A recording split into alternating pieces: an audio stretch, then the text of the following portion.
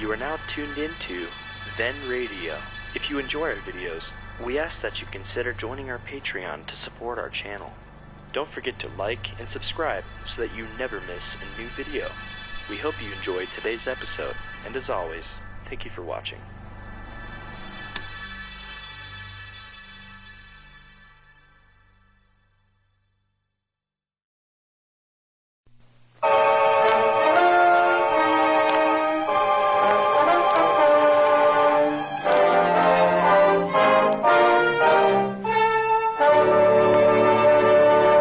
Kreml Hair Tonic and Kreml Shampoo present the new adventures of Sherlock Holmes, starring Nigel Bruce as Dr. Watson and Tom Conway as Sherlock Holmes.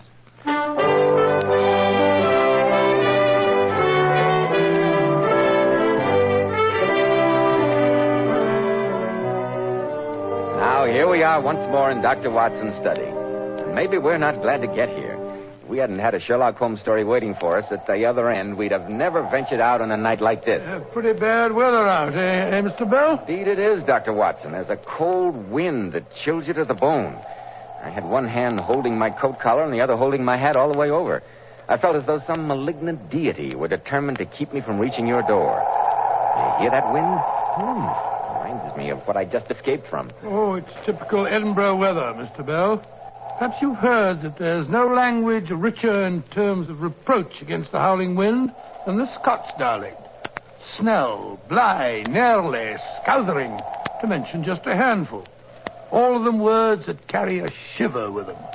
Yes, as Stevenson so aptly puts it, Edinburgh pays cruelly for her high seat and commanding views in one of the vilest climates under heaven. She's liable to be beaten upon by all the winds that blow, to be drenched with rain, to be buried in cold sea fogs out of the east, and powdered with the snow as it comes flying southward from the Highland hills. The weather's raw and boisterous in winter, shifty and ungenial in summer, and a downright purgatory in the spring. It sounds like a pretty unattractive place, Dr. Watson. Oh, there you're entirely wrong, Mr. Bell. Nowhere will you find such stark magnificence, such grim beauty. Edinburgh, the great granite sphinx of the north, crouching high on a towering rock, looking across the intervening plains to the waters of the Forth and to the North Sea. Fascinating, regal, splendid, and cruel. Yes, I think this is just the night to tell the story of the haunted Bagpipes, one of the weirdest and most gruesome adventures that Holmes and I ever shared. The setting was Edinburgh, and the motivating character, Professor Moriarty. Professor Moriarty, the man Holmes called the Napoleon of crime. Exactly. I wondered when we were going to have another of your famous bouts with Professor Moriarty. They're always pretty hair-raising. Yes, and I think I can safely promise you that this is the most hair-raising of the lot. In fact, it's so unbelievably macabre and gruesome that I've never told it to any but to my closest friends, those who know that I'm a truthful man. In fact, sometimes, in the sane light of day, I doubt myself that this adventure really happened. But a night like this brings it all back to me in all its horror. Yes, Mr. Bell, on a night like this we realize that anything is possible. Ladies and gentlemen, before Dr. Watson begins his story, men, I've a friend who used to comb his hair with water. After the water dried, his hair would get out of place and he didn't look neatly groomed. Well, I ran into him last Saturday and he said he'd heard me talking about Kreml Hair Tonic and decided to try it. You should see the big improvement Kreml made in his appearance. Why, he looked like a different man. You see, Kreml contains a special combination of hair grooming ingredients which is found in no other hair tonic.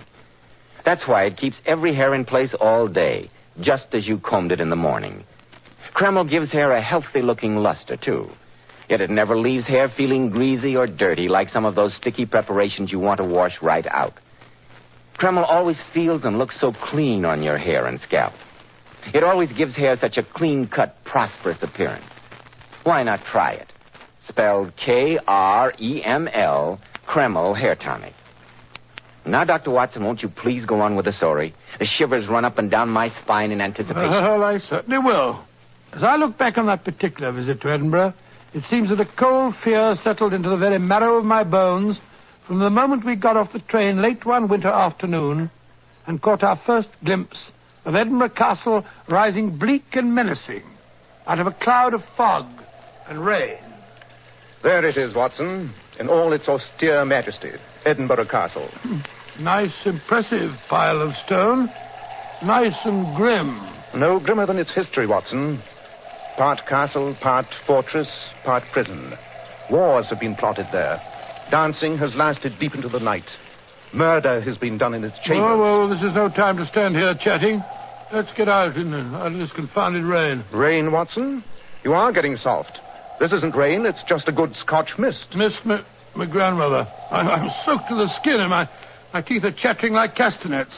Thank heaven the town has a few modern hotels. A nice hot toddy at the Royal, eh? I'm sorry to disappoint you, Watson, but this is not a pleasure trip. We must forego the luxuries of Princess Street and take up our quarters in the Old Town. The Old Town? Holmes, you mean that we're going to live in one of those crumbling grey stone houses all huddled together on the slope leading up to the castle? Exactly.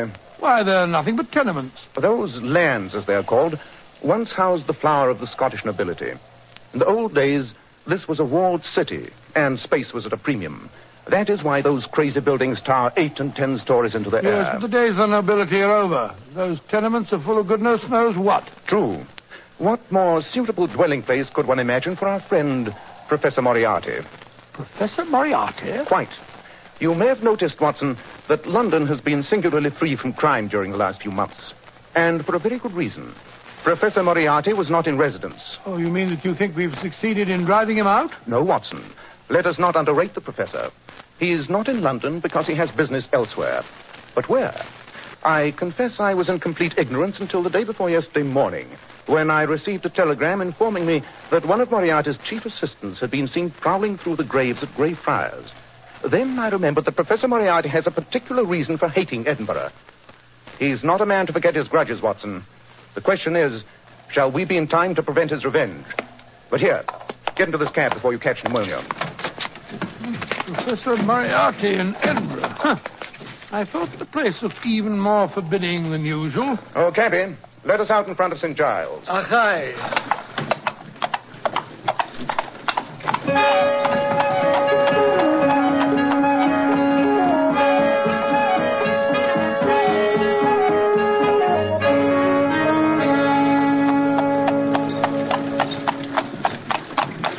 I say, Holmes, why St. Giles? You're not going in for sightseeing this time of day? No, Watson. We must go from there on by foot, I'm afraid. By foot in this weather? The gutters are fairly running with muddy water. No one asked you to walk in the gutters, Watson. Here you be. St. Giles. So it is. Come along, Watson. Oh, gracious me, in this rain. I say, cabby, where's Hangman's Lane from here? Lash, you'll no be going there. Why not? It's where we hope to spend the night. 'Tis an unchancy spot, gentlemen.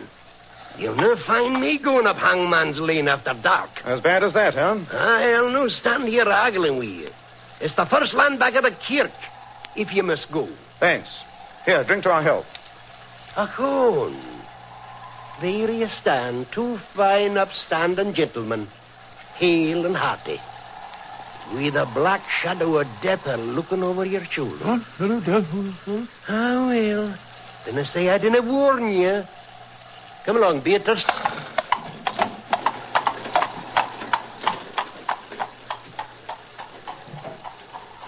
Cheerful individual. Holmes, what do you say? Let's go back and spend the night at a good hotel.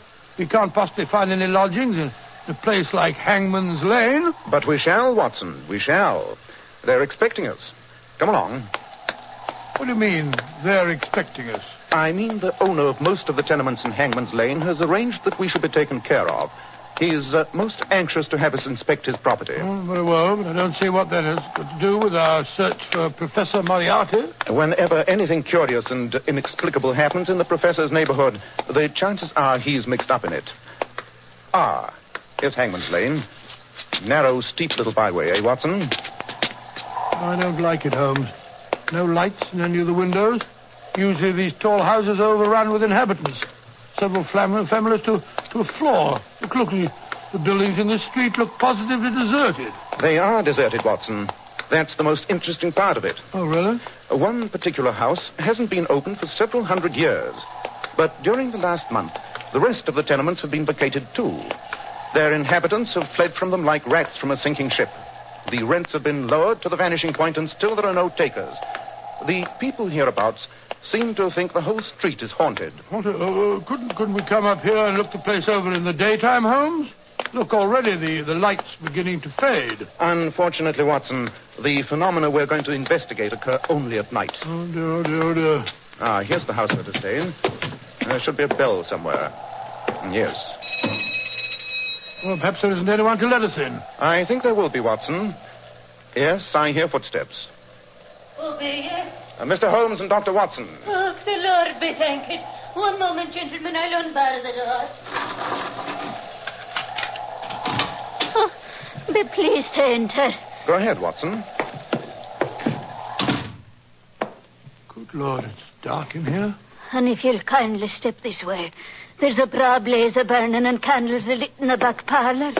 I say. Go canny, gentlemen. This corridor is not so smooth as once it was. Yeah, so I discovered. This is the place. Please enter. Oh, well, this is more like it, eh, Holmes? What a magnificent old room. Just look at that fireplace. Aye. For once a blithe bit, this old house. Full of lords and their ladies, they say. But here, gentlemen, will you be standing in front of the fire and drying of your breeks? Not a bad idea. We're pretty wet, eh, Watson? Wet? There's a brandy on the shell you're wanting away, Droppy. A tasty cockle pie in a pot. And no, you'll forgive me. I'm unshunk myself away. Going so soon? But we've just arrived. Oh, Mr. Holmes, I dare not stay after sundown. I'm late to let you alone, but I dare not stay. But in a fashion still, I'll return them on early. But what is there to be afraid of? The neighbours. Neighbours? Aye, the neighbours in the old Harley house t'other side of this wall. But no one has lived in that house next door for years. Not humans, no. No living man has crossed the doorstone this 100 year. But there be others. Bogles. You can hear the rattle of their going and coming every night through the wall. Have you ever heard these ghosts, or bogles, as you call them? No, I certainly have not. I will not stay after sundown. But the bogles, that's not the worst of it. Really? Aye. At times you can hear the sound of doodling. Sound of bagpipes, eh? Aye. And that's when they be entertaining old Horny yourself. The devil himself? Aye. The ghosts next door move in very high society, eh, Watson? What was that? Just the wind in the chimney. I would have swore with the devil's tool sucker. No, I don't think so. I'll not be waiting to find out. When the skirling begins, this is the house itself, dirge like it was singing a dirge.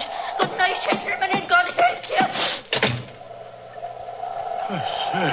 Whew. She was frightened, all right. I wish that chimney would stop moaning. Those two legends, the house next door and the haunted bagpipes, they're famous Edinburgh superstitions. I'd like to hear more about them. Well, I've heard more than I want to already. Confound that chimney. That building next door is one of the so-called fatal houses. Fatal houses? Houses marked generations ago by the Great Plague. Discipline in the time of pestilence was sharp and sudden. The houses having the disease were marked by a large cross. No one dared enter or leave. Furniture was destroyed and houses sealed up. In those houses, of which one or two still remain, the plague is supposed to lie ambushed like a basilisk, ready to escape and spread sickness and death through the city once the doors are open. Oh, but that's ridiculous, Holmes, ridiculous. Germs can't sustain themselves like that. At least we've no medical evidence that they can. Wish we'd gone to an hotel. The other legend is not quite so gruesome. Well, I'm delighted to hear it. It's about a secret passage that is supposed to have existed in the time of Mary, Queen of Scots, between Edinburgh Castle and Holyrood Palace, which lies at the other end of town. About a century and a half ago, a piper made a bet that he could walk the length of it. He started at the castle, piping merrily. The crowds were able to follow him through the streets above by the sound of the skirling. Everything was going smoothly. They followed the sound down from the castle along the top of the hill. Just about here, the piping stopped suddenly in the middle of a note. And that was the last that was ever heard of the piper. Noxious gas, most probably. Some say the devil was so captivated by his playing that he carried him off to hell. Well, what of it? As long as he stays there and doesn't go about waking up the neighbors. But that's just what he has been doing for the last month or so. Oh, nonsense. It's just a noisy chimney like this one. Why should a ghost who's kept quiet for over 100 years suddenly decide to return and annoy people? That, my dear Watson, is what I'm anxious to find out. Holmes. Holmes. Do you hear that? By Jove. Then it's more than just a superstition. Holmes, it's a piper. The devil's bagpiper. He's playing in the house next door. Splendid. But what are we going to do? Want me to inform the authorities? And have them put the devil in jail? No, Watson, I have a better plan. I suggest we go over and call on the old gentleman himself.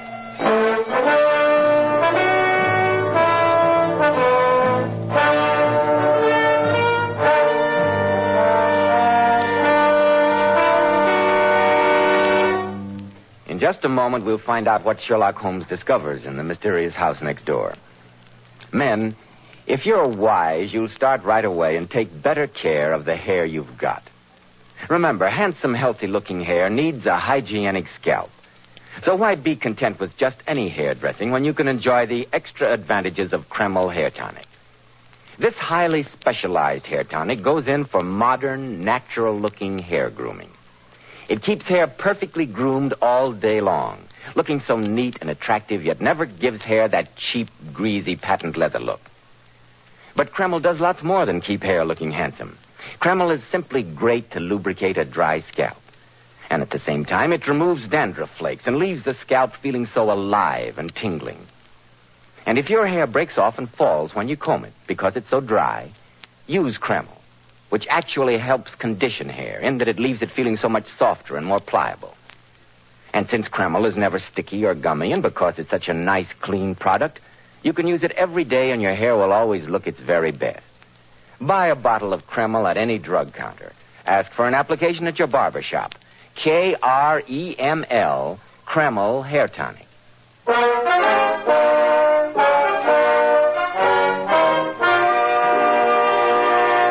Now, Dr. Watson, what about the ghostly bagpiper? Did Holmes ever really... No, not so fast, Mr. Bell.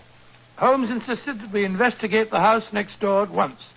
And I must admit that it was with some misgivings I followed him into the street. Come along, Watson. Oh, another little bit of local superstition I forgot to mention. They say that the corpses of people who died here of the plague sometimes come to life and wander about the house. Holmes, I wish you wouldn't talk like that. Oh, this sleet cutting into my face like a knife. Here's the doorway. Now to find out if the key still works. Yes, it looks more like a crowbar than a key. I only hope the lock isn't too rusty. Won't budge. Thank heaven. Let's go back. Oh, give me that oil can. Perhaps a few drops of oil. There you are. Confound this lock. No good trying to break the door in. It's as solid as Gibraltar. A good deal more solid than the house itself, judging by that long crack over the archway up there. Yes, that is a crack. The building is settling, Watson. That crack... Hello, I turned the key. Lock's decided to work. The door sticks now. Hinges rusty. Come on, Watson, get your back into it. It's moving, Holmes. Yes, so is that crack. Hurry, help me close the door before the archway falls on us. Isn't it quiet? Can't even hear the wind. Smells like a tomb. Yes, but there's something else. Something unhealthy. Like a disease I smelt once in the tropics. Holmes, you don't think it's true that the plague is still... Nonsense. You yourself said it wasn't possible. Better light that dark lantern we brought along. Yes, indeed. I hate bumping about in the dark. I can't say that it's much more cheerful in the light. Look at those great dirty cobwebs. That old tapestry hanging in shreds. Yes, nothing has been moved since the plague first touched the house. Look there in that room. That old oak table set for a meal. One of the goblets overturned. It gives me the creeps up and down my spine. Nothing else of interest here. Let's get on to the next room. How hollow our footsteps sound. Yes. This must have been the living room of the house. Ashes of a bygone fire still on the hearth. Holmes. Look. There's some people seated in those chairs over there. Nonsense. Give me the lantern. By Jove, I think you're right. That smells stronger in here. We'll soon find out. Watson, hold the lantern. Holmes. It's a body. A naked body. A corpse, Watson. A cadaver. Holmes, don't touch it. For the love of heaven, don't touch it. Why, Watson? Can't you see? The swollen eyes, the froth at the mouth, the flesh turned black. I've never seen it before, but those are the symptoms, Holmes. That's the Black Plague. What? That's not possible. That's crazy. Here, look. Let me look at the other chairs. Yes, here an old man and here a woman. All victims of the Black Death. Holmes, these are the bodies of people who died in this house centuries ago of the plague. But they're not decayed. It's not possible. We must be going mad. Tell me quick, Watson. Did women do their hair with fringes at the time of the last plague? Fringes? Now I know that we're crazy. Quiet, Watson. Do you hear that? It's the devil coming with his piper. He's going to make him dance. The old woman was right. The house does vibrate to the sound of those pipes. He's coming, Holmes. He's coming.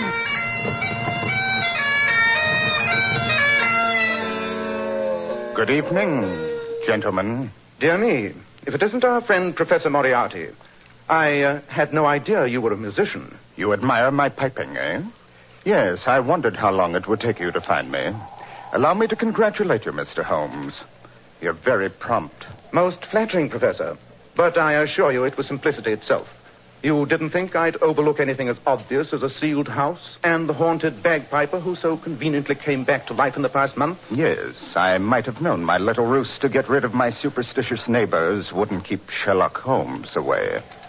Perhaps it's just as well. You've been getting in my way quite a bit lately, Mr. Holmes. I shall have to continue my experiments begun on these three poor devils. On yourself and Dr. Watson. You mean the plague?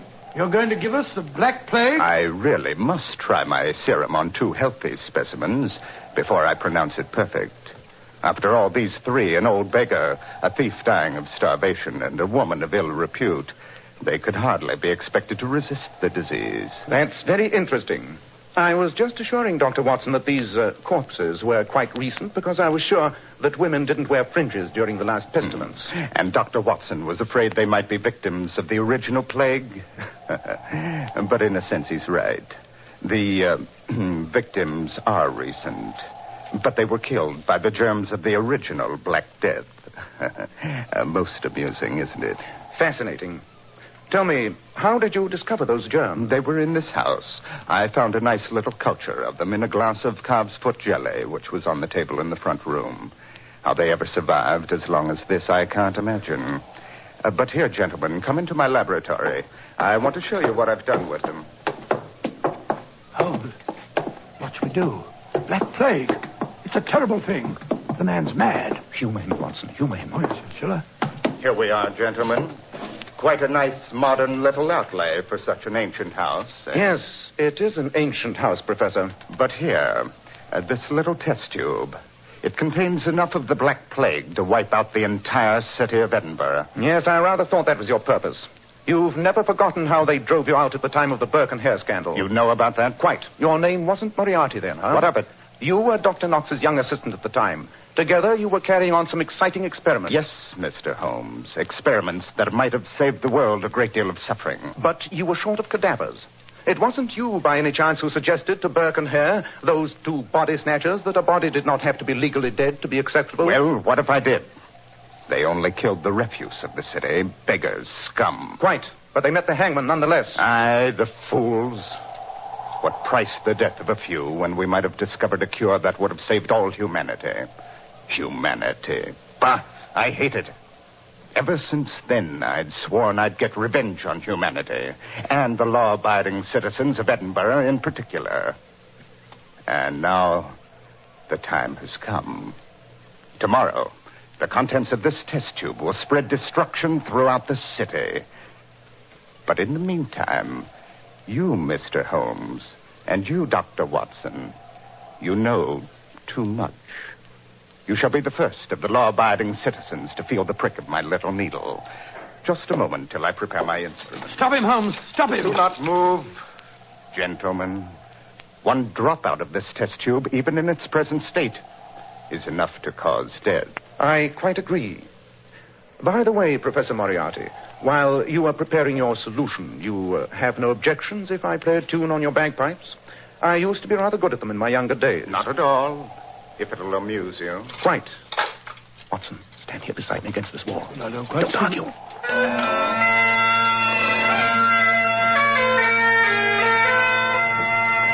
Holmes, the house. It's vibrating. I can feel the wall quiver. That's the note that does it. Hold on there. You're shaking the house. The foundations. I can hear them cracking. Look out, man. You'll bring the house down. Well, that's what we intend to do. The walls. I've got to get out of here. We can't. The front door's blocked. The secret passage in the basement. If I can reach it in time. Holmes, he's dropped the test tube. It's spreading across the floor. Watson, step back into the fireplace. Hurry!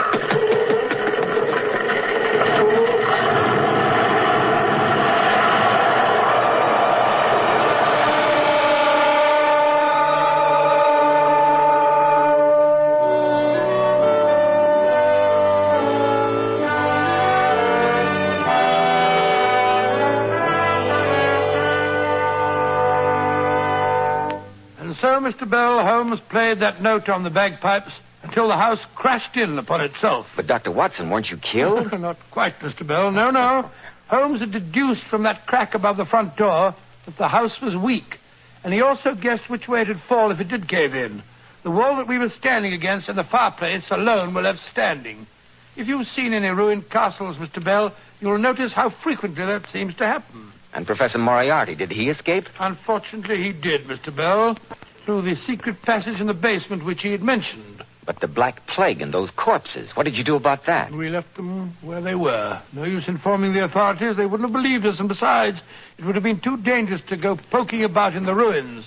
No, Holmes simply poured the spirits from our lantern on the old rafters and started a fire.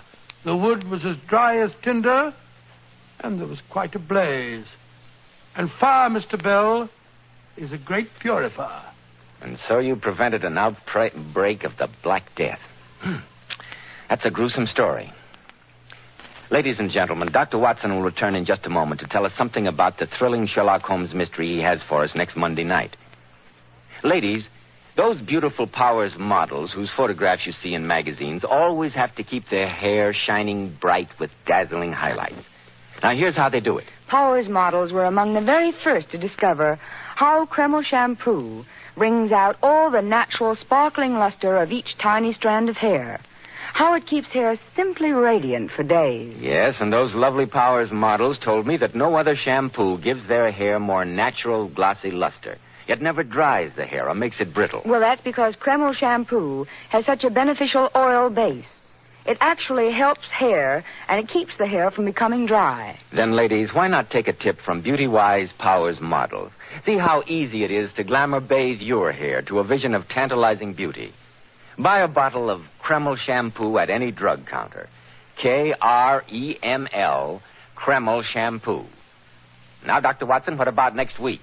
Well, now, let me see. I wonder. Next week, I think I'll tell you the story of an experience that Sherlock Holmes and I had with something I was convinced was an invention of the devil. I call it the adventure of the Horseless Carriage. Horseless Carriage? You mean one of the early automobiles? One of the very earliest, Mr. Bell. Holmes was called in to protect the inventor and, in the end, had to solve the mystery of his murder.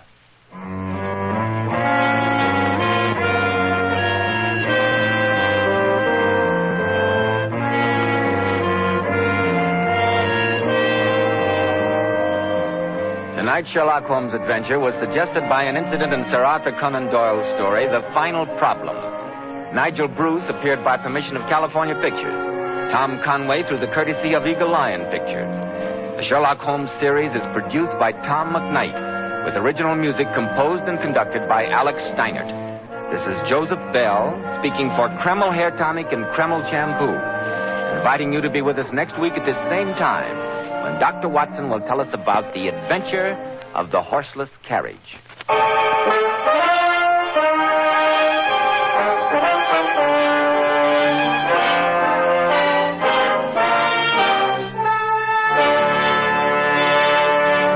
ABC, the American Broadcasting Company. Company. Company. Company. Company. Company. Company.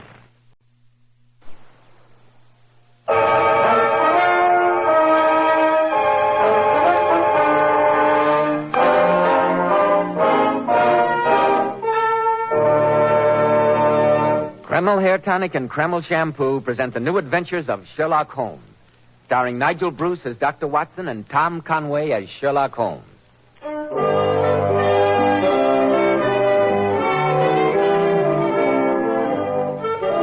Now let's drop in again on Sherlock Holmes' famous colleague, Dr. Watson. Good evening, Dr. Watson. Good evening, Mr. Bell. I was watching from the window as you drove up. Do my eyes deceive me, or haven't you a brand new car? I'm glad to say I have, Dr. Watson. You want to come out for a spin? No, thank you. Some other time, perhaps.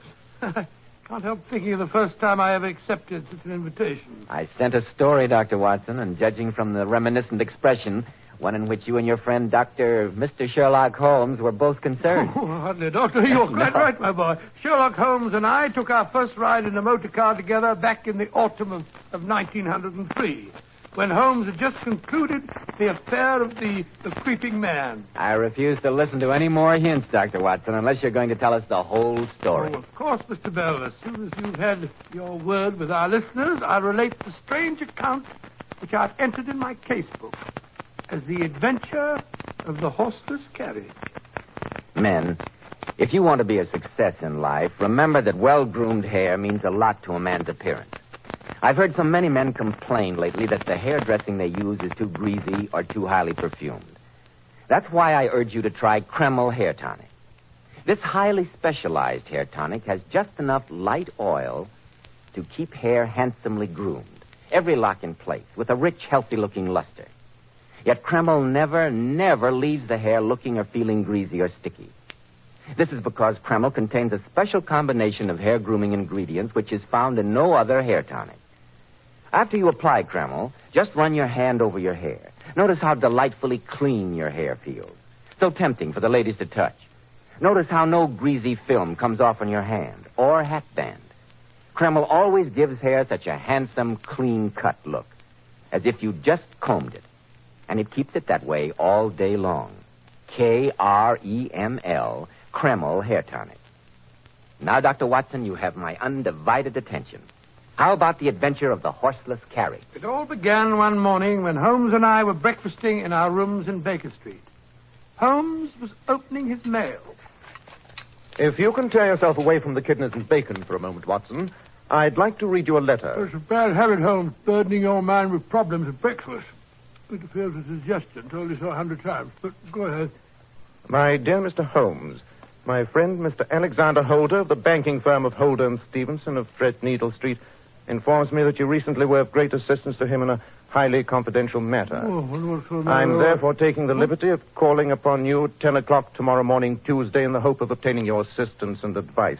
Yours faithfully, Austin Grierson. Austin Grierson. Seems to me I've heard or read about that name somewhere later. That's more to you. Thank you, no. Take a look at his letter and see if you can form any conclusion from it, while I have a glance at what our reference book can offer on Mr. Grierson. Mailed yesterday. Postmarked Southampton. Mr. Grierson is presumably well-to-do. The notepaper is of expensive quality. Capital, Watson. What else? Nothing else, I can see. My dear Watson, nothing else but you observe, you mean. Mr. Grierson has evidently written under the stress of strong emotion. Notice how the pen nib has dug into the paper at several points. He is evidently a man who is used to having his own way. The manner in which he appoints the hour at which he will call upon us today indicates that. He is obviously mechanically minded, and despite his wealth, still interests himself in machinery. Oh, now, Holmes, how can you tell that? There are faint traces of 2 fingerprints of the writer's left hand, where he held the paper with fingers that were a trifle oily. And your nostrils should enable you to identify the very faint odor of machine oil. No, not my nostrils. The light is better over here near the window. Let's see what our reference book says. Well? Austin Grierson, Chairman, Board of Directors, Southampton Machine Works, patentee of Grierson's internal combustion engine for motor cars. Ah, that's where I saw his name in a newspaper account concerning a race of some of these idiotic new horseless carriages. Quite so. And furthermore, Watson, I can tell you that Mr. Grierson is fond of animals, and especially a large Airedale. Now, Holmes, I absolutely refuse to believe that you can deduce that from the fellow's letter. I never said I could. But it's precisely 10 o'clock, and Mr. Grierson, complete with Airedale, has just been ushered in our front door by Mrs. Hudson. Amazing deduction, I must say. You saw it out of the blasted window. Come in. Good morning, Mr. Grayson. Morning, gentlemen. I'm Sherlock Holmes, and this is my colleague, Dr. Watson. How do you do? How do you do, sir? How do you do, sir? Mr. Holmes, Dr. Watson, I'm glad to meet you. Quiet, Jeff, quiet there. This is my colleague and a very good guardian, too. Well, sit down, Mr. Grayson, and tell me why you feel the need of a watchdog. The newness of his collar and lead would indicate that you've only recently acquired him. You're quite right, Mr. Holmes. Well, I'll get to the point at once. I made all my money in machinery. I don't mind saying it, I'm a pretty wealthy man. During the past 3 years, I've devoted all my time and most of my fortune to developing the coming wonder of the world, sir, the motor car. Wonder of the world, eh? It'll never replace the horse, Mr. Grayson. Never. You sound like my nephew Edward, Dr. Watson. He shares your opinion. But I assure you, sir, that if my new motor car can only win the forthcoming endurance test, of which you may have read, I shall have no difficulty in selling a car a week. 52 cars a year? Preposterous. Nevertheless, it is the case, Dr. Watson. In fact, Mr. Holmes, it is the very excellence of my prospects that has brought me to you. How's that, Mr. Grayson? I have just recently completed and been testing the first model of my new car. 2 cylinders instead of the old-fashioned 1. Tremendous power, Mr. Holmes. The endurance test is to be held tomorrow over a course from Southampton to Alton and back. A distance of over 40 miles. 40 miles? And I feel certain that my new car will win. And as you can easily imagine, gentlemen, the ensuing publicity will be invaluable. In fact, Mr. Holmes, I have no hesitation in saying that I must win. I see. At least one of the backers of the other 3 cars that entered in this contest feels the same way. And the last 2 weeks, there have been one very definite attempt to damage my new car, and yesterday a second attempt almost resulted in my death. Evidently, some people do take these horseless carriages seriously. Yes, Dr. Watson. Unlike you and my nephew Edward, who feels that I'm dissipating the family fortunes in a mad scheme, some people do. Only the fortunate fact that I was driving slowly at the moment saved me from death when the testing apparatus broke. It could not have been an accident, Mr. Grayson?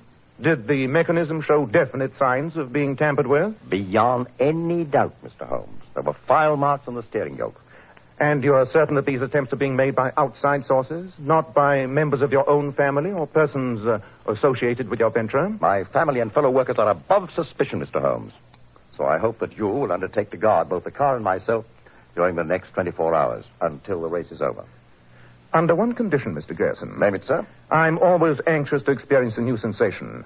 My condition is that you take Dr. Watson and myself for a drive in your racer as soon as we can get to Southampton. What? Done, Mr. Holmes. Not I. You'll never get me to risk my life in one of those wretched things. Holmes,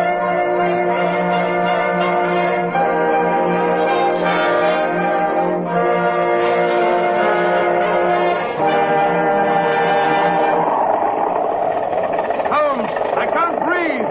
How fast are we going? Better than 16 miles an hour. Well, the dust's enough to choke you. Oh. Thank heavens. That's better. Have to slow down. Wouldn't do to frighten that farmer's horse to be passing. Whoa, Bess. Whoa, steady, girl. Confound your stinking motor car. Useful vehicle if you have to slow down almost to a standstill every time you see a horse. Don't worry, Doctor. The horse will get used to it. Not if they show horse sense. Do you like that, Holmes? Appalling, my dear Watson.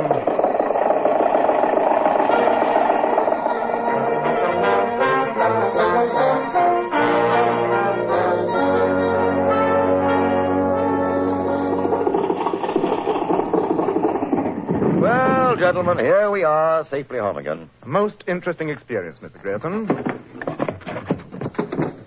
Oh, phew. I'll feel better when I've washed off some of this dust. We'll go up to the house in a moment, Dr. Watson. I'm so sorry there's no place to wash up down here in the barn. I've been keeping the car here for the past couple of weeks instead of down at the machine works. At least this old barn is near the house. I wonder where that fellow Simmons can be. Just a moment, gentlemen. I'll hang up your dusters in this cupboard. Here, now, get away from that car, you two. If you don't, your skulls will be bashed in with this fenner. Just a moment, my good man. There's no need for you to be offensive. I know who you are. You're someone of those hold sneaky on, people. Simmons, hold on. These gentlemen are friends of mine. This is Mr. Sherlock Holmes and Dr. Watson. Oh. This is Joe Simmons, gentlemen. Hi, Good morning, Simmons. The foreman of my machine works and the best motor car mechanic in the world. You'll understand my suspicions, Mr. Grayson, when I tell you that Mr. Charles saw some bloke hanging about here while you were up in London. What, did you catch him? No, I'm sorry to say I didn't, sir. We chased him, but the blighter got away. Hello, Uncle Austin. How did she run? Perfectly, Charles, perfectly. You and Joe have a tune to a hair. Gentlemen, My nephew, Charles Grayson, who helped me design my car. Charles, Mr. Holmes, Dr. Watson. How do you do? How do you do? She's a beauty, isn't she, gentlemen? Come, let's go up to the house for some tea. Simmons, you will be here on guard tonight? You bet I will, Mr. Grayson. And keep Jeff with you. Stay here, Jeff. Good dog. Good dog.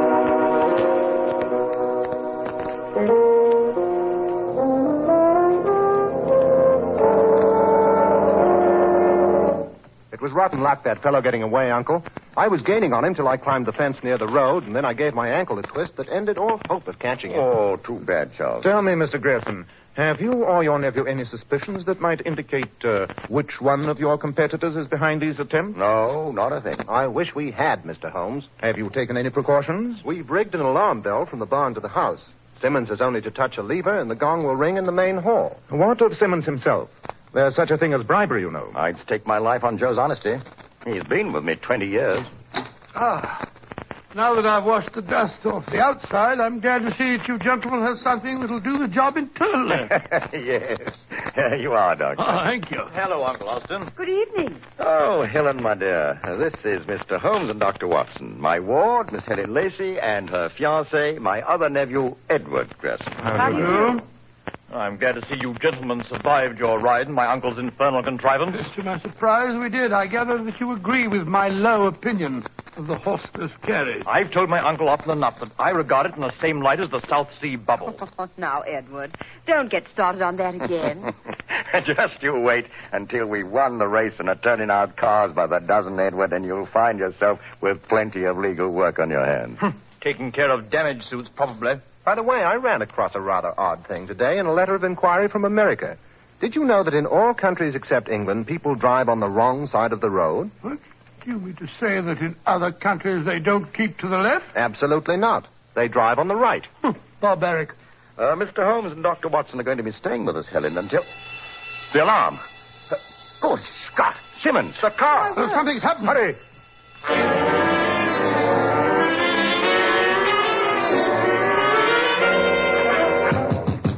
Simmons! Let us in. You all right? I'm all right. Why did you ring the alarm? Oh, look at that, Mr. Holmes. Jeff! Why, it's the dog. He's dead. Of all the rotten things. And from the rigor of the limbs, I have no doubt he was poisoned. No question of it, The Holmes. scoundrel must have been frightened off by the alarm bell before he could tackle Simmons. What do you think, Mr. Holmes? I think, Mr. Grayson, that Dr. Watson and I will stand guard over the car until race time tomorrow. I wouldn't like to see Jeff's fate visited upon a human being.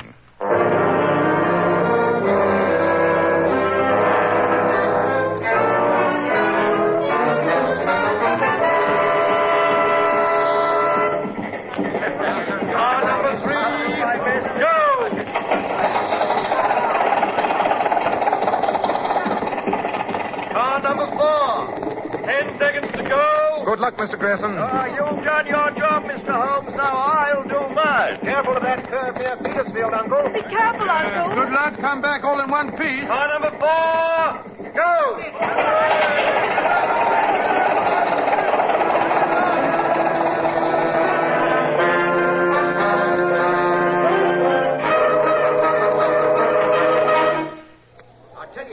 What's the time, Helen? 1 hour and 46 minutes. With luck, the first car should be finishing soon, shouldn't it? You're overlooking the time necessary for changing tires, Mr. Holmes. After all, covering better than 40 miles at top speed, they have to make 2 or 3 changes. Yes, I never heard of having to change a horse's shoes 2 or 3 times in 40 miles, did you? Oh, quiet, Watson. The day will come, Dr. Watson, when you'll see tires that will go as much as 500 miles without requiring replacement. Don't mind him, Dr. Watson. He has the same delusions as my uncle of the future of these dreadful machines. There he comes! There he goes! What color's the car, Edward? Can you see? So much dust I just put a flash of red. The Grayson's red. It's your uncle. Right, Joe, yes, so it is. We've won! We've won! I told you we'd win. Well, come on. Let's be the first to congratulate Uncle. Well, Holmes, our little job is finished now. I hope so, Watson. I hope so.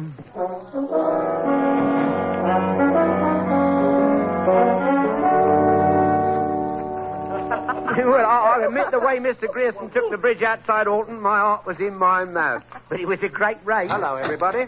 Hello, Hello, Charles. Charles. Where's Mr. Grierson, Charles? Oh, I left him down in the barn. He's crooning over the car like a mother. You don't think, Mr. Holmes, that the twisters who've been causing this trouble would try any tricks now that the race is over, do you, sir? I hardly think anyone will make any attempts on the car. Oh, here's a telegram for you, Mr. Holmes. It just arrived. Thank you. Is Uncle Austin still down at the barn? Just passed by there. Thought I heard a motor running. Uncle's promised to let me drive the next race. I'm glad it's you and not Edward who likes motors. I say, Holmes, where are you going? Down to the barn. You don't think that there's anything wrong, do you? I told you, Watson, I was no longer concerned about the car.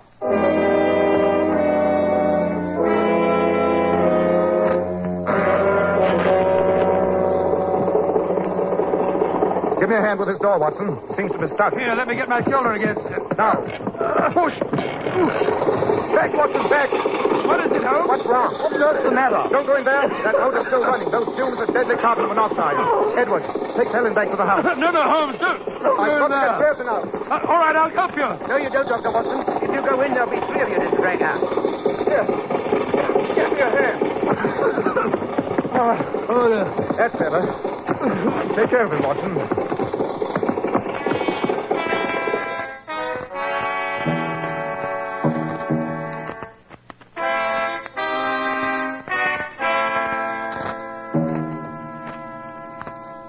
It's no use going on with that artificial respiration, Charles. I'm afraid there's nothing further that we can do for your uncle.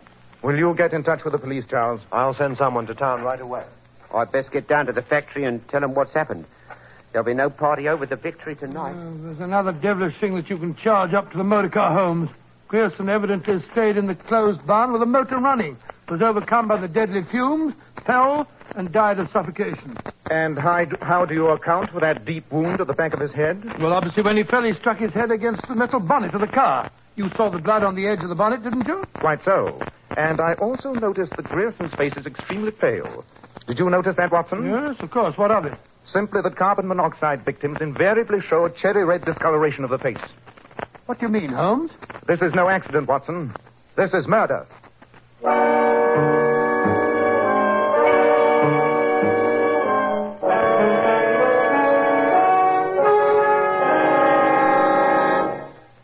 In just a moment, we'll rejoin Sherlock Holmes as he endeavors to solve the mysterious death of Austin Grierson.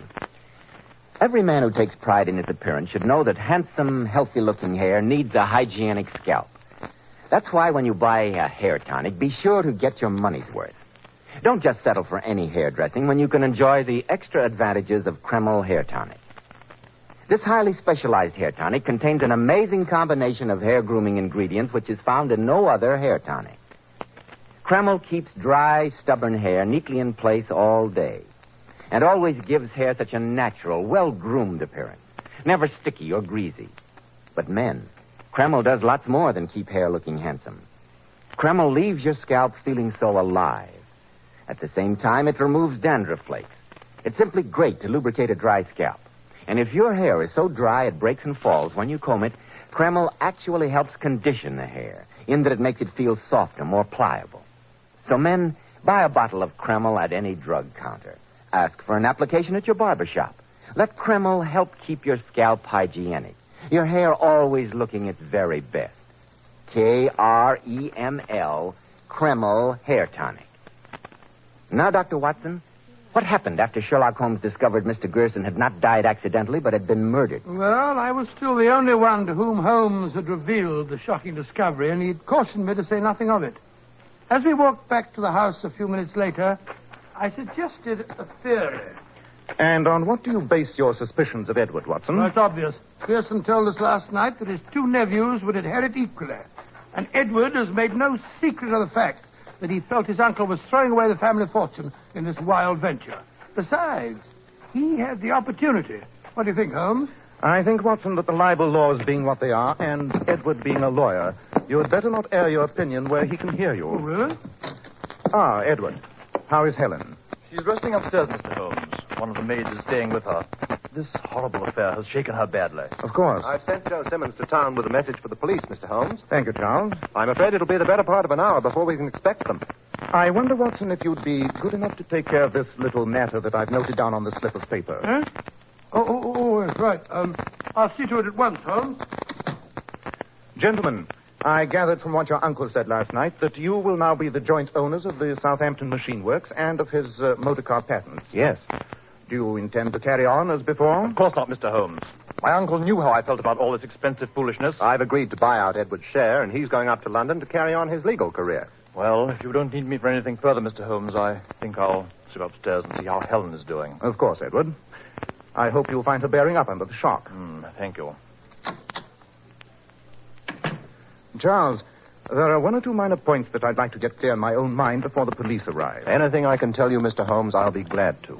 Now, Charles, when we left you and your uncle, he was about to have you check some question regarding the sparking plugs in the motor. Is that right? Quite, Mr. Holmes. I opened the bonnet and removed the sparking plugs for Uncle's inspection.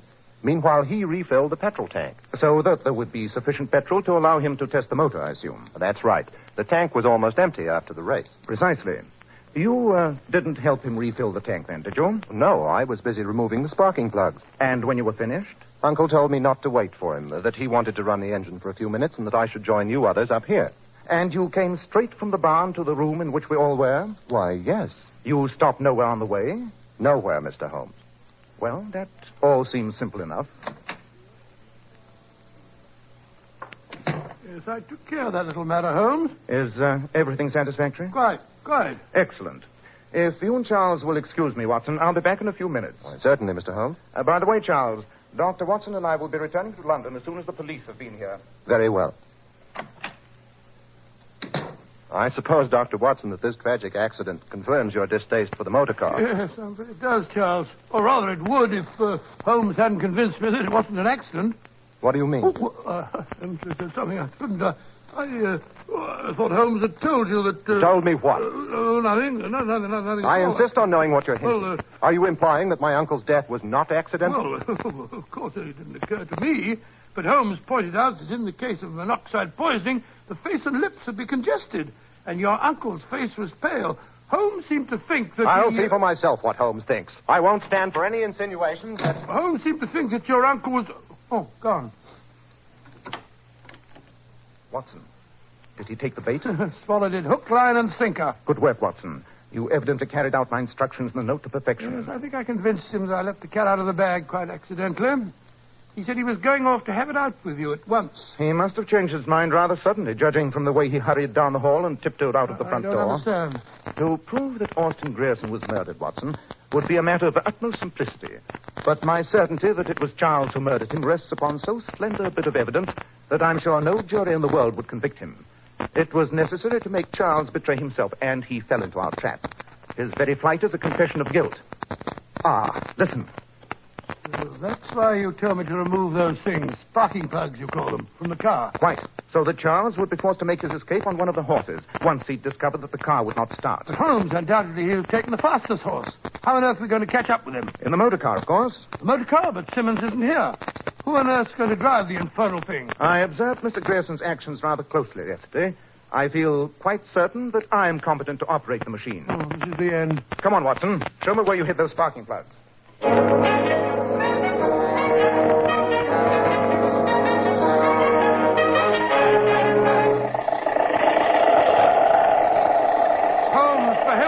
Slow down. It's so dark I can barely see the road. Keep your eyes open, Watson. We should be overtaking him any moment. And keep your service revolver ready. Hello, there's something up ahead there. Just caught a glimpse of it against the skyline. There he is. Brace yourself, Watson. I'm going to cut in ahead of him. Stop or we fire. Good shot, Watson.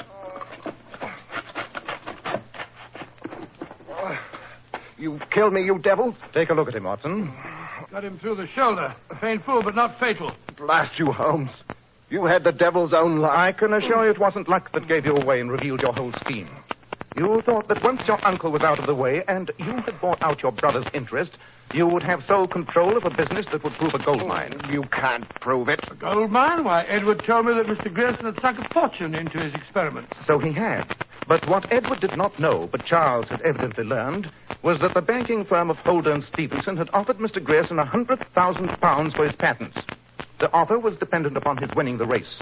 The telegram I received yesterday from Holder and Stevenson was an answer to my inquiry. You devil. Good heavens, then, Holmes, All those previous attempts at sabotage... Those were designed to make us think that some competitor was responsible.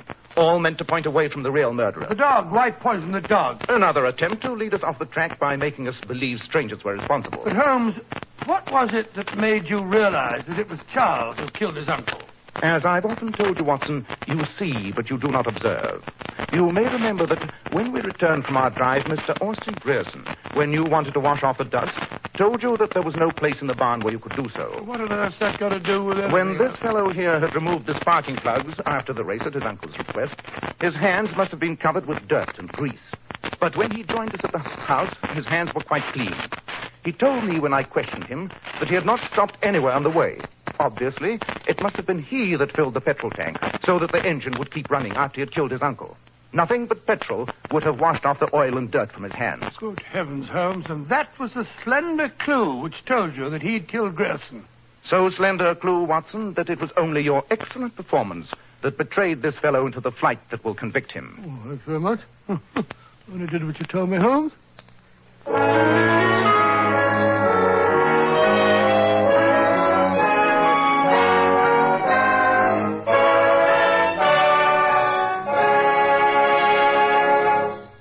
In just a moment, Dr. Watson will be back to tell us about next week's story. Ladies, of course you use a shampoo to wash your hair. But just a word of caution. There are many popular shampoos today which leave the hair lustrous but have a tendency to dry the hair. And here's why I advise you to always use Kreml.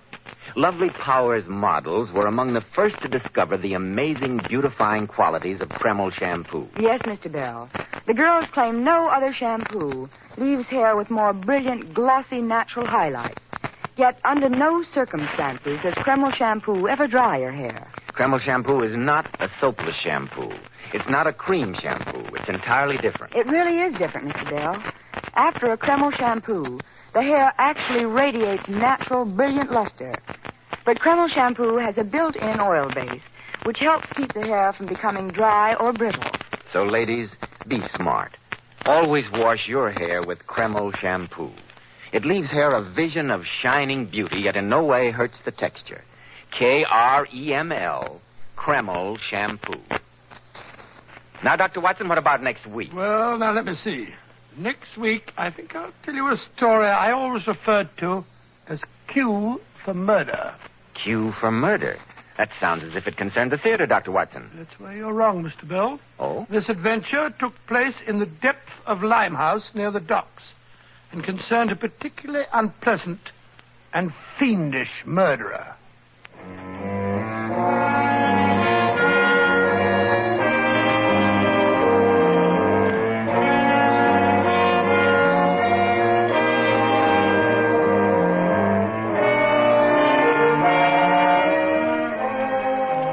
Tonight's Sherlock Holmes adventure was suggested by an incident in Sir Arthur Conan Doyle's story, The Barrel Coronet. Nigel Bruce appeared by permission of California Pictures.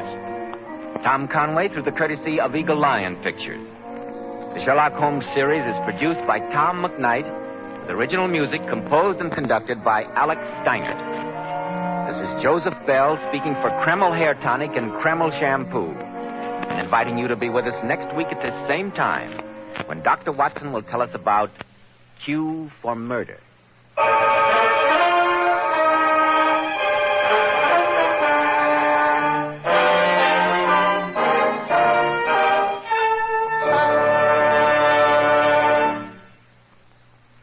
This is ABC, the American Broadcasting Company.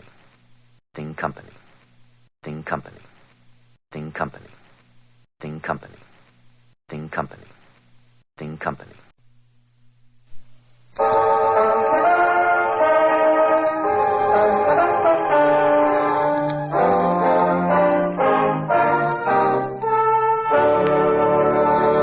Kreml Hair Tonic and Kreml Shampoo present the new adventures of Sherlock Holmes, starring Nigel Bruce as Dr. Watson and Tom Conway as Sherlock Holmes.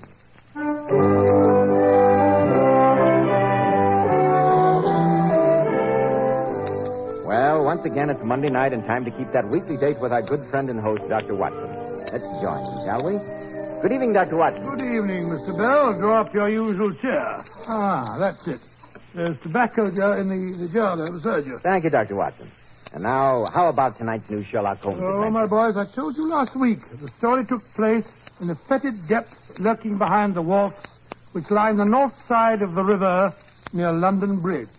Sounds like good old Limehouse to me. It was, Mr. Bell, though I prefer to call it bad old Limehouse. For it's a neighborhood where human life was held cheap, and a scream in the night or the sickening thud of a criminal's bludgeon were almost commonplace. That, Mr. Bell, is the setting for the weird adventure that I call Cue for Murder. Dr. Watson, you're beginning to make my hair stand on end. Oh, speaking of hair, Mr. Bell, haven't you a message for our listeners? Yes, Dr. Watson, I have. Naturally, most any man who takes pride in his appearance uses a hairdressing to keep his hair in place. And men, what about the product you're using at present? You find it too greasy, too highly perfumed? Does it make your hair feel sticky and dirty? Then here's a tip. Change to Kreml Hair Tonic. This highly specialized hair tonic has just enough light oil to keep hair handsomely groomed. Every hair neatly in place with a rich, healthy-looking luster. Yet Kreml never leaves hair looking or feeling greasy or sticky. This is because Kreml contains a special combination of hair grooming ingredients which is found in no other hair tonic. After you use Kreml, just run your hand back over your hair. Notice how delightfully clean your hair feels. Notice how no greasy film comes off on your hand or hat band. Kreml always gives hair such a handsome, clean-cut look, as if you just combed it. And it keeps it that way all day long. Kreml, Kreml Hair Tonic. Now, Dr. Watson, I'm eager to hear the new Sherlock Holmes story, Cue for Murder. Well, Mr. Bell, that strange adventure began in the small hours of a foggy November morning. An emergency call at midnight had roused me from my warm bed, and a rattling horse cab had taken me to the Limehouse district, where an old patient of mine lay desperately ill. For hours I did my best to save a life that flickered in the balance. Finally, I decided that an ambulance was necessary. The sick man needed the resources of a hospital. Accordingly, I left the house and began to walk the cobbled streets looking for policemen. The Limehouse at 3 a.m. is a deserted and frightening district. I could hear the ghostly tooting of the foghorns on the riverboats in the distance. As I walked along, eyes alert, my hand was on the trusty revolver in my pocket, for I was no stranger to the risks involved in walking the streets of Limehouse at such an hour. Suddenly, under the flickering gaslight ahead of me, I saw the blurry outline of a London policeman. So I called out, "Constable! Constable!" The man didn't hear me, for he suddenly turned abruptly and disappeared down the steep flight of steps, his bullseye lantern dancing away like a fading will-o'-the-wisp into the encircling gloom. I decided to follow that vanishing figure, and I quickened my footsteps. After a moment, I saw where the policeman had gone. Between a shop shop and a gin shop, I noticed a steep flight of stairs leading down a black gap that looked like the mouth of a cave. I walked down them. The steps were worn hollow in the center by the ceaseless tread of stumbling feet. I reached the bottom. A door faced me, and above it, a flickering oil lamp winked warnings at me. I found the latch of the door, lifted it.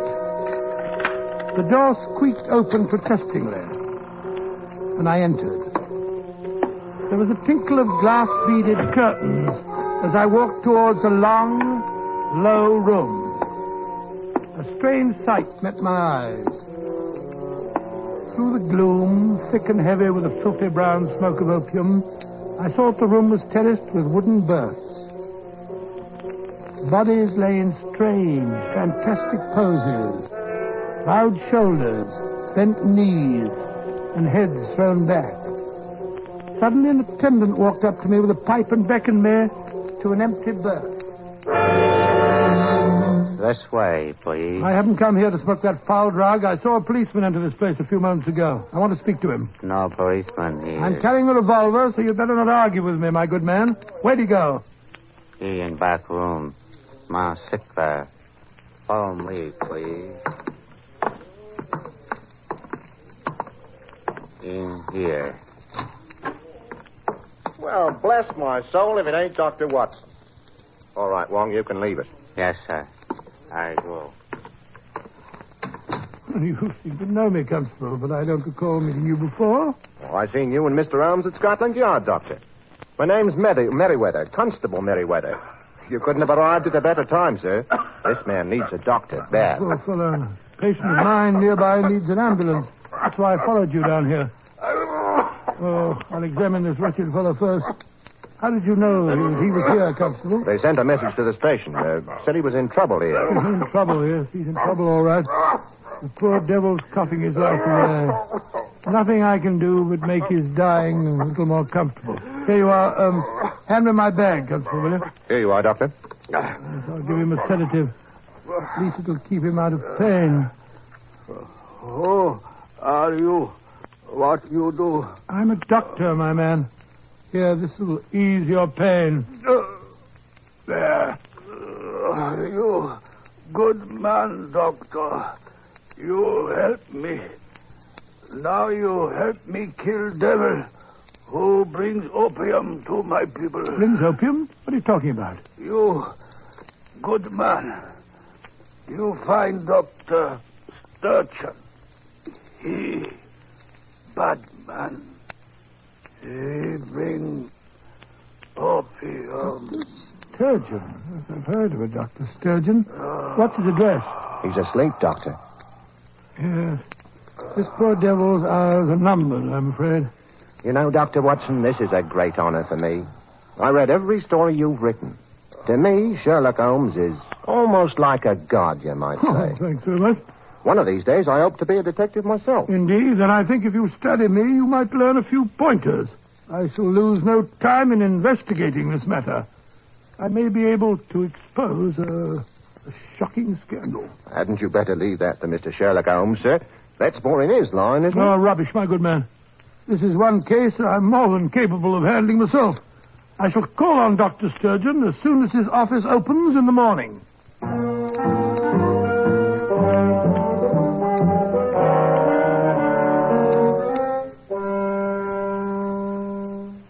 I am Miss Stark, Dr. Sturgeon's secretary, and I'm afraid you can't see the doctor now.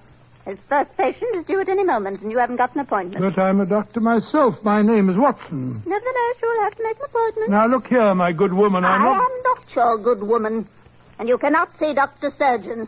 But Sturgeon and I were friends at medical school together. Sturgeon the surgeon, we used to call him. That's funny, don't you think, Miss Stark? Not at all. Oh, and what medical college did you attend, Dr. Watson? The University of London. Odd that you should have met Dr. Sturgeon. He studied at the University of Glasgow. Oh, well, I was at Glasgow, too, for a while, now that you mention it. You've wasted enough of my time. I don't know what you're after, but I think you'd better leave. Good heavens. What was that? Came from the doctor's office. Come along. Dr. Sturgeon. He's choking. I'll loosen his collar. Dr. Sturgeon. What is it? He's trying to say something.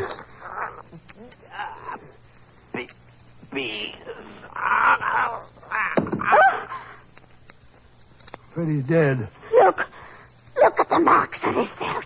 Great heavens, he's been strangled, Miss Stark. Stay here and guard the body. I'm going to fetch Sherlock Holmes at once. Who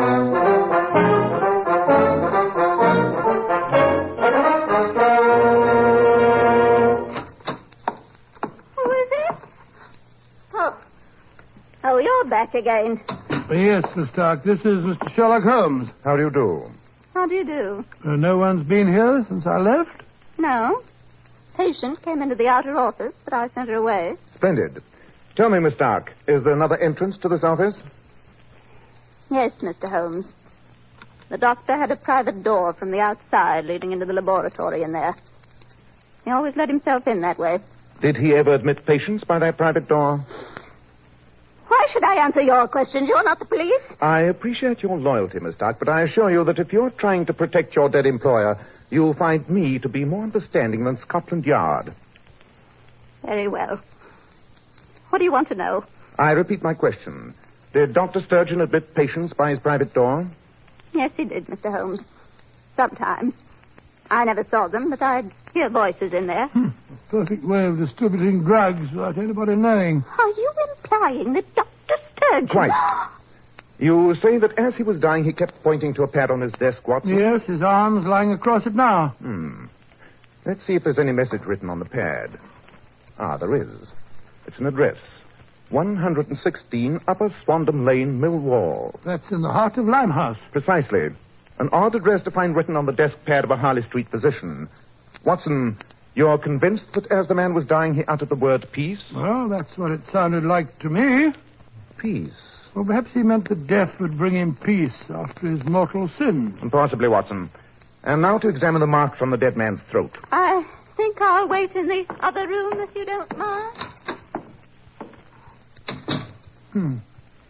Looks as if he was strangled with a piece of rope. Look more closely. Observe these traces of oil on the throat. And look at this. By Jove, a long black hair. That means a woman did it. No, Watson, I think not. The combination of long, black, oily hair and a Limehouse address would point to one obvious conclusion. Dr. Sturgeon was strangled with a Chinese cue. Strangled with a cue? But how would that be possible? That, my dear Watson, is our next problem. Tell Miss Stark to send for the police. Our work here's done. We're going to Limehouse? Certainly. As soon as we have adopted suitable disguises, we shall investigate the mystery of 116 Upper Swandam Lane. I pray that the answer to murder lies there.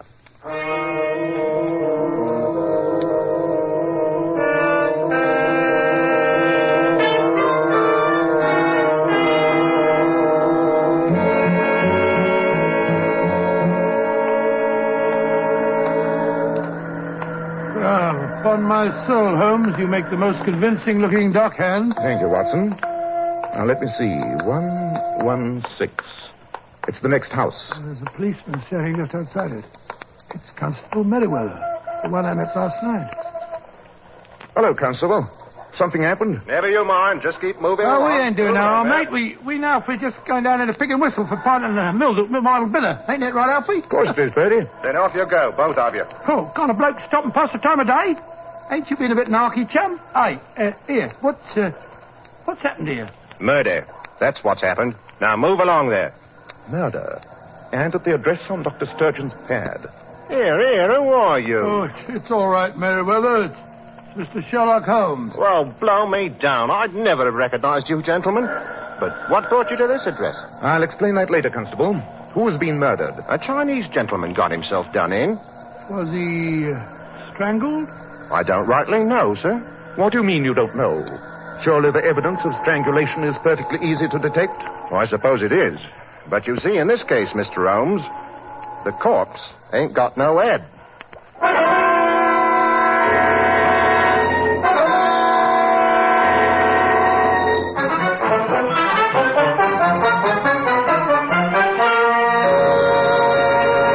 In just a moment, we'll rejoin Sherlock Holmes and Dr. Watson. Leading hair specialists in this country constantly advise us to take better care of the hair we've got. And men, don't forget, one of the first requisites of handsome, healthy-looking hair is a hygienic scalp. So why buy just any hair dressing when you can enjoy the extra benefits of this highly specialized Kreml hair tonic? Kreml contains a special combination of hair grooming ingredients which has never been duplicated in any other hair tonic. That's why Kreml keeps hair in place longer, always looking neat and orderly.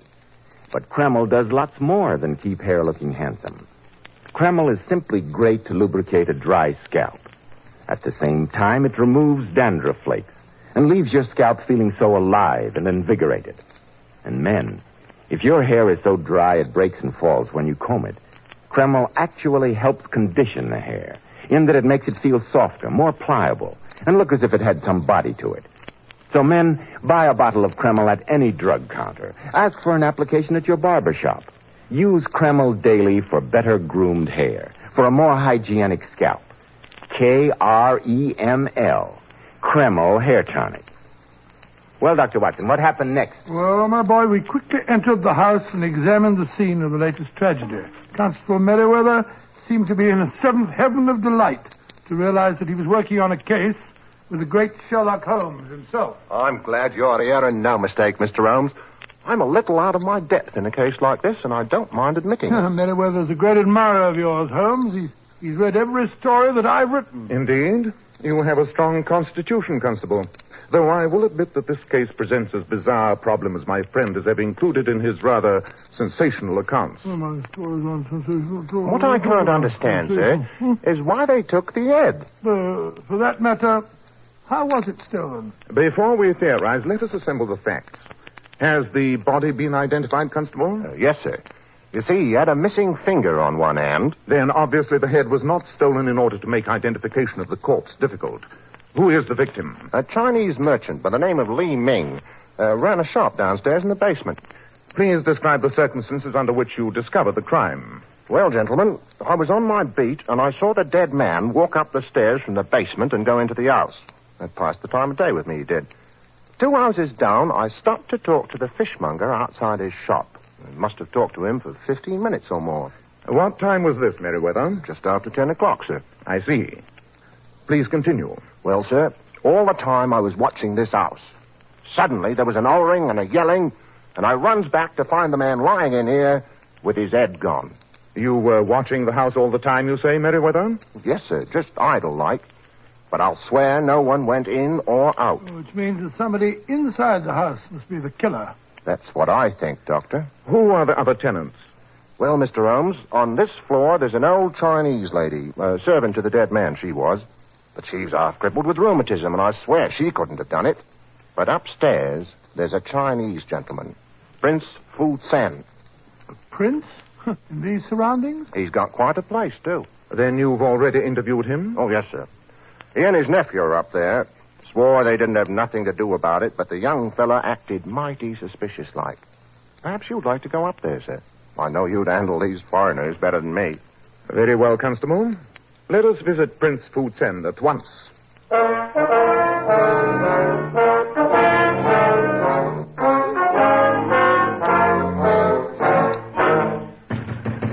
Come on in there, come on. Open up in the name of the law.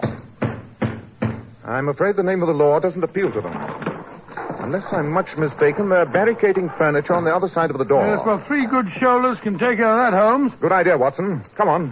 1, 2, 3. Oh, there you go. Once more, Mr. Holmes, and we'll do it. Keep out here. Keep out. You have no right to break in like this. Oh, yes, we have, Mr. Addlefoo. You're under suspicion of committing murder. I've already told you that I know nothing about it. Then, in that case, Mr. Fu, why barricade the door? Who in blazes are you? I am Sherlock Holmes, and this is my colleague, Dr. Watson. Why, may I ask, is that partially packed Gladstone bag lying on the settee there? Were you thinking of leaving? Of course I was. You say you know nothing about this, then why admit guilt by running away? Because I know this policeman suspected me. They call me an Eurasian, but I'm Western by instinct and education. Because the color of my skin compels me to live in this part of London, I knew that I was bound to be associated with a Chinese crime. Despite your instincts and education, Mr. Fu, you seem to have a very poor opinion of British justice. Huh. Where is your uncle, Prince Fu Sen? In the study. You can lead the way if you don't mind, Mr. Fu. I'd like to keep my eye on you. Oh, very well. Follow me. I must say it's a sumptuous flat, Holmes. Some of these Oriental furnishings must be priceless. Yes, Watson. Quite incongruous in such a district. Uncle, that policeman's back again. And there's some other men with him. Won't you come in, gentlemen? Prince Fu, this is Mr. Sherlock Holmes and Dr. Watson. How do you do? Welcome to my humble abode, gentlemen. And perhaps I may be permitted to ask why 2 such famous men should be dressed like riffraff from the quayside? We're investigating a murder, Prince Fu. You have come to speak to me of murder, Mr. Holmes? But I have already told the constable that I have no knowledge concerning the tragedy of which he spoke. Possibly, Prince Fu, but as we came in just now, the door was barricaded and your nephew's bag was packed. He admitted that he was going to leave. Harold, my boy, what prompted you to such an action? You have no knowledge of the crime? How could I prove it? You know as well as I do, Uncle, that a Eurasian hasn't got a chance. Quiet, Harold. Mr. Holmes, you must forgive the boy. He is young and bitter. But he will learn in time that he is neither English nor Chinese. He is something far greater. He is a man. Oh, the devil with your moralizing, Uncle. Prince Fu, you are a man of intelligence, and I'll put our cards on the table. The dead merchant downstairs and a certain doctor in Harley Street who was also murdered today were undoubtedly both involved in peddling narcotics. I believe they were both killed by an associate who was afraid they might implicate him. That associate, from the constable's evidence, must be someone in this house. Prince Fu, I'm sure that you're wise enough to appreciate your position. Mr. Holmes, in my own country, I devoted my life to fighting the ravages of drug traffic. Am I then to partake of its profits here in England? Hello. Look here. Oh, what is it, Constable? On the desk. It's a doctor's visiting card. Henry Sturgeon, M.D., 86 Harley Street. Great Scott. How do you account for this, Prince Fu? I am completely bewildered. I have never seen that card before, nor have I ever heard of a Dr. Sturgeon. I suppose the wind must have blown it in, eh? Funny coincidence and no mistake. Shall I arrest him, Mr. Holmes? No, Meriwether, though I would like you to remain here on guard. In the meanwhile, Watson and I have one vital task to perform. What's that, Holmes? We must search this house from basement to chimney top. We've got to find that missing head.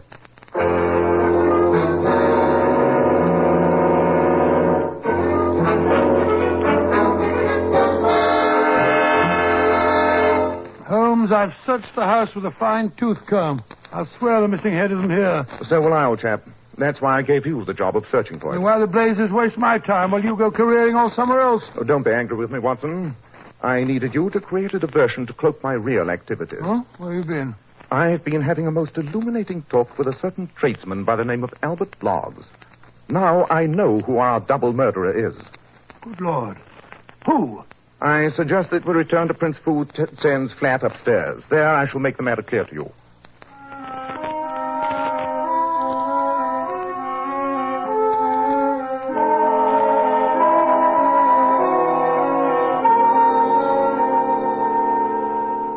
Mr. Holmes, am I to understand that you have solved this shocking crime? Yes, Prince Fu. Which one of them was it, Mr. Holmes? Meriwether, you've been on this case from the beginning. You've been remarkably astute in some of your deductions. Thank you kindly, sir. That's real praise coming from you, Mr. Holmes. Surely you can see the obvious link between the two murders? I think I can, Mr. Holmes.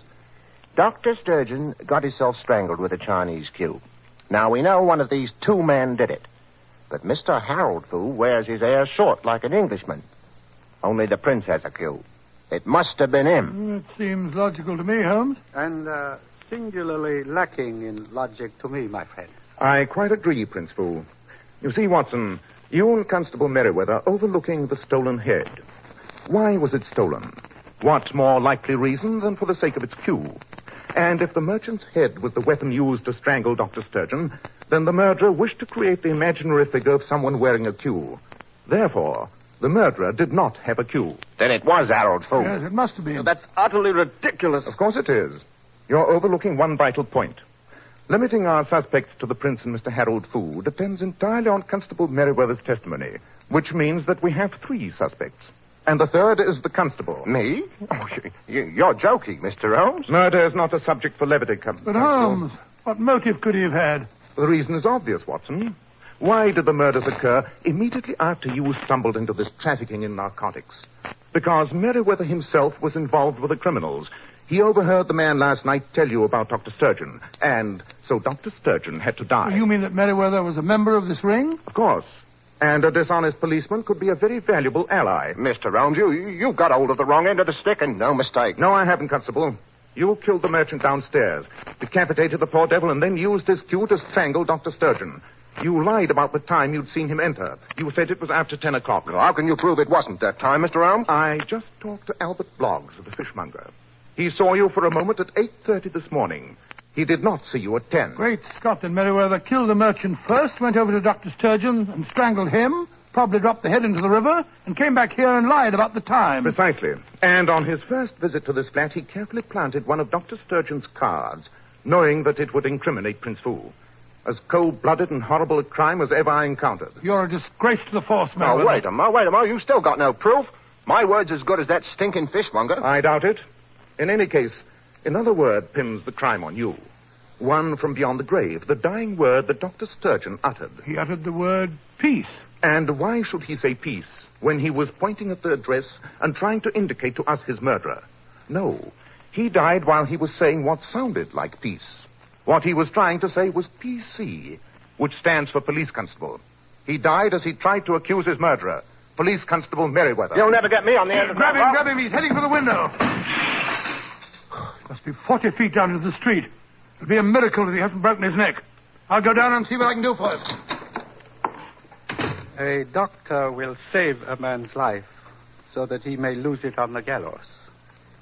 A quaint custom. Prince Hu, I must apologize to you and your nephew for the embarrassment and humiliation to which you've been subjected. Mr. Holmes, I must confess that I never expected that my quiet sanctuary, my haven from the outside world, would be brushed by the wings of violence and sudden death. But I have seen justice done, and for the remainder of my poor life, I shall always revere the name of the man responsible, Sherlock Holmes.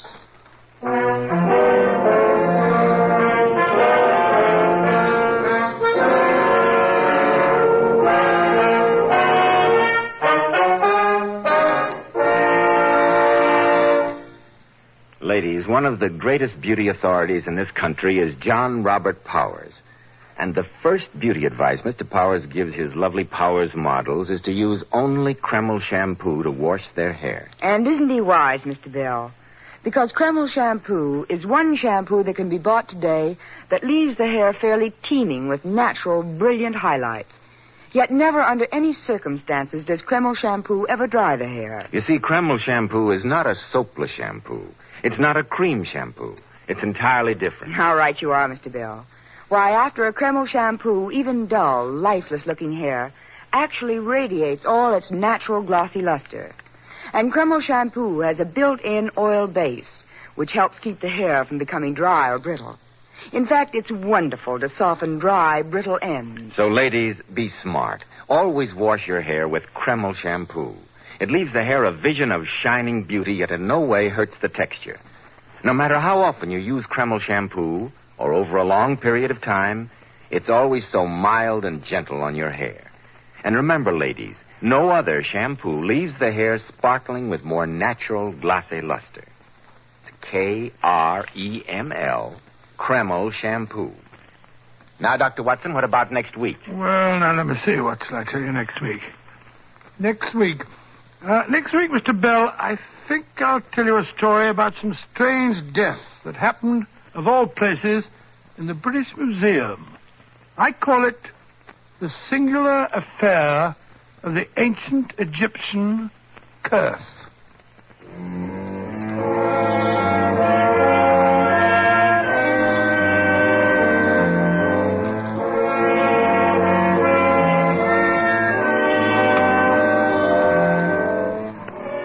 Tonight's new Sherlock Holmes adventure was suggested by an incident in Sir Arthur Conan Doyle's story, The Man with the Twisted Lip.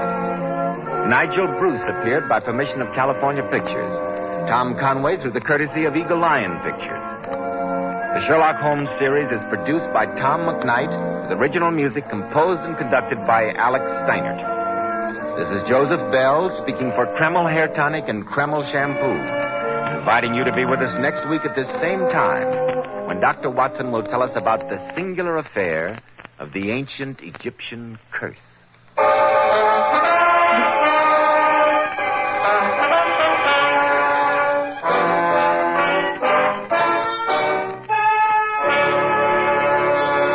This is ABC, the American Broadcasting Company.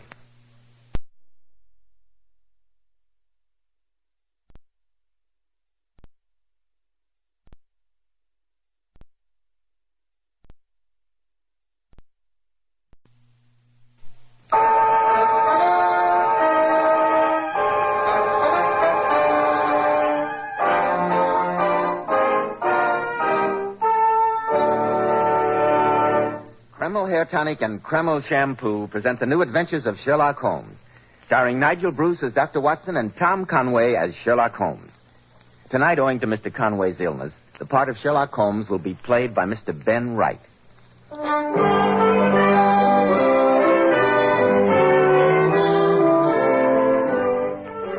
And now for our weekly visit with Sherlock Holmes' famous colleague, your friend and mine, Dr. Watson. Good evening, Dr. Watson. Good evening, Mr. Bell. I'm glad to see you. Make yourself at home. Thank you, Dr. Watson. You know, I've been waiting eagerly all week to hear about the singular affair of the ancient Egyptian curse. And a most singular affair it was, to be sure. It had its beginnings in the august halls of the British Museum. I've been looking over my old records to refresh my memory, and even after all these years, it sends what in Scotland they call a cow grue down my spine. I can hardly wait, Dr. Watson. Recently, in a poll conducted throughout the country, women picked the 10 best groomed men in America. These men were all men at the top: statesmen, governors, motion picture stars, producers, and millionaires. And men, I'm sure you'll be interested in hearing how a recent survey showed that Kreml hair tonic is preferred among America's top-flight executives and most successful men. But then why shouldn't it be? Kreml contains a special combination of hair grooming ingredients which is found in no other hair tonic. This is why Kreml gives a man's hair such a natural, well-groomed look, such a handsome, clean-cut appearance. Kreml also keeps the hair neatly in place longer, with a healthy-looking luster. Yet it never leaves your hair looking or feeling greasy. After you apply Kreml, you can rub your hand over your hair, and your hair always feels so delightfully clean. Notice, too, how no greasy film comes off on your hand or on your hatband. Just use a little Kreml on your hair in the morning, and at night your hair looks as neatly groomed as when you first combed it in the morning. Kreml, Kreml hair tonic. Now, Dr. Watson, what about the singular affair which began in the sacrosanct confines of the British Museum? Well, I must admit that I was not a frequent visitor to those gloomy halls, but on this particular morning, Holmes had been insistent. All the scientists in London, especially the archaeologists, were agog over the arrival of Lord Cranwood's sensational Egyptian discoveries. For several days, Holmes had been deeply immersed in research among the Cranwood antiquities, so that now I find myself in the Egyptian gallery of the British Museum. I say, Watson, look here. This notation definitely proves the use of stringed instruments as well as flutes as early as 3000 B.C. Oh, very interesting, Holmes. Interesting indeed. If you please, sir. Smoking is absolutely forbidden. Huh? Oh, all right. Hello, Holmes. Oh, Watson, I don't think you know Professor Halliday of the British Museum. Professor, this is my friend, Dr. Watson. Dr. Watson? Not the eminent Dr. Eustace Watson, the well-known archaeologist of Edinburgh. I'm honored. No, sir. Dr. John H. Watson of Baker Street. Oh, sorry. This is Dr. Watson's first visit to all your magnificent new acquisitions, Professor Halliday. It's a veritable treasure house, gentlemen. The late Lord Cranwood's excavations at the site of ancient Abydos have given the museum a priceless mine of information. And yet the price in human lives has not been inconsiderable. First Lord Cranwood himself, only a few days after the shrine of Harshafit was opened. A man of almost 80, Mr. Holmes. The strain and excitement of the discovery were too much for him. No doubt. And then a month later, Dr. Duma, disappearing mysteriously from camp, only to be found hopelessly insane and babbling madly before he died. And young Wilson vanished into thin air and assumed to have been lost overboard from the ship that was bringing the expedition back to England. Oh, it was a calm, moonlit night. Don't tell me that you, of all people, believe this newspaper talk of Harshafit's curse, Mr. Holmes. I believe nothing that is not susceptible of proof, Professor. Evidently, the new Lord Cranwood is quite undisturbed by any threats of a curse upon his family. I've seen him working here every day this week. Oh, is that Lord Cranwood? Yes, the heavy-set, middle-aged man over there, just beyond that fifth sarcophagus. Fifth which? A chap with a rather florid face, just packing those notes into his briefcase. Oh, looks fit enough, I must say. Judging from his appearance, I should think that the curse of, what's-his-name, wouldn't have much luck with him. You'll excuse me, gentlemen. I want a word with Lord Cranwood before he leaves. Sir Holmes, supposing I run along. I'll meet you at the club for lunch and... Lord Cranwood, what's the matter? Why, he's collapsed. Quick, Watson. I don't understand. He just seemed to keel over. Let me take a look at him. You were standing right beside him, Professor.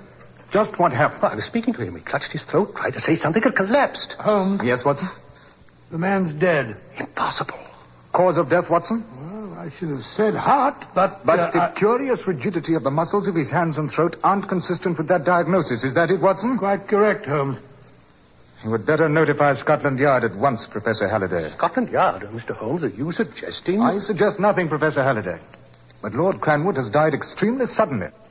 In view of the 3 previous deaths which have occurred among the members of the expedition, I feel that this is definitely a matter for the police. I'll send for them at once. I'm certain, Watson, that a second look at Lord Cranwood's body will suggest to your mind a cause of death with which you cannot be unfamiliar after your army career in India. The congested eyeballs, the rigid neck muscles. You mean snake bite? Precisely. The bite of some venomous and highly poisonous snake is the only cause consistent with these appearances. But there are no snakes here in the British Museum. That, Watson, is why I sent for Scotland Yard.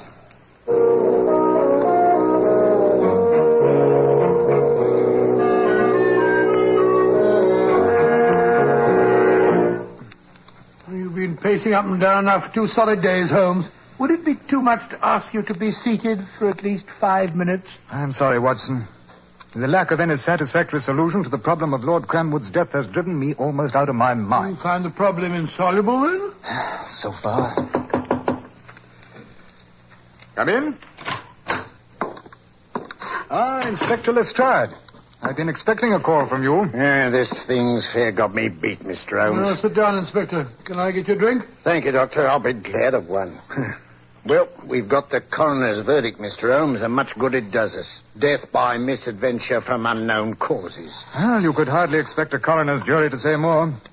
Did the Home Office pathologist confirm my opinion? Here you are, Lestrade. Well, thank you, Doctor. Oh, yes, Mr. Holmes. All the appearances of death were consistent with the bite of some deadly snake.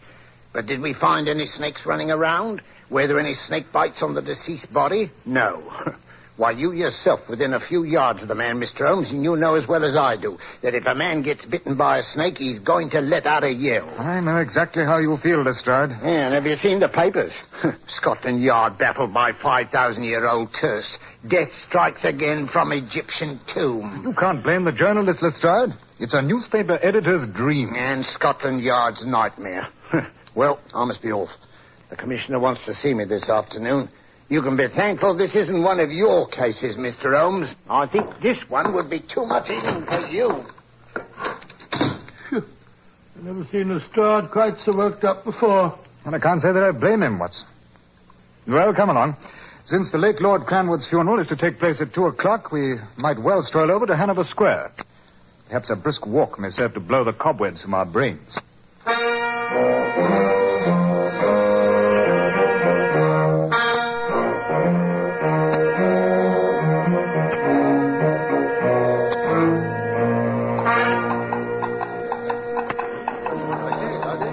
First time I've known you stand about outside a church at a funeral, Holmes, peering at the relatives of a dead man.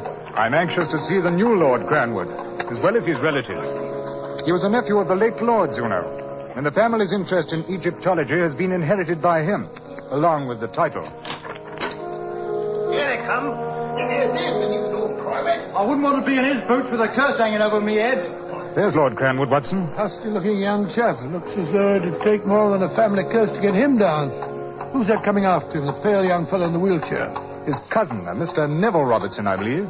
Been hopelessly paralyzed ever since boyhood. Horse rolled on him while hunting. Yes, the lines of pain and suffering are very evident in the poor fellow's face. That must be Robertson's older brother, Mr. Oliver Robertson. That rather heavy-set young man just coming out. I assume that's his wife with him, the girl with the black veil. Well, it's rather rough on them. All these curious people staring. Come along, Holmes. Let's be off. Very well, Watson. I've seen all that I beg your pardon, sir, but aren't you Mr. Sherlock Holmes? Yes? Well, my name's Oliver Robertson. Fortunate coincidence, my seeing you here. I'd intended sending you a message this evening. A message? Yes, I wanted you to... Well, this is hardly the place to discuss such matters. Look, I'm staying at my cousin, Lord Cranwood's house. I wonder if you'd be good enough to come there this evening. Would 9 o'clock be satisfactory? Excellent, Mr. Holmes. Good day, sir. Good day, Mr. Robertson.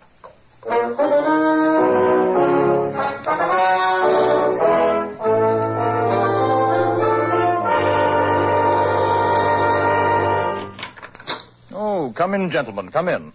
I don't think you know my wife. Dear, may I introduce Mr. Sherlock Holmes? How do you do? And this is my colleague, Dr. Watson. How do you do? I'm very happy to see you here, Mr. Holmes.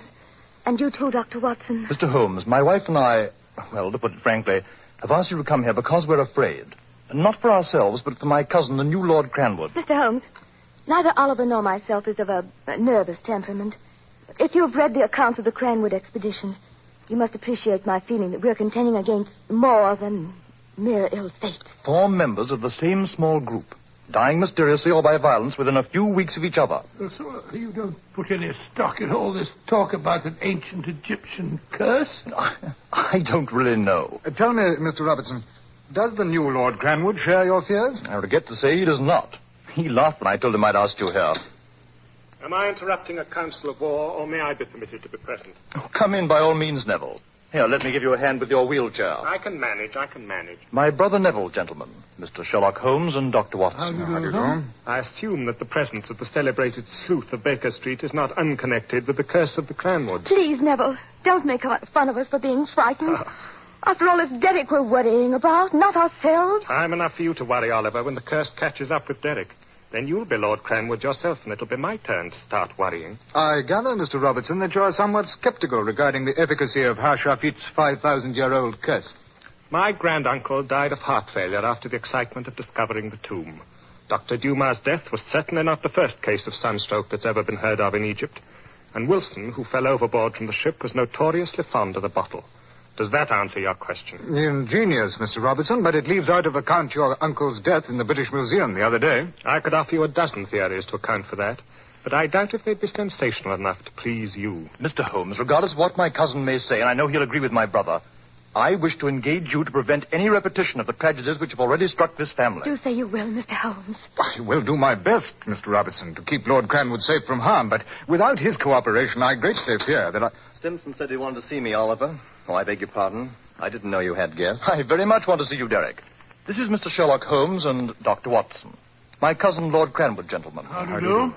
I'm sorry, gentlemen. I have no sympathy with my brother's fears, nor do I see any necessity for dragging detectives into this matter. I trust you'll excuse me. Good night. Well, you see, Mr. Holmes, it's just as I told you. But I do hope you'll do your best anyway, Mr. Holmes. I promise you I shall. Your task won't be made any easier, Mr. Holmes, by my cousin's stubborn determination to continue working at the museum. He's arranged with Professor Halliday to work there at night in the future, beginning tomorrow. He wishes to avoid the stares of the curious. Interesting. Great Scott, my watch must have stopped. 9:30, and I haven't as yet fed my snakes. Snakes? Did you say snakes? Why, yes, Doctor. Since my affliction debars me from digging in Egyptian tombs and similar active pastimes, I amuse myself with a small herpetarium. Would you care to see my collection? Good heavens, no. Or some other time, perhaps, Mr. Robertson. Dr. Watson and I must be off. Good. Snakes.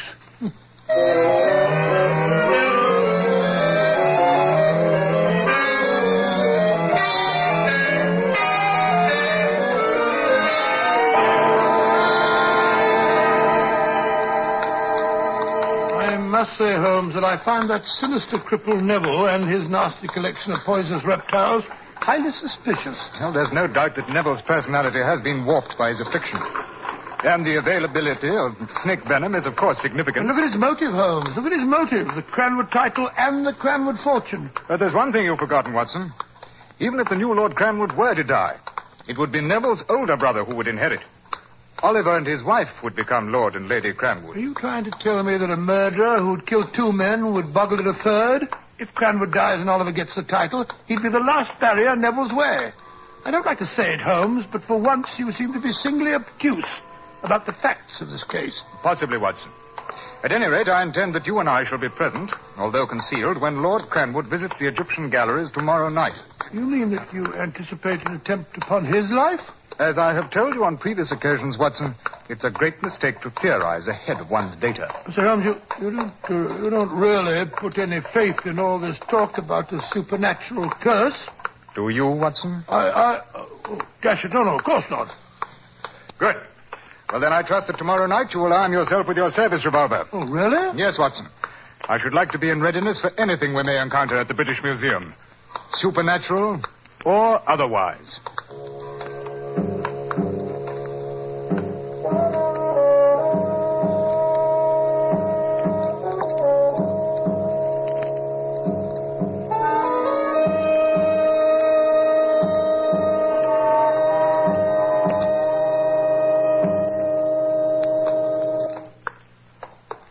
Empty place at night, isn't it?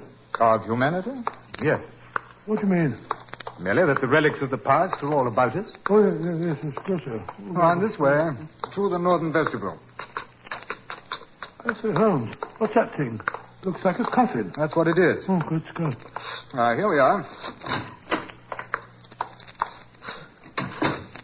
He'll no doubt work at that long table. It has the only decent light in the room. Now, you take that side of the table, Watson. I'll take this. And make certain there's no one and nothing concealed. You're not expecting to find a snake anywhere, are you, Holmes? I don't expect to find anything. I merely wish to make certain that there is nothing to find. Yeah, careful, Watson. Don't knock over that little figure. What the devil is it? And the Egyptians called those little statues the answerers. They were buried in the cedar coffins within the sarcophagi to accompany the dead and to obey their orders. A pleasant idea, I must say. Well, there's nothing hidden on this side of the table. Nor here. Now, there's an excellent spot to conceal ourselves. Over here, Watson. Great. God, what a horrible sight. What sort of a nightmare is that? Appropriately enough, it's a statue of Hashafit, the ram-headed god. Oh, excellent, Watson. Now, this will do perfectly. We can see everything in the room from behind here. Just what are you expecting, Holmes? I don't know. Quiet. There's someone coming. It's Lord Cranford.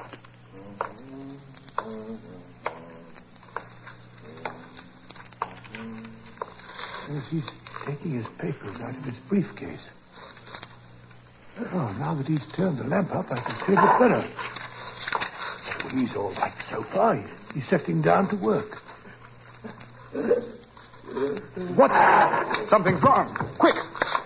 He must have fainted. Here's the antitoxin. Give him the injection. Hurry! It's too late, Holmes. He's dead.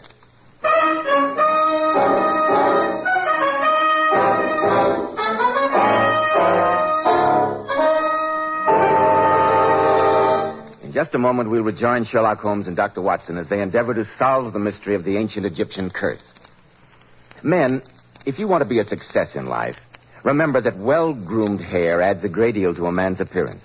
And one of the first requisites of handsome, healthy-looking hair is a hygienic scalp. So start at once and take better care of the hair you've got. And if you're smart, you'll use Kreml hair tonic. No other hair tonic keeps the hair more neatly in place without looking or feeling greasy. But men, Kreml does lots more than keep hair looking handsome. Kreml's light oils have a grand lubricating effect on a dry scalp. At the same time, Kreml removes itchy, loose dandruff. Notice how alive and tingling your scalp feels. And you like to massage Kreml on your scalp because it's such a clean product. It never feels greasy or sticky. And if your hair, like so many men's, is so dry that it breaks and falls when you comb it, Kreml actually helps condition the hair in that it makes it feel softer, more pliable, and look as if it had some body to it. So men, for handsome, groomed hair and a more hygienic scalp, use Kreml daily.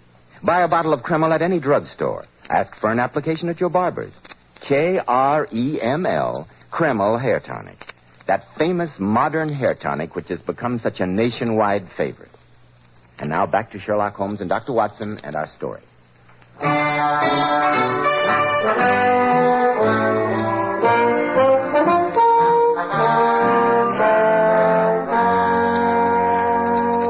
I say, Holmes, if you won't have any lunch, do at least take a cup of tea. No, thank you, Watson. I'm not hungry. You've been saying that ever since that poor fellow Derrick was killed the night before last.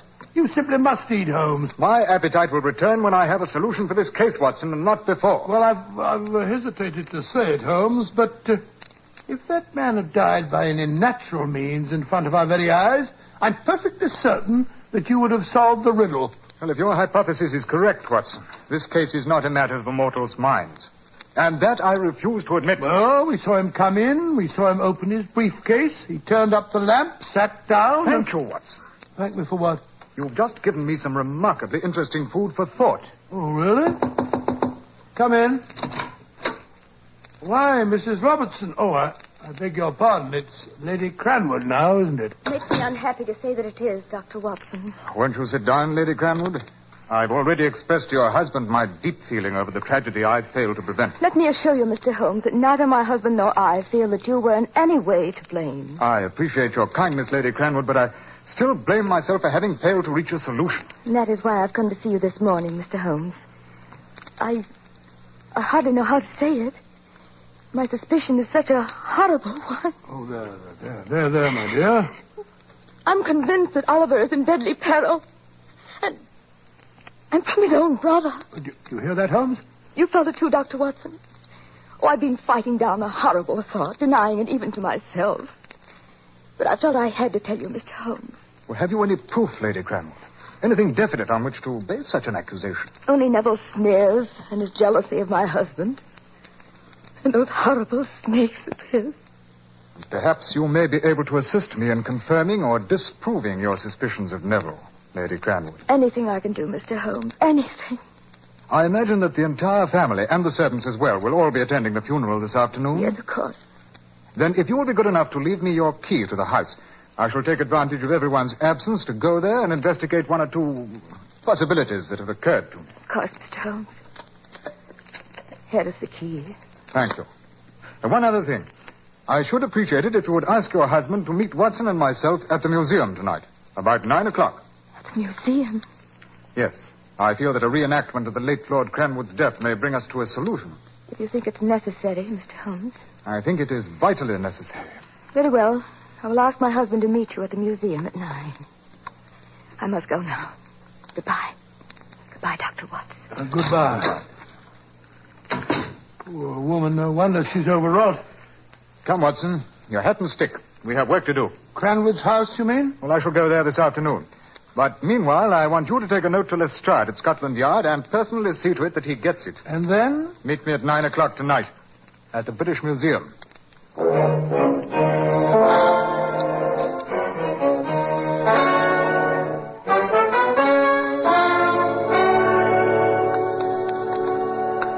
Well, I must say, Holmes, that as long as we had to come back to this Chamber of Horrors, I'm glad that you insisted on a decent amount of illumination. Since we won't be concealing ourselves this evening, Watson, I asked Professor Halliday to leave the Egyptian gallery fully lighted.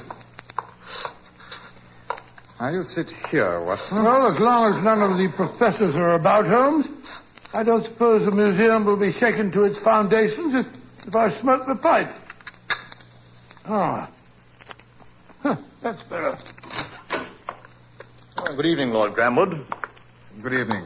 Lady Cranwood? Mr. Holmes, Dr. Watson. Good evening. Well, I fail to see what purpose will be served by a reenactment of my cousin's tragic death, but I'm willing to do anything within my power that will offer any hope. I insist on coming with Oliver, Mr. Holmes. I'm afraid every moment I'm away from him. Well, now, Lord Cranwood, let us try in every way to duplicate your cousin's actions of 2 nights ago. I have here his briefcase, and I'd like you to enter through those doors, carrying the briefcase in your left hand and humming a tune. All right. Ready?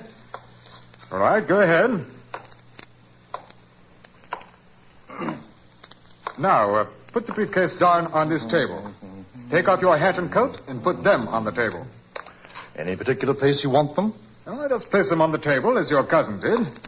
Now, open the briefcase. Oh, I thought I... What were you about to say? Nothing. You were about to say, Lord Cranwood, that you thought the ingenious adaptation of the Borgia's poison needle had been removed from its mount in the briefcase lock. What on earth are you talking about? I found that fiendishly clever mechanism in your study this afternoon. Mr. Holmes, what do you mean? I mean that this briefcase was fitted with a poison needle, which was removed after Derek's death. Oh, no. And which I replaced when I found it at your house this afternoon. How horrible, how utterly vile. I also found some of the poison, Lord Cranwood. And I greatly fear that when I remounted the needle in the briefcase after my experiments, some of the venom may have remained on it. It was, Neville. Bluff, Holmes. Sheer bluff. You wouldn't dare. If you think I'm bluffing, Lord Cranwood, why is your face going so pale? You're clutching your arm with your other hand. Why? Oliver! Fiend, it was poison. Oh, no. My arm's swelling. It's going numb. There's no feeling left in my hand. No, Oliver. Mr. Holmes must be mad. Must you, Holmes? You've killed me. All right, I did it. I killed the others, but you'll never hang me. All right, Lestrade. There's your confession. It's a confession, all right, Mr. Holmes, but all you've given us is the corpse of a murderer. You killed him. Not a bit of it. He's only collapsed from fear. Holmes, the pain in his arm, the symptoms. Merely a harmless, though painful solution which I placed on the poison needle. Oh. Catch her, Watson. She's fainting.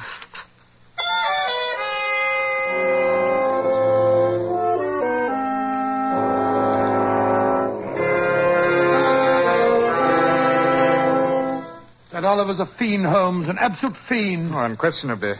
But you must admit that his hiring us was an ingenious attempt at a novel method of removing all possible suspicion from himself. And now he'll pay the penalty for murdering at least 2 men. A good thing, too, although I'm sure I don't know how you ever found out about the briefcase. Why, you gave me the clue, Watson. You yourself. I did? Back in Baker Street when you were talking about the second death. You mentioned that we had seen Lord Cranwood enter the room. Open his briefcase. Well, we did. Exactly. But until you mentioned it, the significant fact had escaped me that the only object common to both deaths and handled by both men was the briefcase. Good gracious me. Well, that solves the mystery of the ancient Egyptian curse.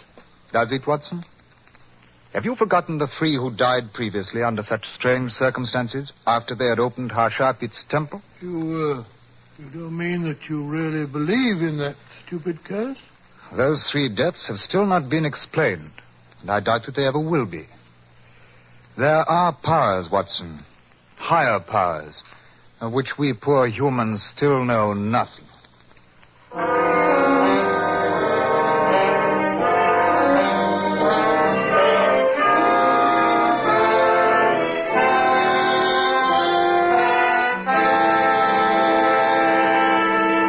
Ladies, the poet who said a woman's hair was her crowning glory certainly knew what he was talking about. That's why you ladies should take the very best care of your hair, especially in shampooing. I'm glad you brought that point up, Mr. Bell, because many popular shampoos have a tendency to dry the hair. Well, here's one shampoo that will never dry the hair, never under any circumstances, and it's Kreml shampoo. Yes, Kreml shampoo is simply wonderful. It actually glamour bathes each tiny strand of hair so that it fairly radiates natural, dazzling highlights. It leaves the hair simply gleaming with natural, glossy luster. And what's more, your hair stays this way for days. Kreml shampoo is not a soapless shampoo. It's not a cream shampoo. It's entirely different. Kreml shampoo never hurts the texture of your hair. You can use it as often as you wish, over a long period of time, and it'll never dry your hair. In fact, it has a beneficial built-in oil base, which actually helps keep the hair from becoming dry or brittle. Remember, ladies, that beautiful Powers models wash their hair with Kreml shampoo. They claim no other shampoo leaves their hair more shining bright, yet never dries the hair. Why not try it? Kreml, Kreml shampoo. Now, Dr. Watson, what about next week? Well, next week I think I'll tell you a story about the strange and ferocious behavior of Professor Presbury's dog. And the even stranger behavior of the professor himself. I call it The Adventure of the Creeping Man.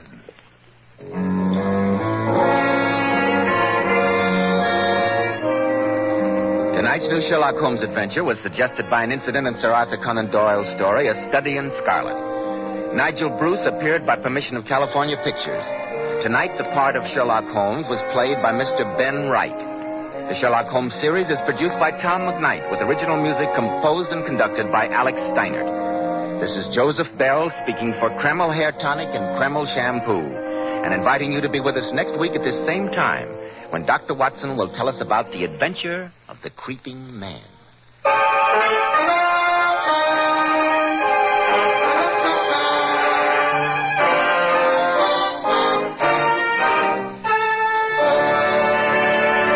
This is ABC, the American Broadcasting Company.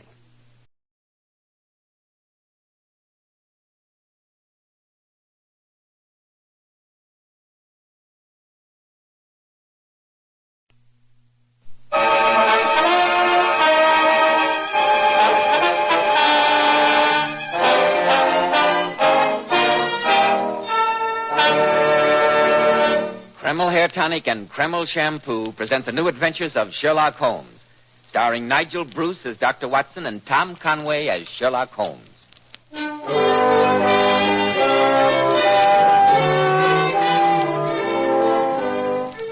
Here we are once more in Dr. Watson's firelit study. The wind is howling outside, but inside the heavy red curtains have been drawn across the windows, and the only sound we can hear is the cheerful crackling of the logs in the fireplace. Good evening, Dr. Watson. Good evening, Mr. Bell. You don't know how lucky you are that you don't have to go out on a night like this. Yes, it's one of the advantages of having retired from active medical practice. You know the old adage, man works from sun to sun, but woman's work's never done. It's a base libel as far as doctors are concerned. You never know when Mr. Smith is going to acquire a black eye or Mrs. McTavish may decide to present her an addition to the clan. Never a dull moment, eh, Dr. Watson? Oh, dear me, no. That's one thing I've never complained of. If it wasn't a patient who disturbed what little routine I had, it was Sherlock Holmes. I remember one bitter February evening. It was the second winter after my marriage. I just settled down to my after-dinner pipe when the doorbell rang. It was a note from Holmes. It said, "Come at once if convenient. If inconvenient, come all the same." And you went, of course. Now, Mr. Bell, you'll hear all about that in good time, but haven't you something to tell our listeners? Yes, Dr. Watson, I have. Men, attractive, well-groomed hair does a great deal to give a man self-assurance, to say nothing of helping his appearance. And I'm sure you'll be interested in hearing more about this modern trend in hair grooming, which has become such a nationwide favorite among America's most successful men. It's called Kreml Hair Tonic. This highly specialized hair tonic contains a combination of hair grooming ingredients which has never been duplicated in any other hair tonic.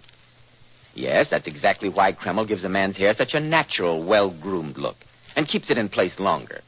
Keeps every hair in perfect order from morning till night. Yet Kreml never gives hair that greasy, patent leather look. Kreml keeps hair looking mighty handsome with a rich, healthy-looking luster. Yet it always feels and looks clean on your hair and scalp. No other hair tonic keeps hair more handsomely groomed, yet it never looks greasy.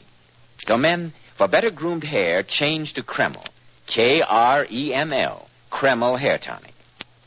Now, Dr. Watson, when you received the mysterious message from Sherlock Holmes, you at once went round to Baker Street, I suppose. Yes, curiosity has always been my Achilles' heel.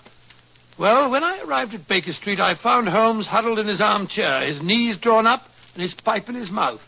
He was sunk in a profound reverie, and I'd been in the room several moments before he became aware of my existence. Oh, so there you are, Watson, there you are. Obviously. I've been here for 7 minutes, as a matter of fact. Unimportant, completely unimportant and uninteresting. Watson, have you ever speculated on the importance of a knowledge of dogs in detective work? Dogs? Well, naturally. Bloodhounds, sleuthhounds... No, I'm not interested in that phase of the subject. It's too obvious. There is another side, far more subtle. I suppose there is, but I'm dashed if I know... You recollect in the case you so sensationally wrote up as The Adventure of the Copper Beeches? Yes, but the case was sensational. In that instance, it wasn't the dog.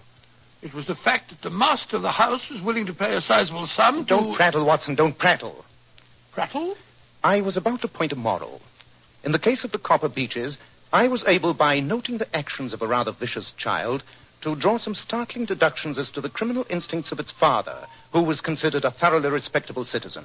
Oh, of course, yes, I remember, but what's that got to do with... My line of thought about dogs is analogous. Whoever saw a frisky dog in a gloomy family? Or a sad dog in a happy one? Snarling people have snarling dogs.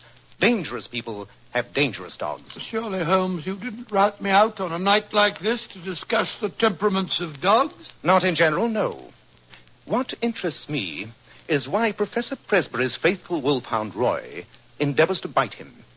You mean Professor Presbury, the famous Camford's physiologist? Quite.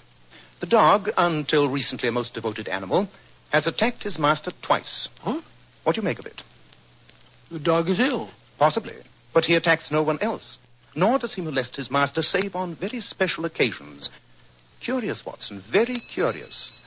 Ah, that must be Mr. Bennett, Professor Presbury's assistant. He is before his time. His appointment was 8:30. Come in, come in. Ah, good evening, Mr. Bennett. Good evening. This is my friend and colleague, Dr. Watson.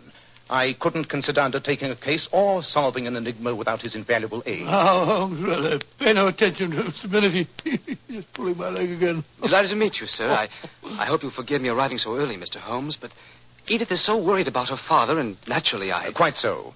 Edith, my dear Watson, is Professor Presbury's daughter, to whom Mr. Bennett is engaged to be married. Am I right?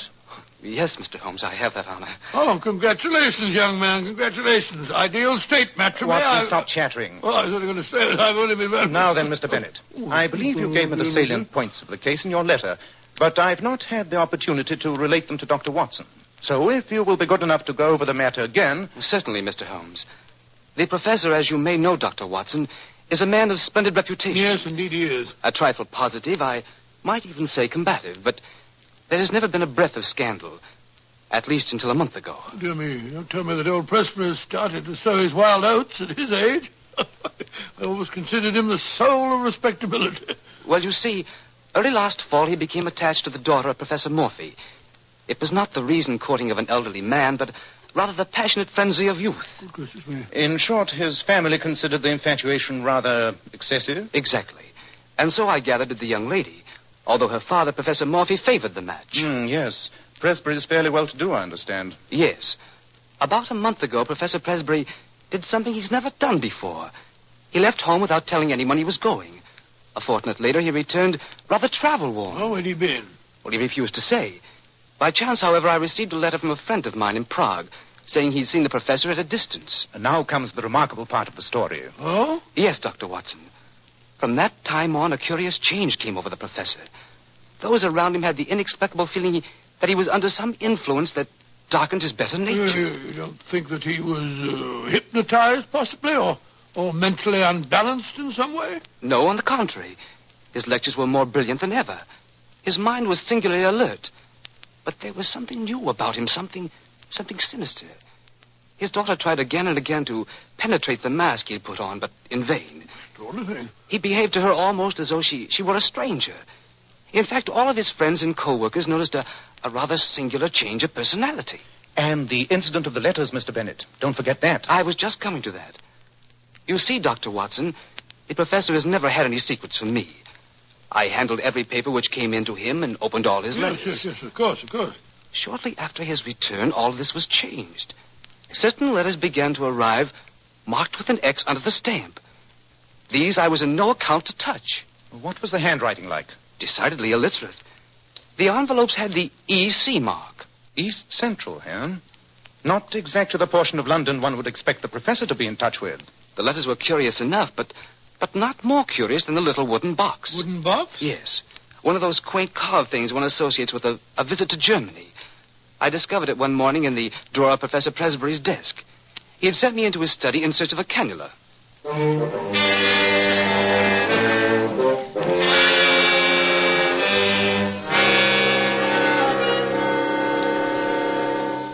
I put it on my desk, Bennett, in front of the inkwell. It's not here, Professor Presbury. I'll try the drawers. It's usually in the upper right. No, not here. Perhaps the left one. No. I say, Professor, what a curious box. I've never seen that in here before. What box? This one with the carving. You must have got it on your trip to Germany. What trip to Germany? Who said I was in Germany? Professor Presbury, I didn't mean to... You sniveling little cad. You contemptible snooper. I what do you mean by poking about among my things? Put that box down. Let me explain. Put that box down, I say. Go. Now get out of here. Get out before I break every bone in your body.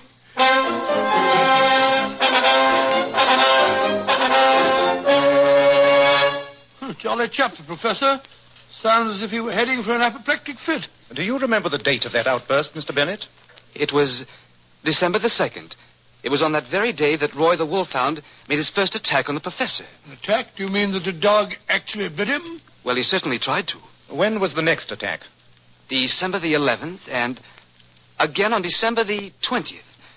After that, we had to banish Roy to the stables. Singular, most singular. Those dates were new to me. There have been some even stranger developments since I wrote you, Mr. Holmes. Yes? What I speak of occurred the night before last. It was really a terrifying experience. Yes, go on. I live with Professor Presbury, as you know, Mr. Holmes. I had retired rather early and was correcting the papers of a lecture I was to deliver in the morning. At 11:30, all was quiet, and I blew out my lamp and went to sleep. A little after midnight, I was awakened by a curious shuffling and muttering in the corridor. It was followed by a series of dull knocks on what I took to be Edith's door. I heard her open the door. There was a gasp, and then she uttered a terrible scream. Edward,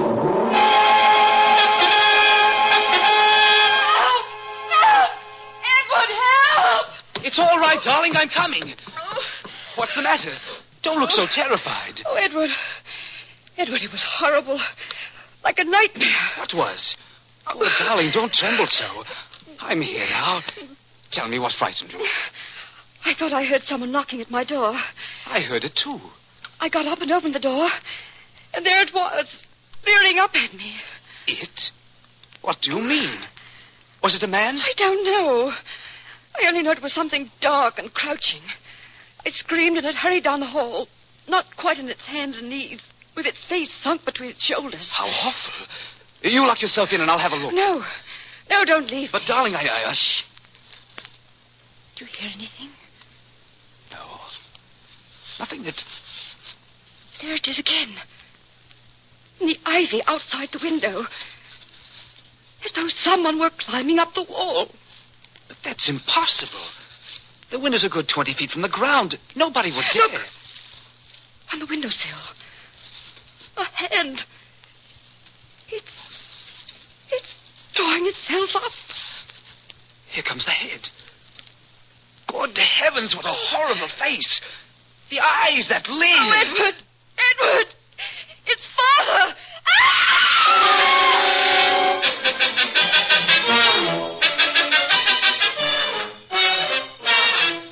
Well, Watson, what do you make of that?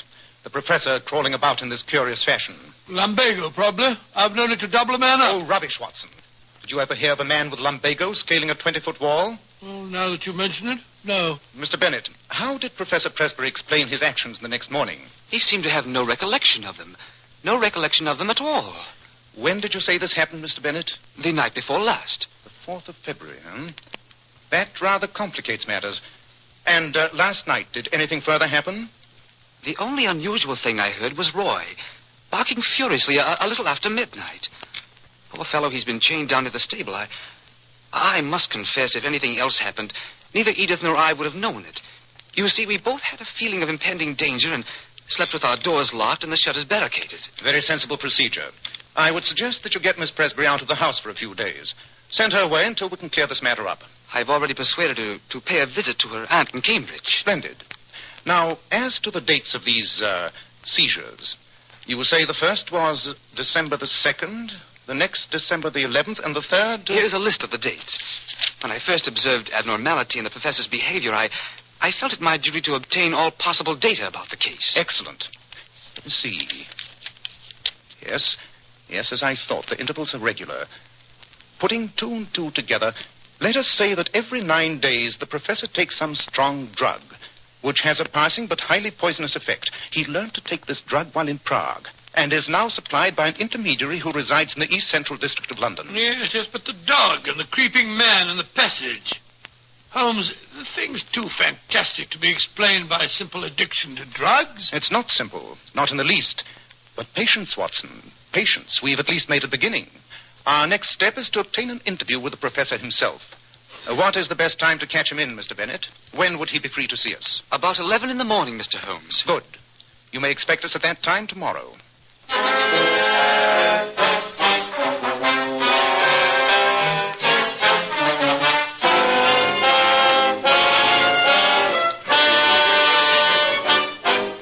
In just a moment, we'll keep our appointment with the professor. But first, men, remember, if you want your hair to look healthy and handsome, one of the first requisites is a hygienic scalp. And when you buy a hair tonic, be smart. Enjoy the extra advantages of a highly specialized hair tonic like Kreml.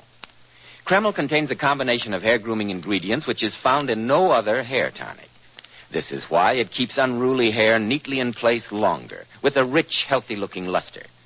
Yet Kreml never gives hair that old-fashioned, greasy, patent leather look. It never leaves hair feeling sticky or dirty. But men, Kreml does lots more than keep hair looking handsome. Kreml is simply great to lubricate a dry scalp. At the same time, it removes itchy, loose dandruff. A quick massage with Kreml helps stimulate the cutaneous circulation of the scalp. Notice how alive your scalp feels, how it tingles. And if your hair is so dry it breaks off and falls, start using Kreml at once. Because Kreml actually helps condition the hair, in that it leaves it feeling softer, more pliable, makes it look as if it had some body to it. Buy a bottle of Kreml at any drug counter. Ask for an application at your barber shop. Use Kreml daily for better groomed hair, a more hygienic scalp. Kreml, Kreml Hair Tonic. Dr. Watson, what happened next in the strange case of Professor Presbury? Well, early the next morning found us near the town of Camford, approaching a large, rather gloomy house. This must be the house, Watson. Notice the ivy vines reaching up to the bedroom windows. See? Some of the leaves have been torn away. The vines look decidedly the worse for wear. But surely no man could possibly climb up that way. No normal man, Watson. No normal man. But look, I fancy that is the professor peering at us from behind the curtains in that second window.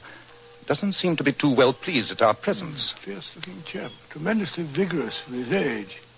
I say, Holmes, do you think we ought? Ought what? Well, I mean, what excuse are you going to give for our call? Assuming that Professor Presbury's memory is a trifle defective during his bad spells, how is he to know that he didn't send for us himself? Well, isn't that rather skating on thin ice? Possibly, my dear Watson, possibly. I must say, I don't relish this interview at all. Shh! Someone's coming. It's Presbury himself. For heaven's sake, Watson, pull yourself together. You look as though you've been caught stealing sheep. Good morning. Professor Presbury, I believe? Yes. I'm Holmes, Sherlock Holmes, the detective. Oh, yes, I believe I've heard of you. Won't you come in? This is my friend, Dr. Watson. How do you do? Oh, sorry. Come this way, gentlemen. To my study. Oh, thank you, sir, thank you. What a charming room. Delightful, eh, Holmes? Pray sit down, gentlemen. Now, what can I do for you? Why, that was the question I was about to put to you. To me, sir? Yes. Apropos of the communication you sent me. A letter? I sent you a letter? No, not exactly a letter. A telegram, then? Have you got it with you? No, I can't say I have. No, I dare say not. Because I sent you no telegram. Impossible. Why, then, someone's been playing a practical joke on us both. That statement, Mr. Holmes, is highly questionable. Really, Professor Presbury, I can only apologize for this needless intrusion and hope that you will forgive me. But that is hardly enough, Mr. Holmes. What kind of fool do you take me for? Why, You know I didn't send for you. You can't get out of this so easily. I say, steady, sir, I'll steady. show you, you scoundrel. Put down that paperweight, Professor. I shall... Consider your position. You can't afford a scandal. After all, I'm rather well known. You cannot possibly afford to treat me with such discourtesy. I should think not. Come on, Watson. The interview's closed. Good day, Professor. Phew. What a narrow escape. The professor was certainly in a dangerous mood. Yes, our learned friend's nerves are somewhat out of order. Highly inflammable temper. Maniacal, I should say. And yet his mind seemed perfectly clear. Too clear. That was my miscalculation. His memory is quite reliable, unfortunately. Strange. Very strange. I must say, Holmes, I'm a bit disappointed in you. All that trouble for nothing. Not quite for nothing. We have seen the gentleman and have gained a personal contact. We have also discovered the address of the intermediary in London. Have we? Well, how in thunder... The professor wrote to him this morning. I deciphered the name from the blotting pad on the professor's desk. I say. The gentleman's name is Dorak, and he lives in the Commercial Road. And now, Watson, I'm a busy man. We will drop this case until next Tuesday evening. Tuesday? But why Tuesday? On that date, if my calculations are correct, the professor should have another of his curious spells. We must be on hand to notice the developments and to prevent a catastrophe.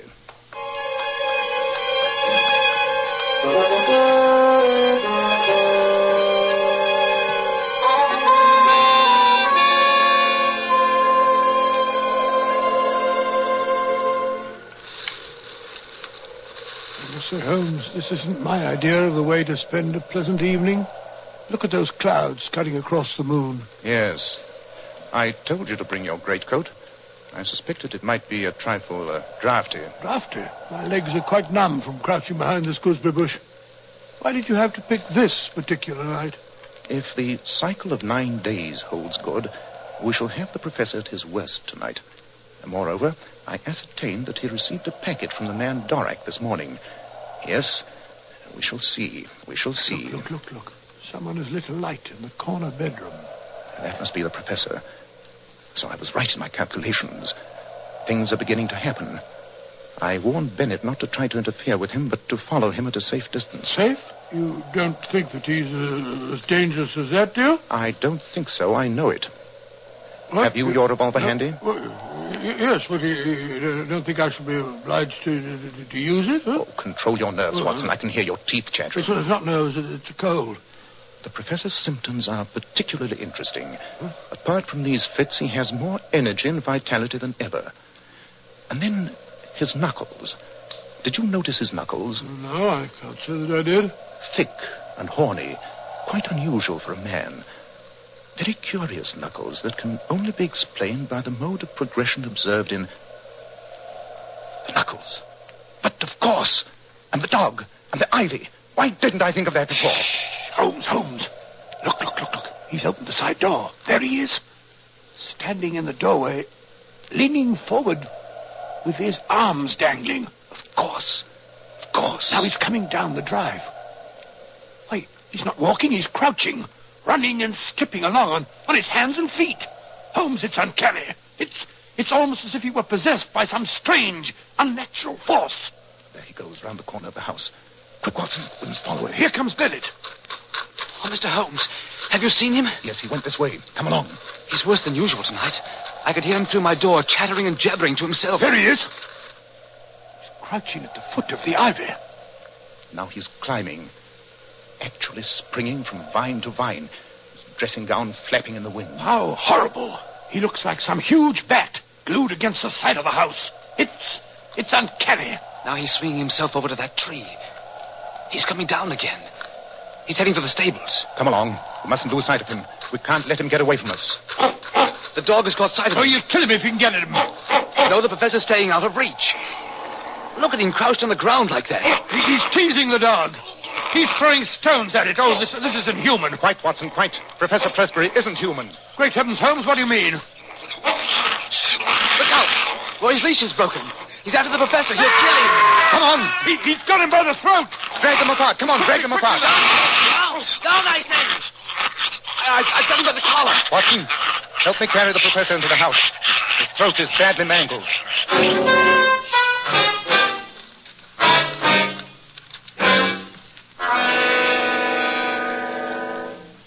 Come in, Watson, come in.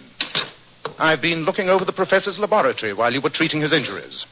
How's he coming along? As well as can be expected. He'll pull through, I fancy. The wound was dangerously near the carotid artery. The hemorrhage was rather serious, but, I say, what's that you got in your hand? The professor's little German box. Curious, isn't it? Yes, but it's open. You've broken the lock. Really, Holmes, you think that you ought to go... Probably not. But not being deterred by your scruples, I've gone ahead. The contents are quite enlightening, if your conscience will permit you to look. 2 files, one empty and one nearly full. And a letter with a cross under the stamp. Yes, that's from our Mr. Dorek, the London intermediary. It contains another note that completely solves the mystery. Here it is. It's signed H. Lowenstein. H. Lowenstein? But I say, that's the Lowenstein. Obviously, Watson, obviously. I mean, it's Dr. Lowenstein, the famous Prague physician, who claims to have discovered a serum that will rejuvenate people. It's been tabooed, of course, by the medical profession, because he refuses to reveal its source. And for a good reason. Here, read the letter. Let's have a look. Honored colleague, since your visit, I have thought much of your case. I beg you report fully to me on the results of my treatments. It is possible that the serum of anthropoid would have been better. I have, as I have explained, used black-faced langur because a specimen was accessible. The langur is, of course, a crawler and a climber, while anthropoid walks erect and is in every way nearer to man. But I say, Holmes, this is beastly. The langur is an ape. Quite. It is found on the slopes of the Himalayas and is the biggest and most human of the climbing monkeys. Then that serum explains the professor's recent peculiarities. He used it in an attempt to regain his youth. Yes, giving himself a dose at 9-day intervals, with the curious results we've witnessed. It's dangerous to trick nature, Watson. When man tries to rise above it, he is liable to fall below it. Even the highest type of man may revert to the animal if he leaves the straight road of destiny.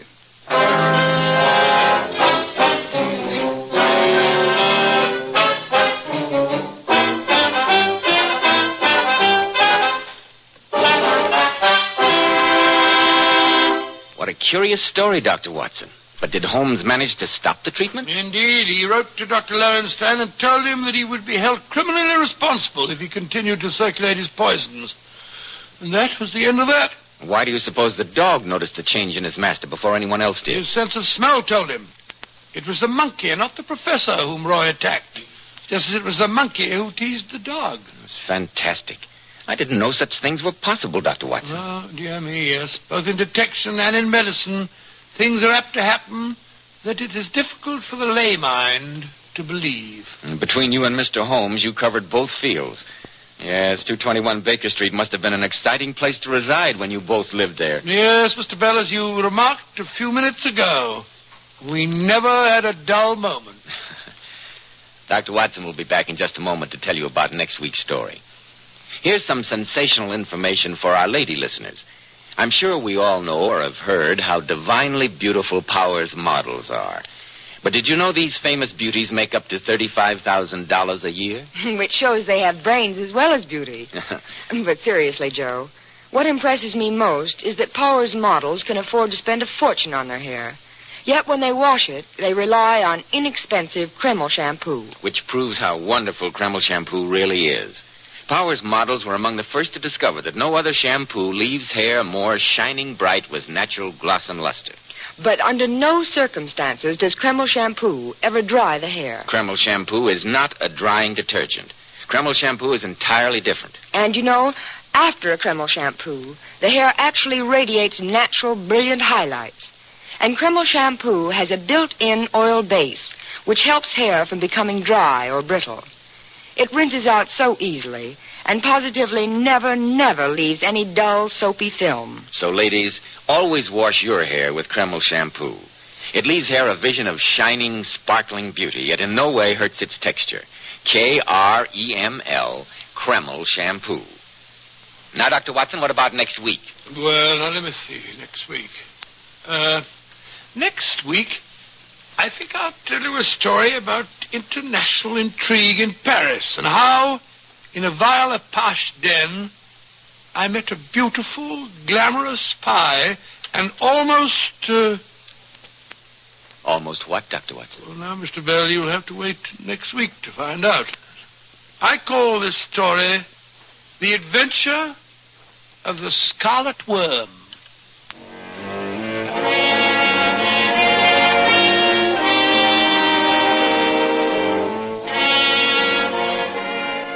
Tonight's Sherlock Holmes adventure was adapted from Sir Arthur Conan Doyle's story, The Creeping Man. Nigel Bruce appeared by permission of California Pictures. Tom Conway through the courtesy of Eagle Lion Pictures.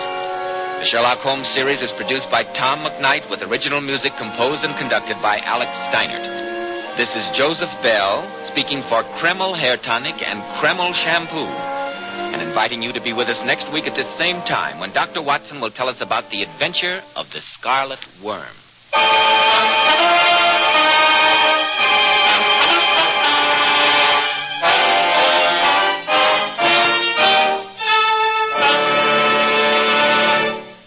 There are 80,000 patients in our veterans' hospitals. Your Red Cross contribution helps place the volunteer efforts of the community at their service. This is just one part of the Red Cross story. Give generously to the Red Cross. This is ABC, the American Broadcasting Company.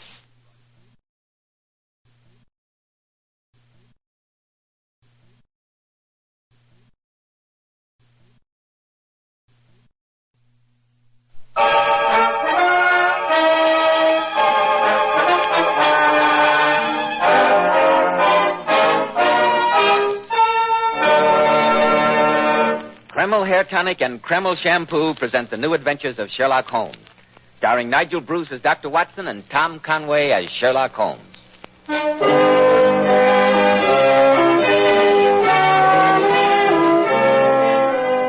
Well, once again, it's Monday evening and time for our weekly visit with the good Dr. Watson. Good evening, Dr. Watson. Good evening, Mr. Bell. From the hints you gave us last week about tonight's story, it sounded like quite a yarn.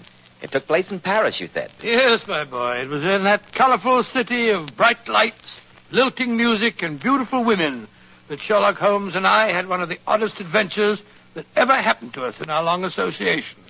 I call the case The Adventure of the Scarlet Worm. Sounds mighty intriguing, Dr. Watson. But first, men, if you want a successful, prosperous appearance, don't give your hair that cheap, greasy, plastered-down look. I've heard many men complain lately that the hairdressing they use is too greasy or too highly perfumed. That's why I urge you to try Kreml Hair Tonic. This highly specialized hair tonic has just enough light oil to keep hair handsomely groomed all day long. Every hair in place. Kreml gives hair a rich, healthy-looking luster, too. Yet it never leaves hair looking or feeling greasy or sticky. This is because Kreml contains a special combination of hair grooming ingredients which is found in no other hair tonic. After you apply Kreml, just run your hand over your hair. Notice how delightfully clean your hair feels. Notice how no greasy film comes off on your hand or hatband. And how the ladies admire that natural, well-groomed look which Kreml always gives. Yes, Kreml gives your hair a handsome, clean-cut appearance, as if you had just combed it, and it keeps it that way all day long. Kreml, Kreml Hair Tonic. Now, Dr. Watson, how about your new Sherlock Holmes story, The Adventure of the Scarlet Worm? Well, Mr. Bell, though that singular affair took place in Paris, I suppose the story really began on an October evening in Baker Street, a long, long time ago. I'd been more than usually busy with my practice that day, and I returned to our lodgings shortly after 9, I remember. As I entered the living room, Sherlock Holmes was seated at his side table, clad in his dressing gown and working hard over a chemical investigation. A large curved retort was boiling furiously in the bluish flame of a Bunsen burner. Finally, he brought a test tube containing a solution over to the table. In his right hand, he held a slip of litmus paper. You come at a crisis, Watson. If this litmus paper remains blue, all is well. If it turns red, it means a man's life. Good Lord, Holmes, really? Aha. As I thought, it turns red. And now to send a telegram to Scotland Yard, and I need have no further connection with the case. Well, you didn't tell me that you were working on a new case, Holmes? It was a shoddy little affair, my dear Watson. An orthopedic shoemaker in Wapping became somewhat fretful with his wife. He added poison to her morning pot of tea and was stupid enough to leave a sample of the deadly brew. It was purely a routine matter. Let's forget it. You look tired, old chap. Yes, I'm home. Busy day. I hope you won't be too tired to accompany me to Paris tomorrow. To Paris? Why? This afternoon I received a very rare visitor in these rooms, my brother Mycroft. All is not well at the Foreign Office. They need our help. Well, what's wrong, Holmes? An international spy ring is at work. In the past few months, important secrets have leaked out. Vital secrets that might bring this country to the verge of war. Good gracious me. 2 of the Foreign Office's brightest young men have committed suicide rather than divulge how they betrayed their trust. Mycroft tells me he has reason to suspect a beautiful and dangerous young lady in Paris who inspired these men, a loyalty even above patriotism. And they want you to try and trap her, is that it? No, Watson. They want us. Oh, us? Yes. Mycroft and I agreed that you would be perfect bait to use in such a trap. Bait? Makes me sound like a piece of cheese. Only metaphorically, Watson. You must agree that your imposing appearance, your open countenance, and hearty manner would attract the attention of any female spy. Yes, I see what you mean. Perhaps you're right. In any case, we shall make you doubly desirable by entrusting you with certain invaluable naval secrets. Masterly, Holmes, masterly. You will entrust me with utterly worthless documents, spread the story that they're valuable, and wait for the woman to approach me. Precisely. I shall accompany you as a bodyguard, but leave you largely to your own devices. Yes, Watson, I have high hopes of this trip to Paris. With you as the worm and me as the hook, I think we may snare this evil loveliness.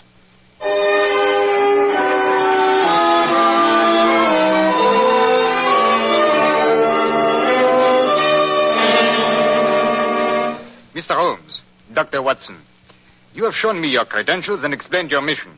We are aware of this spy ring. We are on constant watch.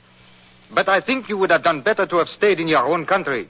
We of the Paris police are perfectly capable of handling such an affair ourselves, I assure you. Inspector Rigaud, the fact remains that 2 Foreign Office men died here under sinister circumstances. Yeah, nasty business, you know. British officials. Monsieur, I myself investigated the deaths. They were both self-inflicted. We of the 2nd Bureau cannot fathom the mind of a suicide. Quite. But I doubt if the deaths were coincidental. Surely there must be some connecting link between them, Inspector? The only facts I can give you, monsieur, are these. Both men frequented an American-owned gambling casino in Montmartre. The name of it, please? Slater's on Rue Fontaine.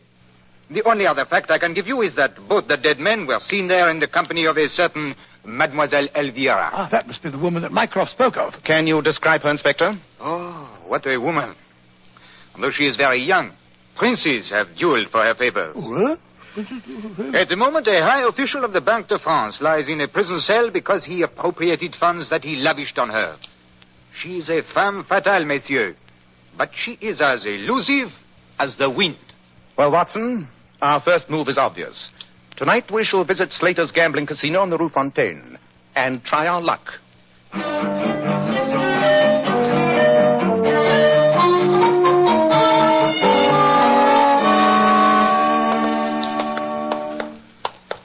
I say, Holmes, this is all rather exciting, isn't it? Paris at night. We're on our way to an American gambling casino in the hopes of meeting a beautiful young spy named Elvira. Just like a novel. Quite. Incidentally, since the young lady apparently moves in high society, I think it would be wiser if we give you a more impressive name. A fictitious title, perhaps. Well, how about the title I used once before? Sir William Norton. Splendid. Sir William Norton it shall be. And I trust that Sir William remembers the role he is to play? Yes, indeed, Holmes. If I do meet the young lady, I'm to appear very susceptible to her beauty. Not too hard for you, I imagine. And I'm to drop dark hints about the valuable secret that I'm carrying. Precisely, Watson. And if the lady proves as intrigued as I hope she will, you will follow the matter through to its logical conclusion. Logical conclusion, Holmes? Yes, I don't quite know how to take that. Ah, here's the casino. Courage, Watson, and good luck. Good evening. I'm Sam Slater. You gentlemen haven't been here before. No, Mr. Slater. My name is Sherlock Holmes, and this is Sir William Norton. How do you do, Sam? Holmes? Sherlock Holmes, the detective? Not here drumming up business, I hope. Oh, no. Just showing Sir William some of the sights of Paris. Fine. Then relax and enjoy yourself, gentlemen. Forget your profession, Mr. Holmes. In Paris at night, there's no crime. Or if there is, the police are conveniently blind to it. Glad to have you. Oh, nice place, Holmes. I think perhaps I'll take a little flutter at the tables. Pardon, monsieur. You wish to speak to me, sir? Yes. I could not help but overhear Slater mention your name. It is a great honor to meet Sherlock Holmes. Permit me to introduce myself. I am Andre Flandon. How do you do? And this is Sir William Norton. I flatter myself that perhaps you have heard of me. My poetry has been published in England. Poetry, oh, Lord. No, Monsieur Flandon, I'm afraid it's escaped me. You have not heard my verses? Étincelant, où s'arrangea mon cœur. Charming, do you not think? Quite. Though the metaphor seems a little involved, if you don't mind my saying so. What do you think, Sir William? Well, as far as I'm concerned, there's only one language. That's English. Bon. Then I shall recite a poem of mine in English translation. Oh, must you? I say, Holmes, look at that stunning creature sitting by herself at the chemin de fer table. She's smiling at me. Oh, you are fortunate, Sir William. That is Mademoiselle Elvira. Elvira? Oh, never heard of her. And now, gentlemen, in translation, my poem begins... Grave as the grave, August as August heat. Yes, I think I'll try my luck at the tables over there. I'll see you later, Holmes. Much later, I hope, Sir William. Sir William Norton, is it not? Yes, it is. I can't think how you recognize me, Miss, Madam... You may call me Elvira. Oh, well, very friendly of you. Elvira? How do you know me? Sam Slater told me who you were. He knows that I have a certain penchant for distinguished Englishmen. That's extremely flattering. Perhaps you'd care to join me in a glass of champagne. Oh, yes, I would like that. Let's sit at this table. Right you are. Garçon. Oui, monsieur. Deux champagne. Bon champagne, too. Oui, monsieur. You are here in Paris on business?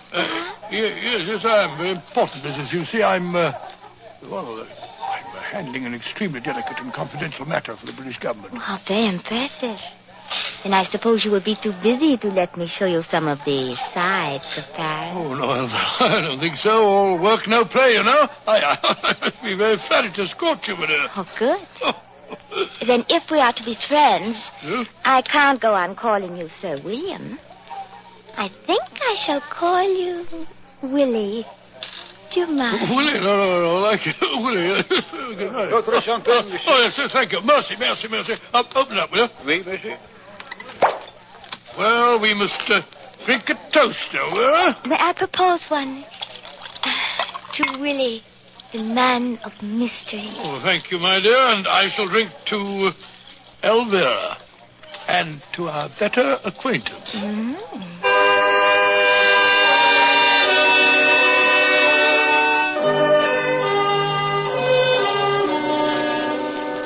Good night, Willie. I shall see you tomorrow. Yes, rather. How about breakfast? Oh, it's nearly breakfast time now. Oh, is it really? How about lunch? Yes, of course, my dear. But your important mission for the British government, when will you attend to that? Well, in a day or two, Elvira. Good night, my dear. Come here, Willie. Closer. Good night. What? You kissed me, you little darling. Thanks awfully. You're doing splendidly, Watson. Splendidly. Keep it up. Oh, she's a sweet little thing, Holmes. It's hard to believe that she's a spy. I told her that I was here on a secret and confidential mission. I even told her that I was carrying important naval plans. She didn't seem particularly interested. Of course not. She's much too clever to use the clumsy approach. She'll work slowly. She'll wait until she thinks she's got you completely captivated before she goes after that secret. Oh, then I'm just to carry on the way I did last night? Yes, old chap. Oh, good. Wine her, dine her, send her flowers, buy her jewelry. Make her think you're head over heels in love with her. I suspect that you won't find the job too unpleasant. Oh, I'm sure I shan't.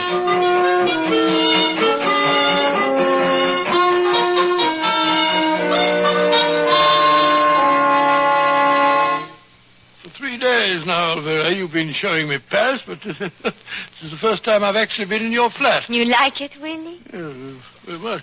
I thought it would be much quieter here. At dinner, you said you were going to explain some of your important business to me. You were going to show me what a secret treaty looks like. Yes, I know I said that, but, Elvira, a pretty girl like you wouldn't be interested in such matters. Oh, but I would. You have the treaty with you? Yes, I have. Then please let me see it. Oh, please, Willie. Oh, I can't go through with this masquerade any longer. Masquerade? What do you mean? Well, I've grown really fond of you in these last few days, Elvira. I can't let you walk into a trap. Trap? What are you talking about, Willie? I'm not Willie. I'm not Sir William Norton. My name's Watson. Dr. John H. Watson. My closest friend is the detective Sherlock Holmes. We came to Paris to try and trap you. Me? Oh, my dear girl, you're suspected of being mixed up in a spy ring. Well, that's why I pose as an important embassy from England. A trap? Are you doddering old fool? Oh, no, don't say that, don't say that. I'll teach you about traps. Elvira, put down that revolver. No, I'm going to. Oh, you're going to drop it, my dear. I can't do it. I'm just a stupid, weak female after all. I've grown fond of you, too. The bumbling old walrus. Oh, there, Elvira. You remind me of my father. He was such a sentimental old fool. Like you. Just as sweet. Elvira, you're young. I know you don't really want to stay mixed up with a bunch of criminals. No. Now, look here. You tell Sherlock Holmes and me what you know about this spy ring, and we'll see that no harm comes to you, my dear. I've wanted to get out of it for months. It was rather glamorous and exciting at first, and they paid me well. But I hate them now. And yet when I told them I wanted to get away, they threatened me. Oh, we'll take care of you. Just tell us who's at the head of the organization. That I don't know. But I can tell you a lot about some of the members. That's splendid. Then slip on your coat and that funny little bonnet, and we'll go over and talk to Sherlock Holmes. Oh, and have him see me looking like this. Oh, bleary-eyed and red. Oh, no. You go and bring him here. By the time you get back, I'll be more presentable. All right, Oliver. I'll go and get him at once.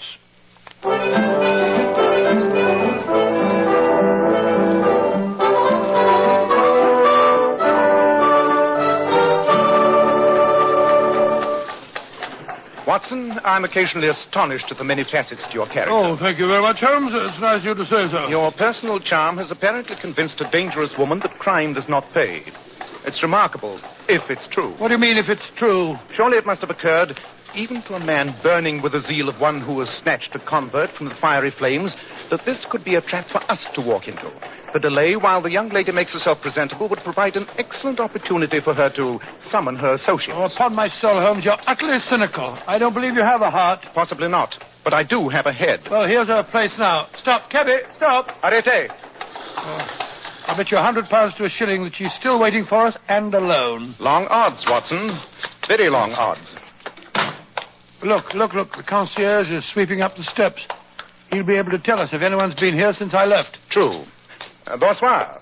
Bonsoir, monsieur. Vous parlez anglais? Yes, monsieur. Splendid fellow, parlez anglais. Look here, we were calling on Mademoiselle Elvira. Has anyone been to see her in the last half an hour? Oui, monsieur. A man. She left with him only 5 minutes ago. Though I do not think she wished to go. You mean that she was taken away by force? Not exactly, monsieur. But I could swear on the Sacré-Cœur that the man who accompanied her was holding a pistol to her back. You don't mean it. I think she has been, how you say, kidnapped.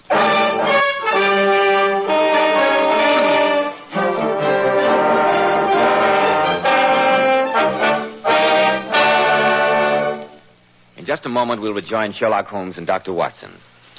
Every man who takes pride in his appearance should know that handsome, healthy-looking hair needs a hygienic scalp. That's why when you buy a hair tonic, be sure to get your money's worth. Don't settle for just any hairdressing when you can enjoy the extra advantages of Kreml hair tonic. This highly specialized hair tonic contains an amazing combination of hair grooming ingredients, which is found in no other hair tonic. Kreml keeps dry, stubborn hair neatly in place all day, and always gives hair such a natural, well-groomed appearance, never sticky or greasy. But men, Kreml does lots more than keep hair looking handsome. Kreml leaves your scalp feeling alive and tingling. At the same time, it removes itchy, loose dandruff. It's simply great to lubricate a dry scalp. And if your hair is so dry it breaks and falls when you comb it, Kreml actually helps condition the hair, in that it makes it feel softer, more pliable. So men, buy a bottle of Kreml at any drug counter. Ask for an application at your barber shop. Let Kreml help keep your scalp hygienic. Your hair always looking handsome, always looking its very best. Kreml. Kreml Hair Tonic. Well, Dr. Watson, once again you left me on the edge of my chair. So when you went back to the girl's flat, she'd been kidnapped, What did you do next? Well, fortunately, the concierge was able to give us a good description of the cab driver, and with the aid of Inspector Rigaud, we were able to find the man and question him. He'd driven the couple, he told us, to a Val-a-Pache den in the Allées of Montmartre, a club known as the Scarlet Worm. Holmes and I, accompanied by the French inspector, lost no time in taking a cab to the place. Monsieur, I should not permit you to visit Le Ver Écarlate, the Scarlet Worm, as you would say, without my protection. It is a cesspool of the underworld. Men have been known to enter there and make their exit by back door, head first into the sewers. Good Lord, they've taken that poor little girl there. Inspector Rigaud, as I said, Mademoiselle Elvira told my friend that she does not know who is at the head of this organization. Have you any suspicions? Yes, but little else, my friend. One thing we are sure of. This man of mystery, the brain behind these criminals, is not French. Probably he is English. An Englishman, or so surely not? There. Le Ver Écarlate is waiting for us. Be on the alert, my friends, and keep close to me. I told you we didn't want to do it. You'll have to come around. Hello, there's Sam Slater, the man who owns the casino we went to the other night. Yes, and he seems to be involved in a violent argument. Yeah, a rat hole like this, you don't know what you're doing, Chavert. Latin, you know what you in here? Stay in your own golden pigsty. Who's the man that Slater's arguing with, Inspector? That is Chabert, the owner of this establishment. Slater's leaving. I wonder what he was doing in a place like this. Come, we'll speak to Chabert and find out. Bonsoir, Chabert. Bonsoir. I am honored with a visit from the inspector, the detective. Que voulez-vous? Since when does a visitor from the 2e Bureau have to explain his business, Chabert? Tell me, why was Slater here? And why did you argue? Sure. He comes here to try and hire some of my Apache. He has trouble collecting his gambling debts. I spit on him and his high-class victims. Let that kind stick to themselves. And not bother the very Pleasant fellow. Let's sit at the table, shall we? You might as well be as unobtrusive as possible. I shall rejoin you in a moment, monsieur. I wish to make some investigation. Watson, you seem to be a positive magnet towards the fair sex. Look at this young lady heading for you. Red hair, a beret, and a painted face. Not my type, I'm afraid. Bonsoir, monsieur. Voulez-vous m'offrir un apéritif? Run along, young lady, and don't sit there. Oh, no, Watson. Where's your chivalry? Please sit down, won't you? Merci, monsieur. Then you don't recognize me? I don't. Never saw you before in my life. Whereas I've been keeping silence, Mademoiselle Elvira. Elvira? The wig is excellent and the use of makeup superb, Mademoiselle. But I recognized you at once by the conformation of your earlobes. Elvira, why are you disguised? Why'd they bring you here? I cannot speak now. You must get me away at once. Be careful. I'm being watched. We can't leave by the front way, but I know a back staircase that leads from the cellar. But there may be trouble. You take her, Watson. I'll guard the retreat. When the music starts again, dance with her. When you get to the back of the hall, slip out. I'll join you at the hotel. Oh, Lord, look, Holmes. Look who's coming to our table. It's that ghastly poet fellow we met at the casino. Andre Flandin. Pay no attention. I'll take care of him. Once again I meet my friend Sherlock Holmes. I have a new poem that I've composed in your especial honor. Dance, Watson, and good luck. All right, you are, Holmes. Come along, my dear. Come along. Your friends leave? Au revoir. Now I shall tell you my poem. It begins... Elvira, my dear, I can't tell you how relieved I am to find you all right. Don't look so serious. Pretend that I'm some girl that you don't know. Laugh. That's all right. That's it. That's better. Now dance me toward that door in the corner. There we are. Now, let's slip through it. Can't see a thing. Follow me. There are stone stairs here. Careful. Where do these lead? To an alley. Oh, careful. The stairs turn here. There's a light coming up the steps towards us. You did not think you could live so easily, did you, Elvira? I've been waiting for you. Look out, he's got a knife! But he can't see without his lantern. Where's the path? Run, Elvira, I'll follow you. Run. You won't follow her! Oh, won't I? How'd you like that, you filthy swine? Watson, are you all right? Yes, Holmes, I'm quite all right. Then run, old chap. I'll take care of this end. See that the girl is safe.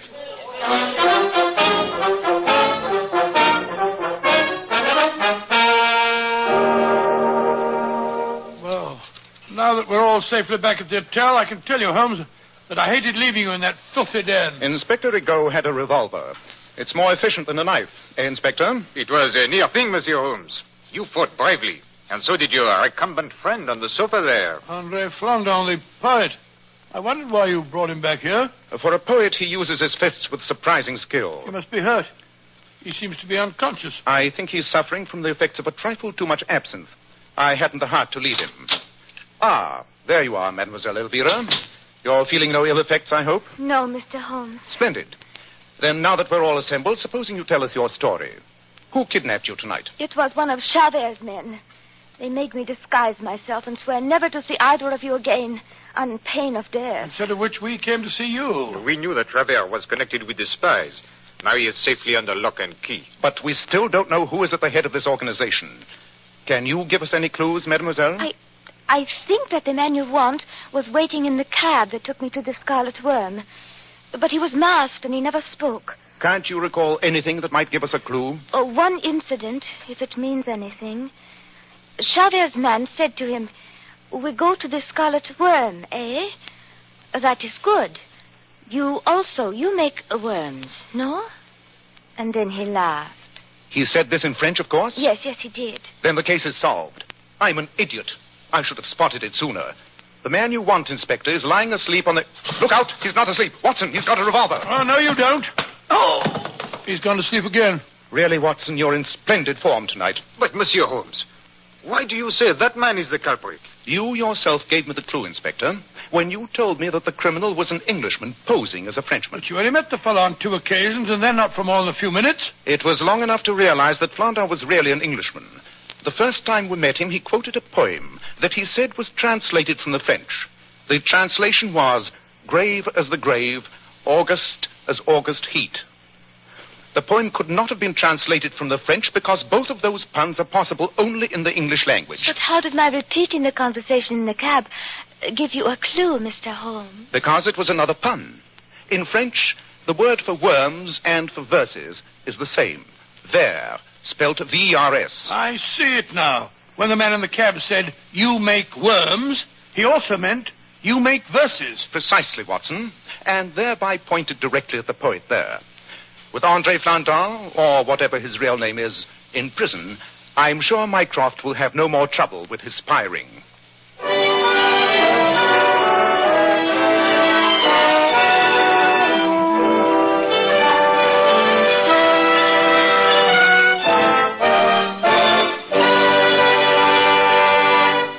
Ladies, of course you use a shampoo to wash your hair, but just a word of caution.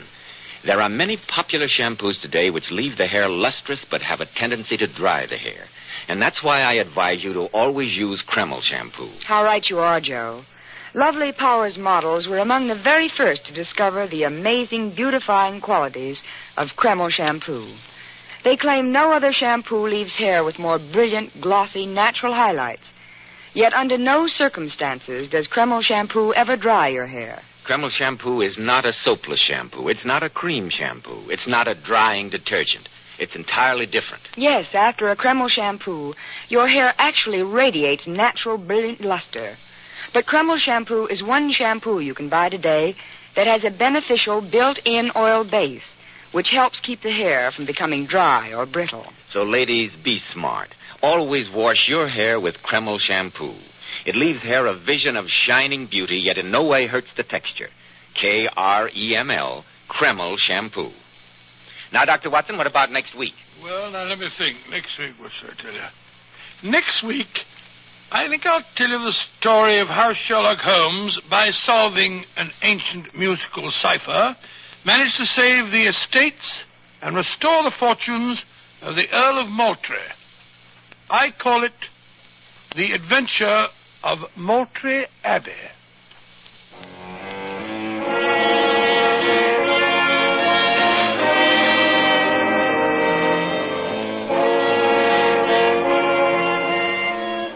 Tonight's newest Sherlock Holmes adventure was suggested by an incident in Sir Arthur Conan Doyle's story, The Naval Treaty. Nigel Bruce appeared by permission of California Pictures. Tom Conway through the courtesy of Eagle Lion Pictures. The Sherlock Holmes series is produced by Tom McKnight with original music composed and conducted by Alex Steinert. This is Joseph Bell speaking for Kreml Hair Tonic and Kreml Shampoo, inviting you to be with us next week at this same time when Dr. Watson will tell us about the adventure of Maltree Abbey.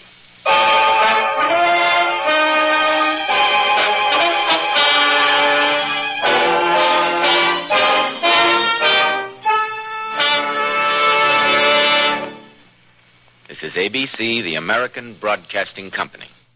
Casting Company. Casting Company. Casting Company. Casting Company. Casting Company. Casting Company.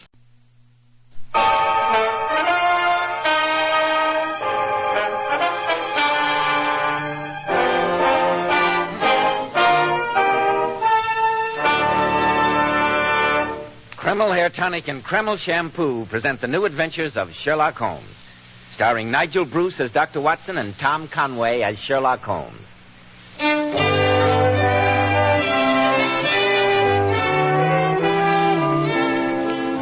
Well, once again, it's time to keep that pleasantest of all doctor's appointments, our weekly visit with our excellent host and incomparable storyteller, Dr. Watson. Good evening, Dr. Watson. Ah, there you are, Mr. Bell. Just in time to join me in a glass of port. The decanter's there on the sideboard. Help yourself and then settle down. Fine, Dr. Watson. I suppose you're all ready with tonight's new Sherlock Holmes story, The Adventure of Maltree Abbey, isn't it? Yes, my boy, and in many ways I'm inclined to think it was one of the most singular adventures that Sherlock Holmes and I ever had. But before I begin the weird adventure of Maltree Abbey, haven't you got a word for our listeners? Yes, Dr. Watson, I have. Men, neat-looking, well-groomed hair does so much to give a man that air of success, to say nothing of adding to his good looks. And I'm sure you'll be interested in hearing about this modern trend in hair grooming, which has become such a nationwide favorite. It's called Kreml Hair Tonic. This highly specialized hair tonic contains a combination of hair grooming ingredients which is found in no other hair tonic. Yes, that's exactly why Kreml gives a man's hair such a natural, well-groomed look and keeps it in place longer, keeps every hair in perfect order from morning till night. Yet Kreml never gives hair that cheap, greasy, patent leather look. Kreml keeps hair looking mighty handsome with a rich, healthy-looking luster. Yet it always feels and looks so clean on your hair and scalp. Men, if you aren't already using a hair tonic, try Kreml. If you're using some other hair dressing, change to Kreml. Then see if your hair doesn't look better than it ever did before. Better groomed, better looking when you use Kreml. Kreml, Kreml Hair Tonic. Now, Dr. Watson, how about the Venerable Bede and the Adventure of Maltree Abbey? Well, Mr. Bell, that story began in Baker Street on the December afternoon many, many years ago. It was shortly after tea, I remember, when Sherlock Holmes, who'd been pacing up and down our room, suddenly stopped at the window and looked intently out at the street below him. After a few moments, my curiosity overcame me, and I joined my old friend. Looking over his shoulder, I saw that on the pavement opposite there stood a young woman dressed in the height of Edwardian fashion. She wore a fur boa and a broad-brimmed hat, from under which she peeped up in a nervous, hesitating fashion at our windows, while her body oscillated backward and forward. Suddenly, with a plunge like the swimmer who leaves the bank, she hurried across the road, and we heard the clang of our front door bell. Took her a long enough time to make up her mind, didn't it, Holmes? Yes, Watson. I've seen those symptoms before in women. Oscillation on the pavement generally means an affaire du coeur. She would like advice, but is not sure whether the matter is not too delicate for communication. She looked a pretty little thing. Perhaps some scoundrels jilted her. Oh, no, Watson. In such a case, the usual symptom is a broken bell wire. Here, I think we may deduce the young lady is not so much angry as grieved or perplexed. Why not meet her at the head of the stairs, old chap? I know Mrs. Hudson's rheumatism is bothering her. Yes, of course I will. This way, young lady. It's all right, thank you, Mrs. Hudson. I'm Dr. Watson. Won't you come along in? Thank you, Dr. Watson. This is my friend, Mr. Sherlock Holmes. How do you do? How do you do? I'm Sybil Carter, and I need your help, Mr. Holmes. Then please be seated, Miss Carter. I presume it is Miss, since I see no ring on your wedding finger. Yes, it's Miss. Though that awful man, Jonathan Devers, would like to make it Mrs. Oh, I can quite understand any man wanting... Quiet, Watson. Oh, sorry. Please tell me your problem, Miss Carter.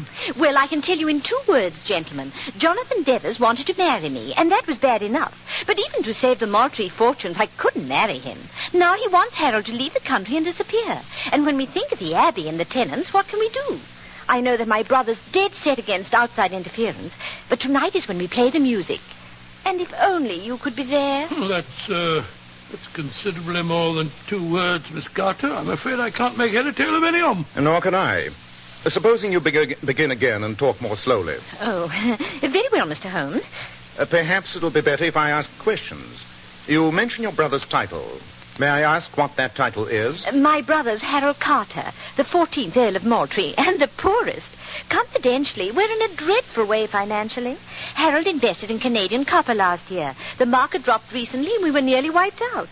That's when this awful Jonathan Devers came on the scene. And who is Jonathan Devers? Oh, he's a cousin of ours from South Africa. He's a dreadful bore, but extremely wealthy. And he wants to marry you, sir? Yes, but even for the sake of the Abbey and the Maltree fortunes, I couldn't do that.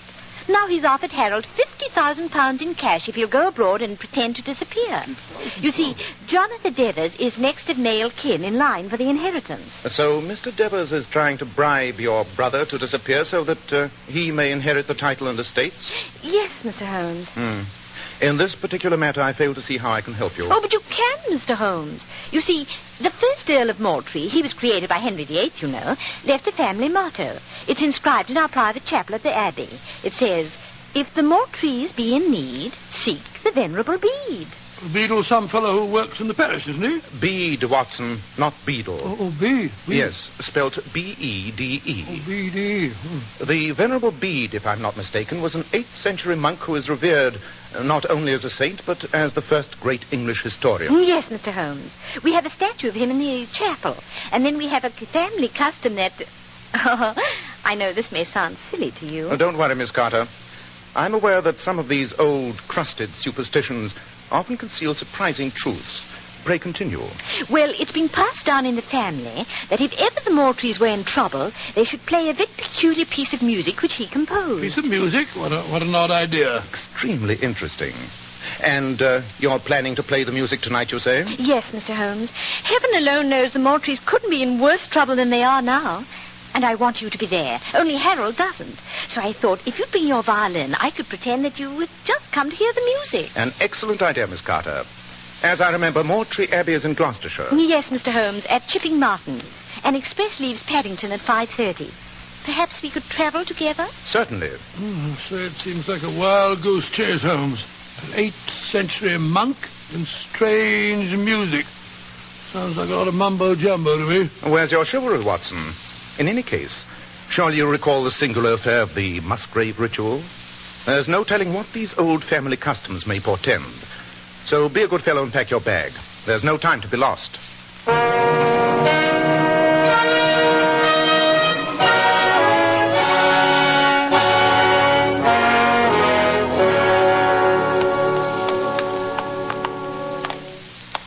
I'll just have time to show you the chapel before dinner, gentlemen. Thank you, Lord Carter.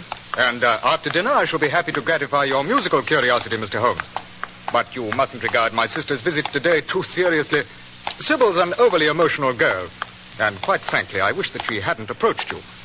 I feel that Maltree Abbey is my duty. I'll find some way to save it, and my tenants. I trust that the music will live up to its magical reputation. Well, this is the chapel. What a beautiful building. Must be very old. Oh, it's 16th century.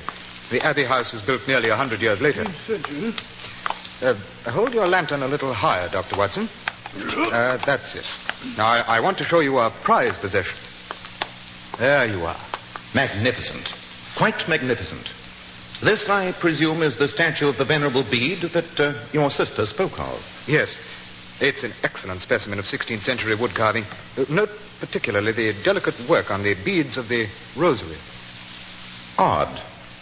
Very odd indeed. What's odd, Holmes? The fact that the... How many times do I have to tell you to keep away from me, you filthy scum? Don't you take your whip to me, sir. I'm not doing nothing. What on the devil's going on out there? Come on. Confound your impudence. Take that. Oh, don't you lay your whip on me. Jonathan, what's the matter? Harold, I demand that you discharge this groom of yours. You can't whip me, Mr. Devers. I'll have your blood for this, I will. Well, what's he done, Jonathan? He's been following me. Twice today I bumped into him in the grounds. Not half an hour ago I was taking a walk by the bottomless tarn, and I found him skulking behind me. Now I bump into him sneaking after me here. I say you must discharge him, Harold. He was only hired today. I suppose you're right. Wilson, you may collect a week's wages and leave in the morning. I wasn't doing no harm. Just trying to deliver a telegram. That's why I came here. Is one of you gents Mr. Sherlock Holmes? I am he. Then this telegram come for you. I was only trying to find you when this son of a South African slave driver comes in. Oh, I'll have your blood, you see, if I don't. That's enough, Wilson. Now, clear off. I'm sorry, Jonathan. Oh, by the way, this is Mr. Sherlock Holmes and Dr. Watson. Mr. Jonathan Devers. How do you do? How do you do, Mr. Devers? Yes. Sybil told me that you were having distinguished company at your musical soiree tonight. How are you, gentlemen? Don't excuse me. Shall see you at dinner, no doubt. You see, Bully, that poor devil of a groom was half his size. Mr. Devers mentioned that he was walking by the bottomless tarn half an hour ago. What, may I ask, is the bottomless tarn? Oh, it's a lake on the estate. It's just behind the gamekeeper's cottage. There's a legend that it's fathomless. All I know is that some years ago a prize heifer of mine was seen to fall in and drown. We dragged the lake, but no grappling hooks we could obtain touched the bottom. Interesting. Holmes, the telegram that fellow brought you. Oh, yes, the telegram. Give me the lantern, Watson. Thanks. An extremely illuminating message. Read it for yourself, Lord Carter. Why, it says nothing but my cousin's name, Jonathan Devers. And yet the message is quite eloquent. It is in answer to a query I made before leaving London. Who forced that market drop in Canadian copper which wiped out the Maltree fortunes? You mean that Jonathan deliberately smashed me, Holmes? It would seem obvious. Yes, it's perfectly clear the Devers covets the title and stop at nothing to get it. Holmes, what am I going to do? What the devil am I going to do? We must wait until after dinner and hope that the musical composition may give us a solution to your unhappy problem.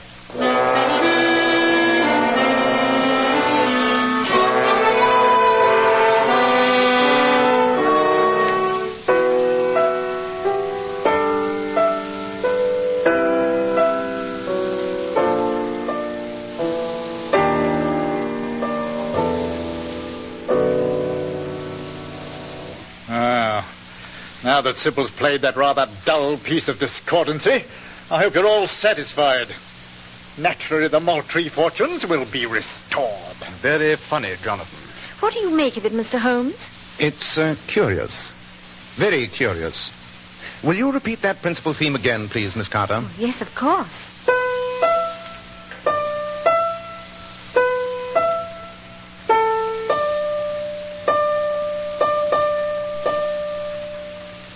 Thank you, Miss Carter.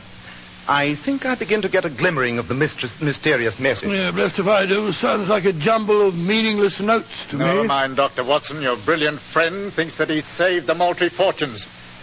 In that case, Harold, I suppose you won't need to see Mr. Alexander in London tomorrow. Why, how did you know that your solicitor planned to start bankruptcy proceedings at the latest tomorrow?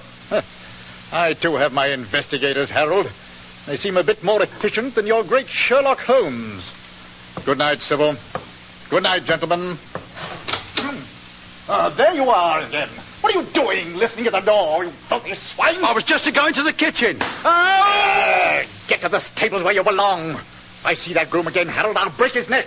See that he goes tonight. How dare he speak to you like that, Harold? He's not master here. Not yet, Sybil. But I can't hold on to the place much longer, and he knows it. He's a thoroughly unpleasant scoundrel, if you ask me. Mr. Holmes, you said the music gave you some clue to the message? It did, Miss Carter. But it requires thought and a certain amount of musical experimentation. I doubt if this music room would welcome the consumption of an ounce or two of shag tobacco. I think, therefore, that Watson and I will retire to our own room. With the aid of a pipe and my violin, I shall give the matter undivided attention. And tomorrow... Tomorrow, Maltree Abbey will go into receivership. Not while Sherlock Holmes is on the case. Oh, thank you, Watson. A man of my peculiar modesty needs your constant reassurance.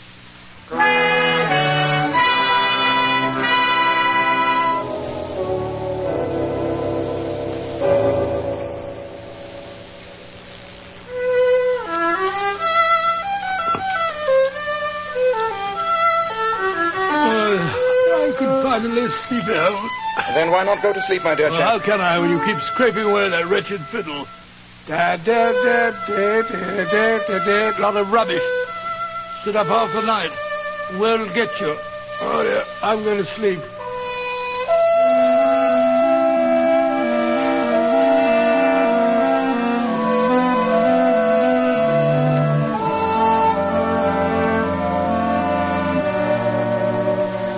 When the Maltrees are in need, seek the venerable bee. This music will solve the Maltrees' problems. You can't whip me, Mr. Devers. I'll have your blood for this, I will. Too bad that your solicitor is starting bankruptcy proceedings tomorrow. You must help us. You must.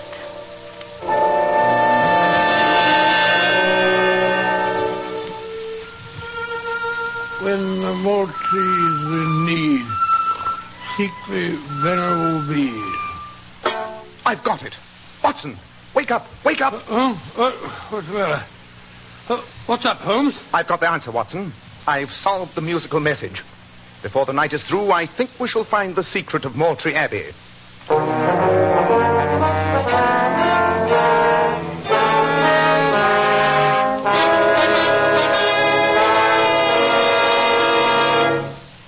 In just a moment, we'll rejoin Sherlock Holmes and discover just what that secret is.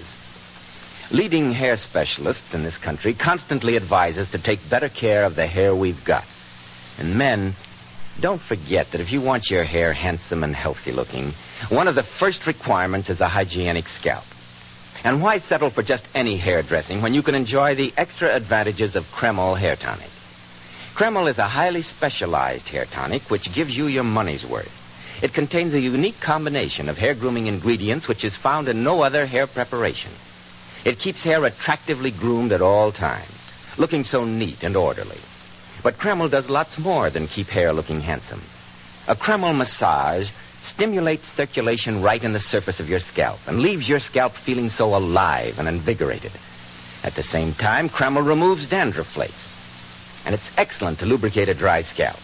And if your hair is so dry that it breaks off and falls when you comb it, Kreml actually helps condition the hair in that it makes it feel softer and more pliable. So men, take better care of the hair you've got. Buy a bottle of Kreml at any drug counter. Ask for an application at your barber shop.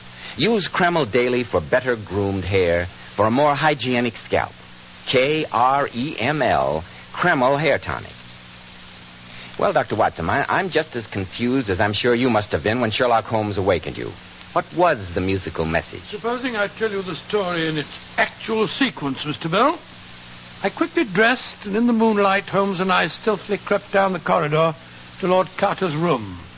A few moments later, the three of us, carrying lanterns, started down the staircase leading to the main hall. Holmes, as we went into Lord Carter's room, I'm sure that, absolutely certain that I saw another door down the corridor half open and then close. Which door was it? The last one on the right. Oh, that's Jonathan Devers' room. I suppose he knows what we're up to, which I must confess is more than I do. Well, if I'm right, not even Devers can stop us now. You're being confoundedly mysterious, Holmes. Will you tell me why we're heading for the chapel at 2 a.m? In a few moments, I shall make the reason extremely clear to you, I hope. Well, here's the door.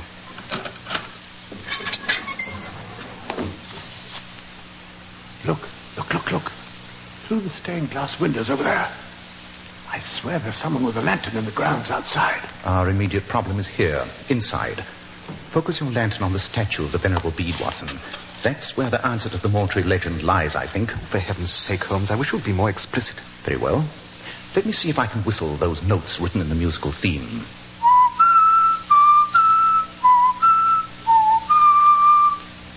The notes are B, E, D, E, B, E, A, D. These notes were followed by a rhythmically repeated series of the note D 4 times. Surely now the pattern becomes clear. Well, the notes B, E, D, E obviously stand for Bede, the Venerable Bede, and we're standing in front of a statue here now. But the second 4 notes are B, E, A, D. You yourself pointed out the rosary on the Venerable Bede statue, Lord Carter. The notes B, E, A, D must refer to the beads of the rosary. That's why I became suspicious on first seeing the statue. The rosary did not come into use till almost 5 centuries after the Venerable Bede. Yet his statue had one. Then what does the repetition of the note D 4 times mean after the melody? I think it gives us the vital clue. D is the 4th letter in the alphabet, and it's repeated 4 times. Let's see what happens when we press the 4th bead on the Venerable Bede's rosary. So, by George, I think you're on the right track, Holmes. You are. Look at that section of wall behind the font. It's slid back. Come on. Let's see what it takes us to. There's a narrow stone staircase leading below. Well, I'll go first. Holmes, perhaps you have saved the Maltree fortunes after all. I hope so, Lord Carter, I hope so. Watch your head, Watson. Oh, must have built these steps for pygmies. Holmes, do you suppose we'll find any hidden treasure down here? I shall suppose nothing, Watson. In a few moments, there will be no need for conjecture. Holmes, I'm afraid we've drawn a blank. What's wrong, Lord Carter? Now look for yourself. A deserted crypt. Nothing but a few cobwebby old relics. Yes. A crucifix, a Bible, a gutted candlestick on the table here. Oh, they may have some small intrinsic value, but nothing else. Oh, I was a fool to have any hopes. And I was expecting to find buried treasure. Wait a moment. Something, possibly the treasure, has recently been removed from here. Well, what makes you say that, Holmes? The room is thick with dust, and yet there's a large rectangular space free from dust on the table, as though a heavy folio volume had recently been lying there. By George, you're right, Holmes. And look here on the floor. Fresh footprints. Yes, someone has recently anticipated our discovery. Well, it's not very hard to guess who that someone was. Jonathan Devers. Aha. Observe these curious marks on the floor by the table. 4 round dots, rectangularly spaced. I should say that a Gladstone bag has been placed here. A bag that was undoubtedly used to remove the treasure. But why, Holmes? Why carry off a heavy book in a bag? Supposing that book were of priceless value, Watson. Suppose it were the heirloom of the Maltree family, and its discovery by the rightful owner might save the estate. Yes. And I'm sure that Devers is quite capable of stealing it. The question is, though, what would he do with it? Precisely. And to answer that question, I shall try and imagine myself in the shoes of Mr. Devers. I'm a millionaire, and therefore I don't need the treasure. Too risky to sell it anyway. All I want to do is to keep it from the Maltrees, so I'll destroy it. But how? I haven't the time or the opportunity to burn it. Difficult with a heavy book in any case. So I'm looking for some place to dispose of it where it may never be recovered. The fathomless lake on this estate. That'd be the place. The bottomless tarn? Of course. Remember the Devers told us earlier that he'd been walking by it this evening? Then let's go there as fast as we can. I can only pray that we're not too late.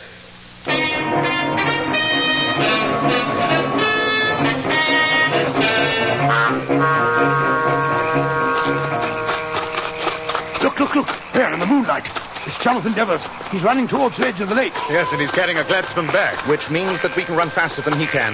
You have your revolver, Watson? Yes, I have. Don't hesitate to use it. This devil's work must be stopped. Come on, faster, faster. Oh, we'll never catch him.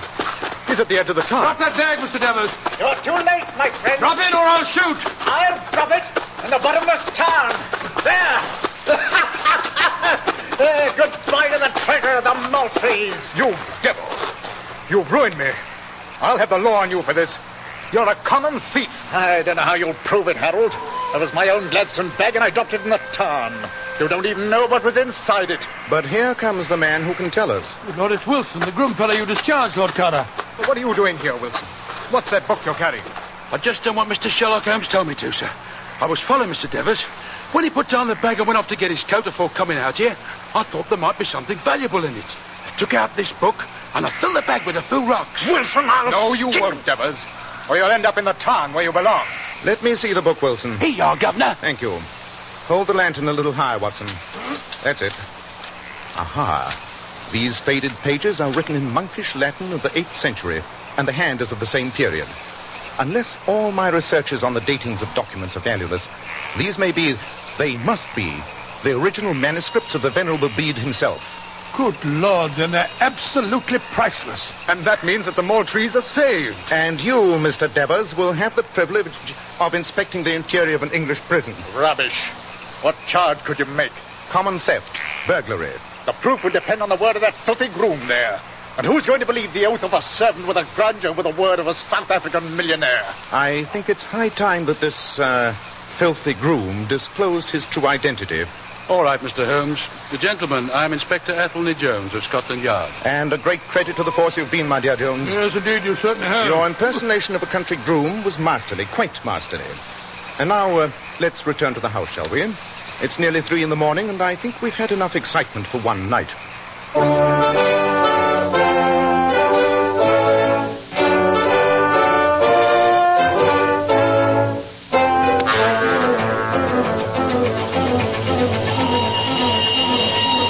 Satisfactory case, Watson, don't you think? As we head back for London, I must confess to a certain glow of satisfaction. The fortunes of the Maltrees are restored, the villain foiled and in custody. And Scotland Yard get the credit. You know that, of course, Holmes. Oh, they deserve it. Athelney Jones is a very enterprising fellow. Yes, Watson, an immensely interesting case. You see, Maltree Abbey was, from its name, one of the properties expropriated from the monks by Henry VIII, who created the earldom. Undoubtedly, the abbot had hidden the monastery's most valuable possession, the Bede manuscript. And then I suppose the first earl discovered the hiding place and left the book there as a future security for the Maltree family. Exactly, leaving the cryptic verse as a clue. If the Maltrees be in need, seek the Venerable Bede. Yes, I see it all now. You know, Holmes, to me the whole case was worth it when I saw that girl's face light up as we told her the good news. I fear that I'm less impressionable, old chap. For me, my retrospective pleasure in this case lies in the fact that an irreplaceable treasure has been saved, and that a monk who died 12 centuries ago will have been responsible for restoring the fortunes of a fine old family. Yes, Watson, I think that in many ways you might refer to this as our most successful case.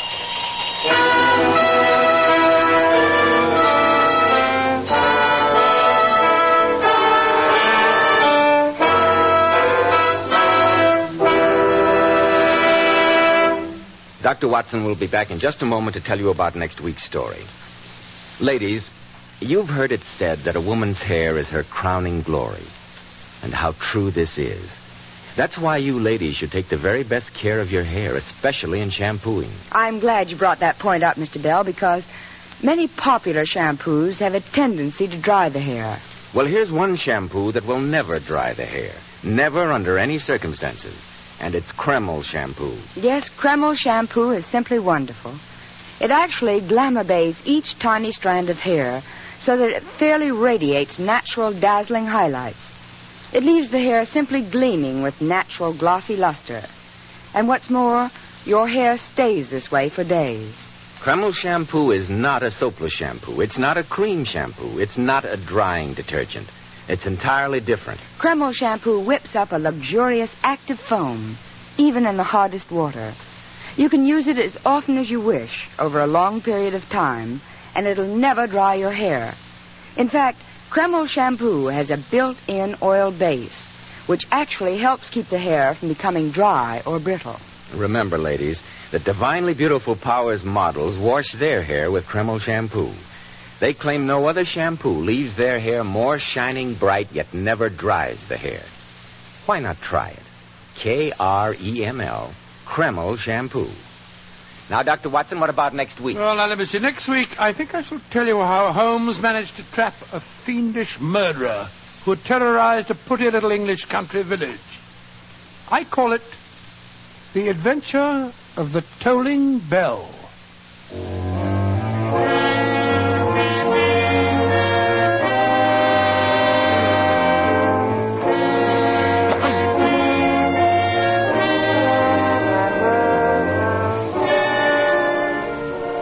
Tonight's new Sherlock Holmes adventure was suggested by an incident in Sir Arthur Conan Doyle's story, A Case of Identity. Nigel Bruce appeared by permission of California Pictures. Tom Conway through the courtesy of Eagle Lion Pictures. The Sherlock Holmes series is produced by Tom McKnight, with original music composed and conducted by Alex Steinert. This is Joseph Bell speaking for Kreml Hair Tonic and Kreml Shampoo, and inviting you to be with us next week at the same time when Dr. Watson will tell us about the adventure of the tolling bell.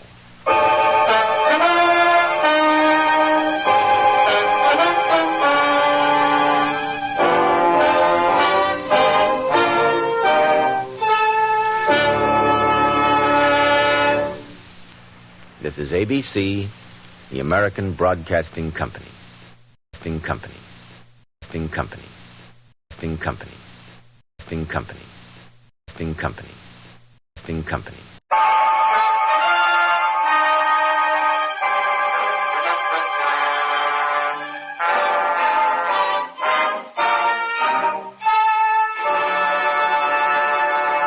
Kreml Hair Tonic and Kreml Shampoo present the new adventures of Sherlock Holmes, starring Nigel Bruce as Dr. Watson and Tom Conway as Sherlock Holmes.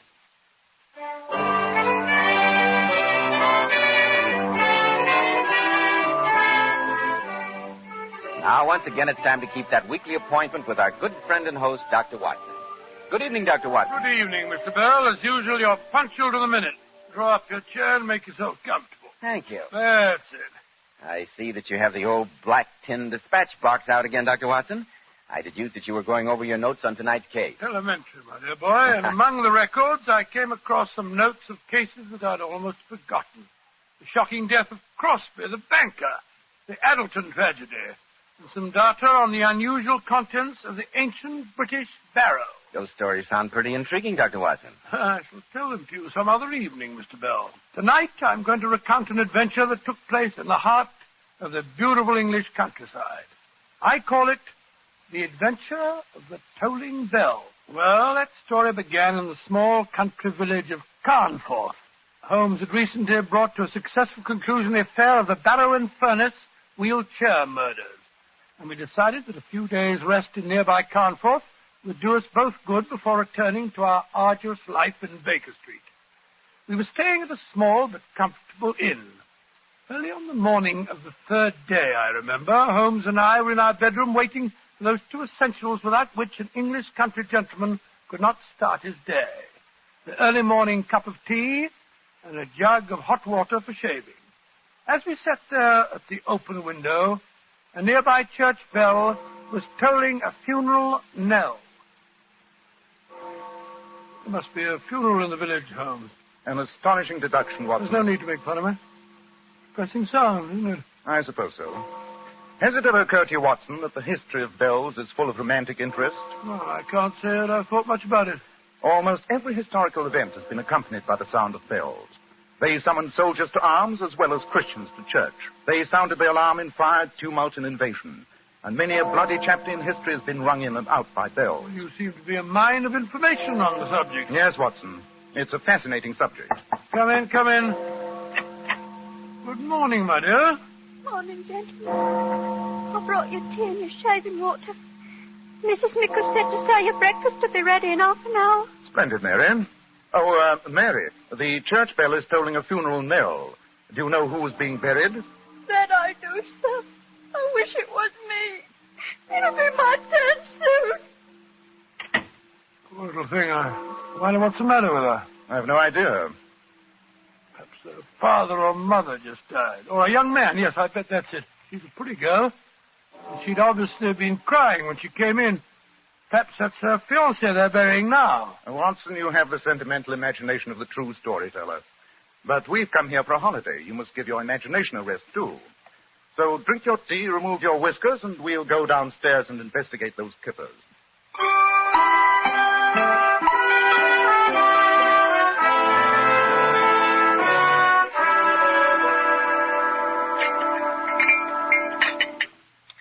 You like your kippers, gentlemen? Excellent, Mrs. Mickle, excellent. Never eaten better. Yes, indeed. By the way, Mrs. Mickle, we heard the funeral bell tolling earlier on. Do you know who was being buried? Yes, I do. 2 souls are being buried. And one of them was a murderer. A murderer? Good Lord, in this peaceful village? What happened, Mrs. Mickle? 'Twere old Threadgold, the corn merchant. Found out his wife had been gallivanting around with a young fellow from Bolton. Cut her throat, he did, and then hanged himself. More tea. Thank you. Shocking. So the peaceful countryside is not as peaceful as it's made out to be, Holmes. A fact that I've frequently had occasion to point out to you, Watson. Has the Morning Post arrived yet, Mrs. Mickle? Here comes old Gilly up the path with it now. I'll see if he's got anything for you. A murder, eh? What do you make of it, Holmes? What is there to make of it, Watson? A jealous husband murders a faithless wife and then commits suicide. A tragic story, but a simple one. Top of the morning to you, gentlemen. Good morning, Gillian. Any letters for me today? Oh, Mr. Holmes, 2 letters.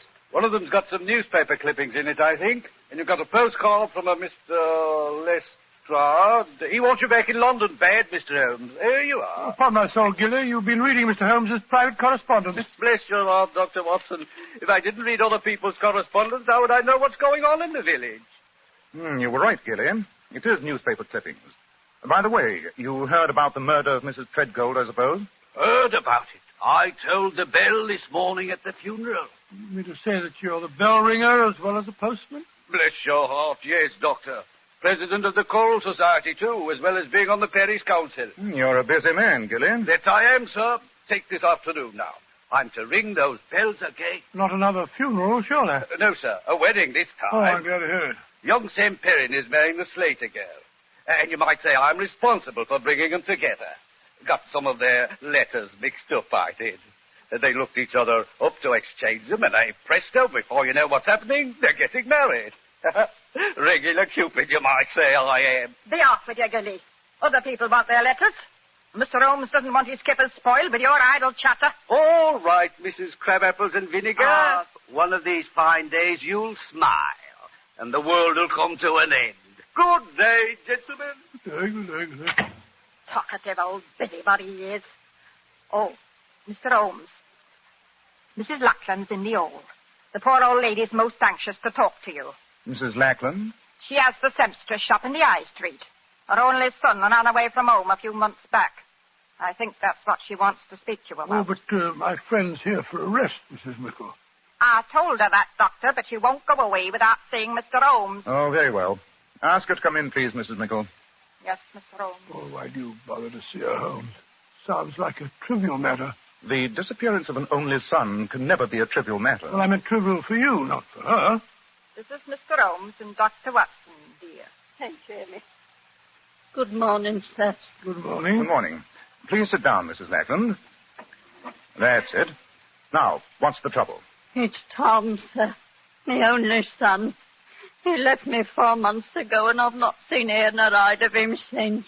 You've had no message from him since he left? Not one word. I'm fair out of my mind, sir. Have you any idea of his reason for leaving the village, Mrs. Lackland? None, sir.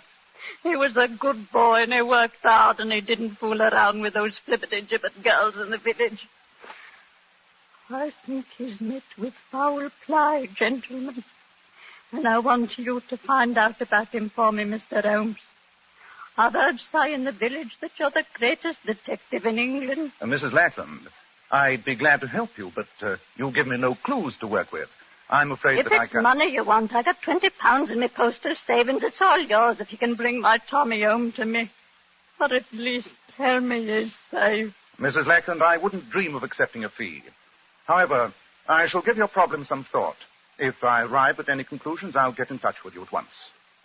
God bless you, Mr. Holmes. Good morning to you, sir. A good day. Good morning, Mr. Lackland. Poor old thing. I don't see how you can help her, Holmes. Nor do I, at the moment. But a young man who has grown up in a small village like this may have led a life that his mother is totally unaware of. You said that you had to work on one of your stories today, Watson. Yes, I had a letter from the editor of the Strand magazine yesterday requesting a manuscript as soon as possible. Splendid. Then you stay at the inn and work on your latest masterpiece while I scour the village to see what may be found out about the missing young man.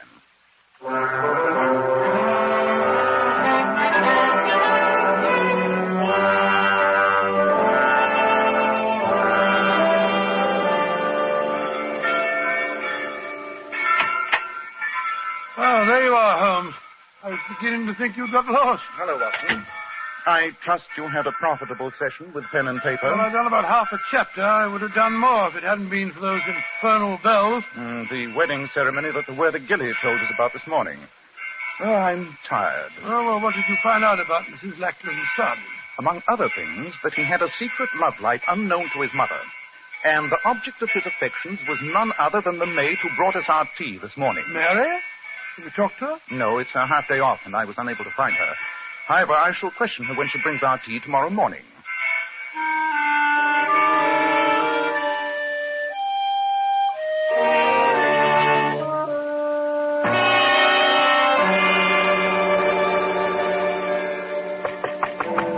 Come in, Mary.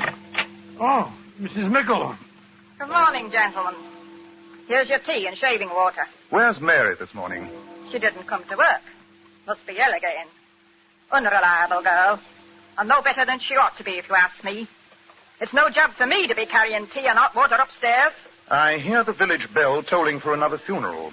Does Carnforth have a burial every morning? I really don't see how the population can run to it. It's another suicide, sir. Another suicide? Good Lord. Old John Larrabee, the baker. He was expecting some money from his son in Australia. It never came. And they foreclosed on his shop. And he hanged himself. Will you be wanting a couple of boiled eggs to your breakfast, gentlemen? No, I haven't much of an appetite, thank you very much. Yes, sir. That woman seems absolutely heartless. She almost smacks her lips when she tells us about these tragedies. Yes, Watson, I noticed it. This peaceful village is beginning to seem strangely sinister to me. And since you have no appetite for breakfast, perhaps you'll join me in a little excursion as soon as you're dressed. Of course. Where are we going? To see the maid, Mary. I'm anxious to talk to her before another funeral bell begins to toll.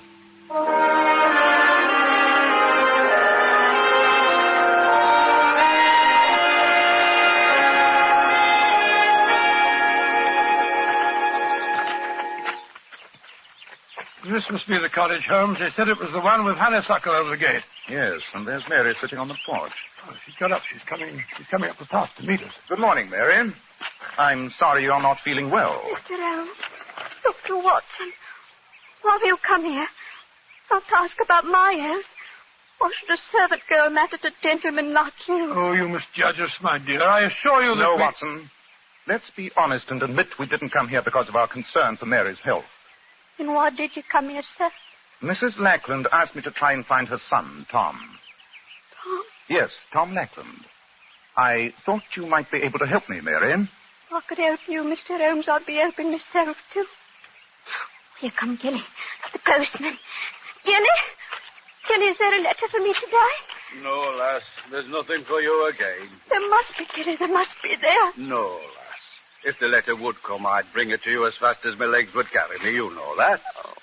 Morning, Mr. Holmes. Dr. Watson. Left some letters at the inn for you, Doctor.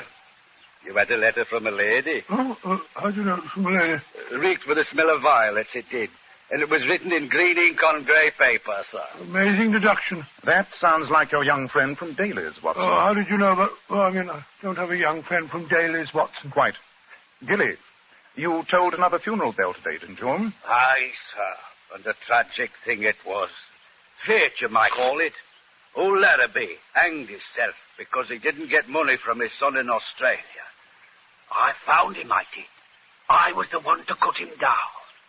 And right in the post bag was the letter he was waiting for. The letter that had saved his life. Great Scott, what a ghastly piece of irony. That it was, sir. That it was. Well, gentlemen, I'll be on my way. Good day. Good day, Mary. Perhaps that letter will arrive tomorrow. No. I'll never hear from Tom, never. He's ashamed of me. That's why he deserted me. Deserted you, Mary? You speak almost as if you were his wife. I am his wife. What? We were married secretly in Rochdale 5 months ago, come Tuesday. And he never told his mother? He was afraid to. She thought I was beneath him. Tom said he'd go away and get a good job and then return here and fetch me back with him. He went away all right. But he never came back, sent me word. When he left, did he give no clues to his destination? No hint of any kind, Mary? Well, he did once say, Mary, I'm going to clear out to this puddle and make my fortune, even if I have to bury it. And then he said, bury me fortune. That's a joke, isn't it? But I didn't know what he meant by it. I think I do, Mary.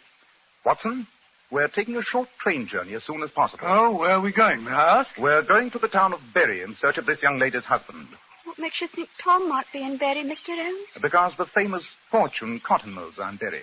It would seem possible that when your husband joked of burying his fortune, he was talking of going to the mills there. Wherever he's gone, he won't be coming back for me. I know that. No, don't talk like that, my dear. Remember, you have friends. Mrs. Lackland.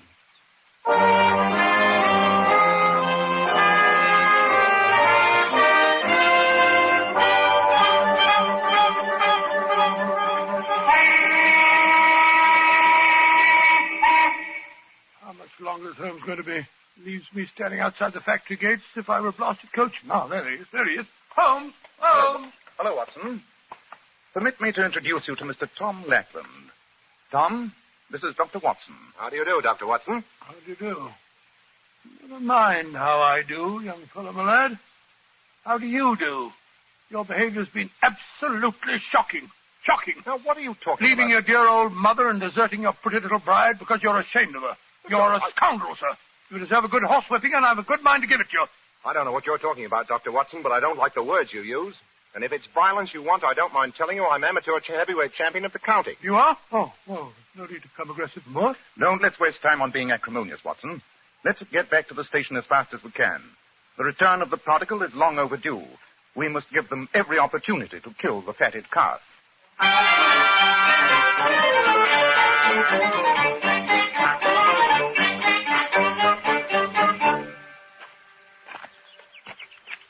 Hi, there's Mary's house.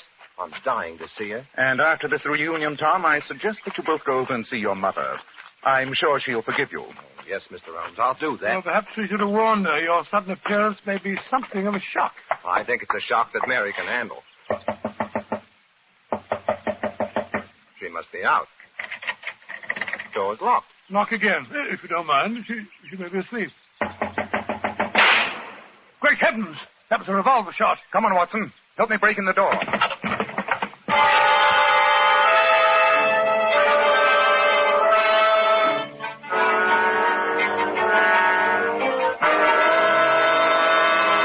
Now, Dr. Watson, that was a fine place to break off your story. You left me right on the edge of a cliff.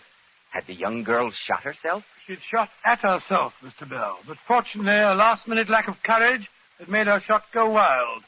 Holmes and I and the young bridegroom burst into the house and wrested the smoking revolver from her hand.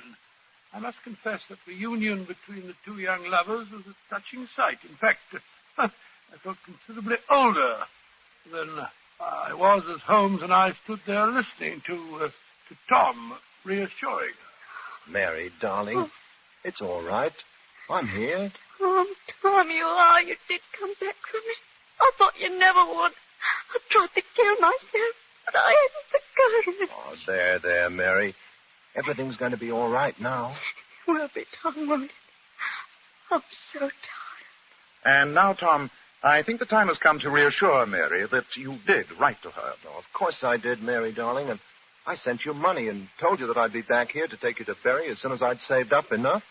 You wrote to me, Tom? Twice a week. And I wrote to Mother, too. Then why didn't I get the letters? The answer to that should be obvious, my dear.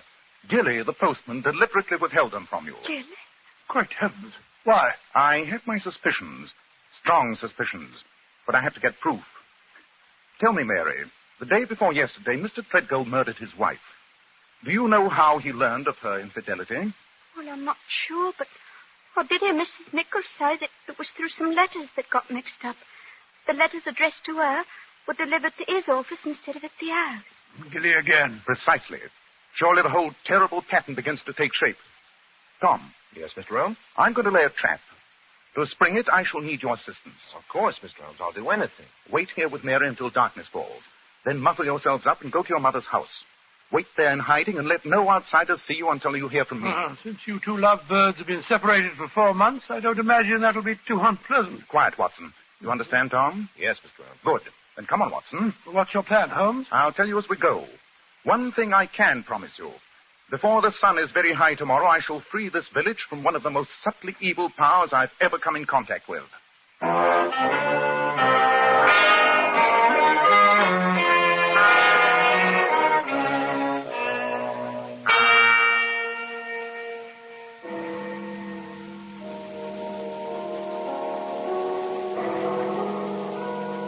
Good morning, Dr. Watson. Mr. Holmes. Good morning, Mrs. Mickle. Good morning. I always said that Mary was a no-good girl, and now she's killed herself. But, of course, I had to come to her funeral. It's very charitable, Mrs. Mickle, I must say. In any case, the vicar says that the poor girl was of unsound mind. Yes, madam, you can't blame her. Well, I'll be getting into the church. Holmes, this farce is beginning to get on my nerves. What are we accomplishing by burying an empty coffin? You'll soon see, old chap.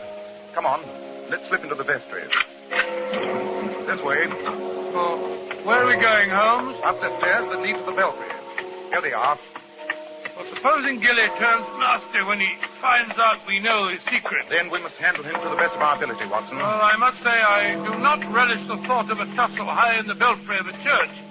The man must be insane. Obviously. That's why his power must be destroyed.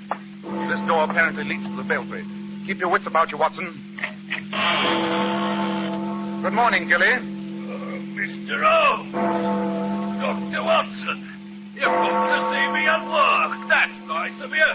Not often I get company up here. We haven't come up here to see you at work, Gilly. We know your diabolical work only too well. Yes, Gilly, we know your secret. What secret's that? You're mad with power, Gilly.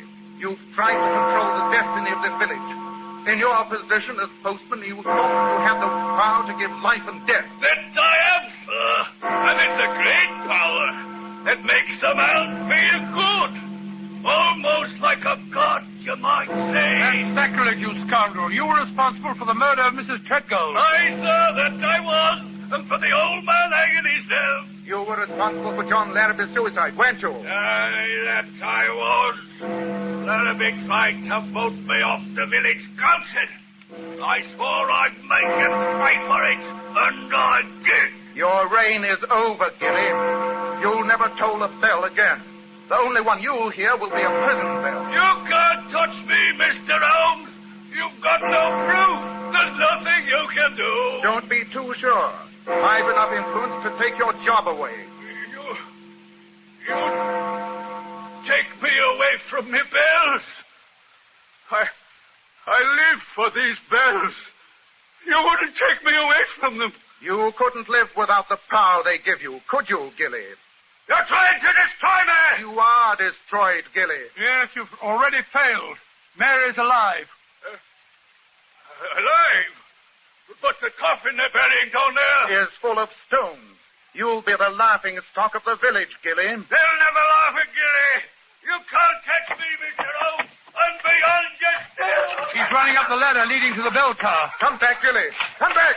He's mad as a hatter. Quite. What's he going to do up there? He might set fire to the steeple. Commit any madness. I'm going to fetch him, Holmes. No, Watson. He drew a knife as he fled.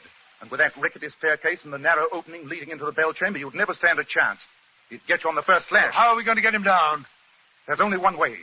He's in a tiny loft containing his beloved bells. We'll see how much he loves them at close quarters. I doubt if even he can stand the noise in that confined space. Where's that bell rope? Come down, Gilly. Come down from there. Stop! Stop ringing the bell! Not until you come down, Gilly. Stop ringing them! I can't stand it! You drive me mad! You are mad, Gilly. Mad with power. Come down here, I say. I'm coming! Great heavens, he hurled himself out of the belfry. Holmes, he hasn't a chance of surviving that fall. I have no intention of causing the unhappy man to jump to his death, Watson, though I cannot help but feel that his poor demented mind may find a happy oblivion this way rather than in the confines of an asylum. Yes, you're probably right, Holmes. It's been a shocking case, Watson, shocking. And once again it proves the old saying that violence does in truth recoil upon the violent, and the schemer falls into the pit which he digs for another.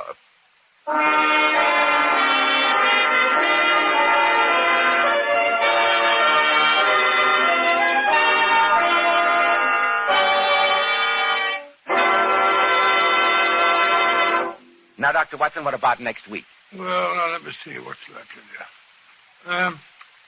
Next week, I think I'll tell you a rather gruesome story about how Sherlock Holmes saved the life and the sanity of a certain Count Romagny.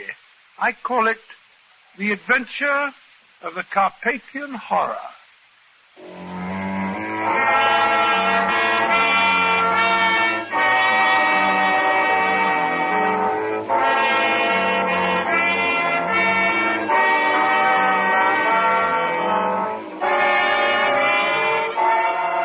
Tonight's new Sherlock Holmes adventure was suggested by an incident in Sir Arthur Conan Doyle's story, The Golden Pince-Nez. Nigel Bruce appeared through the courtesy of California Pictures. Tom Conway by permission of Eagle Lion Pictures. The Sherlock Holmes series is produced by Tom McKnight with original music composed and conducted by Alex Steiner. This is Joseph Bell speaking for Kreml Hair Tonic and Kreml Shampoo and inviting you to be with us next week at this same time, when Dr. Watson will tell us The Adventure of the Carpathian Horror.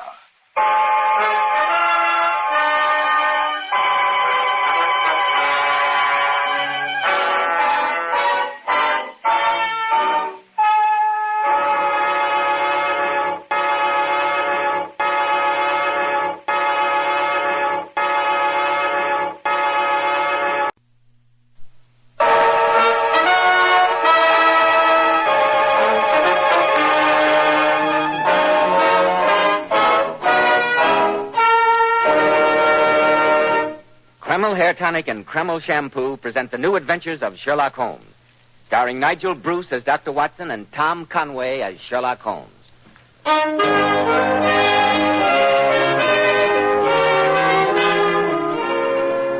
Now let's drop in for our weekly visit to Sherlock Holmes' friend and ours, Dr. Watson.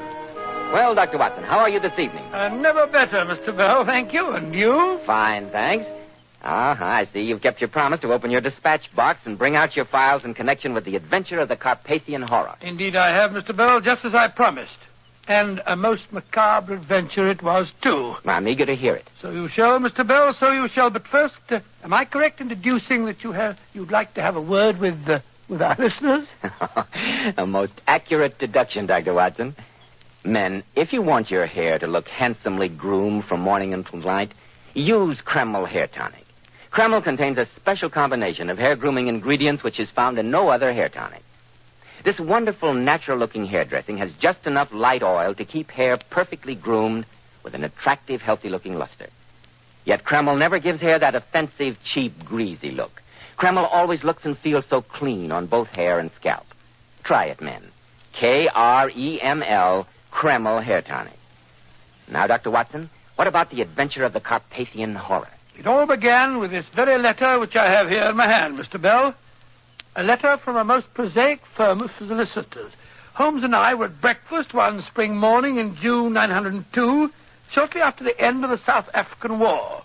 Holmes had been bored and restless since the conclusion of our last case, and this was the first time that I'd heard him laugh for days. I must say, Watson, that the Morning Post has brought at least one unusual communication. For a mixture of the modern and the medieval, of the practical and the wildly fanciful, this letter is really the limit. Oh? Why, Holmes? Listen. 24 Gray's Inn, London, June the 4th. Re-vampires. What? Re-vampires. The legal mind is always precise, no matter how odd the subject. The letter goes on as follows. Mr. Sherlock Holmes, sir, our client, Count Paul Romany of Grasnia in Carpathia, whose trustees we are, has made inquiry from us in a communication of even date concerning vampires and demoniac possession. As our firm specializes entirely in trusteeships and chancery work, the matter hardly comes within our purview, and we trust that you will be able to take the matter in hand. We hope you will call upon us at your earliest convenience with a view toward undertaking the case. Please ask for our Mr. Atterbury. We remain, sir, faithfully yours, Wilkinson, Entwistle, and Dodd.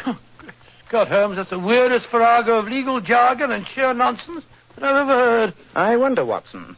The mention of Carpathia is most significant. Significant of what? For one thing, that remote and mountainous section of southeastern Europe has been the stronghold for centuries of all the legends of vampirism. Oh, rubbish. Oh, come, Watson. Where's your spirit of adventure?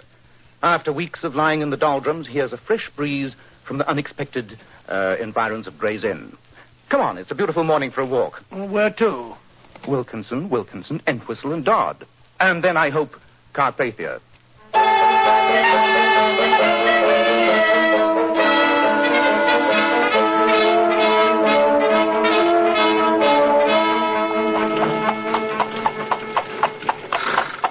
Really, Holmes, of all the forsaken spots that I've ever seen, this is the worst.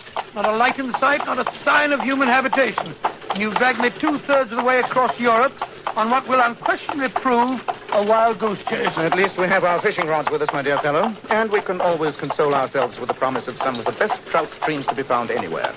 And you must admit that this mountainous Carpathian country offers some superb scenery. I might admit it if I could see it, as it's black as the ace of spades. Still coin a phrase. There we are. Here, look out of the window on this side. There are the lights of the castle. Cheerful-looking place, I must say. When did that fellow Atterbury say that it had been built? The first Count Romany built it in 1410. 1410. That's given it almost 500 years in which to disintegrate. Gloomy pile of stone, if ever I saw one. Look at all those turrets and battlements. Probably damper inside than out. Well, we'll soon see. Aye, careful with that luggage, driver. Careful. Here you are, my man. Surely follow that driver. You'd think the devil was after him the way he drove off. He shut up the moment he heard our destination. Evidently, the Count's local reputation is not an enviable one. I can't say that we're getting a very warm reception. They must have heard us drive up.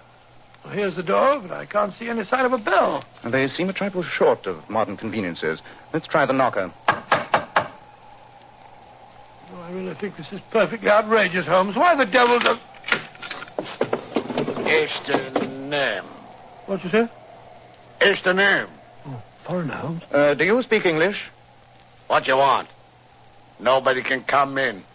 Count Romany see nobody. Count Romany is expecting us. Mr. Sherlock Holmes and Dr. Watson. You got letter? Yes. Here. Come. What did I tell you, Holmes? Look at these walls. Simply oozing dampness. You, wait here. There, Watson. That's better, isn't it? That fire will take the chill out of your bones. I need something to counteract the effect of all those family portraits. Rum-looking lot, aren't they? Remarkably interesting collection. Curious how the family likeness remains unmistakable through so many generations. Well, judging from the looks of that fellow in the wig, cirrhosis of the liver must have been another of the family's inheritances. Hard-drinking crew, probably. Careful, Mr. Holmes. I'm Count Romany. I can't tell you how glad I am to see you. Thank you, Count Romany. This is my colleague, Dr. Watson. How do you do? Dr. Watson, it was good of you to come so far. Something to drink, gentlemen? A little something would go very well, thank you. Good. I don't know just how much my solicitors in London may have told you, Mr. Holmes. Very little, Count Romany. So little, in fact, that I must confess my surprise at your perfect command of our language. Oh, well, my father had me educated in England. Very sound, sir. Couldn't do better. Sit down, gentlemen, sit down. I hardly know where to begin my story. The whole thing so horrible. Perhaps it'll make it a bit easier for you if I tell you that Mr. Atterbury showed me your letters to him. Then you know that I believe I'm going mad. Or worse. Oh, Dr. Watson will bear me out, Count Romany, when I tell you that people who really are on the verge of insanity never think it of themselves. Oh, no, that's quite so, quite so. I wish I could share that belief. But you see these portraits of my family. There have been strange legends coming down through the years of occasional weird and nameless horrors that have taken possession of each fourth generation. The fourth Romany died mad. The eighth lived out his life in a locked and guarded tower of the castle. And I am the 12th Romany. All old families have legends. That's hardly a basis for any fear. I quite agree with you. But some months ago, my father died, and I became the 12th Count. A few weeks later, I retired to bed one evening after reading quietly here in the library, only to undergo a dream of such vividness that I shall never forget it. I dreamt of brightly colored corridors, their length stretching endlessly into the distance, their walls echoing with strange, unworldly music. In my dream, I hurried from empty room to empty room, through floods of brilliant, varicolored light. I saw no people, no living thing, only the rooms of ruby and gold and jet, and sapphire and emerald. At times, the music seemed to be far away, thin and cold, as though coming from the depths of interstellar space. And then again, it would seem so near that I was certain I would find its source in the next room that I entered, in my endless search for I knew not what. At last, after eons of time, I awoke to find myself in my own bedroom. Oh, but my dear fellow, a vivid dream's nothing unusual. It wasn't a dream, Doctor. It was what I saw upon awaking in my room. My door was still locked, but the rug bore the imprint of wet and naked feet. And across the foot of my bed there lay, still dripping, some strands of weed from the moat of the castle. Surely there's a natural explanation for that. Yes, my boy. Are you by any chance subject to walking in your sleep? No, Dr. Watson.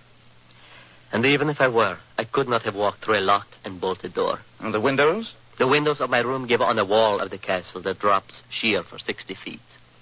Nothing but a fly could go up or down. Well, Mr. Holmes, the next morning, a dog belonging to one of the local woodcutters was found dead in the castle moat. And with no blood left in his body. And the next time, Count Romany, I'm certain there must have been repetitions to bring you to your present fear. The next dream came a few weeks later. Again, I saw the brilliantly colored rooms. Again, I heard the unearthly music. And when you awoke? I was in my bed. And for a moment, I thought that nothing was wrong. Then, when I turned up the lamp, I saw streaks of gray across my bedspread and grayish footprints upon the rug.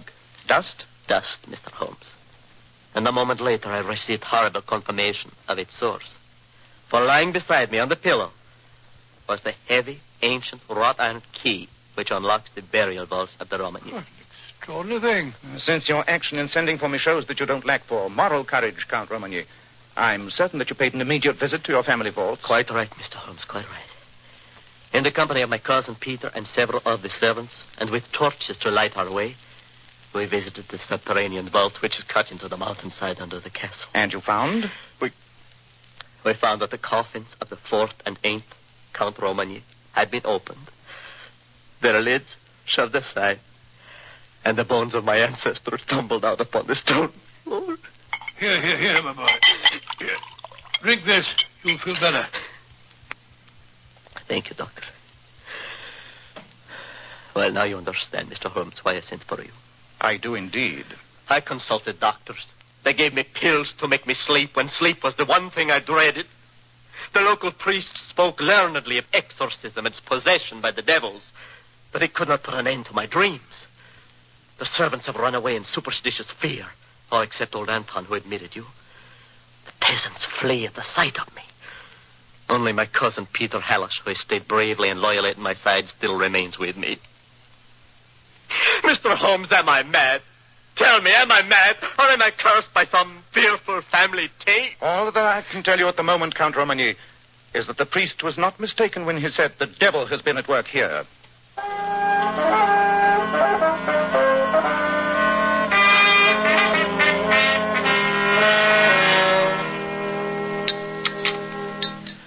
I must apologize, gentlemen, for our limited cuisine. But with all of the staff gone except old Anton, our meals are rather scratch affairs. Oh, my dear Count Romagna, your wine cellar more than makes up for it. You know, if you would take my prescription, Paul, and get out on a horse every day for a few hours of hunting, you would have a better appetite. My cousin Peter is quite a materialist, gentlemen. He believes that all the evils of the flesh and the spirit can be cured by enough exercise. And I will wager that Dr. Watson agrees with me, eh? And Doctor? Well, there's a good deal to be said for your theory, Mr. Hellish. Mens sana in corpore sano, you know. Your cousin is, of course, familiar with the events you described to us earlier, Count Romagny. Of course, Mr. Holmes. I've no secrets from good old Peter here. And what is your opinion of these strange events, Mr. Hellish? Too much reading, too much thinking, too much brooding about the sins of our ancestors. I only hope that you and Dr. Watson can persuade Paul that all these dreams of his are just a lot of nonsense. Well, I hope so, too, I assure you. And now, gentlemen, I imagine you're ready to retire. You've had a long and wearying trip. I'll ring for Anton. Should there be a recurrence of your dreams, Count Romagny, please call me the instant you awaken.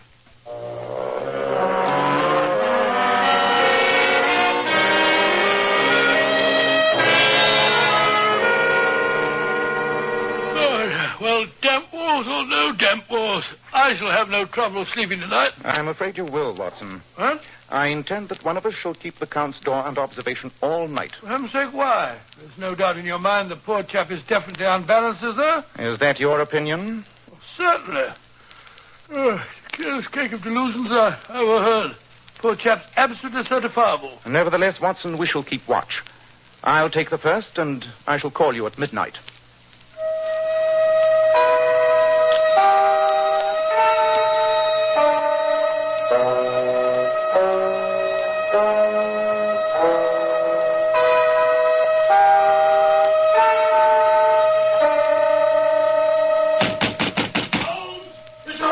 What's the matter? Watson, wake up. What's up? I thought you were on watch. Oh, I must have dropped off. I can't understand. That can wait. What is it? The Count. Come quick. Look, Mr. Holmes, my cousin.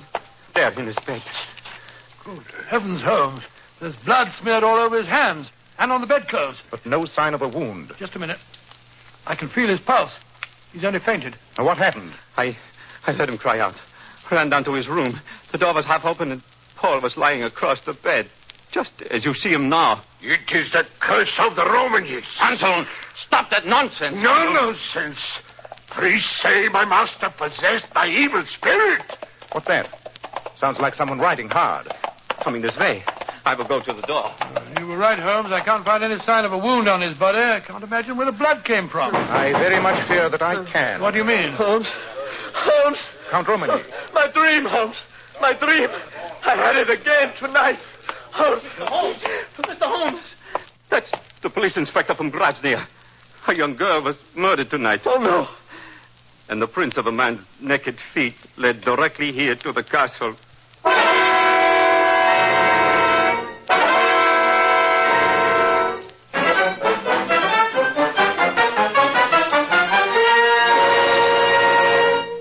In just a moment, we'll find out what happens next in the strange case of Count Romagny.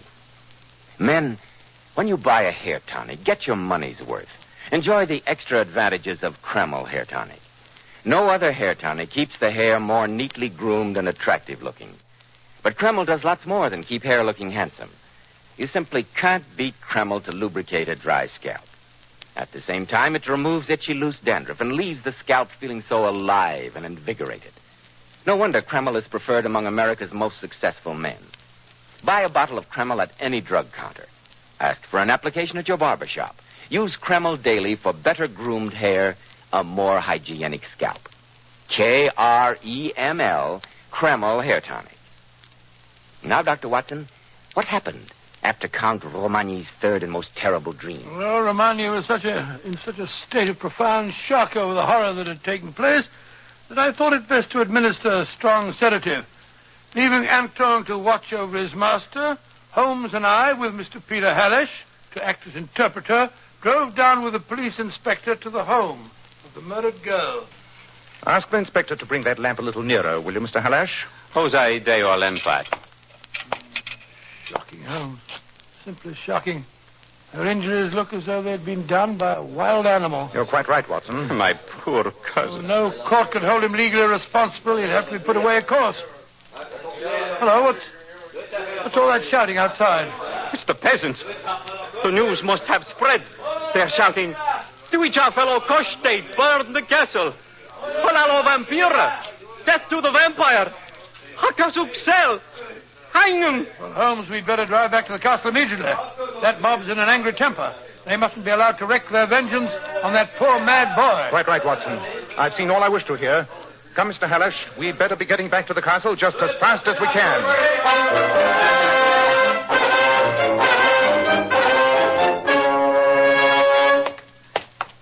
As a medical man, Dr. Watson, do you think that there's any chance that my cousin, under proper treatment and care, might eventually be brought back to normality? Well, I'm afraid not, Mr. Hallish. In fact, these cases generally grow progressively worse.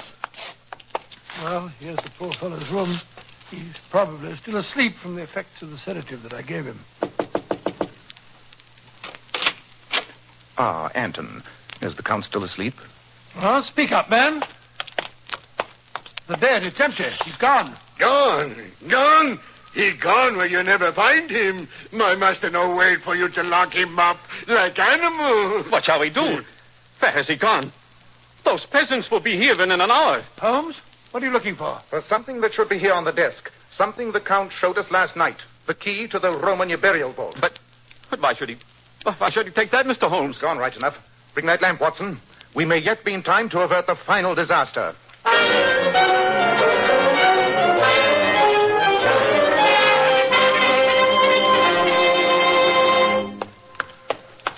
Careful, Doctor. Steps ahead here. The floor is very slippery. This passageway must have been cut out of the very heart of the mountain. It was. Very deep in the rock itself. If all these twistings and turnings haven't confused my sense of direction, we must be almost under the castle. That's right, Mr. Holmes. The burial vault. You heard, Watson? Yes, my feet simply went right out from under me. Just broke the lamp, I'm afraid. I know the passageway. Not much farther to the burial chamber. We will have to go slowly, though. Make what speed you can. I'll keep my hand on your shoulder. Watson, do the same with me. I only hope it hasn't occurred to him to lock the door of the vault after he entered it. If it did, we're beaten. Careful now. The passage bends sharp to the right. Just a bit farther along. Oh, wouldn't it be more merciful, Holmes, to let the poor fellow take his own way out? After all, the best we can save him for is a living death in a madhouse. Ah, there's a glimmer of light just ahead. The door to the vault. It's ajar. He must have a lamp inside. Let me go first. The light's so faint, I can't see much. What are all those big, bulky shapes? The stone coffins of our ancestors. There's something moving over there in the shadow behind that stone pillar. It's the Count. He's got a knife.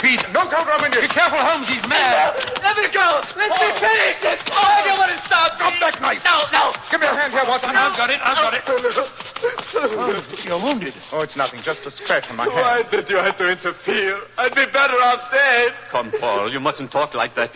Take the lamp, Mr. Hallish, and lead the way. I want to get your cousin back up to the castle at once.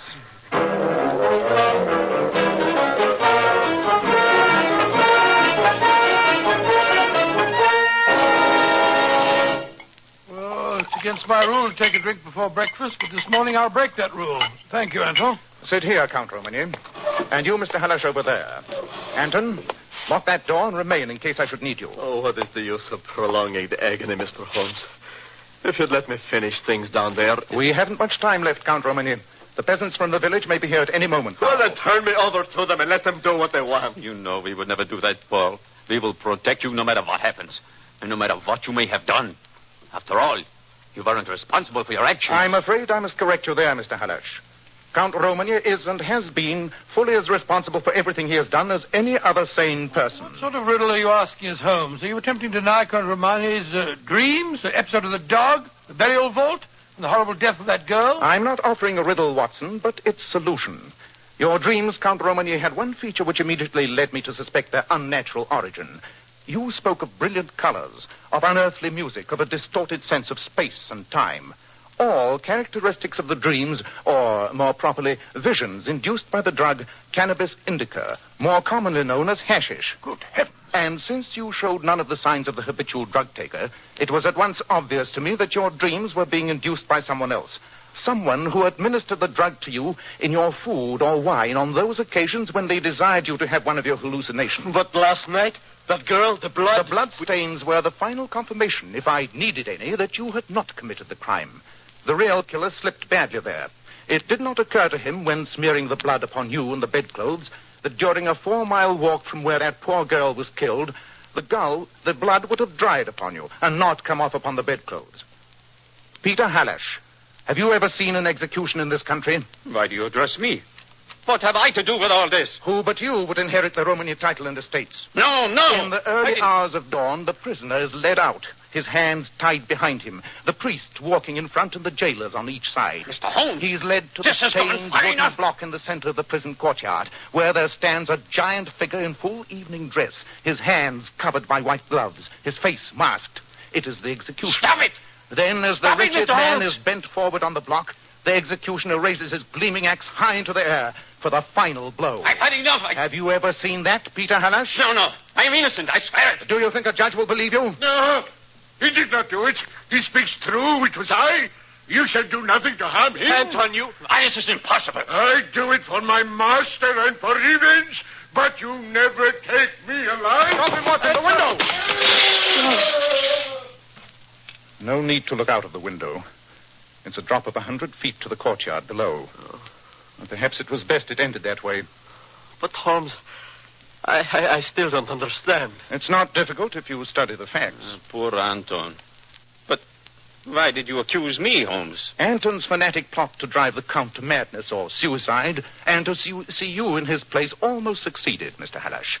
When his sleeve slipped upward and I saw the cut he'd made on his arm to supply the blood, I knew that he was the girl's murderer. But there was only one way by which I could force the truth from him. And I suspected that his devotion to you was so strong that only an accusation against you would unseal his lips. A hatred that Anton must have nursed since childhood. I knew that my father had wronged his family, but, well, I thought that was all dead and buried history. Not to a fanatical Carpathian peasant, Count Romany. Mr. Holmes, you've given me back my life, my sanity. There was never any question of your sanity, Count Romany. I saw that from the moment you first told me about the story of your dreams. Nevertheless, I don't know how I can ever thank you properly. If you and your cousin will introduce Watson and myself to some of your famous local fishing, I'll consider it thanks enough. And that reminds me, Watson, would you mind taking down a telegram for me? This little cut momentarily precludes the use of my right hand. Telegram? Of course. Oh, you'll find the pen and ink on the table there. All ready. Who's it to? Messrs. Wilkinson, Entwistle and Dodd, Gray's Inn, London, England. How do you spell Dodd? 2 Ds, Watson. Re-vampires. Gentlemen, I take pleasure in informing you that I have brought the matter of your client, Count Paul Romany, to a satisfactory conclusion. Trusting to be favored by you with any further such commissions that may arise, I remain your obedient servant, Sherlock Holmes.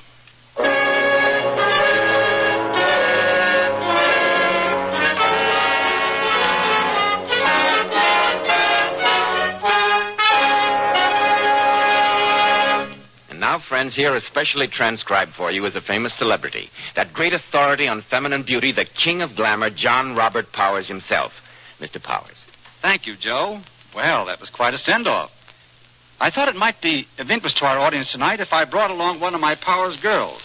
As you know, these lovely Powers girls appear on magazine covers, they star in exclusive fashion shows, and very appropriately are called long-stemmed American beauties.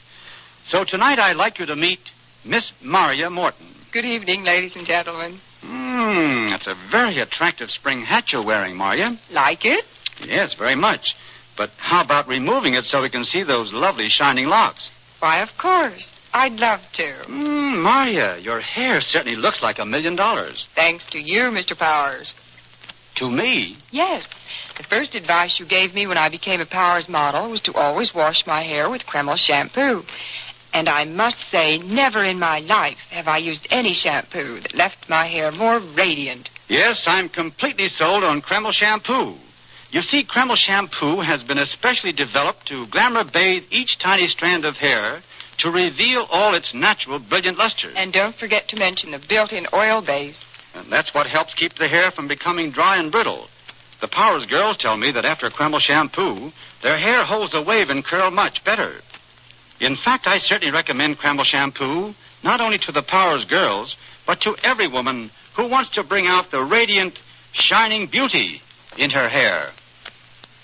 Thank you very much, Mr. Powers, for this beauty tip.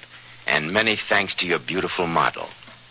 Now, Dr. Watson, what about next week? Well, now, next week I think I should tell you about the strange death of a young Sussex schoolmaster and how Holmes solved one of the most bizarre and most terrifying mysteries that we ever encountered. I call it The Adventure of the Lion's Mane.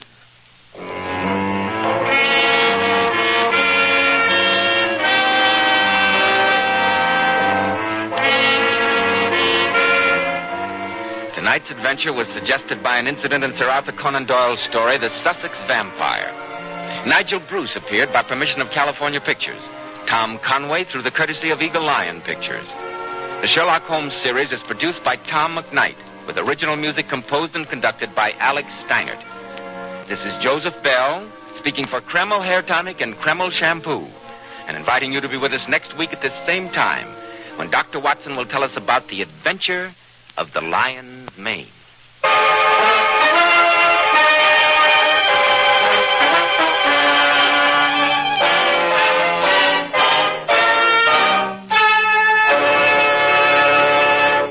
This is ABC, the American Broadcasting Company.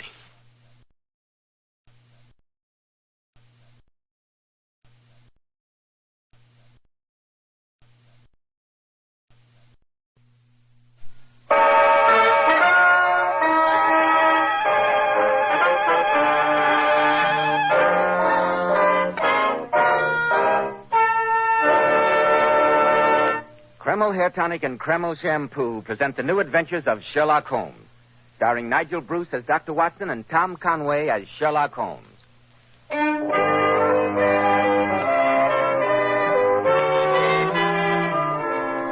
Well, here we are again visiting the genial Dr. Watson in his cheerful study. We sit back in our comfortable chair and wait to hear another exciting story. What could be pleasanter? There you go again, Mr. Bell. Flattering me again. If only Sherlock Holmes were here to make the picture complete. No, Mr. Bell, you know that's impossible. He retired to Sussex years ago and took up bee farming. I suppose you visited him there. Naturally. As a matter of fact, I remember one Saturday towards the end of July in 1907 that Is this the beginning of a story, Dr. Watson? I shouldn't be surprised. But hadn't you better have your word with our listeners first? Yes, Dr. Watson, I had. Men, I'm sure you'll be interested to learn that a recent survey showed that Kreml Hair Tonic is preferred among America's top-flight executives and most successful men. But after all, why shouldn't it be? Kreml contains a special combination of hair grooming ingredients which is found in no other hair tonic. This is why Kreml gives a man's hair such a natural, well-groomed look, such a handsome, clean-cut appearance. Kreml always keeps the hair neatly in place longer with an attractive, healthy-looking luster. Yet it never leaves your hair looking or feeling greasy, sticky, or dirty. After you apply Kreml, you can rub your hand over your hair, and your hair always feels so delightfully clean. Notice, too, how no greasy film comes off on your hand or hatband. Just use a little Kreml on your hair in the morning, and at night your hair looks as neatly groomed as when you first combed it in the morning. Remember, no other hair tonic keeps your hair more handsomely groomed. Kreml, Kreml Hair Tonic. Now, Dr. Watson, I'm all ears. Well, I was paying Holmes one of my frequent visits. His cottage is situated on the southern slope of the Sussex Downs, commanding an excellent view of the English Channel. At this point, the coast is made up of chalk cliffs, which can only be descended by a single tortuous path, which is steep and slippery. At the bottom of the path, there are curves and hollows, which make splendid swimming pools, and are filled afresh with each flow of the tide, and warmed by the sun. What town is Mr. Holmes' place near? A village called Falworth.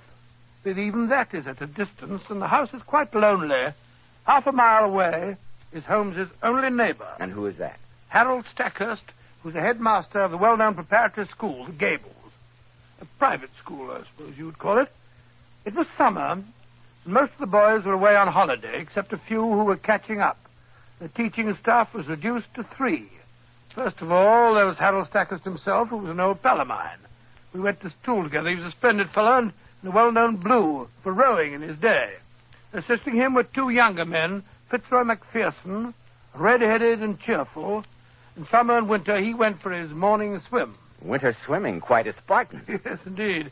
The other schoolmaster was Ian Murdoch, a tall, dark man, taciturn and aloof, with occasional outbursts of temper. The villain of the piece, There you go, anticipating again. Oh, sorry. Stop this.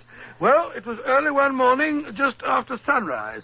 There'd been a severe gale the day before, but the wind and the waves had finally abated and everything looked newly washed and fresh. The air had a decided nip to it, and Holmes and I were on our way down to the beach for our morning plunge. I say, Holmes, that water's blue this morning, isn't it? Rather cold looking, if you ask me. Do you good, Watson. Your circulation needs toning up. You can run all the way home. Run up the cliff path? Oh, that's the hard. Rubbish. The boys do it. Well, I'm not under the delusion that I'm still in my first youth. Hello. Isn't that Stackhurst coming along the cliff? He's got a towel over his arm, obviously going down to the beach. He's not afraid of a little cold water, and he's almost as old as you are. He's older. Oh? Oh, a great deal older. He was 2 forms above me at school. Dear, dear, quite an old man. I had no idea that... Stop ragging me, Holmes. Hello there, Stackhurst. Hello. Hello. Going swimming? Yes, wait for us. Come on, Watson. Oh, bless my soul if it isn't Watson. Delighted to see you, old chap. I thought you weren't coming down for another month. Well, I just couldn't stay away any longer. I'm so fond of the swimming here. Yes, Watson has just been saying that there's nothing like a good dip before breakfast to tone up the systems. What did you say, Watson? Oh, I think so. Stackhurst, where are your 2 young assistants, McPherson and Murdoch, the gloomy Scot? I've never known them to miss their matutinal plunge. Oh, Murdoch has had to keep some of the boys at their algebra. He'll be along later. McPherson has gone on ahead. I expect he's in the water now. Any more outbursts of temper on Murdoch's part lately? No, not since last week, when he found the boy putting toads in his bed. His temper is ferocious, Holmes. I suppose I should give him dismissal, but he's such a confoundedly good teacher. A little bit of temper won't harm the boys now and then. Help to keep them in line. Yes, I'll wager the next fellow who wants to put extraneous objects in Murdoch's bed will think twice about it. Look, there's someone staggering up the edge of the cliffs. Yes, he's in bathing trunks and an overcoat flapping in the wind. What's the matter with him? Drunk, probably. Look at him reel. A fine example for my boys. And who the devil can it be? Yes, it's McPherson. I could tell that red hair anywhere. He's trying to wave to us. I've never known him to behave like this. He's not drunk. He is in agony. He needs help. Hurry, Watson, run. I say, he's fainted. No, he's trying to get up again. Well, he's writhing on the ground. Courage, old boy. We're coming. Pain. I can't breathe. It's killing me. What is it? What's happened to you? The mane. The lion's mane. But, good heavens, he's having convulsions. His face is turning purple. Yeah, now he's stopped. Thank heaven. How is he, Watson? I can't see him breathe. Wait a minute. Yes, he's dead. Some terrific shock. His heart gave out. Look, he's bitten through his lower lip. The paroxysm of his agony. What could it have been? He's not wounded. No signs of a struggle. And take that coat off. Let's take a look at him. Easy now, easy. Good heavens, Holmes, his back. Just look at his back. Great red welts round his shoulders and round his ribs. Oh, this is terrible. What was it he tried to tell us? He said something about a lion. A lion's mane, to be exact. Well, you don't think he's being clawed by a lion? Or some wild beast? In this part of England? It's unthinkable. Quite. Besides, the claws of an animal would have dug deeper. These welts are inflamed, and there are little red spots at certain intervals. It looks as if someone has used a lash on him. A thin iron scourge with knots, poisoned knots. Who could it have been? There's been no one along the edge of the cliff. And we can see for miles. No, on the beach. There are some fishing boats, but they're too far out. I wonder... Did anyone bear him a grudge? Did he quarrel with anyone? Why, no. That is, not recently. Hello. What's up? Why do you all look so serious? Well, hello, Murdoch. Where did you come from? The classroom. I just left the boys. What's the matter with McPherson? What's he lying like that for? He's dead. Murdered. He's been flogged to death. Dead? It's horrible. Who could have... We don't know. Is there anything I can do? Yes. Go back to the house, send for the police, and keep the boys indoors. I don't want them mixed up in this. Certainly, of course. Dead, I can't believe it. Stackhurst, you stay here with the body. Watson and I will go down to the beach to see what we can find. Good. But don't be any longer than you can help. Come along, Watson. Here's the path leading down the face of the cliff. The only path for miles. If he was attacked down on the beach, the murderer is still there. I say, he may be armed. I'd better go back for my revolver. Suppose the murderer goes for us. Rubbish. Come along. We've no time to waste. They escape. Careful. There's clay here. Slippery. Look, Holmes. Footprints. Yes, the same one's descending and then returning again. McPherson, undoubtedly. That means no one else has been to the beach by this path since the storm. And here's the mark of his hand where he fell, and the print of both knees. That's all that the path holds for us. Now for the beach itself. Look, there's quite a lagoon left by the tide. His towel is lying beside it. Folded and dry, so he didn't enter the water. There's his sweater beside the pool. Look here, on the sand, footprints. Naked and with a canvas shoe. Questions again, that proves he made ready to bathe, but the towel shows he returned without bathing, or at any rate without drying himself. Look, Holmes, there are some distant figures up there on the beach. Too far away. Besides, this lagoon lay between them and McPherson. Perhaps the fishing boat. Perhaps, but I can see no sign of a boat having been beached along the shore. Yes, but then how... Quite. Could it have been Stackhurst? We saw him coming from the direction of the gables. How about Murdoch? He has a glowering look. I don't trust him. Do you think that he really was up at the school with the boys? That is an alibi we shall have to look into. Hello, Stackhurst. Why did you leave the body?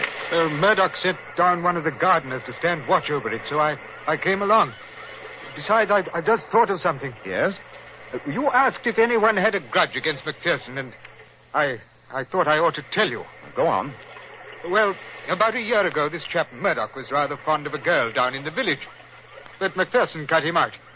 Murdoch didn't seem to mind at the time, but about 2 months later, McPherson and Murdoch had a pretty bad row.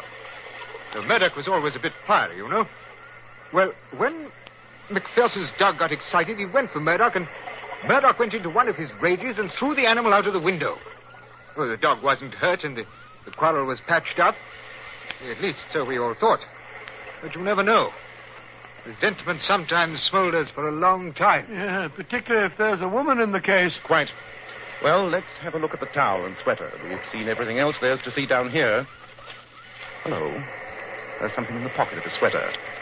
It's a note. Dear me. A note of assignation. Well, what's it say? We'll be there in the same place, darling. There you are, woman. All my love, Maudie. Why, that's the girl. The one I told you about, Maud Bellamy. McPherson was in love with her. Obviously. This whole affair has upset me so it may give the school a bad reputation. It was only by chance that several of the boys weren't with McPherson when it happened. I say, was it chance? After all, it was Murdoch who held him back. He was the one who insisted on algebra before breakfast. At present, I'm more interested in this girl than in Murdoch. Suppose we take a walk to Falworth and call on her. I do. I'm with you. Come along. Oh, not so fast, Watson, not so fast. We'd better dress first. We might cause quite a stir parading down the village streets in these costumes. Remember, you've still got your bathing suit on. You sure have. And I'd forgotten all about how chilly it was.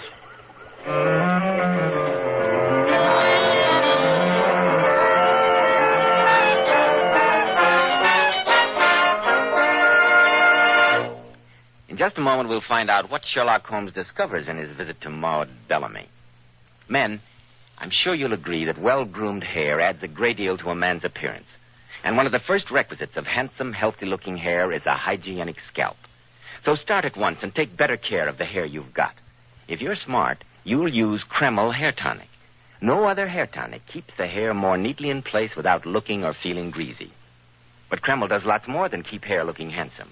Kreml's light oils have a grand lubricating effect on a dry scalp. At the same time, Kreml removes itchy, loose dandruff. Notice how alive, how tingling your scalp feels. And men, you like to massage Kreml on your scalp because it's such a clean product. It never feels greasy or sticky. And if your hair, like so many men's, is so dry that it breaks off and falls when you comb it, Kreml actually helps condition the hair, in that it makes it feel softer, more pliable, and look as if it had some body to it. So for handsome, groomed hair and a more hygienic scalp, use Kreml daily. Buy a bottle of Kreml at any drugstore. Ask for an application at your barber's. Kreml, Kreml Hair Tonic. That famous modern hair tonic which has become such a nationwide favorite. Now, Dr. Watson, you dressed and went over to Falworth to call on McPherson's girl. Is that right? That's right, Mr. Bell. Stackhurst pointed the house out to us. That's the Bellamy house over there, Mr. Holmes. The one with the corner tower and the slate roof. Maud is the daughter of old Tom Bellamy, who owns all the boats and bathing huts at Falworth. He was a fisherman to start with, but now a man of some substance, I believe. Yes, judging from the house, he must have come up in the world. And Maud is the prettiest girl for miles around. Quite a beauty, in fact. She must have had scores of admirers. By Jove, look who's coming out of the front gate. I say, it's Murdoch. And what in thunder is he doing here? Hey there, Murdoch. What do you mean by coming over here? I thought I am your subordinate, sir, under your own roof. I am not aware that I owe you any account of my private actions. Your answer is pure impertinence. So was your question. This is not the first time that I've had to overlook your insubordinate ways, but it will certainly be the last. You will make arrangements to leave my school as soon as possible. I intended to go in any case. Lost the only person who made the Gables habitable. Insolence. How dare he? Young whippersnapper. Mr. Stackhurst, he seemed very eager to clear out of here. Perhaps you were a trifle hasty in giving him an excuse to go. I never thought of that. Shall I tell the police to place him under arrest? No. We can prove nothing against him as yet. Better persuade him to stay until we are sure he didn't do it. Very well. It's against my principles, but I'll go after him and see what I can do. Splendid. Now, Watson, suppose we call on Miss Bellamy and present our condolences. I take it that Mr. Murdoch has already broken the news of the tragedy. Ring the bell, that's a good fellow. Don't you think it's a bit heartless, Holmes, calling at this time? If the girl has any character at all, she will want to help us discover the murder of her sweetheart. Any woman with any... What do you want? We would like to speak to Miss Bellamy. Well, you can't. You are her father, I take it. Yes, I'm her father, and I know you be Mr. Sherlock Holmes. And I'm not having you mixing my daughter up in any of your dirty business. I thought you might want to help us solve the murder. Ah, you did you? Well, I'll have you know I consider Mr. McPherson's attentions to my Maud was insulting. And my son, William, is of the same mind. Letters and meetings, but never a word of marriage. I'll not have you breaking her out. I'll not have her name dragged through them. That's all right, Father. I know that Fitzroy is dead. I want to help find his murderer. I'll not have you mixing This is my business, Father. Let me manage it in my own way. I'll do anything you say, Mr. Holmes, to help bring them to justice. Why do you say them? Mr. McPherson was not a weakling. He was brave and strong. No single person could have inflicted such an outrage on him. One thing more. We found this note in the dead man's pocket. Can you throw any light on it? Did he go down to the beach expecting to meet you? No. I sent it, it's true. But we were to meet tonight. I see no reason for mystery. We were engaged to be married. We only kept it secret because Fitz didn't want to be ragged by the boys at the school. Here is my engagement ring. Well, you might have told me. I would, if you had shown a little more sympathy, Father. But the note, it didn't come by post. Who was your go-between? I'd rather not answer that question. It really has nothing to do with the matter. Do you realize that this go-between was the only person who knew of your meetings with young McPherson? Had he any reason to resent him? That's no business of yours. You had many suitors, I believe. That she did. Was Ian Murdoch one of them? There was a time when I thought he was. But all that was changed when he found that Fitzroy and I cared for each other. Miss Bellamy, do you think it natural that a hot-tempered young fellow like Murdoch would get over his feeling as easily as that? What are you trying to make me say? If you think Ian Murdoch had anything to do with the murder, you're wrong. A finer man never drew the breath of life. He wanted us to be happy. He wasn't the kind to think of himself first. He'd gotten over his feeling for me. Then why did he want to be the first to tell you the news of your fiancé's death? Because he was Fitzroy's friend. He thought it was his duty. He thought he... What does it matter? Fitz is dead. Why don't you find his murderer? What's the good of all this? Thank you for your information, Miss Bellamy. Leave me alone, can't you? Leave me alone.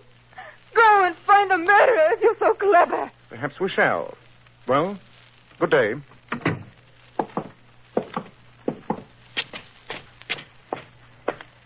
Looks like another blank wall to me, Holmes. Perhaps. But even that is enlightening. There are only so many possibilities, Watson.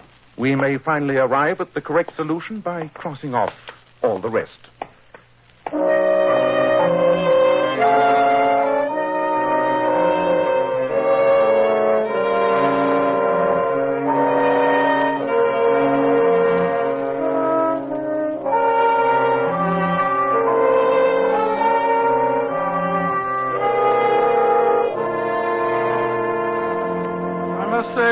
For a detective on a case, you seem extraordinarily lackadaisical. You spent the better part of the last 3 days up in your garret among your books. I've been looking for the solution, something I once read. It's in the back of my mind, but I can't seem to bring it into the light of my consciousness. Yes, and in the meantime, this Murdoch fellow may slip through our fingers. Once he leaves the school, we'll never be able to get our hands on him again. I wonder that it hasn't left before this. Oh, how can you sit there so calmly and say that, Holmes? You're losing your grip. Perhaps I am. If I could only find the fact that I'm looking for. It began with a C. I'll swear it began with a C. Well, then, how about the old encyclopedia there? Look up all the C's in the book. But I'm not sure it is C. Oh, Holmes, you're being exasperating and exaggerating. You know that the murderer didn't escape along the beach or even climb the top of the cliff. But did it ever occur to you that it might be somebody hiding in one of those caves? Some sadistic maniac? Yes, it did occur to me. But it's not possible. I searched every one of those caves, and there's no trace of human habitation in any of them. Oh, then my theory of the sadistic maniac's all wrong. Yes. Huh? Oh, and horrible as that theory sounds, I'm convinced that the truth is even more horrible. That death came from the sea. And the truth is more ghastly than anything you can imagine. Oh, you make the chills run down my spine. I must say, I shall never have the courage to go swimming down there again. And a wise thing, too. At least for some time. Well, I must say, I don't see how young Murdoch has the nerve. Murdoch? Murdoch went swimming down on that beach? When? About a quarter of an hour ago, I saw him go by with a towel over his arm. Why didn't you tell me? Come on, we must bring him back. Poor boy hasn't a chance. Oh, good heavens, Holmes, I had no idea. Look, something's happened. Someone's coming up the path. Stackhurst. He's carrying someone on his back. By thunder, it's Murdoch. And he's in bathing trunks. Help! Holmes! Watson! Something's happened to Murdoch! What is it? It's the same thing that killed young McPherson. I met him staggering up the face of the cliff. He was too far gone for me to get him home, so I brought him here. Put him on the couch. Let me have a look at him. His heart's giving out. He can hardly breathe. His face is turning quite black. Here, quick, Holmes. Pour me out a glass of that brandy over there. Right. Now, hold his head while I try to get it down. That's it. That's it. If he can only swallow. That's it. Now some more. That's better. Take the bottle. You can't give him too much. His color is coming back. He's beginning to breathe again. His heart is getting stronger. Look, he's trying to talk. It lashed me in the water. It lashed me. Now I remember. In the water, of course. The pain. It's terrible. I can't stand it. Give me something. Morphine. Anything. I daren't give him a sedative. It might affect the heart. Holmes, here, get the cotton wool there and the olive oil. Right. What is it? It's a poison of some kind. It affects the nerves, apparently. Must be terribly painful. Here's the stuff you wanted. Good. Now saturate the cotton wool. You put a dressing on his back. Now, that's right. Use plenty of oil. There we are. That's better. Oh, that's much better. By Jove, he's fainted. I don't think so. He's just fallen asleep from sheer exhaustion.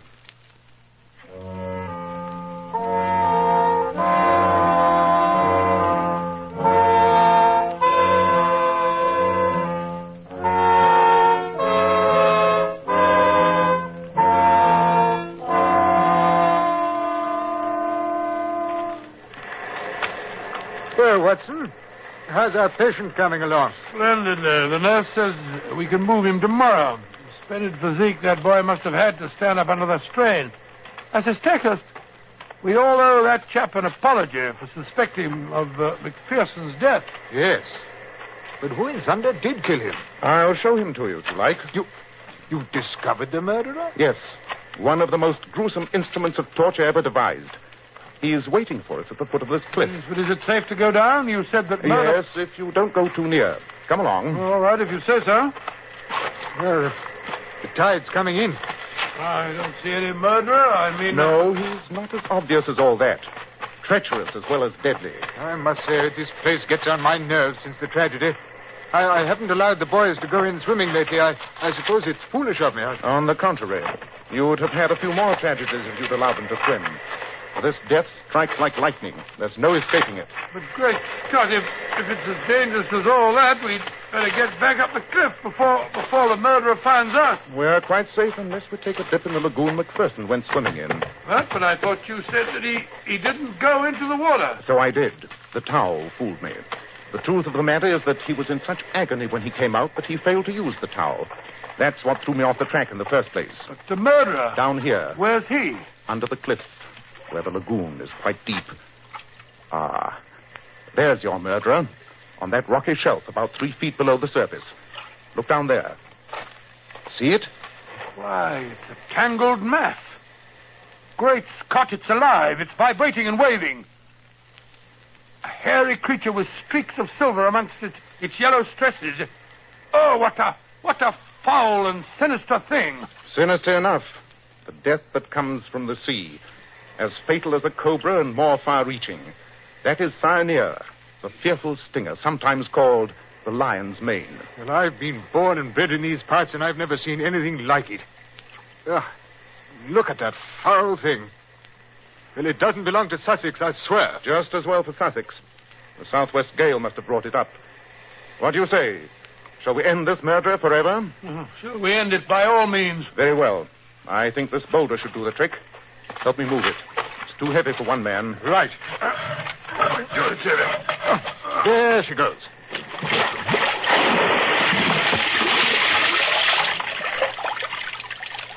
Good. The boulder settled right on the filthy creature, pinning it to the ledge. One edge of yellow membrane is still flapping. Not for long. Notice the oily scum oozing out from under the stone and rising slowly to the surface. That is the end of the killer.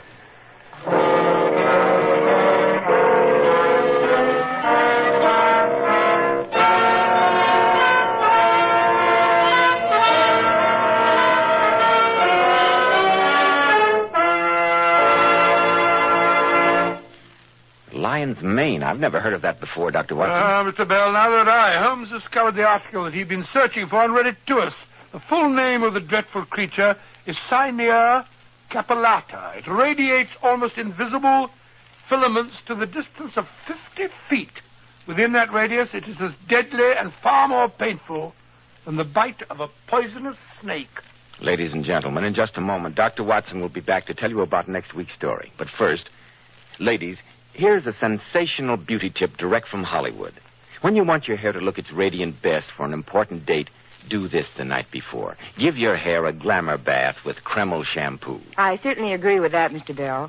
And you know, Kreml shampoo is the shampoo used by those famous beauties, the Flowers models. Kreml shampoo has been especially developed to glamour bathe each tiny strand of hair so that it fairly radiates natural dazzling highlights.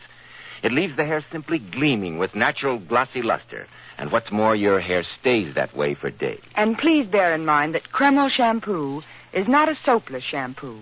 It's not a cream shampoo. It's not a drying detergent. It's entirely different. Yes, Kreml shampoo uncovers all the natural highlights that lie concealed in every woman's hair. Yet it never dries the hair. In fact, Kreml shampoo has a built-in oil base which helps keep the hair from becoming dry or brittle. Kreml shampoo whips up a luxuriant, active foam, even in the hardest water. It rinses out so easily and never leaves any dull, soapy film. So, ladies, why not buy a bottle of Kreml shampoo at any drug counter and glamour bathe your hair to tantalizing loveliness? Kreml, Kreml shampoo. Now, Dr. Watson, what about next week? Well, next week I think I'll tell you how Holmes and I visited a mad scientist who lived on a rocky island in one of the Scottish lochs, and of the strange things that happened there. I call it The Adventure of the Island of Death.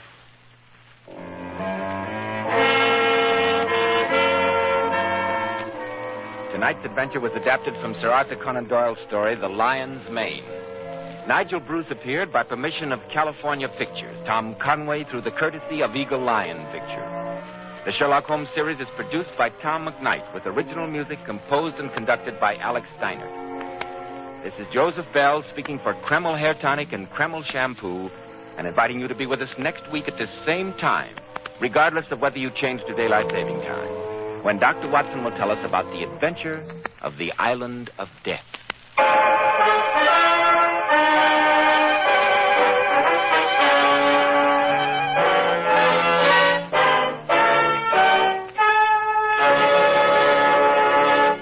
This is Tom Conway. Your help is vital in the drive on cancer, the disease that must be stopped. Help save future lives. Give to the cancer drive. This is ABC, the American Broadcasting Company.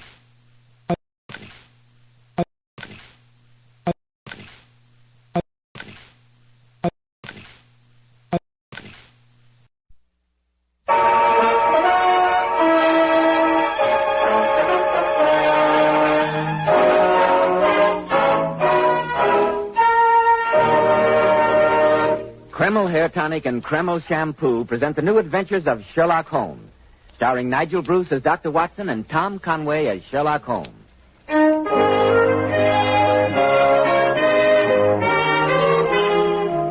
Well, once again, it's Monday night and time to call on our good friend and host, Dr. Watson. I'm sure he's waiting for us in his study, so let's join him, shall we? Good evening, Dr. Watson. There you are, Mr. Bell. I was just having a glass of extremely mellow port. Perhaps you'd care to join me. Thank you, Dr. Watson. You're always the perfect host, just as you are the perfect storyteller. You flatter me, my boy, though I must confess that the ingredients which make up tonight's new Sherlock Holmes adventure are so strangely assorted that even an old gentleman like myself can hardly fail to make it an exciting yarn. And just what are the ingredients in tonight's story, Dr. Watson? Well, let me see. Take an almost deserted island set deep in a Scottish loch. Sprinkle it generously with the following assorted selections of humanity. 1 measure of evil scientist, a faint wisp of human skeleton, a considerable pinch of fat lady, a handful of professional contortionist, and a dash of midget. Agitate these ingredients well, then add to the mixture a detective by the name of Sherlock Holmes and a certain doctor with the name of Watson. Season generously with fear, danger, and sudden death. And you have the recipe for the story I call The Island of Death. Dr. Watson, you're beginning to make the hackles rise in the back of my neck. Indeed, then, since hackle means hair, I think perhaps you'd better have your word with our listeners before I begin my story. Yes, I will. Men, if you want to be a success in life, if you want to look like a success in life, remember that well-groomed hair means a lot to a man's appearance. I've heard so many men complain lately that the hairdressing they use is too greasy or too highly perfumed, that it leaves a sticky and flaky residue on the hair. That's why I urge you to try Kreml Hair Tonic. This highly specialized hair tonic has just enough light oil to keep hair handsomely groomed, every hair in place, with a rich, healthy-looking luster. And it gives hair such a natural, well-groomed appearance. Yet Kreml never leaves hair looking or feeling greasy or sticky. This is because Kreml contains a special combination of hair grooming ingredients which is found in no other hair tonic. After you apply Kreml, just run your hand over your hair. Notice how delightfully clean your hair feels. So tempting for the ladies to touch. Notice how no greasy film comes off on your hand or hat band. Kreml always gives hair such a handsome, clean-cut look, as if you just combed it. And it keeps it that way all day long. Kreml, Kreml Hair Tonic. Now, Dr. Watson, how about the new Sherlock Holmes story, The Island of Death? Well, Mr. Bell, as I told you, most of that exciting adventure took place on a tiny island in the Scottish Lake District. However, it began innocuously enough, as so many of our adventures began, in our rooms at Baker Street. It was on a stormy September evening, and Holmes and I were seated on either side of our fireplace. I remember after dinner that he began to analyze the old cliché that truth is indeed stranger than fiction. I can almost hear him now, as he said... My dear Watson, the true picture of the criminal world is stranger than anything which the mind of man could invent. Oh, I'm not sure I agree with you, Holmes. The police reports in the papers are usually quite undistinguished and dull. True, old chap, but that's the fault of the reporters. Depend upon it, Watson, there's nothing so unnatural as the commonplace. Oh, let's put it to a practical test. I pick up the evening paper. Here is the first heading upon which I cut. A husband's cruelty to his wife. Now, there's half a column of print, and I bet you that without reading it, I can tell you the gist of the trouble. I accept your bet, Watson. Give me your deduction. Oh, it's not very hard. There is, of course, the other woman. The extra drink, the push, the blow, the bruise, and the sympathetic sister or landlady. The crudest of writers could invent nothing more crude. Your example is an unfortunate one for your argument, old fellow. The article to which you refer is the Dundas separation case. Hmm? The husband was a teetotaler. There was no other woman, and the conduct complained of was that he had drifted into the unfortunate habit of winding up every meal by taking out his false teeth and hurling them at his wife. An action which I think you will agree is not likely to occur to the imagination of the average storyteller. Hurling false teeth? Oh, absolutely fantastic. Quite. What else can that be? You expecting a visitor? Yes, Watson, I am. And he might well prove a client who will point out the moral of our little discussion. Oh, what makes you say that? The gentleman calling on me is a distinctly colorful personality by the name of Stephen Singer. He's nearly 7 feet tall, and yet he weighs under 8 stone. A card from him this morning informed me of his intention of calling here at 7 o'clock tonight.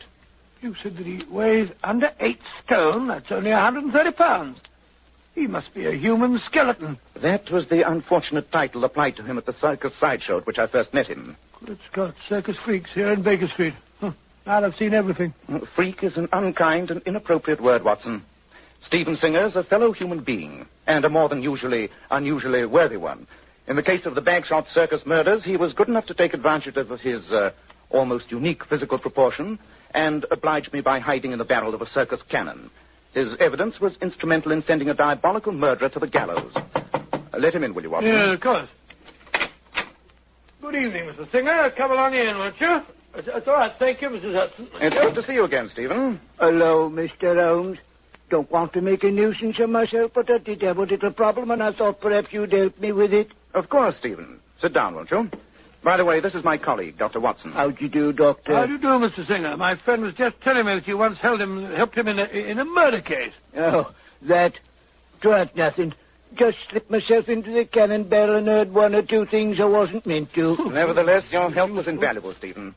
I shall be only too happy to do what I can to repay the favor.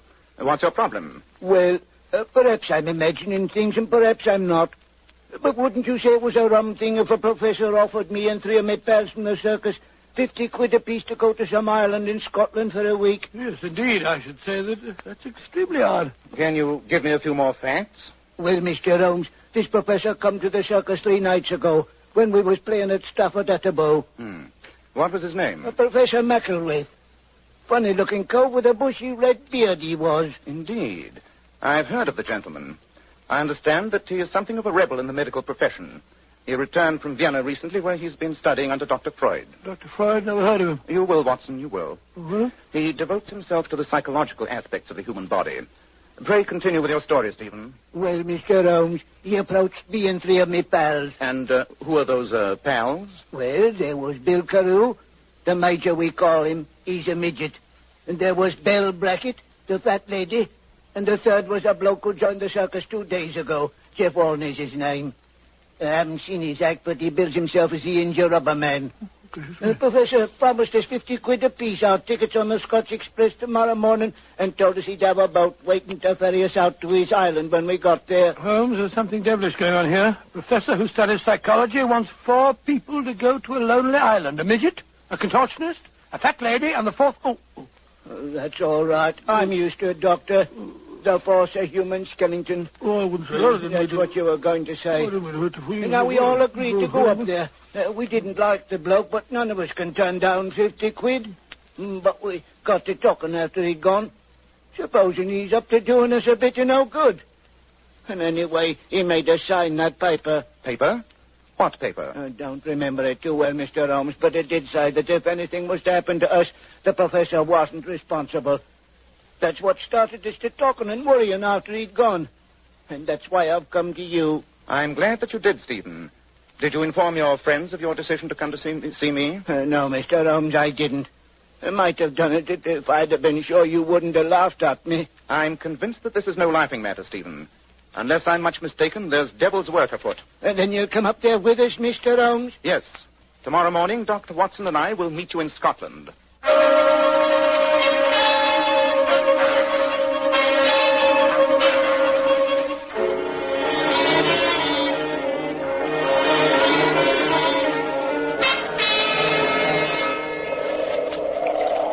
Oh, the lake looks extremely choppy, Holmes. The boat's quite small. I hope it's not too far to the island. I'm a wretched sailor, you know. I'm sure it'll be a smooth trip, Watson. Well, I certainly hope so. Hello? Here comes Singer with the other three. Great Scott. What strange-looking traveling companions. Well, since they traveled on an earlier train, I think it's time to have Stephen introduce us. Hello, Stephen. Hello, Mr. Holmes. I'd like you to meet some pals of mine. Dr. Watson, Mr. Holmes, this is Miss Belle Brackett. Careful, Belle. Watch your step on the gangplank. Well, dearie, got to be a strong plank to hold me up. How are you, Mr. Holmes? Dr. Watson? How do you do? This is Bertoldi. Mr. Holmes, Dr. Watson. How do you do, son?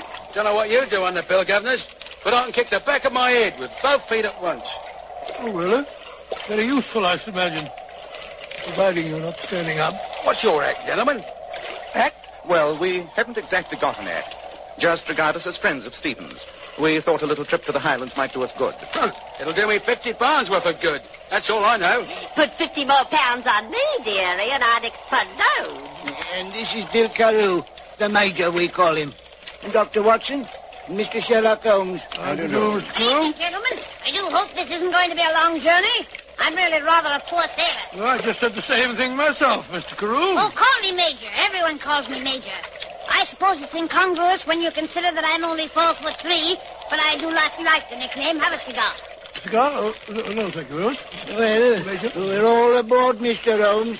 Might as well get going, I suppose. Why not, Stephen? All right, Captain. We're all here. You may as well get started. Dr. Watson. Yes, Mr. Alden? Do me a favour, will you? Give us a scratch between the shoulder blades. Give you a what? A scratch between the shoulder blades. That's it. As soon as we crossed the border, these Scots fleas started to bite on me. Thank you kindly. A starlit night, Watson, and a spanking breeze. I wonder what adventure lies in store for us. I have a feeling that Professor McElraith may not be too glad to see us.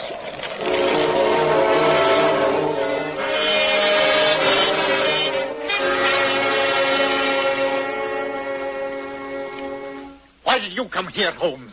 I know who you are and what you do. Why are you so interested in my obscure experiments? For two reasons, Professor McElraith. First, Stephen Singer's a friend of mine, and second, I have an insatiable curiosity, particularly for experiments that require obscurity. I want to know why a student of psychology wishes to isolate 4 malformed humans on a lonely island. All right, stay. Stay into the devil with your boat. You can't leave this island until I give the word. My inquisitive friends. Quiet! Quiet! The 4 of you and my employees for the next few days. 2 of you, Sherlock Holmes and Dr. Watson, are uninvited guests. Professional meddlers, as they assured me. And I've no reason to doubt that assurance. Holmes, the man's as mad as a hatter. Quiet, Watson. Since you're all to be on my island during my experiments, I should like you to study this map and acquaint yourself with the place. Here you'll see are the guest houses, all interconnected by telephones. And I've installed the very latest form of that admirable new device. Now, down this path lies the snake house. Snakes? I can't bear snakes. It may not be necessary for you to meet them, Miss Brackett. Of course, I do use them in my experiment. Oh! Now, this path over here leads to the haunted watchtower. An interesting edifice, as you will discover. 7 enemies of James VI met a most peculiar death there. You'll find that they continue to meet that death quite regularly. Look here, Professor. I don't like the sound of this. Nor do I. You tell us what these experiments are that you keep talking about. With pleasure. I've long known that the malformation of the body, of the freaks, if you'll forgive the expression, is caused by glandular deficiencies and imbalances.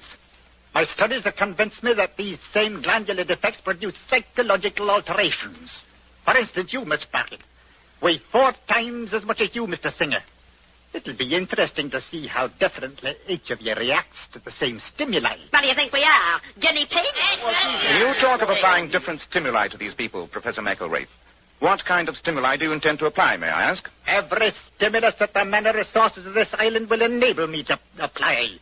Fear, hunger, desire, envy, hatred. This should prove most illuminating. Most illuminating. I won't stand for it. We're human beings, not a bunch of animals. That's right. Let's go out. No, you're right, Belle. Of course he is. The bloke's balmy. Let's get on the boat and go back. I quite agree with you, sir. You're absolutely inhuman, Professor. Mind your own business, you maddling fool. I paid these people to come here, and they're going to stay. You and your friend are more than welcome to leave, however. No, Professor. I shall make myself personally responsible for seeing that these good people return to the mainland tonight. That's right. Indeed. And you must be an extremely strong swimmer, Mr. Holmes. What do you mean? The boat left this island an hour ago. It will not return for 5 days. You fools. You grotesque idiots. You're trapped. So go to your quarters, all of you. Go on. And don't be surprised if I begin my experiments before the night is over.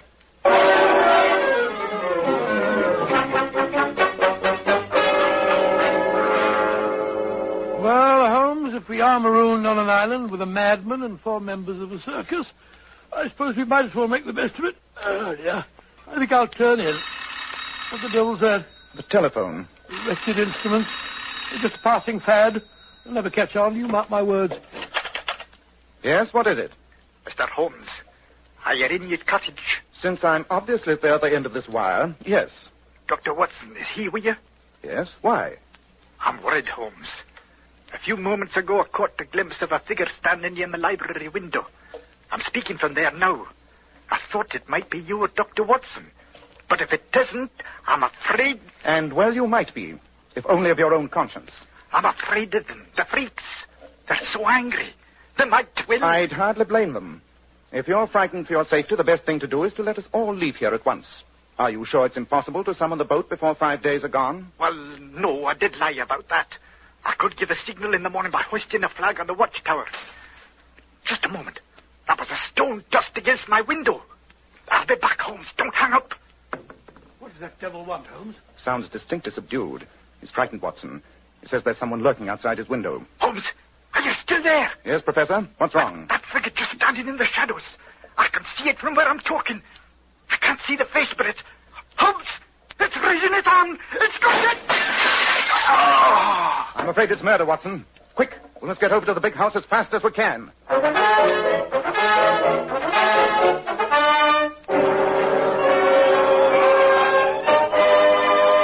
In just a moment, we'll find out just what happened to Professor McElwraith. Every man who takes pride in his appearance should know that handsome, healthy-looking hair needs a hygienic scalp. And when you buy a hair tonic, be sure to get your money's worth. Be sure that you enjoy the extra advantages of Kreml Hair Tonic. This highly specialized hair tonic contains an amazing combination of hair grooming ingredients which is found in no other hair tonic. Kreml keeps dry, stubborn hair neatly in place all day. And it always gives hair such a natural, well-groomed appearance, never sticky or greasy. But men, Kreml does lots more than keep hair looking handsome. Kreml leaves your scalp feeling so alive. At the same time, it removes dandruff flakes, and it's simply great to lubricate a dry scalp.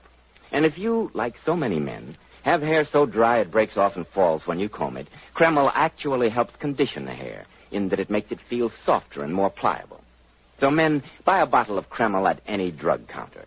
Ask for an application at your barber shop. Let Kreml help keep your scalp hygienic, your hair always looking its very best. Kreml, Kreml Hair Tonic. Well, Dr. Watson, when you got over to the big house, did you find Professor McElraith was dead? Yes, Mr. Bell, a quick examination of his crumpled body told me that he was beyond mortal aid. Holmes lost no time in examining that room of death. This crime isn't very hard to reconstruct, Watson. The dead man was standing here as he spoke his last words to me on this telephone. Yes, and the window is beside the instrument. The glass in one pane is shattered. Yes, at a height of approximately 5 feet. The professor was shot in the temple. He was about 6 feet tall. The line from his wound through the broken pane would indicate that the killer stood out there in the rose garden.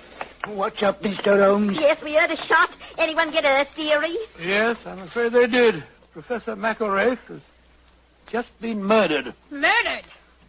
Well, can't say I'm sorry. Perhaps not, Major. But the fact remains that his killer must be brought to justice. By the way, only 3 of you are here. Yes, where's Bert Olney, the contortionist? I don't know. He went straight to his cottage when we got back from the big house. That's the last I saw of him. You know, it's a funny thing. I was only half awake, Mr. Holmes, but I thought I heard 2 shots, about 5 minutes apart. 2 shots? And Bert Olney has not appeared? We must go over to his cottage at once.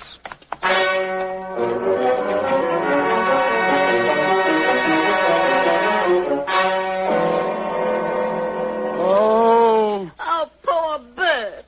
Is he hurt bad, Dr. Watson? No, a flesh wound in the back. He was lucky. Curious. Observe the revolver lying on the floor beside him. The same caliber as the one used to kill the professor. I see what Bert's done, Mr. Holmes.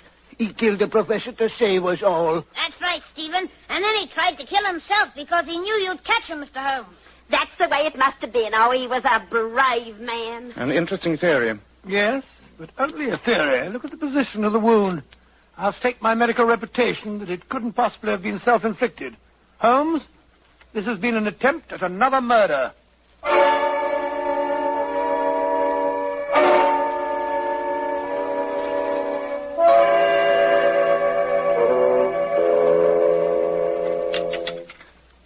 More coffee, Watson? No, thank you, Holmes. I've drunk a blasted gallon and I'm still sleepy. And I've smoked almost the entire supply of tobacco I brought on this trip, and I'm still very wide awake. I asked questions until well after midnight. And what did I learn? The servants all alibi each other. Precisely. And that of our party of 4, no one is able to provide an alibi for the other. So that it must be one of them. As ill-assorted a group of suspects as we ever met. Yes. It's a strange business. Why the attack on Olney? The professor, yes, that's quite understandable. But why Olney? What singled him out from the others? Well, I don't know. He's a contortionist, but he's perfectly normal-looking. He doesn't seem like a freak. Of course. That's it. Thank you, Watson. You've given me the other end of the thread. Oh, have I? Round up the others and bring them to the haunted tower. The dawn is beginning to break, but before we hang that signal for rescue, I shall find the answer to this bizarre problem.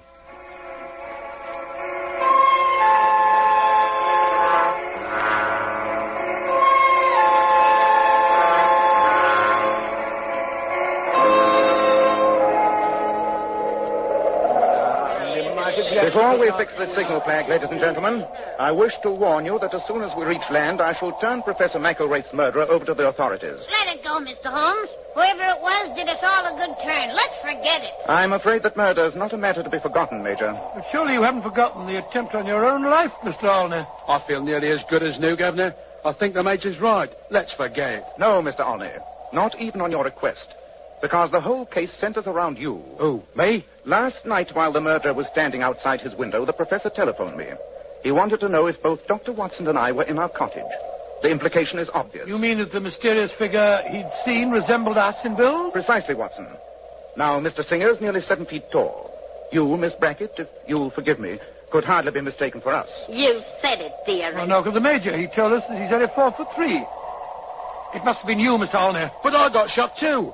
And you said when you examined me that it was impossible. I could have done it. Medically impossible for a normal man, but I'd forgotten your profession. You're a contortionist. You could easily have shot yourself at such an angle. What do you have to say, Mr. Olney? That I, Why not admit the truth? You're not a contortionist, are you? No, Mr. Holmes, I'm not. You see, my twin brother got the bid for this here job. but he had another engagement. And since the professor was so particular about the date, my brother told me to come here and we'd split the fee. But how did you know that he wasn't a contortionist, Holmes? You should remember, Watson. Huh? When we first saw him on the boat, he complained of the Scottish fleas and asked you to scratch between his shoulders. Oh, he did, yes. A real contortionist would not have needed your assistance. So your medical verdict still holds good, Watson. Olney could not have shot himself. But you've ruled the rest of us out, Mr. Holmes. Not quite, Stephen. The simplest answer is that the mysterious figure that the professor described was disguised. Disguised? That theory would be confirmed by the fact that the killer, when he was in the garden, saw the professor standing at the telephone and deliberately attracted his attention by throwing a pebble at the window. Look here, Mr. Holmes, the sun's well up. I'm tired of all this theory stuff. I'm going to hang the flag on the tower. Very well, Major.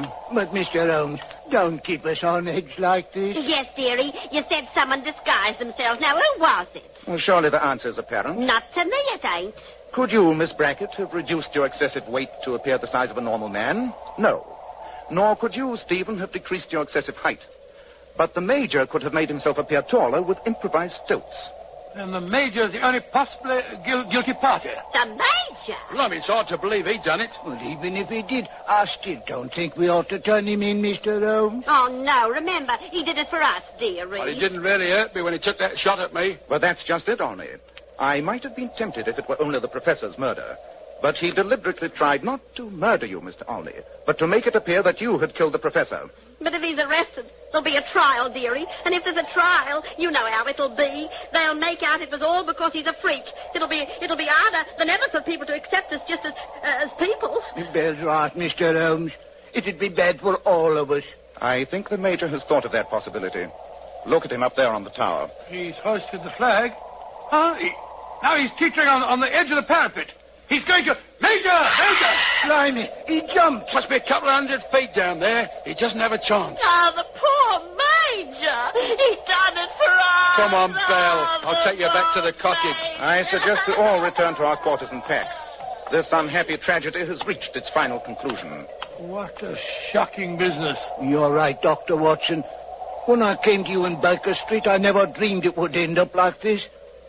One thing I'd like to say, Mr. Holmes. Yes, Stephen? I want to thank you, not just for solving the case, but because you treated all of us not as freaks, but as ordinary human beings. Makes a big difference, you know. I know of only one way to treat people, Stephen, and that is as each person deserves to be treated. If Professor McElraith had only realized that truth, he would not have paid with his life.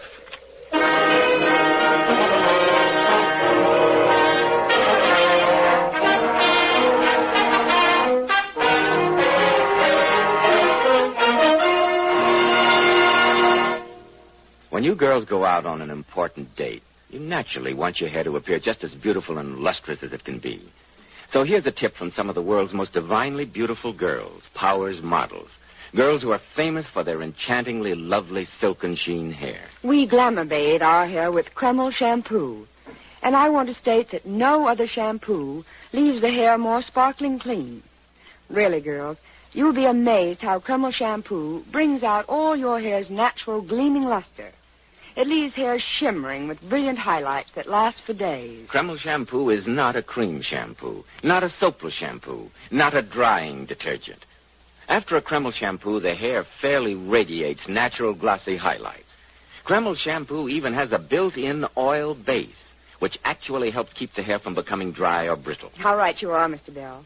Kreml shampoo leaves the hair so much softer, silkier, with satin smoothness. The hair holds a wave better, too. So, ladies, buy a bottle of Kreml shampoo at any drug counter. See how easy it is to have naturally lustrous hair and a vision of shining beauty. Kreml, Kreml shampoo. Now, Dr. Watson, what about next week? Well, I'll never see it next week.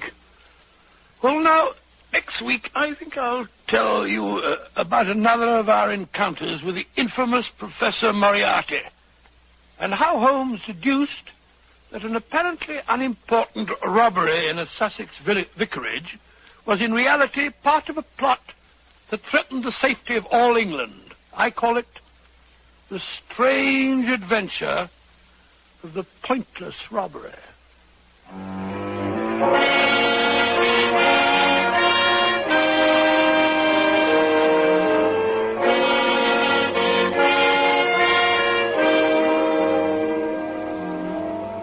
Tonight's new Sherlock Holmes adventure was suggested by an incident in Sir Arthur Conan Doyle's story, A Case of Identity.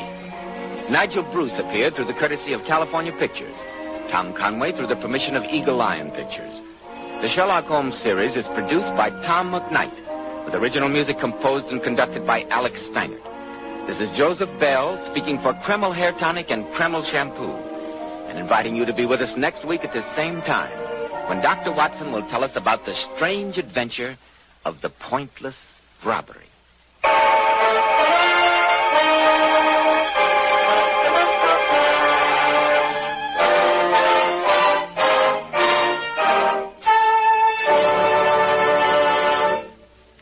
America is strong only if her school system is strong.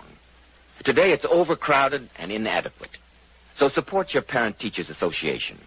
Do all you can to improve conditions, improve conditions, improve conditions, improve conditions, improve conditions, improve conditions, improve conditions.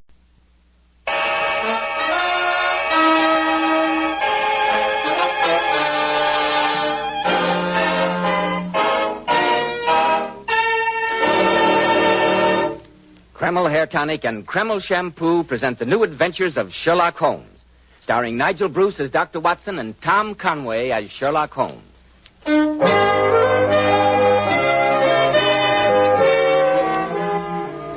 And now for that pleasant moment when we pay our weekly visit to Sherlock Holmes' celebrated friend, the eminent Dr. John H. Watson. Good evening, Mr. Bell.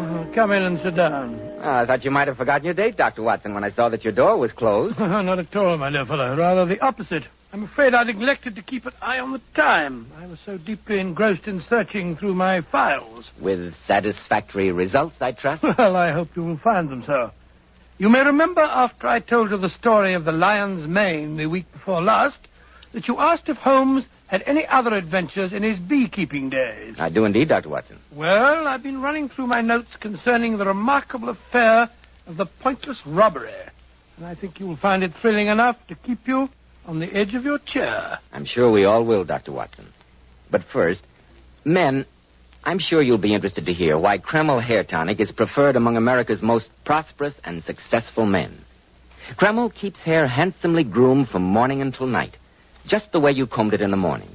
Kreml contains a special combination of hair grooming ingredients which is found in no other hair tonic. This wonderful, natural-looking hairdressing has just enough light oil to keep hair perfectly groomed with an attractive, healthy-looking luster. Yet Kreml never leaves the hair looking or feeling greasy or sticky. Kreml always looks and feels so clean on both hair and scalp. Be sure to try it, men. Kreml, Kreml Hair Tonic. And now, Dr. Watson, what's the story of the pointless robbery? Well, it all began, Mr. Bell, on a delightful summer morning in August 1913. I was spending the first day of a week's holiday visiting Holmes at the small farm on the South Downs to which he'd retired and where he was devoting himself to nothing more serious than the raising of bees. I must say, Holmes, that the quality of breakfast here convinces me that I've discovered the real reason for your devotion to rustic life. A very sound deduction, Watson. And there's much to be said for the peaceful atmosphere of the countryside after the noisy hubbub of London. A peace which I fear may be only too transient, Watson. I suggest that you omit reading the morning paper during your stay. Oh, that talk of war in Europe, you mean? Nonsense, Holmes. In this year of our Lord, 1913, no civilized nation would dream of resorting to the outmoded fallacies of armed force. I trust you're right, Watson. I trust you're right. But, I say, Holmes, you've got a visitor. Somebody's coming up the path. It's Mr. Kenmore, the rector of our local church. Another donation is indicated, no doubt. It would take the national budget to keep the church's ancient organ in good repair. Be a good fellow, Watson, and open the door while I refill the teapot. That you are, Holmes. Good morning, Mr. Holmes. Good morning, Mr. Kenmore. This is my good friend, Dr. Watson. How do you do, sir? A cup of tea? No, thank you. No tea. And I must apologize for this unwarranted intrusion at such an early hour. Some pressing matter in connection with the church? No, Mr. Holmes. The cause of my visit is a most mysterious and disturbing occurrence which took place at my residence last night. Oh, really? I suppose you give me the facts. No doubt it will seem a minor matter to you, but I feel considerable agitation over it. Briefly, at some time last night, the rectory was broken into by thieves who ransacked the entire house, with the exception of the rooms in which my daughter Alice and I were sleeping. Gracious me. And what was stolen? Nothing. Nothing whatever. Was the thief frightened off? No, Mr. Holmes. We knew nothing of it until Alice came downstairs this morning to prepare my breakfast. She found the house in a state of the utmost confusion, obvious signs of forcible entry, and not a single thing missing. Odd. Very odd. I hesitate to ask you, Mr. Holmes, to concern yourself with such a trifle, but you know our worthy constable, Tom Wilson. Yes, an excellent man when it comes to unlighted bicycle lamps, but beyond that... come, Watson, let's accompany Mr. Kenmore to the rectory and see what we can discover.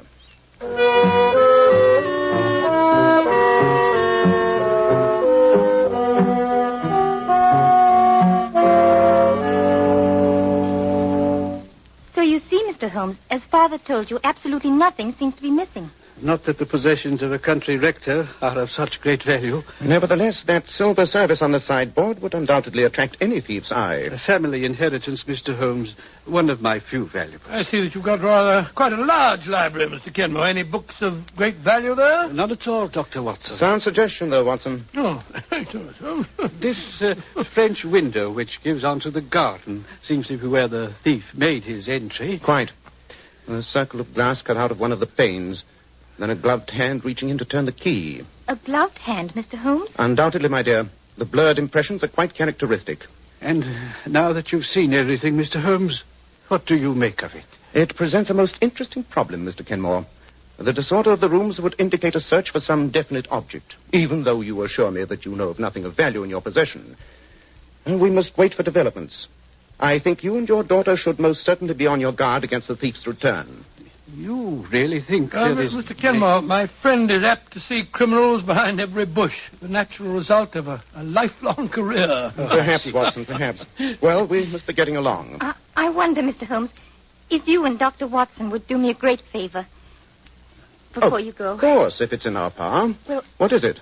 Would you think me too bold if I asked you to let me take a snapshot of you both? Oh, really, Alice? I gave Alice a camera for her birthday last week, Mr. Holmes, and ever since then she's been making life miserable for everyone. I'm sure you could find two handsomer subjects, my dear. But Watson and I will be glad to have you immortalize our features. Yes, of course, naturally. Oh, thank you, Mr. Holmes. I brought my camera down from my room, hoping you'd say yes. Well, I'm very sorry. I was just wearing this old Norfolk jacket. If you stand here, right beside the front door. Just a moment. The wind's blowing my hair about a bit. There we are. All right. Just look this way. Fine. Thank you so much. I hope you'll spare me a print or two if they turn out, my dear. I'll be very glad to. As a matter of fact, that was the last picture in the roll. Now I can take it down to the village and have Mr. Dilworthy, the chemist, develop it for me. I say, we're passing by the chemist's shop. Can't I drop it off for you? Thank you very much, Mr. Watson. That's very kind. Here it is. And thank you again, Mr. Holmes, for your kindness in troubling yourself with my problem. Not at all. And remember, Mr. Kenmore, be on your guard against a return visit.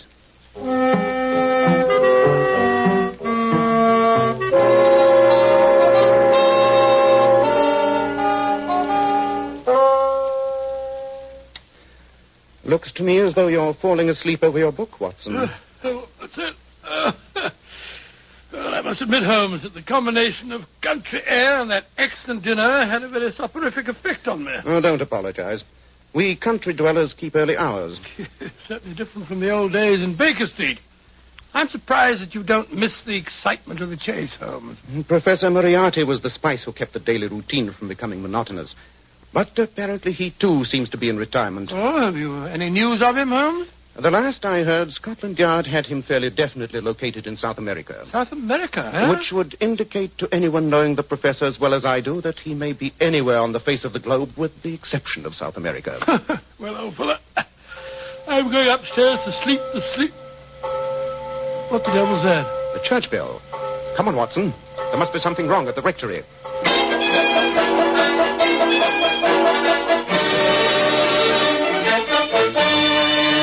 And I thought the quickest way of raising the alarm, Mr. Holmes, was to sound the church bell. Very wise. Tell me, Mr. Kenmore, what was the first thing you heard? A sharp cry from my daughter awakened me, followed by a thud. I rushed into her room and found her. Well, she'll be all right, don't you worry, Mr. Kenmore. I've had to take several stitches, but she'll have a slight concussion for the next few days. but there's no cause for alarm. Oh, thank heaven, Doctor. When I rushed in and saw her lying on the floor... Her assailant had fled by the time you entered? The open window showed only too clearly the miscreant's path. Well, you keep her in bed for a few days, give her a light diet, and she'll be right as rain. Oh, that face. The window. Well, she's semi-conscious, poor girl, to be quite expected after such a blow. No, don't touch me. Please. It's there on the shelf. No. The sleeping draught that I gave her will take effect soon. I blame myself, Mr. Holmes, for not having paid more attention to your warning. But That's of no importance now, Mr. Kenmore. What's that? Someone at the door. Pardon me. Wilson, high time you got here. You received my message? Oh, take your message as it brought me here, Mr. Kenmore. Worthy Constable Watson. There's been worse things happening in the village. What is it, Wilson? Oh, good evening, Mr. Holmes. Oh, there's fair devil's work afoot tonight. Oh, come, my man. What's up? Well, it's Mr. Dilworthy, the chemist. Well, what about him? In his rooms where he lives, back of his shop. Dead. Lying there on the floor with his head crushed in something savage. Dilworthy? Oh, horrible. Some prowling thief? No. Oh, no, sir. With the cash box sitting there in plain sight, with £4 and some odd shillings plain to see and not a penny touched. Dilworthy, wait a moment. The ransacking of this house, the attack on Miss Alice, and now this. There's only one common denominator which applies to all three. I don't understand, Mr. Holmes. That film from Alice's camera, Watson. After we left here this morning and went to the village, you left it at Dilworthy's? Of course, it's got a... matter of fact, Holmes, I'm afraid I forgot all about it. Here's the roll in my pocket. I must apologize to Miss Alice. Not a bit of it, Watson. What do you mean, not a bit of it, Watson? I'm convinced that roll of film holds the solution of the mysterious events of the past 24 hours. And due to your convenient lapse of memory, we are in possession of the prize. But what prize are we in possession of? That, Watson, remains to be seen. Come, we just have time to catch the late train for London. A visit to Scotland Yard's laboratory will reveal the precious secret which that film is evidently concealing.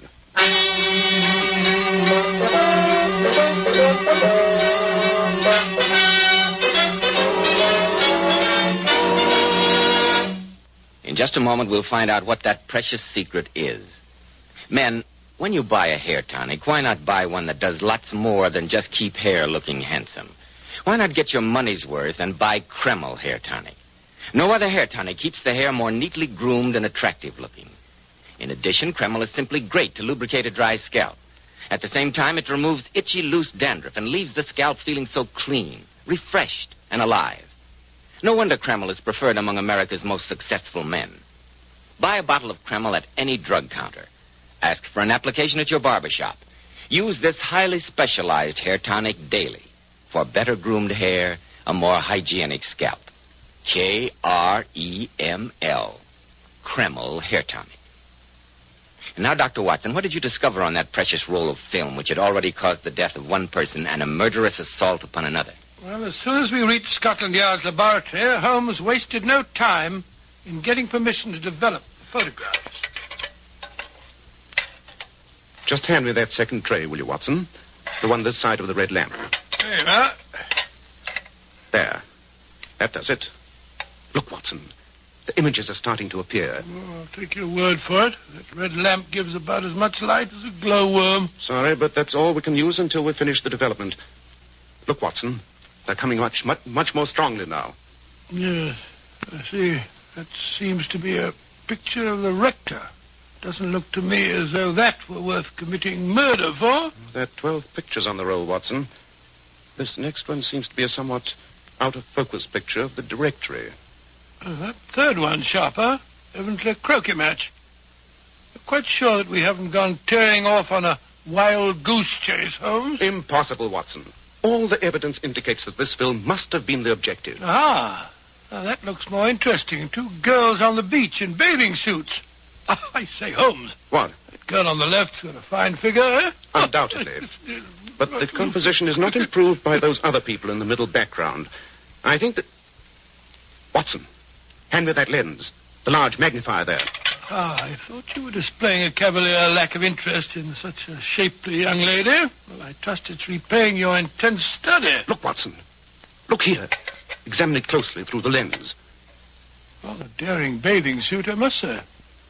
Has no sleeves. Not the girl, you idiot. What? The girl? The two men in the background. Oh. Take a good look at that one on the right. Oh, there's certainly something familiar about him. Holmes. Holmes, it can't be. But it is, Watson. Beyond any shadow of doubt. Professor Moriarty himself. And no nearer to South America than the beaches of England. But I don't see why Moriarty should have been so anxious to secure this film. After all, Holmes, there's nothing particularly damning in a photograph of two men seated on a beach. When one of them is the world's most notorious criminal, and when he's quite ready to commit murder to regain the film. Watson, ask the inspector to call us a car. Where are we going? You and I and this precious film are paying a visit to Sir Edward at the Foreign Office at once.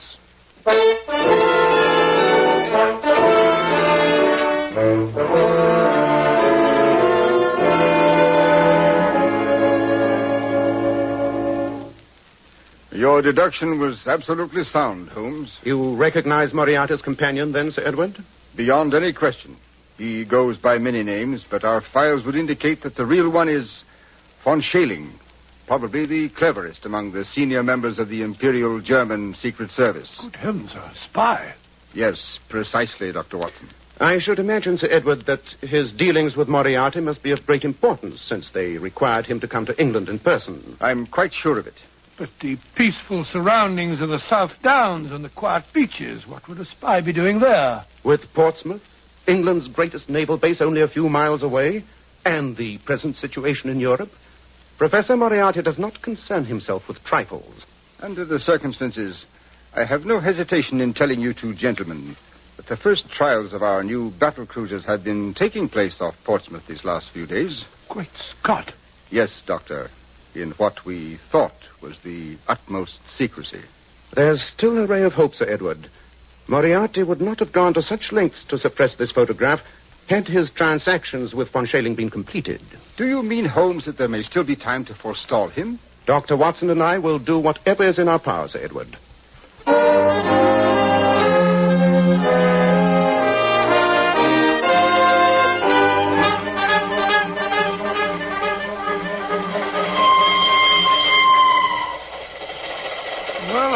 Judging from the sudden change in your expression after your silence this past hour, you've evidently had an inspiration. We must bait a trap, Watson. And that film must be our bait. Professor Moriarty must be in a fury at his bungling subordinates, who've twice failed to recover it. If I know the professor, he'll make the next attempt himself. You can't take an advertisement in the newspaper, Holmes, to lure Moriarty into a trap. If Alice and her father will cooperate, I have a method that is better than any advertisement. Oh? What's that? Evidently, Watson, you're not acquainted with the post office and the postmistress of the average village, to which Falworth is no exception. She fills the function of a town crier with the utmost efficiency. She will be our advertisement.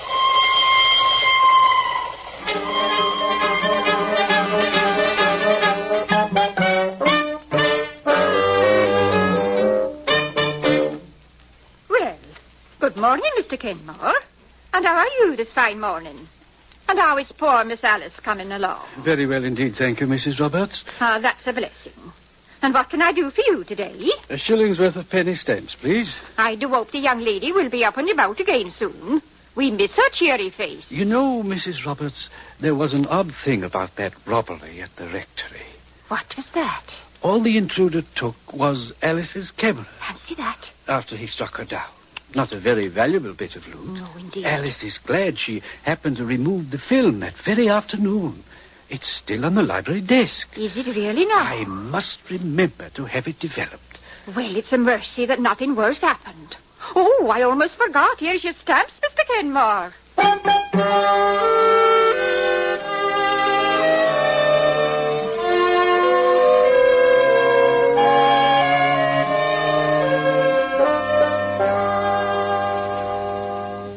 And I think I can assure you, Mr. Holmes, knowing our worthy postmistress, as I do, that the misinformation I gave her has by now been widely disseminated. Excellent, Mr. Kenmore.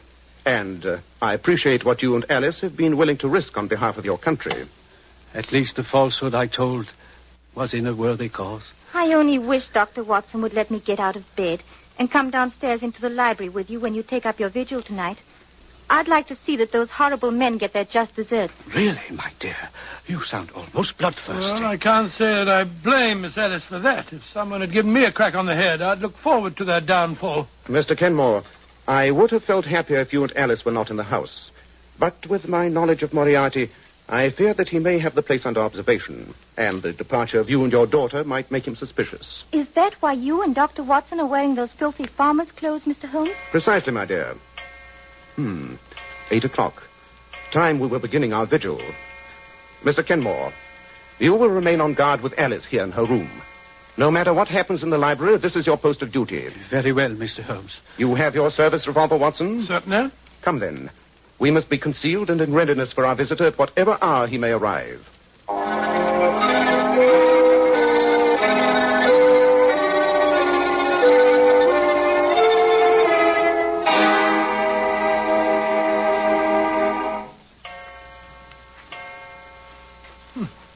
Only 2 o'clock. I'm so cramped from standing behind these curtains that I thought it must be the morning. What price the peaceful countryside now, Watson? Well, I must say that... What is it? A faint sound on the gravel path. It might be a nocturnal animal or... No. There it is again. Footsteps. Is your gun ready, Watson? Ready, Holmes. He'll probably come through the French windows. It's the most inviting entrance. On your guard. Cutting up the pane of glass.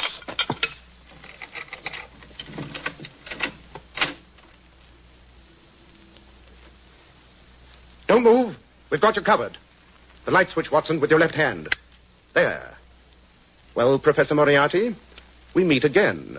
If it isn't Mr. Sherlock Holmes and Dr. Watson. Keep that gun on him, Watson, while I see if he's carrying a weapon. And render myself liable to a long prison sentence.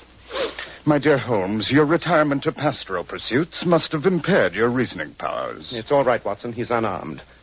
You can lower your hands now, Professor. But I'd strongly advise against making any sudden move. I wish he would, the dirty traitor. I'm inclined to agree with your sentiments, Watson. Moriarty, for once I intend to take the law into my own hands. I can forgive a criminal, or a forger, or a thief, or even a murderer. But a traitor is something else. I don't understand what you're driving at.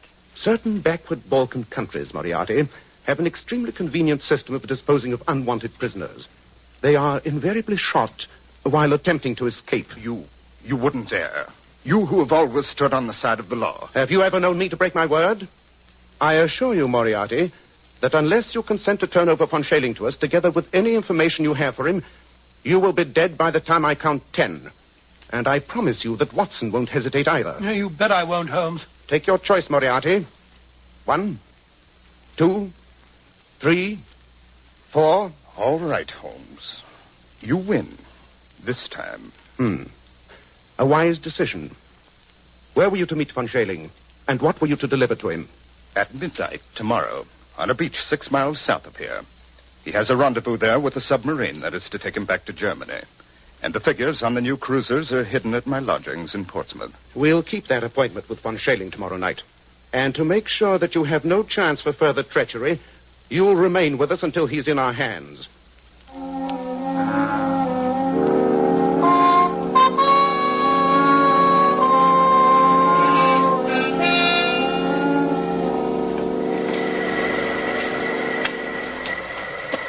This is the spot, Professor Moriarty? 500 yards south of the abandoned dock, yes. Very well. Watson and I will remain here behind these bushes. You, Professor, will walk out alone onto the sands. I intend to take no chances of scaring off our quarry. I haven't much choice in the matter. Just a moment. Yes? Remember that we have you in plain sight, that the moonlight is strong, and that the slightest sign of treachery will be the signal for your well-deserved execution. I won't forget, Mr. Holmes. I hate to think of his going scot-free, Holmes. You cannot hate it more than I do, Watson. But letting him go free is a cheap price to pay for the scotching of his plans and the capture of von Schailing. Here comes a car. This must be von Schailing. No one else would be on this deserted road at this hour of night. Oh, the car's stopping. There's only one man in it. He's getting out. It is von Schailing. Ah, Herr Professor. I knew I could depend on you. Right, Watson. Put up your hands, you. The devil... Look out, Watson. Quick work, Watson. curse you, Moriarty. You have betrayed me. Precisely, Herr von Schelling. But why should the fact that a traitor will engage in a double betrayal surprise you? He'll be all right, Holmes. Barring a nasty flesh wound in his leg. Well, Mr. Holmes, you have the papers and the spy. I've kept my part of the bargain. Now you keep yours. Don't worry, Moriarty, I shall. But you can count yourself lucky that the stakes for which we were playing were far more value than your traitorous life. I promise you that next time we meet, you will pay your long overdue reckoning. I shall look forward to it. Au revoir. Till our next meeting. What infernal cheek. I hate to see him go free. No more than I do, Watson. Well, at least we've had the best of the bargain. Now let's load our prisoner into the car. And who are you, anyway? The devil? Oh, hardly so eminent a personage, von Schelling. My name is Sherlock Holmes. So, I might have guessed. Oh. He's fainted. Just as well, perhaps. Here, Holmes, we'll put him in the back seat of the car.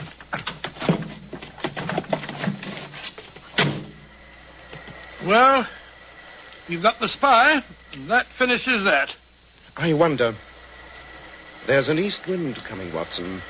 East wind? Oh, I don't think so, Holmes. It's particularly warm. Good old Watson. You're the one fixed point in a changing age. There's an east wind coming all the same. Such a wind as never blew on England yet. It will be cold and bitter, and a good many of us may wither before its blast. But it's God's own wind nonetheless, and a cleaner, better, stronger land will lie in the sunshine when the storm has cleared. Start the car up, Watson. It's time we were on our way.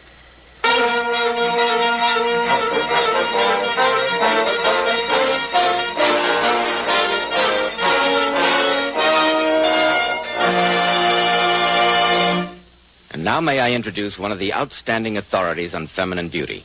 He is John Robert Powers, who has received hundreds of thousands of requests from girls all over the country. Girls wishing to join his exclusive Powers Girls. And now, especially transcribed, Mr. John Robert Powers. Good evening, friends. I'm very happy tonight to bring along one of my very attractive Powers girls, Miss Pat Fordyce.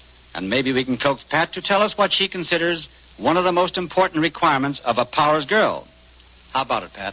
Well, I think one of the most important requisites is lovely, shining, bright hair. Hair that reflects natural, glossy luster and highlights. I certainly agree, Pat. And I heartily agree with you about using Kreml shampoo. Yes, Pat, I advise all my Powers girls to use Kreml shampoo. In my opinion, no other shampoo leaves the hair more radiant with such natural gloss and highlights. Why, I've interviewed hundreds of girls with beautiful faces, but with such dull, lifeless-looking hair. Then after using Kreml shampoo, what a difference.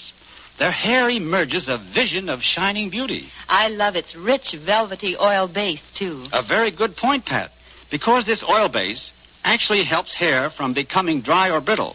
Kreml shampoo also whips up a wonderful, luxurious, active foam, even in the hardest water.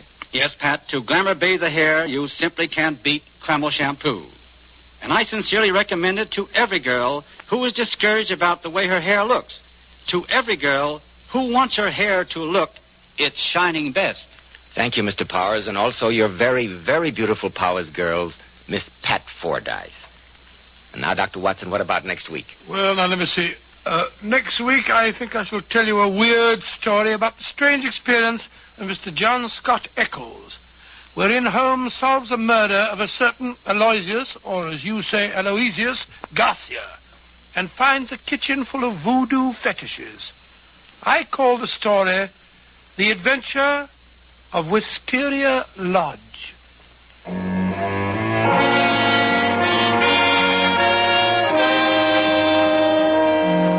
Tonight's Sherlock Holmes adventure was suggested by an incident in Sir Arthur Conan Doyle's story, His Last Bow.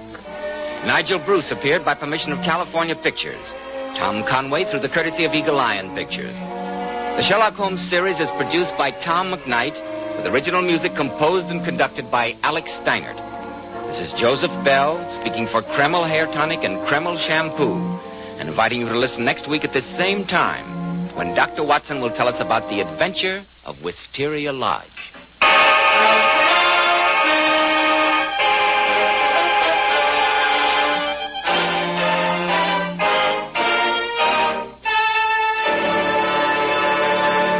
ABC, the American Broadcasting Company. Casting Company. Casting Company. Casting Company. Casting Company. Casting Company. Casting Company.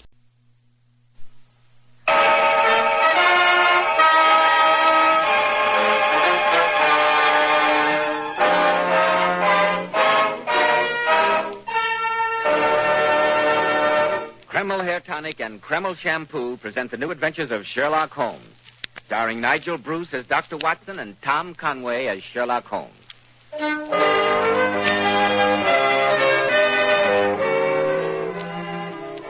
Now, once again, here we are in Dr. Watson's comfortable study. Good evening, Dr. Watson. Good evening, Mr. Bell. Sit down, my boy, and make yourself comfortable. Thank you. Warm tonight, isn't it? It is indeed. Quite summery, in fact. Let's see. Tonight you're going to tell us about the strange adventure of Mr. John Scott Eccles at Wysteria Lodge, aren't you? Yes, and I think I can promise you that you'll find it weird enough to make you shiver a bit, in spite of the weather. Good. I can hardly wait. Men, if you want that prosperous, successful look which stands out in the crowd, remember, well-groomed hair means a lot to a man's appearance. And I'm sure you'll want to know why so many of America's most prosperous and successful men use Kreml Hair Tonic. You see, Kreml contains a special combination of hair grooming ingredients which is found in no other hair tonic. This is why Kreml gives a man's hair such a natural, well-groomed look. Why it keeps hair neatly in place longer. Yet Kreml never leaves hair looking or feeling greasy, sticky, or dirty. Kreml never leaves hair feeling cakey or stiff. Just make this test, men. After you apply Kreml, rub your hand over your hair. Notice how delightfully clean your hair feels. Notice how no greasy film comes off on your hand or your hatband. Kreml always gives your hair such a handsome, clean-cut appearance, as if your barber had just combed it. At the end of the day, your hair looks just as neatly groomed as when you combed it in the morning. Buy a bottle at any drug counter.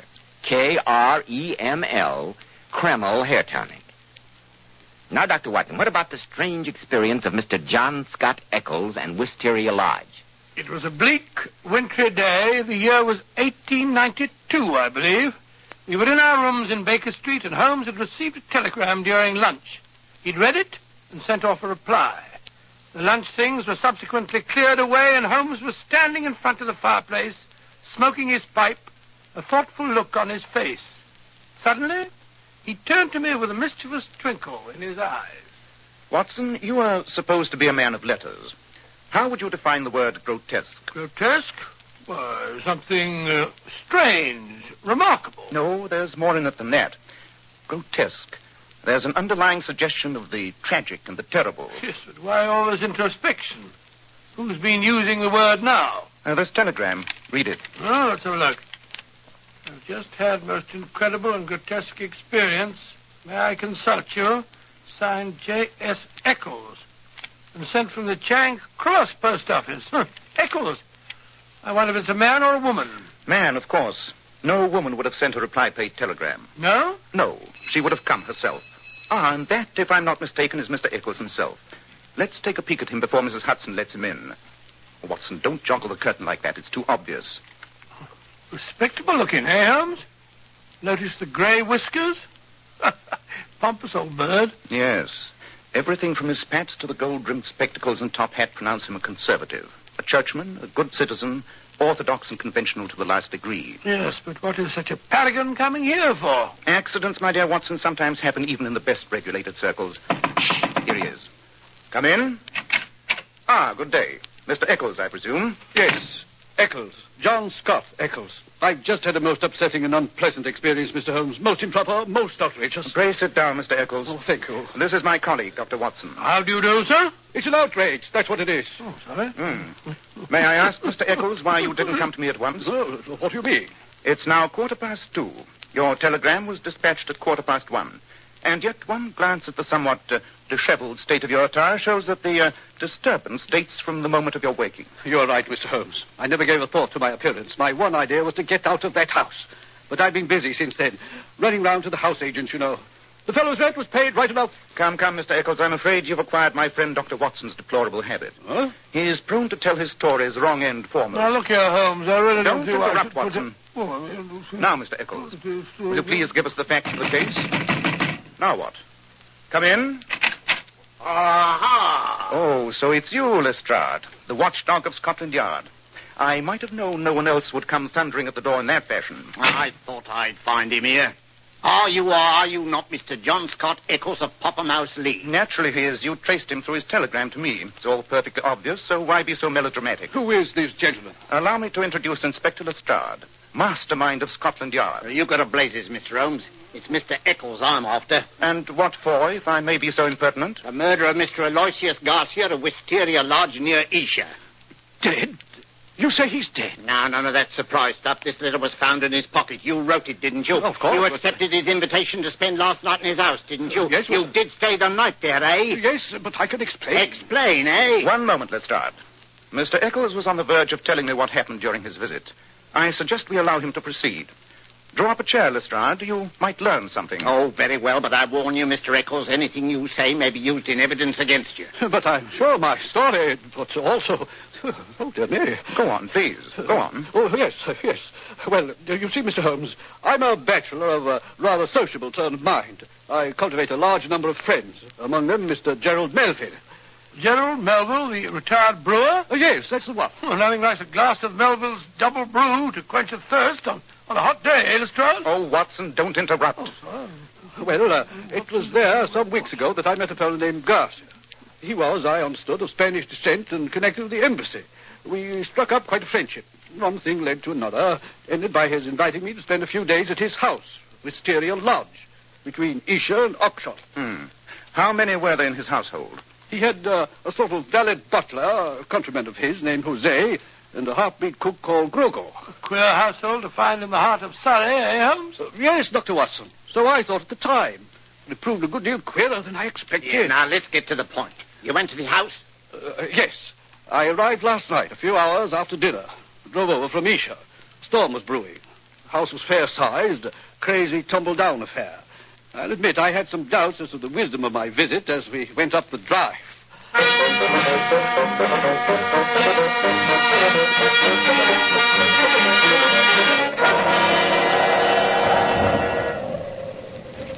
Delighted to see you, my dear friend. Delighted.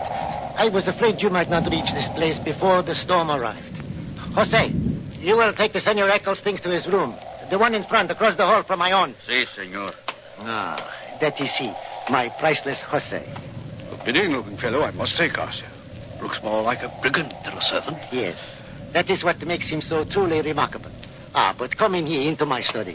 There is a fire and some good red wine and a sandwich for you which my good Groco has made especially. In here. Come. Oh, yes, thank you. Well, this is better. I'll admit I was chilled from that drive. And your hall is a trifle draughty, my dear Garcia. But here we are what you call cozy, eh? Here, come, sit by the fire.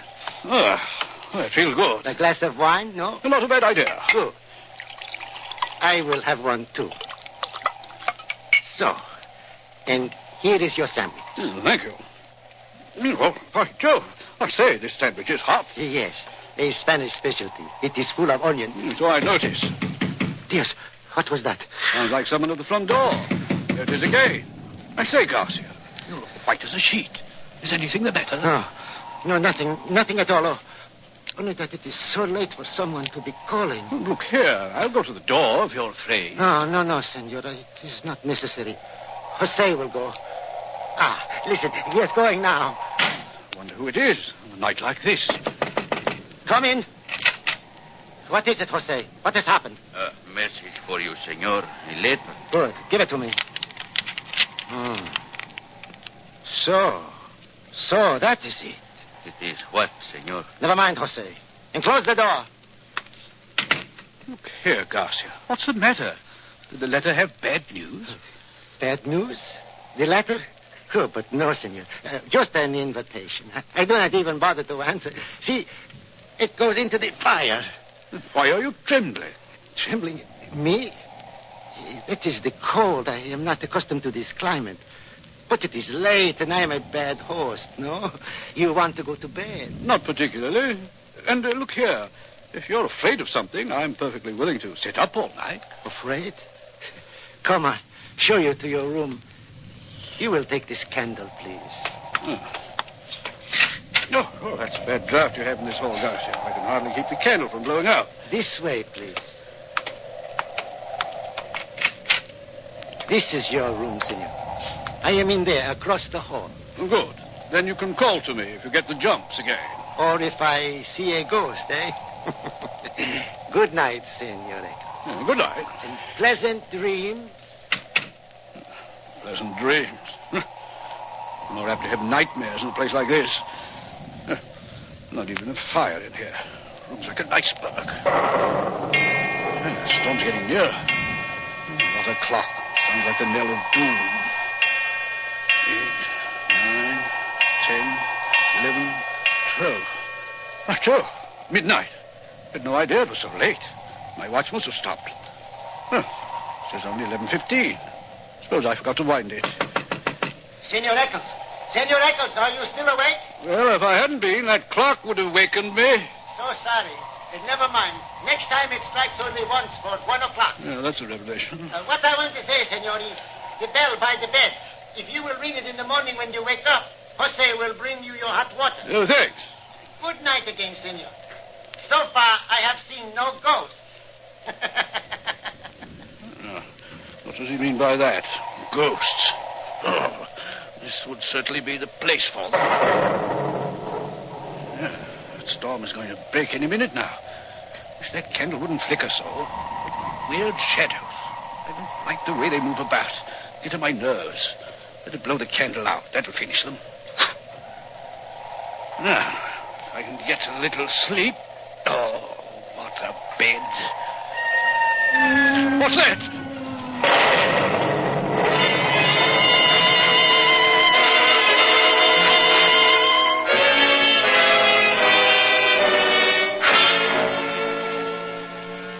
So you think you heard a scream, Mr. Eccles? Well, I wasn't sure.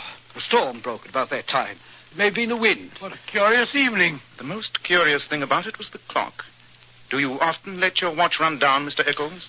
No, I can't say that I do. Well, next morning the storm had cleared. I woke about dawn and tossed about half an hour. When I found that I couldn't go back to sleep, I rang for my hot water.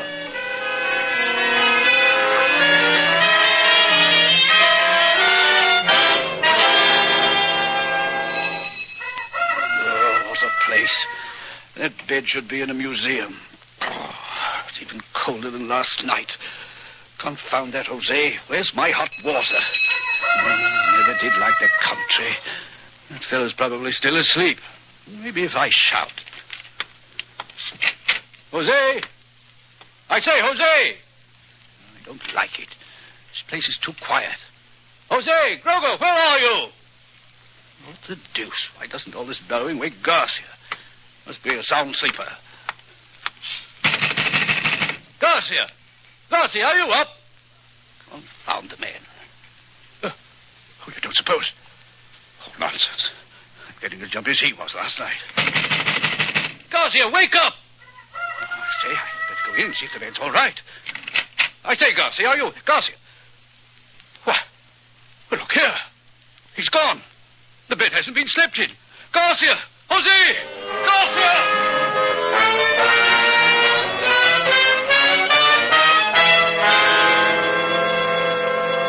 I was thoroughly upset, Mr. Holmes. I ran from room to room, shouting. They were empty. The men were gone. My host, the footman, the cook, all vanished in the night. Quite a unique experience, eh, Watson? Yes, one of the most... I was furious. I packed my bag, set off to visit the chief land agent in the village. But I found everything in order. Garcia had rented the place right enough, but even paid 3 months in advance. My next step was to come into town, call at the Spanish embassy. Yes? They had never heard of Garcia. That is the end of my story. Well, I admit it seems to fit in with what we discovered at Wysteria Lodge. We even found the note you spoke of. But Garcia threw it into the fire. I saw him do it. It was a dog grate. He overpitched it. I found this crumpled up at the back. Yes, that's it.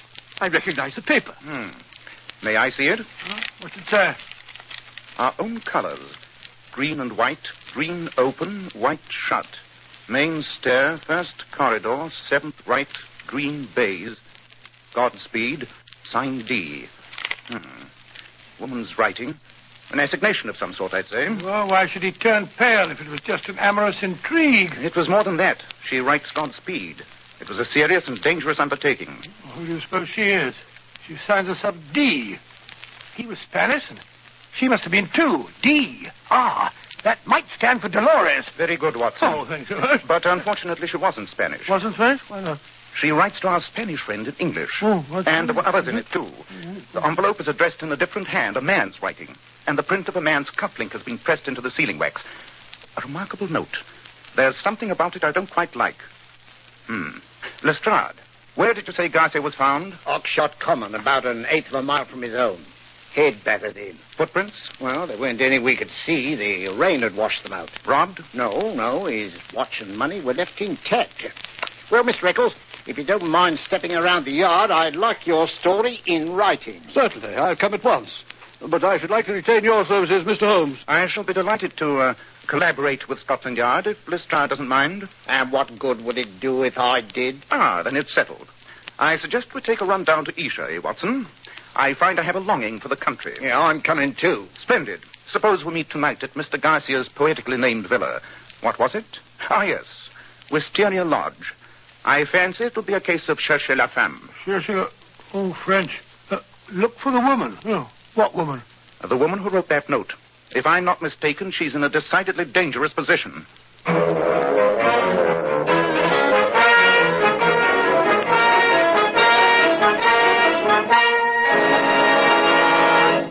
In just a moment, we'll find out what Sherlock Holmes discovers on the visit to Wysteria Lodge. Every man who takes pride in his appearance should know that handsome, healthy-looking hair needs a hygienic scalp. That's why, when you buy a hair tonic, be sure to get your money's worth. Don't settle for just any hair dressing when you can enjoy the extra advantages of Kreml hair tonic. This highly specialized hair tonic contains a special combination of hair grooming ingredients, the like of which has never been duplicated in any other hair tonic. Kreml keeps dry, stubborn hair neatly in place all day, and always gives hair such a natural, well-groomed appearance, never sticky or greasy. But men, Kreml does lots more than keep hair looking handsome. Kreml leaves your scalp feeling so alive and tingling. At the same time, it removes itchy, loose dandruff. It's simply great to lubricate a dry scalp. And if your hair is so dry it breaks off and falls when you comb it, Kreml actually helps condition the hair, in that it makes it feel softer, more pliable. So men, buy a bottle of Kreml at any drug counter. Ask for an application at your barber shop. Let Kreml help keep your scalp hygienic. Your hair always looking handsome, always looking its very best.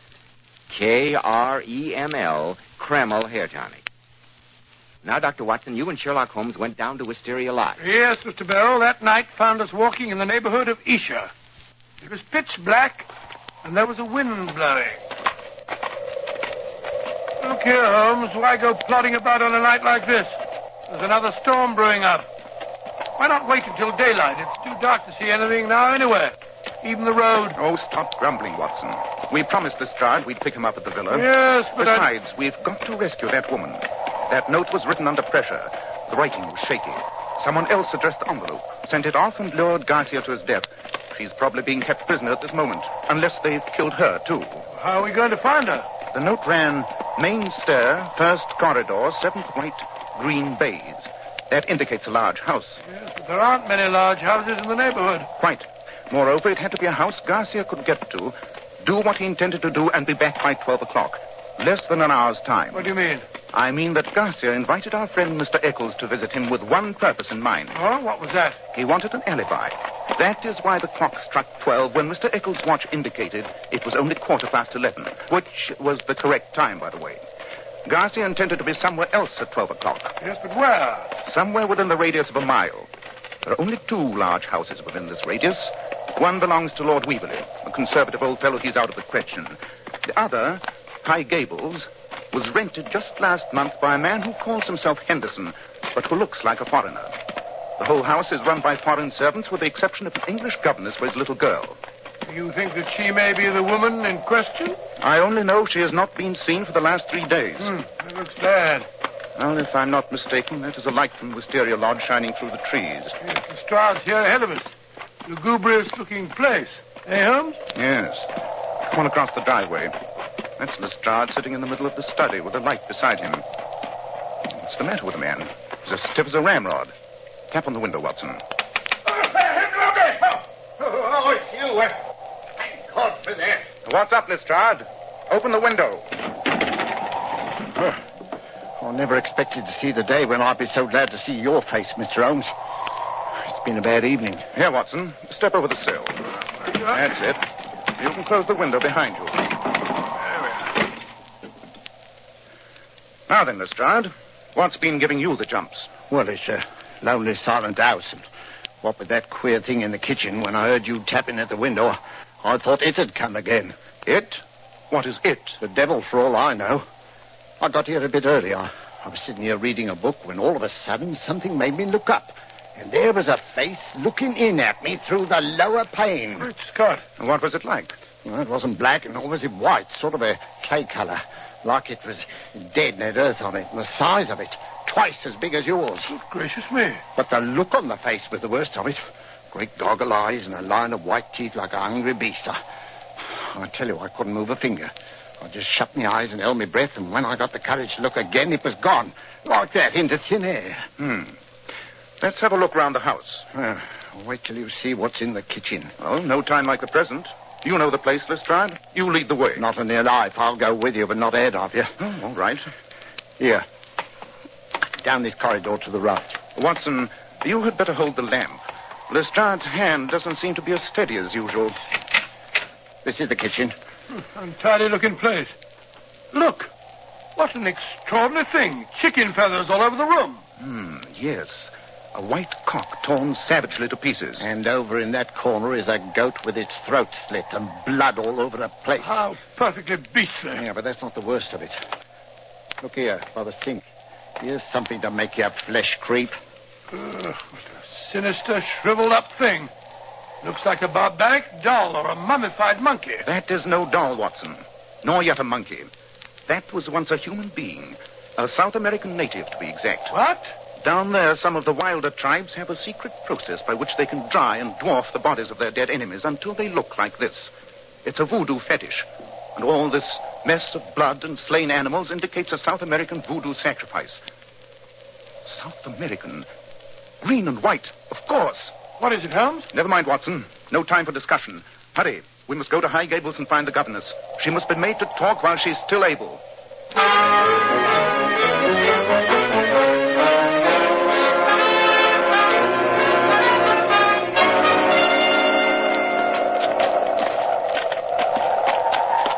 That's the house. Governess's room is at the back. Hello. What's this? Closed carriage without lights drawn up at the front door and baggage piled on top. They're trying to make a getaway. We must stop them. How can we? We've got no warrant. Thank heavens I'm not a member of the official police. My revolver's warrant enough for me. Look. The front door's opening. 2 men are coming out. The one in the greatcoat is Henderson, as he calls himself. I think I can tell you his real name if I get a look at his face. They're carrying something between them. Why, it's a woman. The governess. Why can't she walk? What have they done to her? They're putting her in the carriage. Come on. We must stop them. Now then, hands up, both of you. Carlo, drive on. Pay no attention. Drive on. No, you don't, Carlo. One move to pick up those reins and you'll get a bullet through you. Now then, what have you done to that woman? She's sick. We are taking her to London. You must not stop us. Lestrade, light the carriage lamp.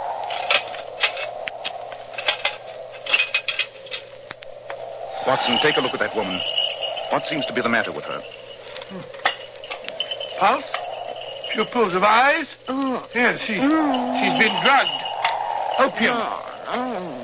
She's half conscious. You will kill her. She is sick. We must get her to a doctor. Every moment is vital. No. Don't let him. He's a devil. He killed Garcia. Don't listen to her. She's delirious. We must go to a doctor. I am a doctor, my good man. Don't worry. She's in good hands. Dr. Watson will take care of her. Now, Lestrade, if you will remove the gentleman's hat so we can have a good look at his face. Aha. As I expected. Lestrade, arrest this man. He is the murderer of Garcia, and heaven knows how many other poor souls. Yeah, but who is he? Don Murillo, the tiger of San Pedro, the most bloodthirsty tyrant that ever ruled a helpless people.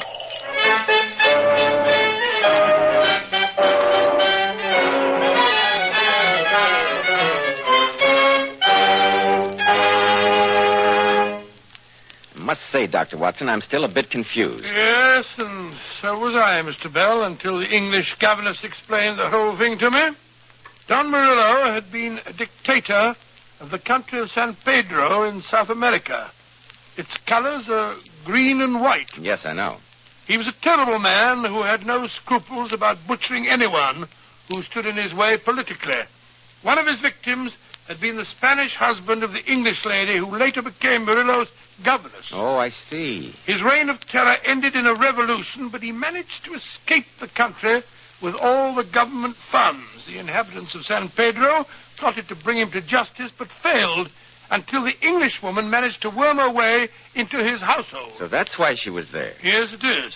She and a party headed by Garcia planned to kidnap Murillo and take him back to San Pedro where he could be tried for his crimes.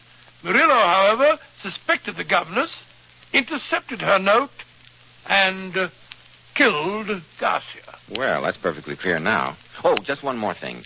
The hideous face at the window, what was that? Oh, that was Grogo, Garcia's huge native cook, who was sneaking back to get his voodoo fetish, the shriveled mummy. That was certainly a blood-curdling story. Dr. Watson will return in just a moment to give us a hint about next week's story. Here's something of real interest for our lady listeners. I'm sure we all know or have heard how beautiful Powers models are. But did you know that these famous beauties make up to $35,000 a year? Which shows they have brains as well as beauty. Yes. But seriously, Joe, what impresses me most is that Powers models can afford to spend a fortune on their hair. Yet when they wash it, they rely on inexpensive Kreml shampoo. Which proves how wonderful Kreml shampoo really is. Powers models were among the first to discover that no other shampoo leaves hair more shining bright with natural gloss and luster. And under no circumstances does Kreml shampoo ever dry the hair. Kreml shampoo is not a soapless shampoo. It's not a cream shampoo. It's not a harsh soap or drying detergent. Kreml shampoo is entirely different. I'll check with that, Joe. After a Kreml shampoo, the hair actually radiates natural, brilliant highlights. And Kreml shampoo even has a built-in oil base, which helps keep hair from becoming dry or brittle. It rinses out so easily and positively never leaves any dull, soapy film. So, ladies, always wash your hair with Kreml shampoo. It leaves hair a vision of shining, sparkling beauty, yet in no way hurts its texture. Kreml, Kreml shampoo. Now, Dr. Watson, what about next week? Well, I'll never think. Next week. No, I won't. Next week, I think I'll tell you about another one of our meetings with the infamous Professor Moriarty. Yes, that's what I'll tell you. It's a strange story.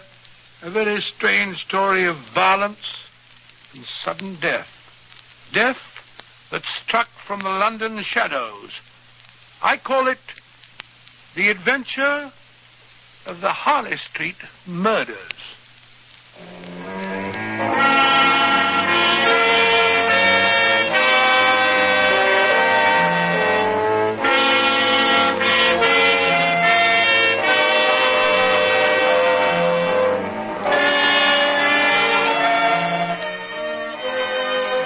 Tonight's Sherlock Holmes mystery was adapted from Sir Arthur Conan Doyle's story, The Adventure of Wysteria Lodge. Nigel Bruce appeared through the courtesy of California Pictures. Tom Conway by permission of Eagle Lion Pictures. The Sherlock Holmes series is produced by Tom McKnight, with original music composed and conducted by Alex Steiner. This is Joseph Bell, speaking for Kreml Hair Tonic and Kreml Shampoo, and inviting you to be with us next week at this same time when Dr. Watson will tell us about the adventure of the Harley Street Murders.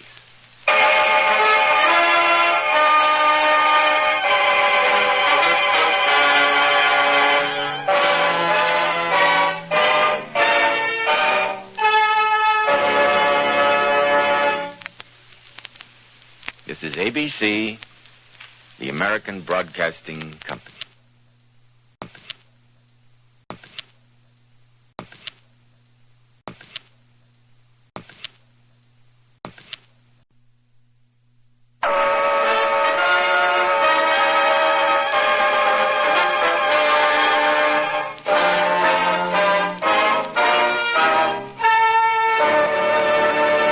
Kreml Hair Tonic and Kreml Shampoo present the new adventures of Sherlock Holmes.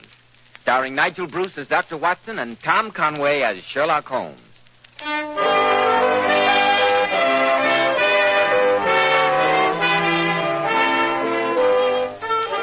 Well, it's Monday evening again and time for the weekly visit with our good friend and host, Dr. Watson. I'm sure he's expecting us, so let's join him, shall we? Good evening, Dr. Watson. Ah, there you are, Mr. Bell. Draw up your usual chair and settle down. That's it. Thanks, Dr. Watson. And now, how about tonight's new Sherlock Holmes adventure? Well, I think it'll intrigue you, Mr. Bell, for in it, Sherlock Holmes once again crossed swords with his most famous opponent, the man whom Holmes referred to as the Napoleon of crime, the redoubtable Professor Moriarty. And who came off best on this occasion? Supposing you let me tell the story from the beginning, my boy, and then you can decide the matter for yourself. All right, Dr. Watson. But before you get too far into the story tonight, perhaps I might... Have a word with our listeners? Of course, Mr. Bell. And while you're doing that, I'll get my pipe lighted.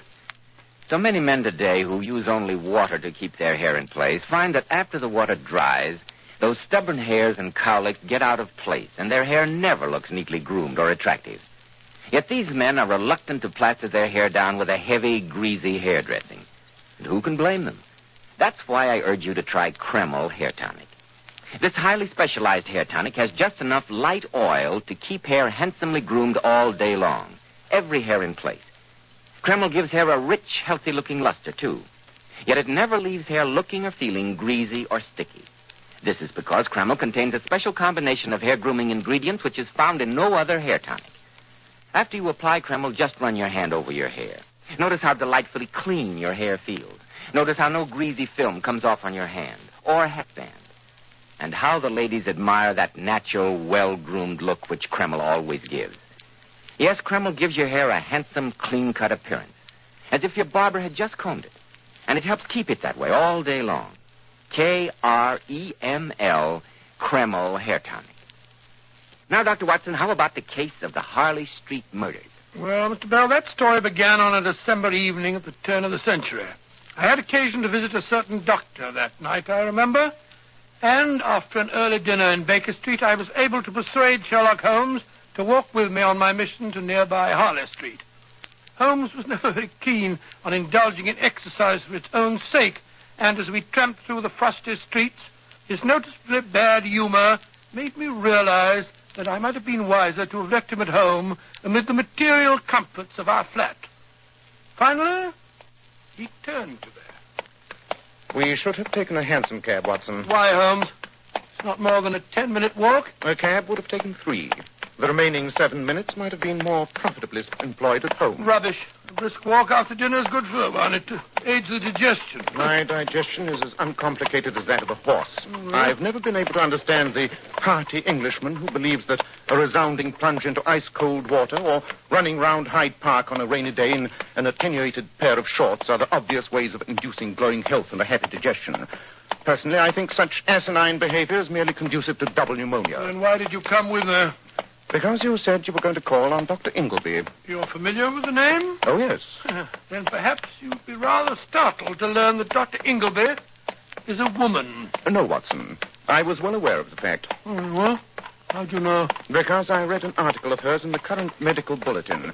It was signed Sarah Ingleby, M.D. I've yet to meet a man with the Christian name of Sarah, therefore I deduce she's a woman. Amazing deduction. Quite amazing. But you haven't told me why you're calling on her tonight, Watson. Well, I knew her slightly at the University of London. Nice woman, though I never can understand why a woman wants to be a doctor. Anyway, I'm on the committee for collecting a present for old Professor Taylor on his retirement. She was one of his pet students, and I'm hoping for a substantial contribution from the lady. Hello. That was the police whistle. Yes, and look at the crowd up there ahead. Come on, Watson. Come on, now, keep back there. Oh, hello.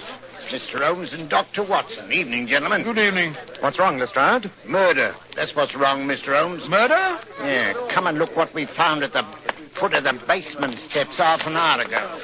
Out of the way and keep them back, Constable. There you are, gentlemen. Take a look at that. Great Scott. A well-dressed man and lying in a pool of blood. Yeah, he was well-dressed all right when we found him. Had a nice shiny knife sticking through the third button of his waistcoat. Has he been identified? Yes, Mr. Holmes. He's Dr. Marsden. His consulting room is on the second floor. Must have been stabbed as he came out of the front door and then chucked down this basement. Was he robbed? No, sir. His wallet had 3 5-pound notes in it. They weren't touched.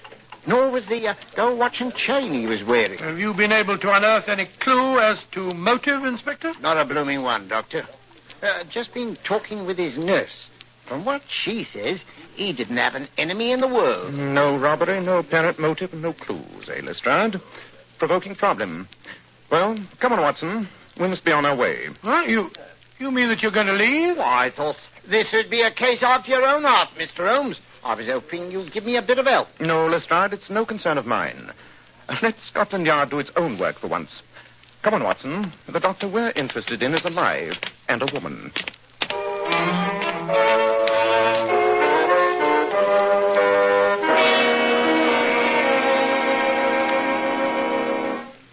I don't think Dr. Ingleby will see you, gentlemen. She didn't tell me she's expecting anyone. Nevertheless, my good woman, I think if you mention my name, she'll gladly give us a few moments. Well, you can come in. Oh, that's very kind of you. What were the names again, please? Dr. Watson and Mr. Sherlock Holmes. Who is it, Agnes? It's a Dr. Watson and a Mr. Holmes, ma'am. I told him that you weren't in the habit of receiving... all right, Agnes. You can leave us. Yes, ma'am. But perhaps you remember me, Dr. Ingleby. Yes, indeed, Dr. Watson. At the university, wasn't it? Oh, do come into the sitting room, won't you? And you, Mr. Holmes? Thank you. Mr. Sherlock Holmes, isn't it? Yes, Dr. Ingleby. I'm flattered to meet so famous a man. Thank you, madam. And may I say how glad I am to have this opportunity of making your acquaintance? Thank you. I read your article in the current medical journal with intense interest. Your invention of a new type of surgical knife that applies a local anesthetic at the same time as it cuts should prove extremely valuable. I wish the Royal College of Surgeons would agree with you, Mr. Holmes. Oh, you've encountered opposition from them, Dr. Ingleby? Great opposition. It seems odd that every stride in medical science should be countered by opposition of the very people it would assist. But I'm sure you haven't come here to discuss my new discovery, gentlemen. Well, as a matter of fact, Dr. Ingleby, I'm on the committee that's raising a fund for a parting present for old Professor Taylor. Oh. You were a student of his, and I thought Oh, yes, that... of course. I'd like to contribute, Dr. Watson. How would 10 guineas be? Oh, that's very generous of you. Oh, no. It's Dr. McKenna to see you, ma'am. David, how nice to see you. Hello, Sarah, my dear. Oh, let me introduce you. Dr. David McKenna, Mr. Sherlock Holmes, How and do you do? Dr. Watson. Hi, Doctor. Did you hear about the trouble down the street, Sarah? You mean about Dr. Marsden? Aye. Yes. But please don't talk about it, David. It's too awful. Oh, Dr. Watson, I'll just write that check for you now. Thank you so much. Dr. McKenna, it's fortunate that I met you here. I was planning to call on you in the next few days. Surely not in my professional capacity. Your friend here is an excellent doctor. Oh, thank you, sir. Thank you. No, Dr. McKenna, I was curious to talk to you since I heard that you were the executor of the Galbraith estates. Have you been having any difficulties, may I ask? Funny you should ask me that. For the past week, I've been absolutely pestered by some confounded mathematics professor who wants to buy the Cornish property. But I'm not going to settle. I'm keeping the place in trust for the heir. A professor of mathematics, huh? Very interesting. Tell me, Dr. McKenna, have any attempts been made on your life recently? Well, you're positively psychic, Holmes. On Wednesday, I was nearly run down by a horse van in Welbeck Street. I swear it wasn't an accident. Mm-hmm. On Thursday night, I was assaulted by a footpad as I was approaching my house. Fortunately, I'm something of a boxer, and I was able to drive him away. I see. And only this morning, as I was walking down Deer Street, a brick came down from the roof of one of the houses and shattered to pieces at my feet. Good Lord, you've informed the police, of course. No, I haven't. I can take care of myself. Then please let me warn you, Dr. McKenna. Watch yourself carefully. Until the estate is settled, receive no private visits from strangers. Mr. Holmes, may I ask what knowledge you have of my affairs? I'm afraid that at the moment, sir, I'm not in a position to be any more explicit. However, I repeat my warning with the utmost gravity. On my soul, you're being very mysterious. Here's your check, Dr. Watson. Oh, thank you very much indeed, Dr. Ingleby. That's very, very kind of you. Watson, I think we should be on our way. Good evening, Dr. Ingleby. Good night, Dr. Mr. McKenna. Holmes. Good night. Good night. Holmes. Watson. Holmes, I've never seen you so confoundedly mysterious. Shh, listen. Curious chap, that Sherlock fancy his warning me like that. It's his profession. He scents murder everywhere, except under his own nose. Extraordinary remark. Get your coat, Watson. Let's get back to Baker Street. This is quite a three-pipe problem.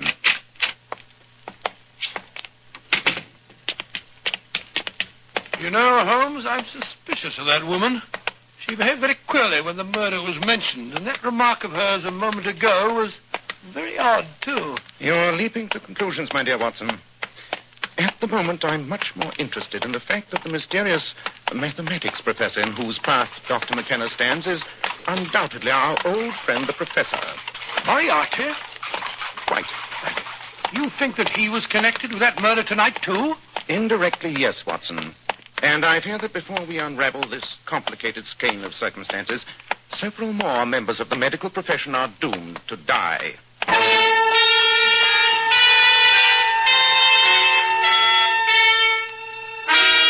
Extra, get your pepper. Get your late-night final. New murders in Harley Street. Extra late-night final. Another doctor murdered in Harley Street. Evening piper extra. Fifth doctor slain in Harley Street. Extra, extra. Get your piper. You know, Holmes, it's extraordinary the way these medical murders are baffling the police. I expect Lestrade will be around soon to try and interest you in them again. But I am interested, Watson. Oh? The crimes are wanton, apparently motiveless, yet dexterously executed. A fascinating field for speculation. But I'm even more interested in the probable next move of Professor Moriarty. I know that Dr. McKenna stands in his way. Moriarty, so I've discovered, covets the Cornish portions of the Galbraith estates. Oh, does he? He has certain plans connected with the caves there. Oh, perhaps he does, but I must say that my interests lie here in London. 5 murders in a week. All of the victims are doctors. Quite frankly, I'm beginning to feel a little uneasy myself. Quite understandable. By the way, didn't the new copy of the bulletin of the Royal College of Surgeons arrive in the post? Yes, I just skimmed through it here. Wait a minute. Ah, there you are. Thank you. Aha. Just as I thought. Listen to this, Watson. Hand me the new copy of the bulletin of the Royal College of Surgeons, Carter, will you?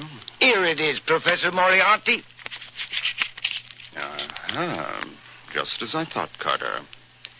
I had already concluded that these much publicized medical murders were in all likelihood committed by a half-madman who felt himself persecuted by doctors. No.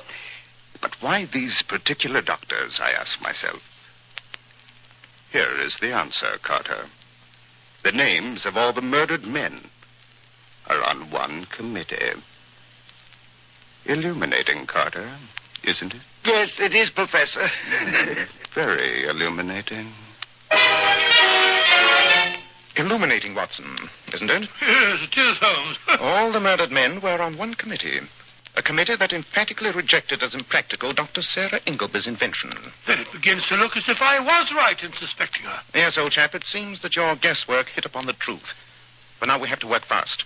Our first step should be obvious. To call on Dr. McKenna, I suppose. He's the only member of that medical committee who is still living. He is undoubtedly in grave danger, but I've warned him to be on his guard. No, Watson, our next step is to strike at the source of this deviltry. We'll call on Dr. Sarah Ingleby at once.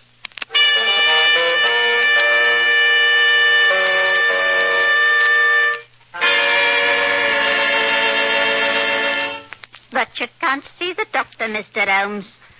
She went out not 10 minutes ago. Did she leave alone? No, sir. A man came to see her. He stayed talking for half an hour, and they went out together. Can you describe the man? Let me see. He was very tall and thin, with an high forehead and deep-set eyes. Professor Moriarty. Precisely. Thank you. You've been extremely helpful. Glad to have been of service, I'm sure, gentlemen. What do you suppose Moriarty has to do with Dr. Ingleby, Holmes? I shall suppose nothing, Watson. One of the reasons that Moriarty and I have so often ended in a stalemate is that each of us is eminently capable of reconstructing the processes of the other's mind. Let me think. If I were Moriarty... Great heavens, Watson. We must act at once. Moriarty has just secured the most dangerous weapon of his entire career.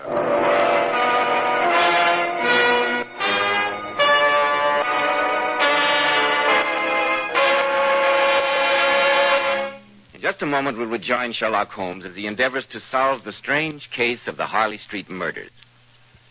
Men, if you want to be a success and look successful in life, remember that well-groomed hair adds a great deal to a man's appearance. And one of the first requisites of handsome, healthy-looking hair is a hygienic scalp. So start at once and take better care of the hair you've got. And if you're smart, you'll use Kreml Hair Tonic. No other hair tonic keeps the hair more neatly in place without looking or feeling greasy. But men, Kreml does lots more than keep hair looking handsome. Kreml's light oils have a grand lubricating effect on a dry scalp. At the same time, Kreml removes itchy, loose dandruff. Notice how alive, how tingling your scalp feels. And you like to massage Kreml on your scalp because it's such a clean product. It never feels greasy or sticky. And if your hair, like so many men's, is so dry that it breaks off and falls when you comb it, Kreml actually helps condition the hair, in that it makes it feel softer, more pliable, and look as if it had some body to it. So men, for handsomely groomed hair and a more hygienic scalp, use Kreml daily.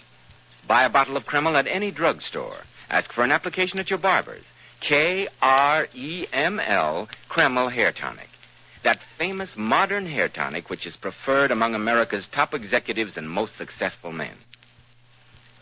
Now, Dr. Watson, you certainly had me on the edge of my chair there. What happened next? Well, Mr. Bell, supposing I pick up my story at the exact place I left off, and Sherlock Holmes turned to me and said... Yes, Watson. Moriarty has just secured the most dangerous weapon of his entire career. Come along. A weapon? Oh, I don't understand, Holmes. I warned Dr. McKenna to admit no stranger to his house, because I know that Moriarty aims at his death.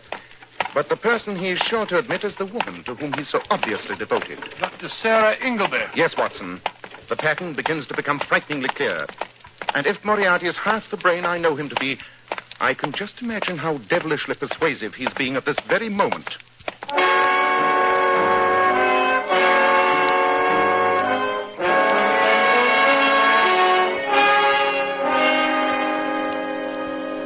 So you see, my dear Dr. Ingleby, that your real enemy is not that committee. But they banned the use of my new discovery, Professor Moriarty. They ruined my life's work, and so I made them pay with their own lives. Oh, quite so, my dear. And I sympathize and admire the way you erased them. Masterly, quite masterly.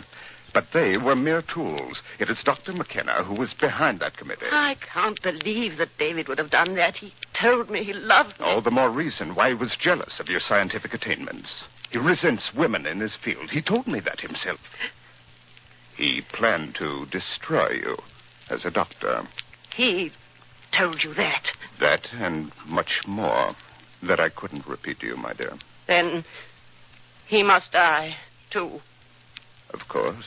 He must. I can't thank you enough for opening my eyes, Professor. Now I know what I must do. But you must have steady nerves for so great a task, my dear. Yes. I have here some capsules of my own manufacture. I think if you'll take one, you'll find it extremely efficacious. Thank you, Professor. Thank you. And now I shall call on David McKenna.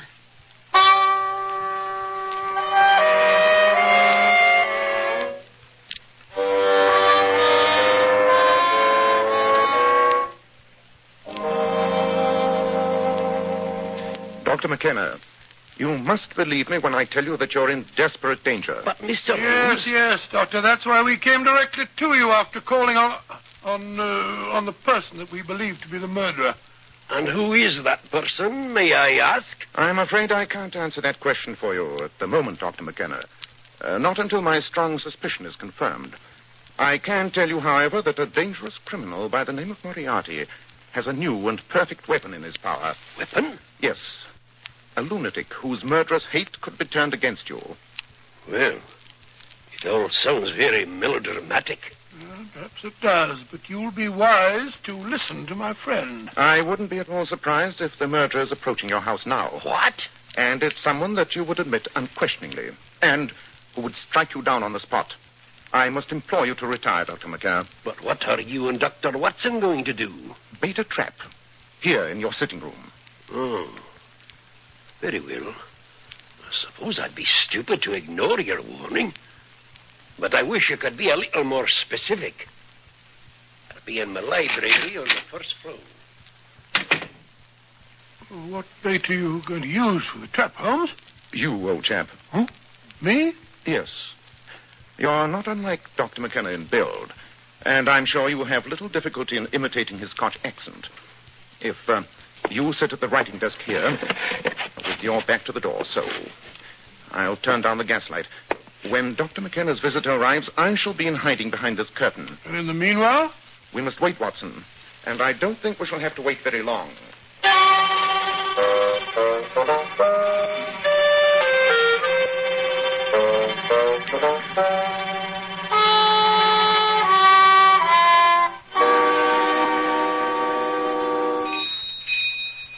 There's the bell now. Yes. The maid's going to answer the door. I'll slip behind these curtains. Keep up the deception as long as you can, Watson. We want to catch her red-handed. But be careful. Undoubtedly, she's carrying a knife. Always give me the best jobs, don't you? Come in. All right. Come in. Who's that? David, is that you? Hey, sir, that's me. Excuse me, I'll just finish this letter. You'll never finish it, David. No, you don't. You devil! It's all right, Watson. I've got her out. Oh, can't hear it. What kind of a trap is this? One that has caught you very neatly, Dr. Ingleby. I'll take that knife, thank you. You admit that you came here to kill Dr. McKenna? Oh, of course I do. Why did you fools stop me? I'd have killed him just like I killed the others. If you could have seen their stupid faces. A knife so clean and easy. It really was surprisingly easy. I gloried in killing them. But this last attempt wasn't your own idea, was it? No, it wasn't. I must say I didn't believe that David was against me, too. Then what made you change your mind? Change mind? Yes. Who suggested the idea to you? It was Professor... Professor! Confound it, she's fainted just as she was going to give us vital information. That's the trouble with women. They get so highly emotional. That's not the trouble with this woman, Watson. She didn't faint. She's dead.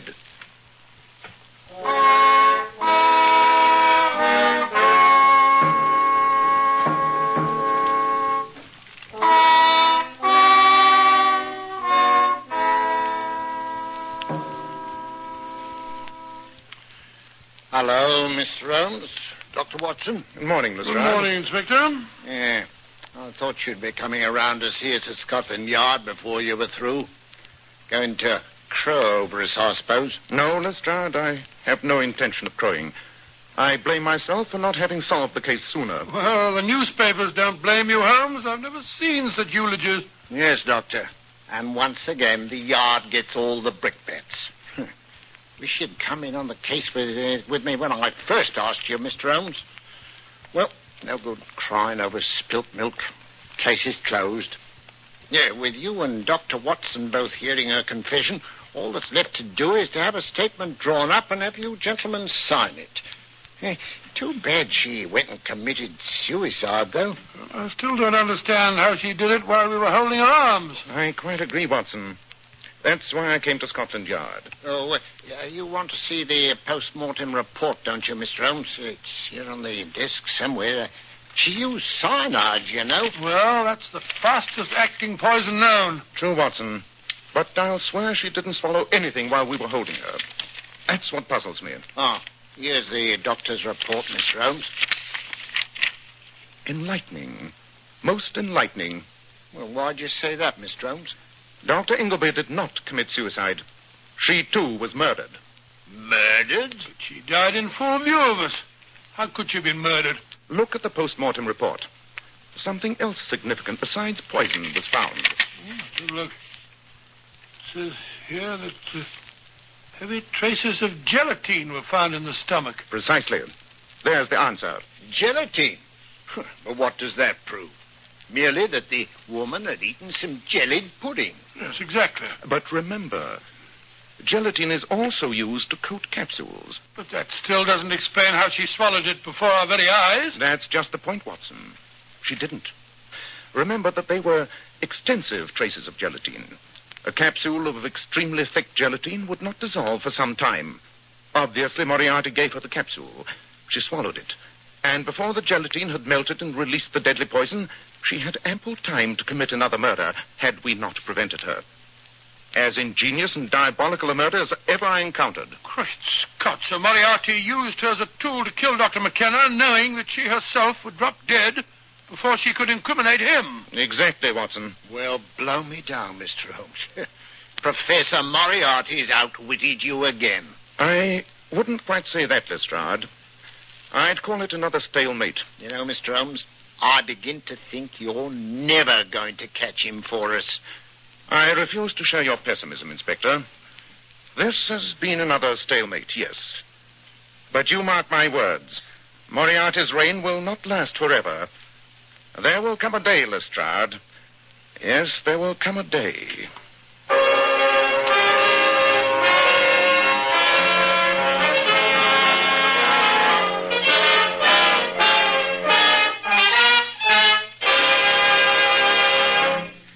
Ladies, when you want to look your radiant best, you naturally want your hair to appear just as beautiful and lustrous as it can be.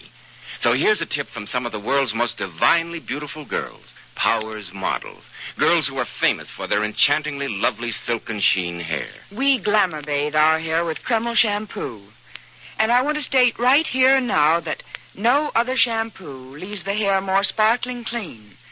Really, girls, you'll be amazed how Kreml shampoo reveals all your hair's natural gleaming luster. It leaves hair shimmering with brilliant highlights that last for days. Kreml shampoo is not a cream shampoo, not a soapless shampoo, not a harsh soap, not a drying detergent. After a Kreml shampoo, the hair fairly radiates natural glossy highlights. And Kreml shampoo never dries or breaks the hair. In fact, it even has a built-in oil base which helps keep the hair from becoming dry or brittle. How right you are, Mr. Bell. Kreml shampoo leaves the hair so much softer, silkier, with satin smoothness. The hair holds a wave better, too. So, ladies, buy a bottle of Kreml shampoo at any drug counter. See how easy it is to have naturally lustrous hair, a vision of shining beauty. Kreml, Kreml shampoo. And now, Dr. Watson, what about next week? Well, now, let me see. Next week, I think I'll tell you how Holmes, by a brilliant deductive reasoning, proved that what appeared to be a simple case of accidental drowning was in reality a diabolical murder. I call it The Adventure of the Submerged Baronet.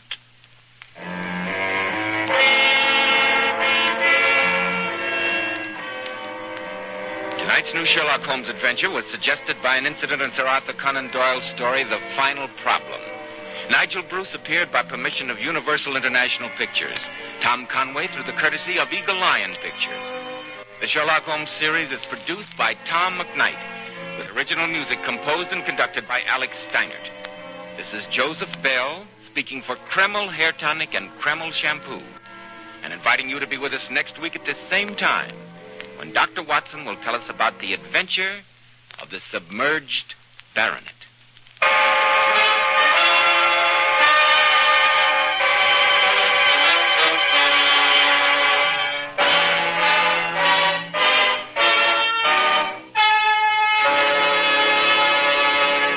This is ABC, the American Broadcasting Company. Thing Company. Thing Company. Thing Company. Thing Company. Thing Company. Thing Company.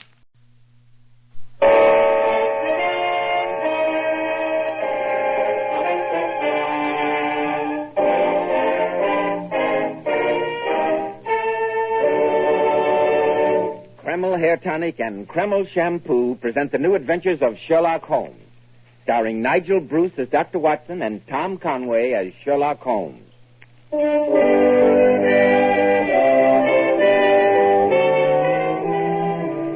Now it's time for our weekly visit to Sherlock Holmes' famous colleague, our good friend, Dr. Watson.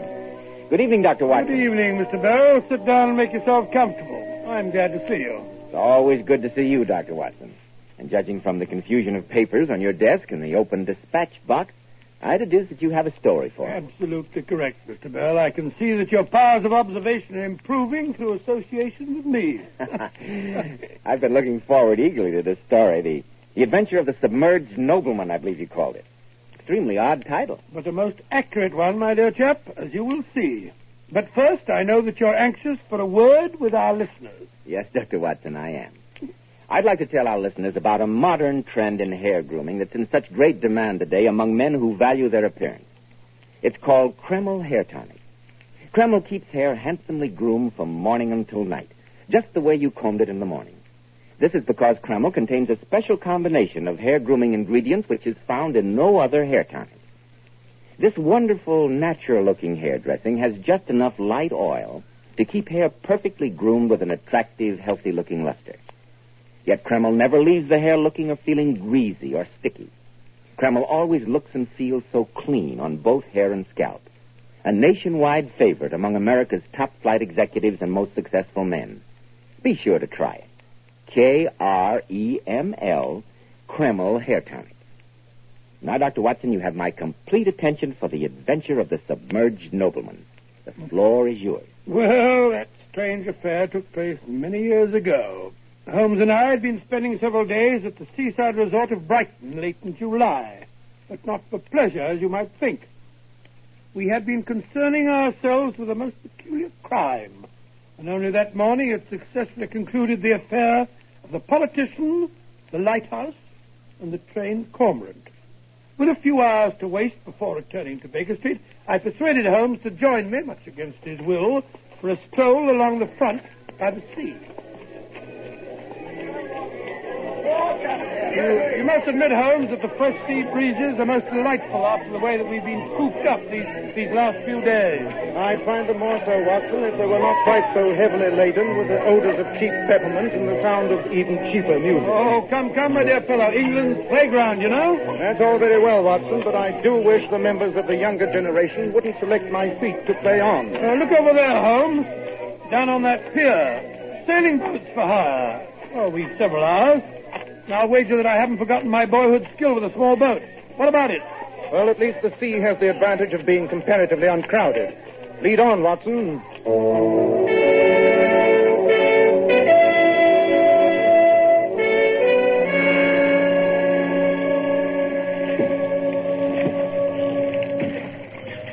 I must congratulate you, Watson, on your skillful handling of our craft. You reveal a talent I didn't know you possessed. I haven't done it for years. I don't seem to have lost the knack, though, do I? How far away from shore? About 2 miles, I should say. Wind's rising, too. I think we'd better put about. Now, watch your head, Holmes.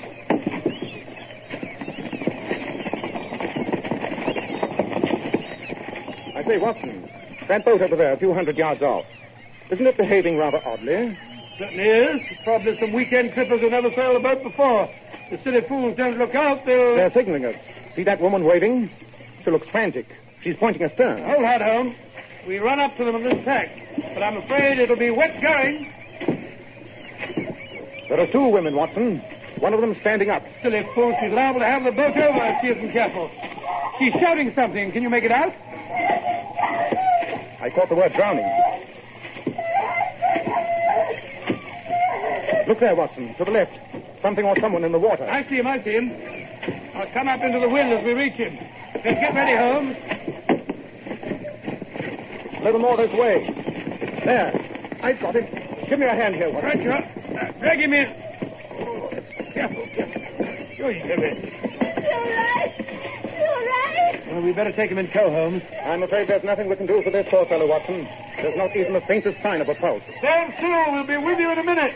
Holmes, we'd better take the 2 ladies aboard with us. Catch hold as we come alongside. My husband. Is he all Here, right? give me your hand. That's right. I'm afraid it's hopeless, madam. By the time we reached your husband, it was all over. There, my dear. You must control yourself. It's the Lord's will. I've got their boat secured, Holmes. I'll head straight to shore. God, if only I hadn't insisted on going. You've nothing to reproach yourself with, my dear.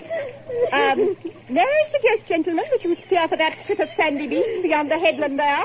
Where you see the large white house just above, that's Lord Hollis's house. All right, you are. We'll be there in a few minutes with this following wind. Thank you. The gentleman whom you attempted to rescue was Lord Hollis. This is his wife, Lady Diana, and I'm her companion, Miss Cartwright. I must thank you for coming to our rescue. Not at all. I'm only sorry we were not in time to save Lord Hollis's life.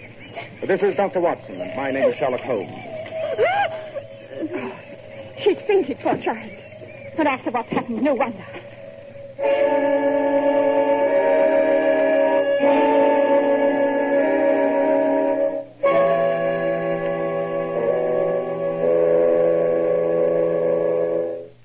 She'll be all right now, Miss Cartwright. I stayed with the poor girl until the sleeping draught took effect.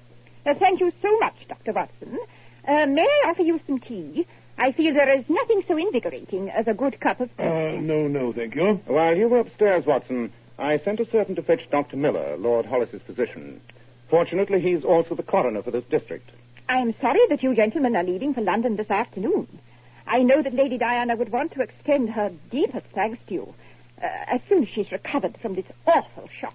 Miss Cartwright has been giving me the details which led up to the tragedy, Watson. She's fully familiar with all the circumstances, since she was Lady Diana's governess as a little girl and has remained with her as a companion ever since her marriage to the late Lord Hollis. As I have often heard of Mr. Sherlock Holmes, Dr. Watson, perhaps I have confided in him more freely than I should have. But I know that what I tell you both will go no further. Of course. Lord Hollis, I regret to say, drank to excess.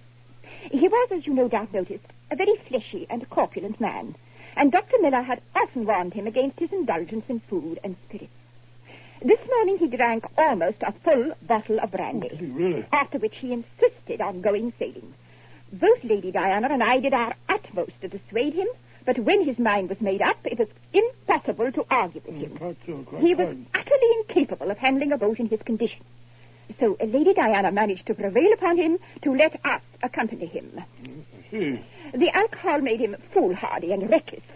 She had asked him to turn back several times before we got into such rough water. But the more she pleaded, the more stubborn he became. Just before we sighted you, he stood up to make some adjustment in the sail.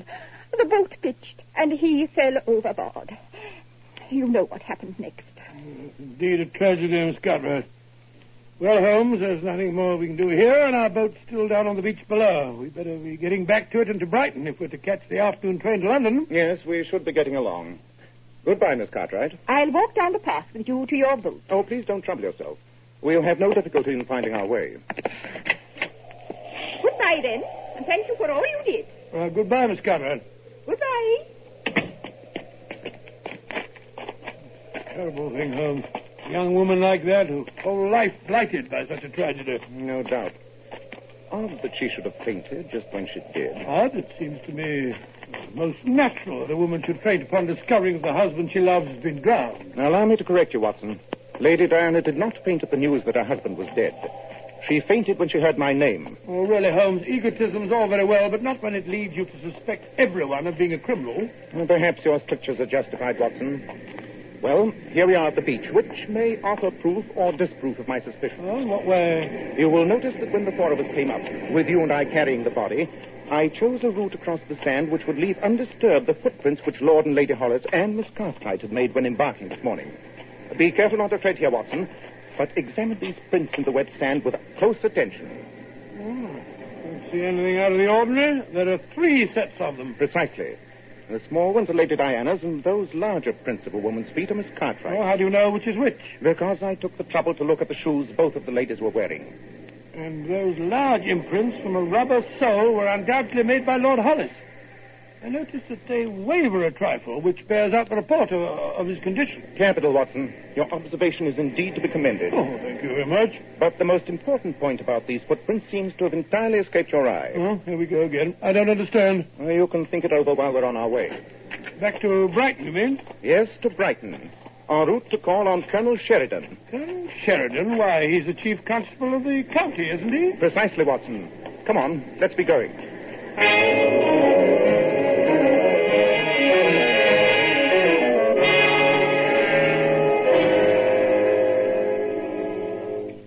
I I must admit, Mr. Holmes, that I'm deeply shocked by the suggestion you just made. I can easily understand that, Colonel Sheridan. Nevertheless, I feel it my duty to lay the evidence before you. Flimsy evidence, you must admit, Mr. Holmes. Flimsy, perhaps. But it offers food for thought. Lord Hollis' footprints in the sand were not nearly as deep as those left by his wife and Miss Cartwright. This despite the fact that he was an unusually heavy man. You're right, Holmes. I noticed that. I'm sure you did, Watson. There's no need to be sarcastic. And your conclusion from those footprints, Mr. Holmes? The extreme depth of Lady Diana's and Miss Cartwright's prints admits of only one conclusion, Colonel. What? You mean their feet sank into the sand because they were carrying something heavy? Not something, Colonel. Someone. Good heavens, Holmes. Lord Hollis's body? Quite. But dash it all, man, we saw the man drown. I fear I must correct you, Watson. We saw the man's body floating in the water.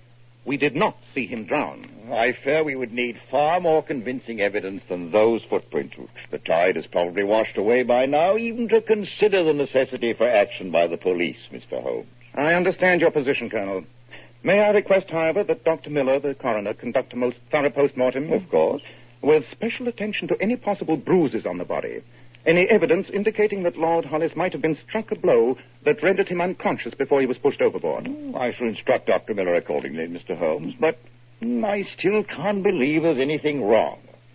I've known Edward Hollis since he was a boy. He was a fine chap, generous, excellent rider to hounds, although a bit over fond of the bottle. Yes, Miss Cartwright told us. Oh, Miss Cartwright. Ooh, that woman gives me the cold shivers. She's got an eye like a basilisk.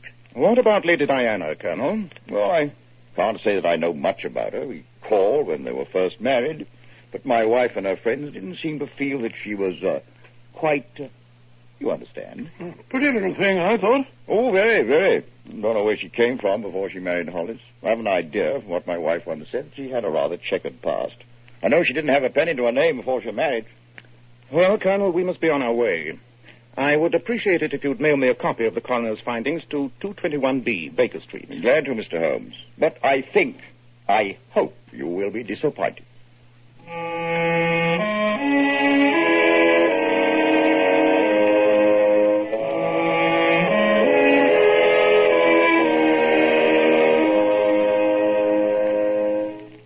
Mr. Holmes, you might stop lolling in that chair and staring vacantly into space and lend me a hand with our packing. Our train leaves in half an hour. Eh? Oh, all right. I can't help wondering, though. Oh, wondering what? About those footprints. Holmes, you're getting morbid. Either of the ladies hit Hollis over the head, there would have been a mark. I could swear there was no such mark on the body. Possibly, but still. And if he was poisoned, the coroner's report will show it. But if he were neither hit over the head nor poisoned... Oh, but how else could a frail little woman like Lady Diana overcome a robust man like her husband? Just wasting your time, Holmes, if you ask me. I didn't. Didn't what? Ask you. Oh, there you are. Well, that finishes my packing. I only wish I had time for a tub before the train. What did you say? I said I only wish I had time for a tub, bath, before the train. I'm a bit on the salter side since our sail this morning. By Jove, Watson. Thank you. What are you talking about? Yes, it's a possibility. A distinct possibility. Come on, forget that train.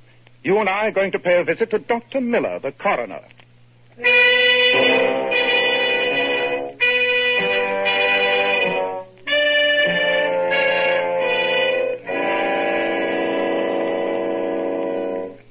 But it's fantastic, Mr. Holmes. I've never heard of such a thing. That doesn't mean that it's impossible, Dr. Miller. You are certain that you found no bruises on the body? Absolutely.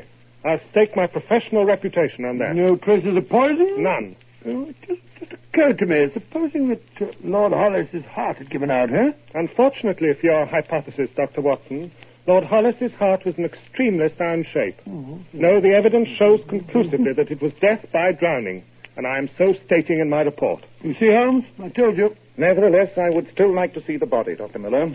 Very well, very well. It's in here. You see that I've already got along fairly well with the post-mortem. Now, gentlemen, it won't take long to discover if the idea that Dr. Watson so brilliantly suggested to me is a valid one. Your idea, Dr. Watson? Oh, don't ask me, Dr. Miller. I haven't the faintest idea what Holmes is driving at. The body's lungs are filled with water. Not unnatural in a man who's been drowned. Well, at least it proves that he was alive when he went into the water. I knew it. This was no accident, gentlemen. It was murder. Murder? It can't be. How do you know, Holmes? Lord Hollis was supposed to have drowned in the sea before the very eyes of Dr. Watson and myself. There's no mark on his body, and his lungs are full of water. But that water, gentlemen, is not salt water as it should be. It is fresh water.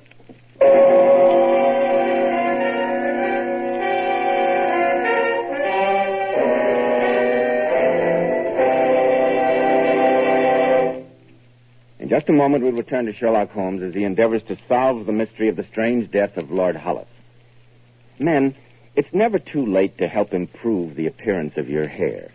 And when you buy a hair tonic, why not buy one that does lots more than just keep hair looking handsome? Why not get your money's worth and buy Kreml hair tonic? No other hair tonic keeps the hair more neatly groomed and attractive looking. Kreml gives hair that handsome, clean-cut appearance, as if your barber had just combed it.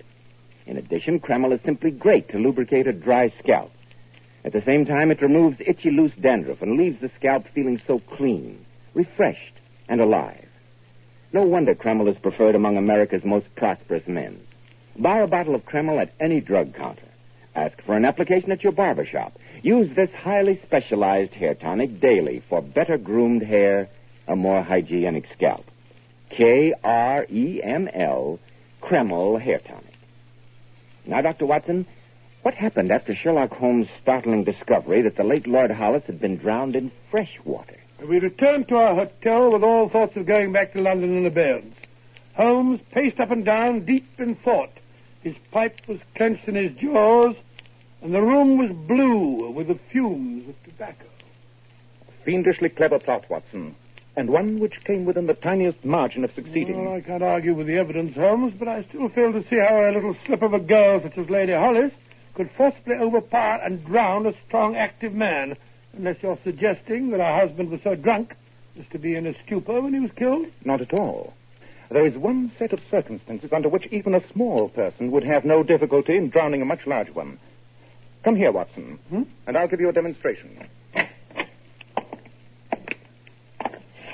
Now, if you'll seat yourself in the bath and imagine for a moment that you are Lord Hollis. Well, it feels rather silly, though. Excellent. Now, lean back in the tub, relaxing, enjoying your imaginary bath. All right, now what? In the part of Lady Diana, I enter, walk over to you with some casual remark, and suddenly do this. You see? Pulling a person's feet suddenly upward while he's in the tub, and there's your result. Oh, all right, Rodolfo, all right. But dash it all, will you let go my feet? If that tub had been full of water, my dear fellow, your head would now be submerged despite your most violent struggles. And in that position, as you can see, it is utterly impossible to get a grip on the sides of the tub. It's most convincing. I shall keep my bathroom door locked in the future when I'm having a bath. The difficulty, Watson, rests not in convincing you, but a jury. Our evidence is slender in the extreme.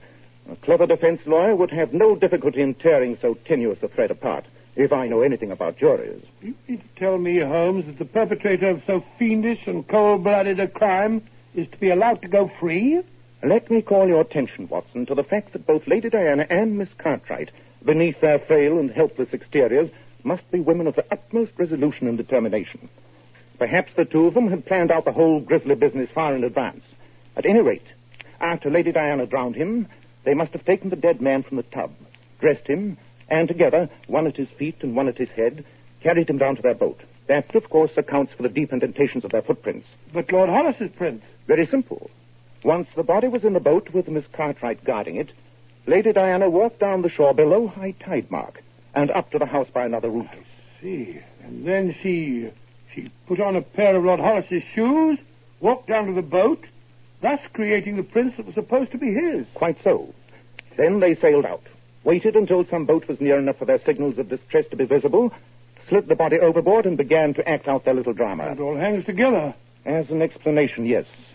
As evidence, no. And as I told you at the beginning, Watson, those two women are not the type whom a simple accusation will break down. You can wager that the loyal Miss Cartwright will guard her mistress's secret with her life. And as for Lady Diana, a woman capable of killing her husband in so diabolically clever a manner will not break under accusation. She'd be more likely to sue for slander. What on earth are you going to do, Holmes? You've sometimes told me that I have queer friends in London, Watson. Hmm? I have a plan which depends upon one of them. I shall go out to London tonight. Meanwhile, I want you to make discreet inquiries from Lord Hollis's bankers and his lawyer and see what evidence you can obtain as to his financial affairs. I feel that we may find a large part of the motive there. Right you are, Holmes. When will you return? If all goes well, I'll be back tomorrow night. I want you to call on Lady Diana and engage her and Miss Cartwright in conversation at precisely 9 o'clock tomorrow evening. Don't fail me, Watson. It is vital that you carry through your part.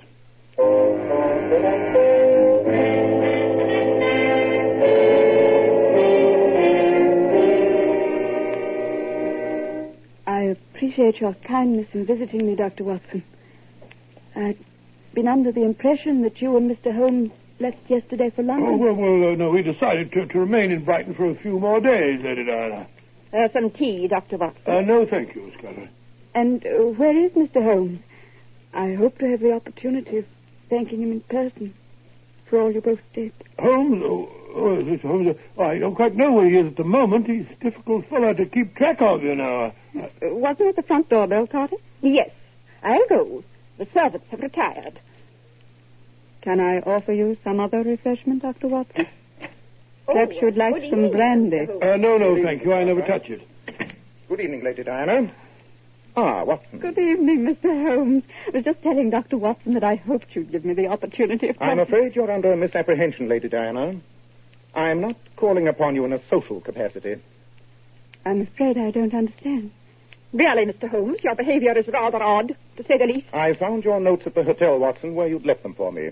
They complete the picture very thoroughly. Unless you can give some other explanation of your conduct, Mr. Holmes, I must ask you to leave at once. I am about to offer you an explanation, Lady Diana, although it is one you will not like. I am accusing you, with Miss Cartwright as accessory, of the murder of your late husband. Mr. Holmes, how dare you? I can only suppose that your trade of chasing criminals has turned your brain. I could sue you for slander, but I won't. I won't dignify your insane accusation by doing so. You see, Watson, just as I expected. Lady Diana, Dr. Watson's investigations have revealed some interesting facts. Your late husband was an extremely wealthy man, and you are his sole legatee. You yourself were penniless when you married Lord Hollis, a man 25 years older than you. Yesterday morning, he had a bath while drunk, and you entered his bathroom and drowned him. You and Miss Cartwright put the body on the boat, duplicated your husband's footprints, and staged the accident which Watson and I witnessed. Changed my mind, Mr. Holmes. I shall sue you for slander, for every penny that I can obtain. Well said, my dear. This man should be made to pay for his vile accusations. Well, you better sue me at the same time, Lady Diana. I associate myself with everything that Holmes has said. Thank you, Watson. But before you start suit, Lady Diana, I want you to show me the late Lord Hollis's bathroom. Don't do it, Lady Diana. I'll awaken the servants and have these men thrown out. I shall do it, Carty. Only to prove to this fool how baseless his suspicions are. Come with me. This way, up the stairs. Here, my dear. Let me go ahead with the lamp. There is the door of my late husband's bath. Open it. Look for yourself. Although what you expect to find... It's Edward! Carty! Careful. There goes the lamp. I told you he'd come back, Carty. You said we'd be safe. Shut up! You won't do. I won't. You told me nothing could happen. You said it was foolproof. Now he's come back. I always said he was. Watson, fetch Colonel Sheridan. He and the inspector are waiting outside.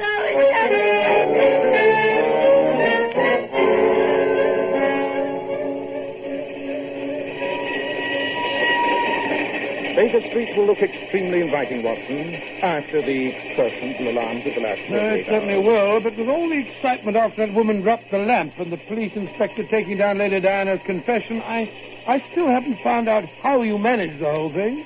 The return of the late Lord Hollis, you mean? It was really quite simple. One of my many friends in London is one of the artists who makes all those clever waxwork figures for Madame Tussauds museum.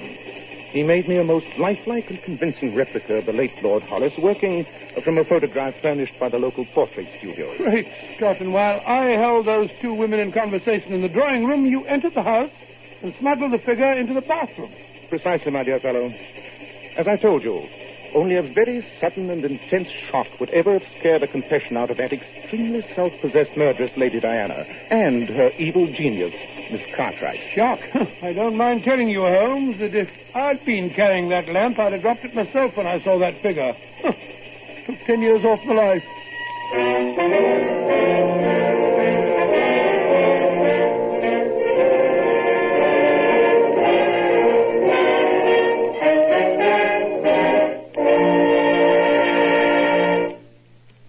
We're most fortunate to have as our distinguished guest this evening one of the foremost beauty authorities in this country, Mr. John Robert Powers.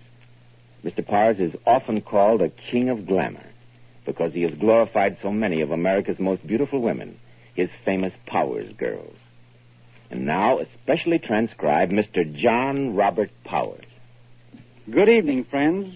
I don't know if I can live up to a king of glamour, but I certainly have a queen of glamour here this evening, one of my most beautiful Powers girls, Miss Jackie Halsey. Have you something you'd like to say to the audience, Jackie? Yes, Mr. Powers, I have. I'd like to give you a big vote of thanks for telling me to always use Kreml shampoo. No other shampoo I've ever used leaves my hair more shining bright with such a natural, glossy luster. Yes, Jackie, Kreml shampoo has been especially developed to glamour bathe each tiny strand of hair. You simply can't beat Kreml shampoo for its wonderful cleansing, beautifying action. It never dries the hair. That's because it has a built-in oil base. Kreml shampoo actually helps keep the hair from becoming dry or brittle. And Kreml shampoo whips up such a luxuriant active foam even in the hardest water. It rinses out so easily and leaves the hair a vision of shining beauty. And that's why I urge every woman to try Kreml shampoo. It's so mild, so gentle, so remarkably beautifying as it uncovers and reflects the natural brilliant highlights that lie concealed in every woman's hair. And it takes only 10 minutes to give your hair this wonderful glamour bath. Thank you so much, Mr. Powers, and your very charming Powers girl, Miss Jackie Halsey. And now, Dr. Watson, what about next week? Well, now, let me see. Next week, I think I'll tell you a story that's always been one of my favorites. I'd call it The Red-Headed League. It began with a strange, fantastic tale told us by a Mr. Jabez Wilson and ended with a dreadful midnight vigil in the subterranean vaults beneath the City and Suburban Bank.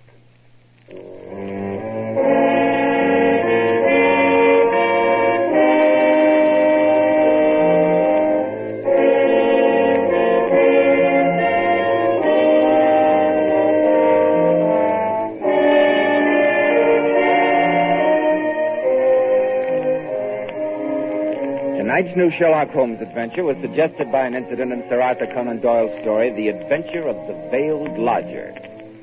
Nigel Bruce appeared through the courtesy of Universal International Pictures. Tom Conway by permission of Eagle Lion Pictures. The Sherlock Holmes series is produced by Tom McKnight, with original music composed and conducted by Alex Steiner. This is Joseph Bell, speaking for Kreml Hair Tonic and Kreml Shampoo, and inviting you to be with us next week at this same time, when Dr. Watson will tell us about the Red-Headed League.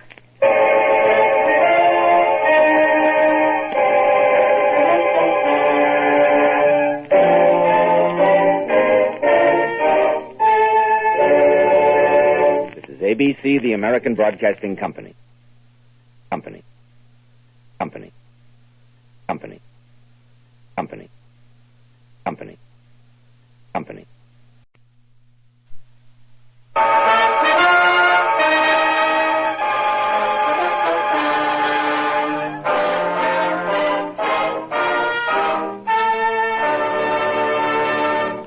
Kreml Hair Tonic and Kreml Shampoo present the new adventures of Sherlock Holmes, starring Nigel Bruce as Dr. Watson and Tom Conway as Sherlock Holmes.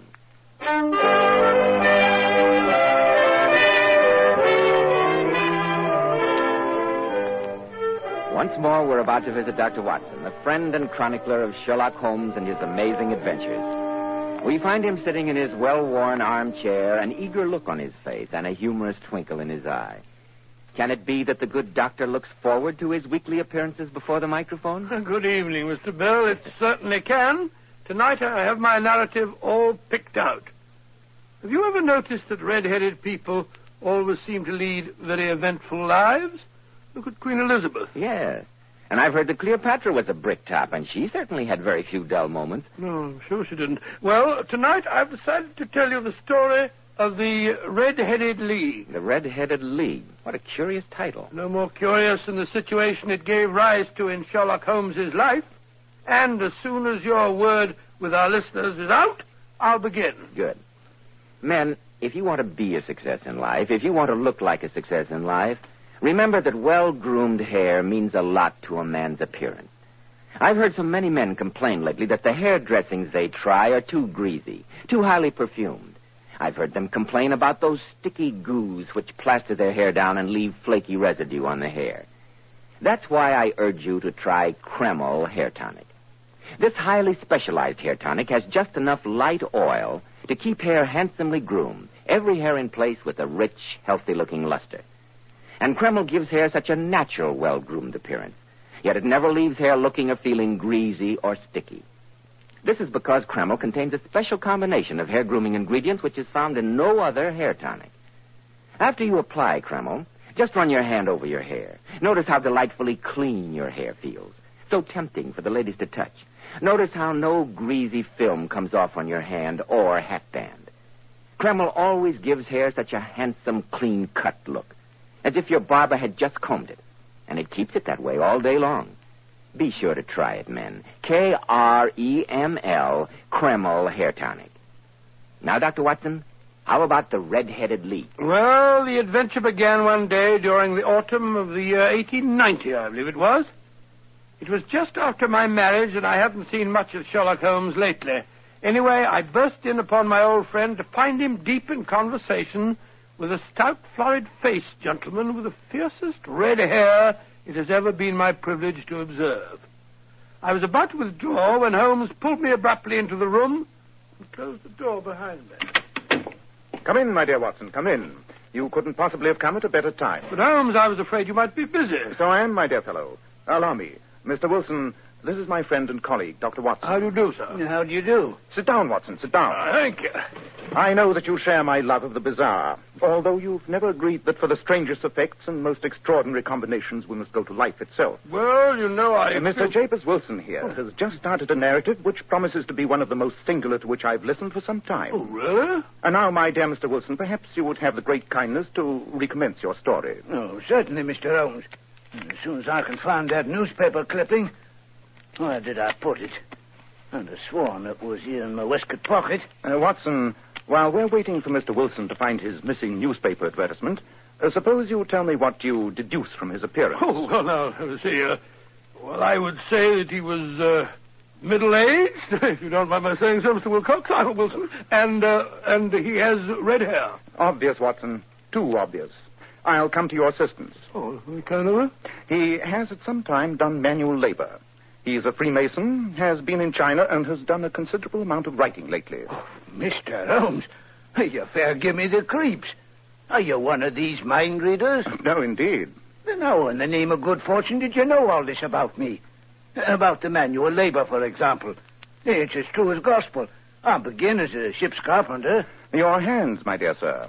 Your right hand is quite a size larger than your left. The muscles are more developed. As for the Freemasonry, you use an arc and compass breastpin, rather against the strict rules of your order. See that. But the writing, how about that? What else can be indicated by that right cuff, so very shiny, and the left sleeve with the smooth patch near the elbow where you rest it on the desk? Well, how about China? The fish that you have tattooed immediately above your right wrist could only have been done in China. That trick of staining the fish's scales a delicate pink is quite peculiar to China. And when, in addition, I see a Chinese coin hanging from your watch chain, the matter becomes even more simple. Well, I never. At first I thought you'd done something clever. But now I see it was nothing to it after all. I begin to think, Watson, that I make a mistake in explaining. Omne ignotum pro magnifico, you know. Yes, just what I was thinking. Yes, I'm afraid what reputation I may have will suffer shipwreck if I'm so candid. Have you found the advertisement, Mr. Wilson? Oh, yes, I got it now. It was in my watch pocket. This is what began it all, sir. Just read it for yourself. Watson, suppose you do that for us. With pleasure. First, make a note of the paper and the date. It's the Morning Chronicle of July the 27th, 1890, just 2 months ago. Very well. Proceed with the advertisement. It begins, to the Red-Headed League.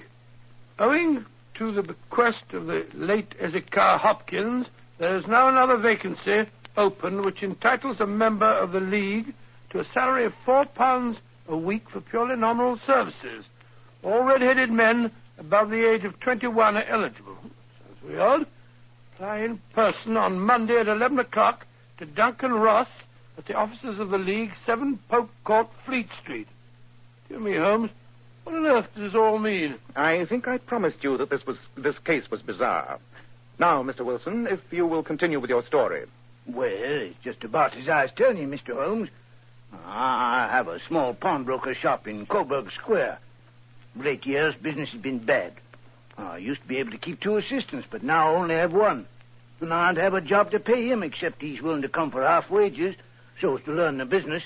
Obliging youth. What's his name? Vincent Spaulding. And I couldn't want a smarter assistant, Mr. Holmes. I know he could easily earn twice what I'm able to give him. Well, as I say, if he's satisfied, who am I to be putting ideas into his head? Your assistant seems to be as remarkable as your advertisement. Oh, he has only one fault, Mr. Holmes. Photography. Photography? Yes, snapping away with his camera and then diving down into the cellar like a rabbit into its hole to develop his pictures. An amateur photographer, huh? He is still with you, I suppose? Oh, yes, sir. And an observant young fellow he is. He was the one that has brought this advertisement to my notice. It was just this day, 8 weeks, when he rapped on the office door with this very paper in his hand.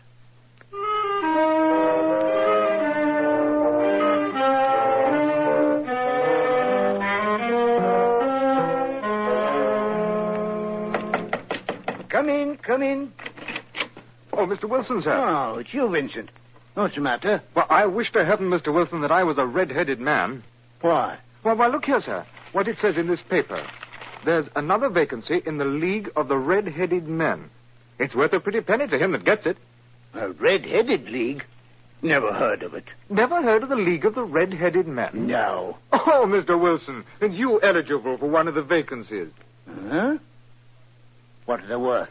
Oh, merely a couple of $100 a year, but the work's slight, and it needn't interfere much with one's regular occupation. Couple of £100 a year, huh? Let me see that paper, young man. Yes, here you are, sir. As far as I can make out, the League was started by a millionaire named Ezekiah Hopkins, a red-headed man himself.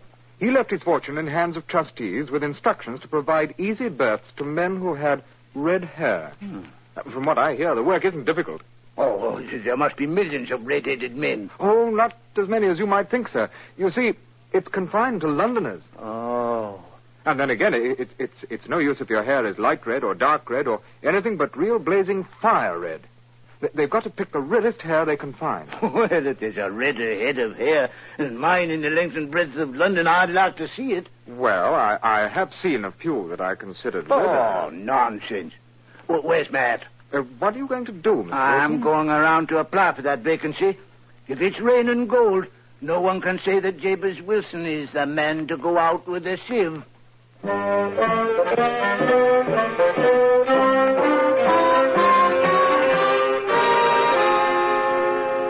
And did you get the job, Mr. Wilson? I did that, Mr. Holmes. There wasn't a head of hair could touch mine for redness, if I do say so myself. And there was thousands competing. And what was the work? Oh, purely nominal, like the paper said. And it paid £4 a week, regular as a clock.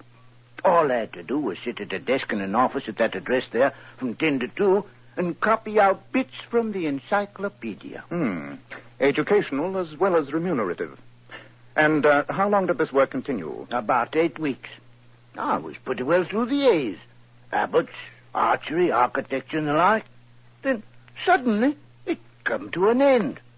I went to my work 10 o'clock as usual. The door was shut and locked, and a card was nailed to the door. What did it say? Red-Headed League dissolved October 9th. 1890. Well, I say, Holmes, that's today. Well, it was this very morning it was, sir. Well, I lost no time trying to find the man that hired me. £4 a week is £4. You say you tried to find the man that rented the office? Yes, sir. I inquired from the house agent, and he gave me the man's name and said he'd moved to a new address. You went there, of course. Yes, sir. Well? When I got to that address, it was a manufacturer of artificial kneecaps. No one had ever heard of the Red-Headed League. So then you came straight to me? Yes, sir. I thought it best to lose no time. Quite right.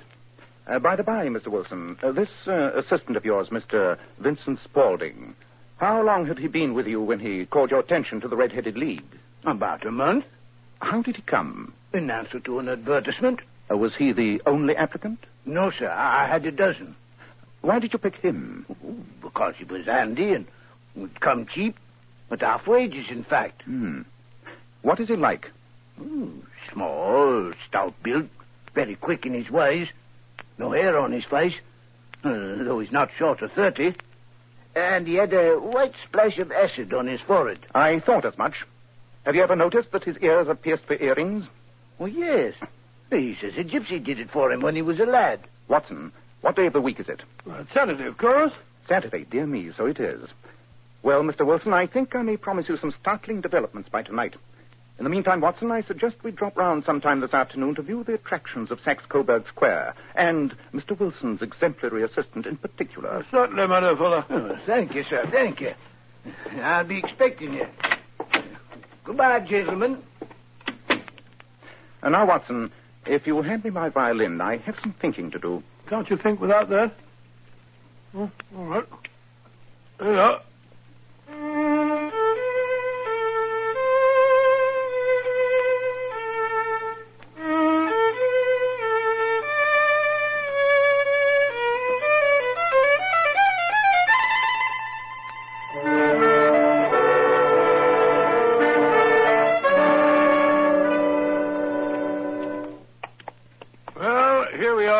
This seems to be Saxe-Coburg Square.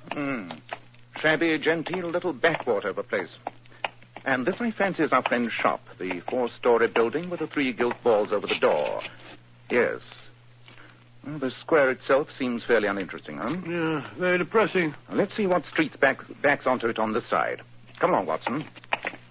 Well, I can't see what difference the next street can make to our problem. If it is a problem.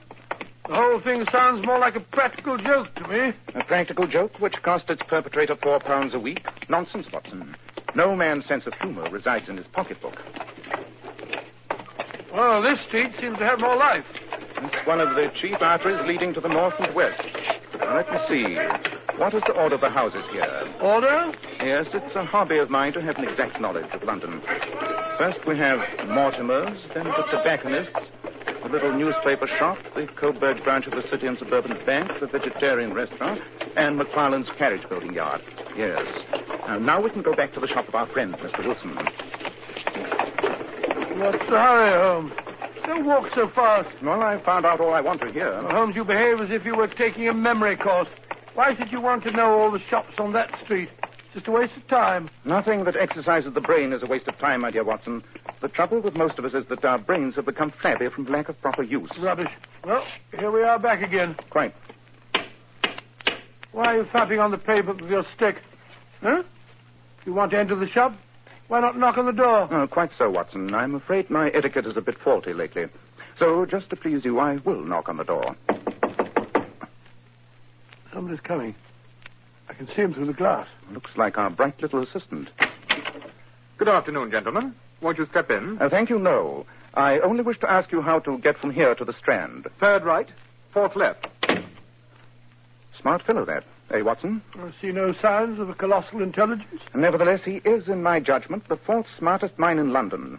And for daring, I'm not sure that he's not the 3rd. I see nothing so startling about him. The knees of his trousers, Watson. Didn't you notice? The knees of his trousers? What about him? Most enlightening, my dear Watson, most enlightening. Oh, this is so much balderdash. I've had just about enough of it. I'm going to get myself some tea and a muffin. There's an appetizing little baker shop across the road there. Very good, Watson. Suppose you meet me back here at 10 tonight. Sharp, mind you. And kindly put your army revolver in your pocket. What? This business is serious. More serious even than I expected. In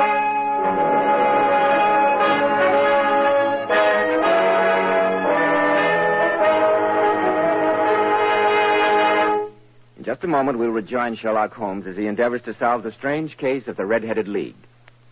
Leading hair specialists in this country constantly advise us to take better care of the hair we've got. And men, don't forget that if you want your hair handsome and healthy looking, one of the first requirements is a hygienic scalp.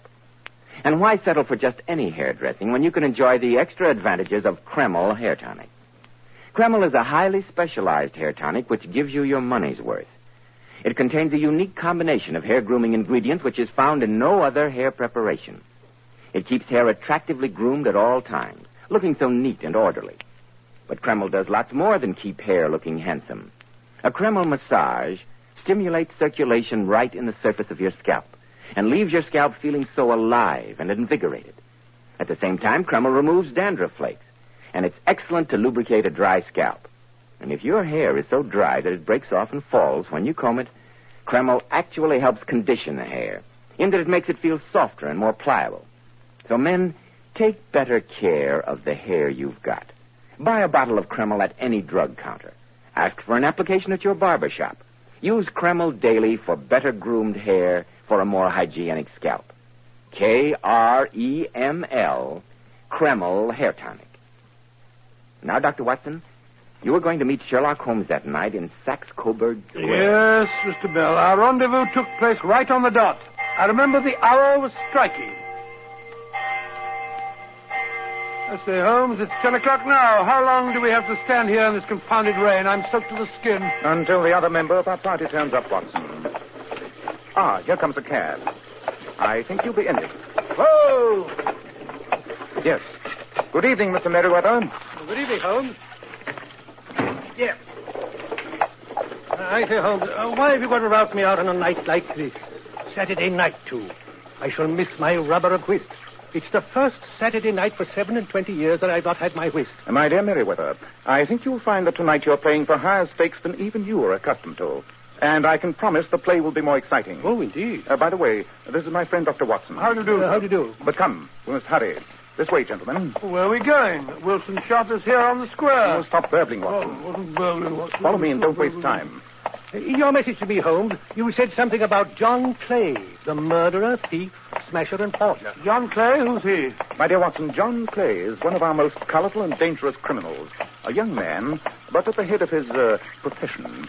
I'd rather have the bracelets on him than on any criminal in London. I've heard that his grandfather was a royal duke. And he himself has been to Eton and Oxford. He'll crack a crib in Scotland one week and be raising money to build an orphanage in Cornwall the next. We've been after him for years, Holmes, and haven't set eyes on him yet. Well, I trust I may have the pleasure of introducing you tonight. Here we are, down this narrow passageway. You'd better let me go first. Look here, Holmes. I don't like the look of all this. This passage goes underground. Gives me the creeps. I say, just run into something. The wall, I fancy. I forgot to warn you. There's a turn here to the right. Yes, I found that out. Thanks very much. Ah, here's the door. Just a moment till I light my dark lantern. There. Now, Mr. Merriweather, if you will unlock the door for us.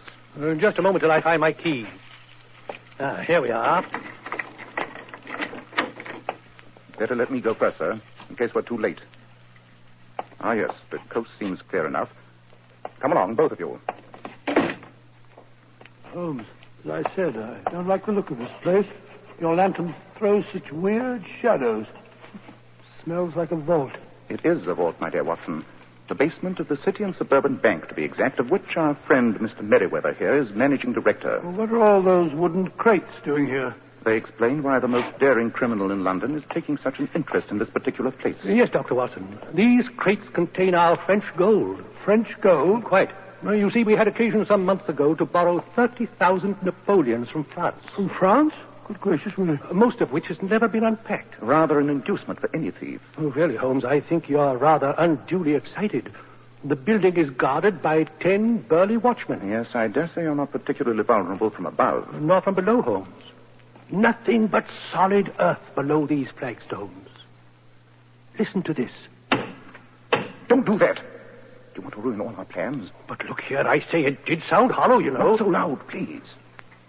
Now then, I think we'd better take up our positions. You, Merriweather, behind those large boxes in the corner. Watson and I will hide behind this crate.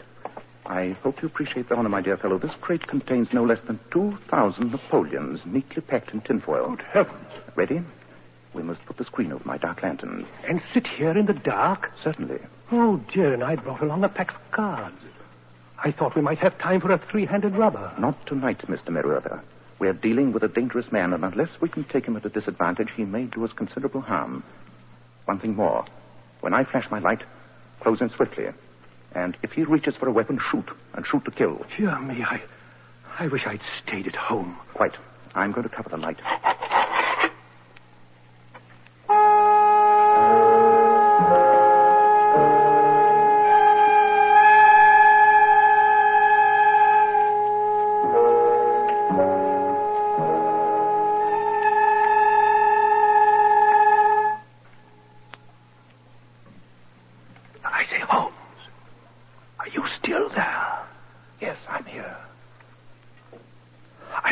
Imagine all sorts of horrors. Sitting here in the dark like this. Really, Merriweather. Holmes, do you hear that? Look. There in the middle of the floor. A slit of light. Somebody's raising one of the stone slabs. Look, there's a hand. Catch his hands before he can pull himself through the opening. Right you are. Quick, Watson. Look out, he's got a knife. Take your hands off. No, you don't. Oh, well done, Holmes. Well done. You've knocked him out. Good. Drag him up here. Right you are. There. Now, Mr. Merriweather, if you'll give us some light. That's better. But I say, Holmes, it's Vincent Spaulding, Wilson's assistant. Spaulding rubbish. This is John Clay, one of the most dangerous criminals in London. I've been after him for years. Help me search him, Watson. Look out, Holmes. Look out. He's coming too. Take your filthy hands off me, you scarecrow. No, none of that now. You may not be aware that I have royal blood in my veins. Oh, lunatic. And when you address me, have the goodness to say, sir, and please. Oh, very well. Would you please, sir, march yourself upstairs where we can hand you over to the policemen who are anxiously awaiting your highness's arrival? And be quick about it.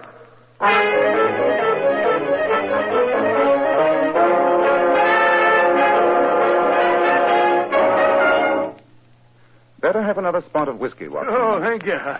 Joe, it feels good to get into dry clothes again after spending hours in that cold cellar. I say, not so much soda, Holmes. Do you want to drown it? Oh, God bless you, my dear fellow. Oh, thanks. I say, Holmes, when did you first begin to suspect that fellow Spaulding, I mean Clay? When Mr. Wilson told me he was anxious to work for half price. Always suspect anyone or anything that comes too cheap. There's sure to be a motive behind it. But how did you guess what the motive was in this case, I mean? I suspected his fondness for photography and his trick of vanishing into the cellar. The cellar. There was the end of this tangled clue. And why was someone so anxious to have our friend Mr. Wilson kept out of his shop for several hours every day? Activities in the cellar again. By the way, that Red-Headed League hoax is one of the cleverest dodges I've come across for some time. Too clever, in fact. When I heard of it, I knew there was only one man who could have originated it, John Clay. We've had our skirmishes, but this is the first time we've come face to face. Oh, so you went round to have a look at the shop? At his trousers, Watson. At the knees of his trousers, to be exact. You saw how worn and wrinkled they were? They spoke of hours of burrowing in the cellar. But what for? By tapping on the pavement, I found that the tunnel did not stretch out to the front. Where, then? We strolled round the corner, you remember, and there stood the City and Suburban Bank, abutting on our friend's pawn shop. Yes, of course. The inference was clear. Yes, I see that, but how did you guess that he'd make his attempt tonight? Perfectly simple, Watson. Perfectly simple. The offices of the Red-Headed League closed this morning. Mr. Wilson's absence was no longer necessary. The tunnel was completed, but it was essential that Mr. Clay should use it soon or it might be discovered. Tonight being Saturday would be ideal, as it would give him 2 days for escape. QED. Holmes, your reasoning is perfect. A long chain, and yet every link rings true. Well, it saves me from ennui. These little problems help me to escape the commonplaces of existence. Yes, after all, l'homme sait rien, l'œuvre sait tout, as Flaubert once wrote to George Sand.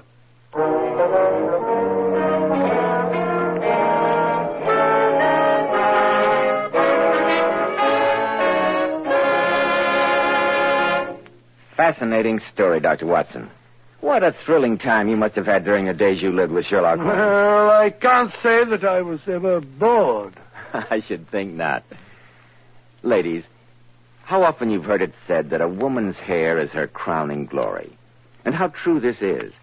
That's why you ladies should take the very best care of your hair, especially in shampooing. I'm glad you brought that point up, Mr. Bell, because many popular shampoos have a tendency to dry the hair. Well, here's one shampoo that will never dry the hair, never under any circumstances. And it's Kreml shampoo. Yes, Kreml shampoo is simply wonderful. It actually glamour bathes each tiny strand of hair so that it fairly radiates natural dazzling highlights. It leaves the hair simply gleaming with natural glossy luster.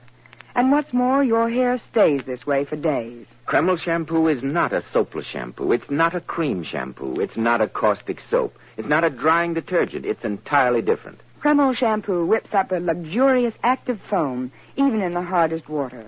You can use it as often as you wish over a long period of time, and it'll never dry your hair. In fact, Kreml shampoo has a built-in oil base, which actually helps keep the hair from becoming dry or brittle. Remember, ladies, that divinely beautiful Powers models wash their hair with Kreml shampoo. They claim no other shampoo leaves their hair more shining bright, yet never dries the hair. Why not try it? Kreml, Kreml shampoo. Now, Dr. Watson, what about next week? Well, now let me think. Well, Mr. Bell, one of the favorite fictional problems of your modern mystery writer is the so-called locked room story. Yes, I know him. Somebody gets murdered in a sealed room, locked from the inside, and the detective has an awful time finding out how it was done. Quite correct, Mr. Bell, quite correct. And next week, I'm going to tell you how, just 10 years before the turn of the century, Holmes actually encountered such a problem and solved it. I call the story Murder in the Locked Room.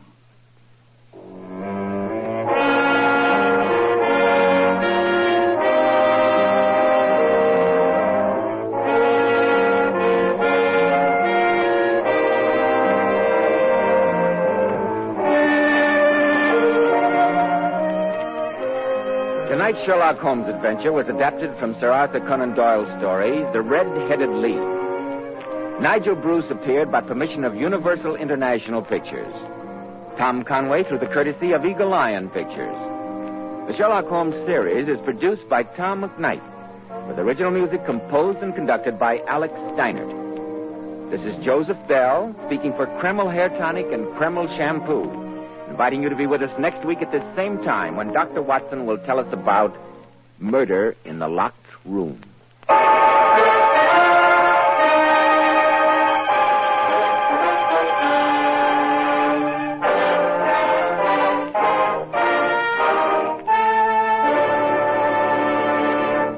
This is ABC, the American Broadcasting Company.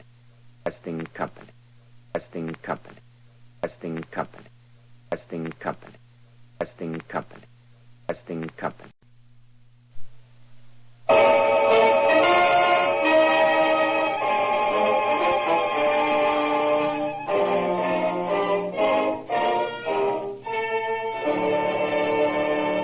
Kreml Hair Tonic and Kreml Shampoo present the new adventures of Sherlock Holmes, starring Nigel Bruce as Dr. Watson and Tom Conway as Sherlock Holmes.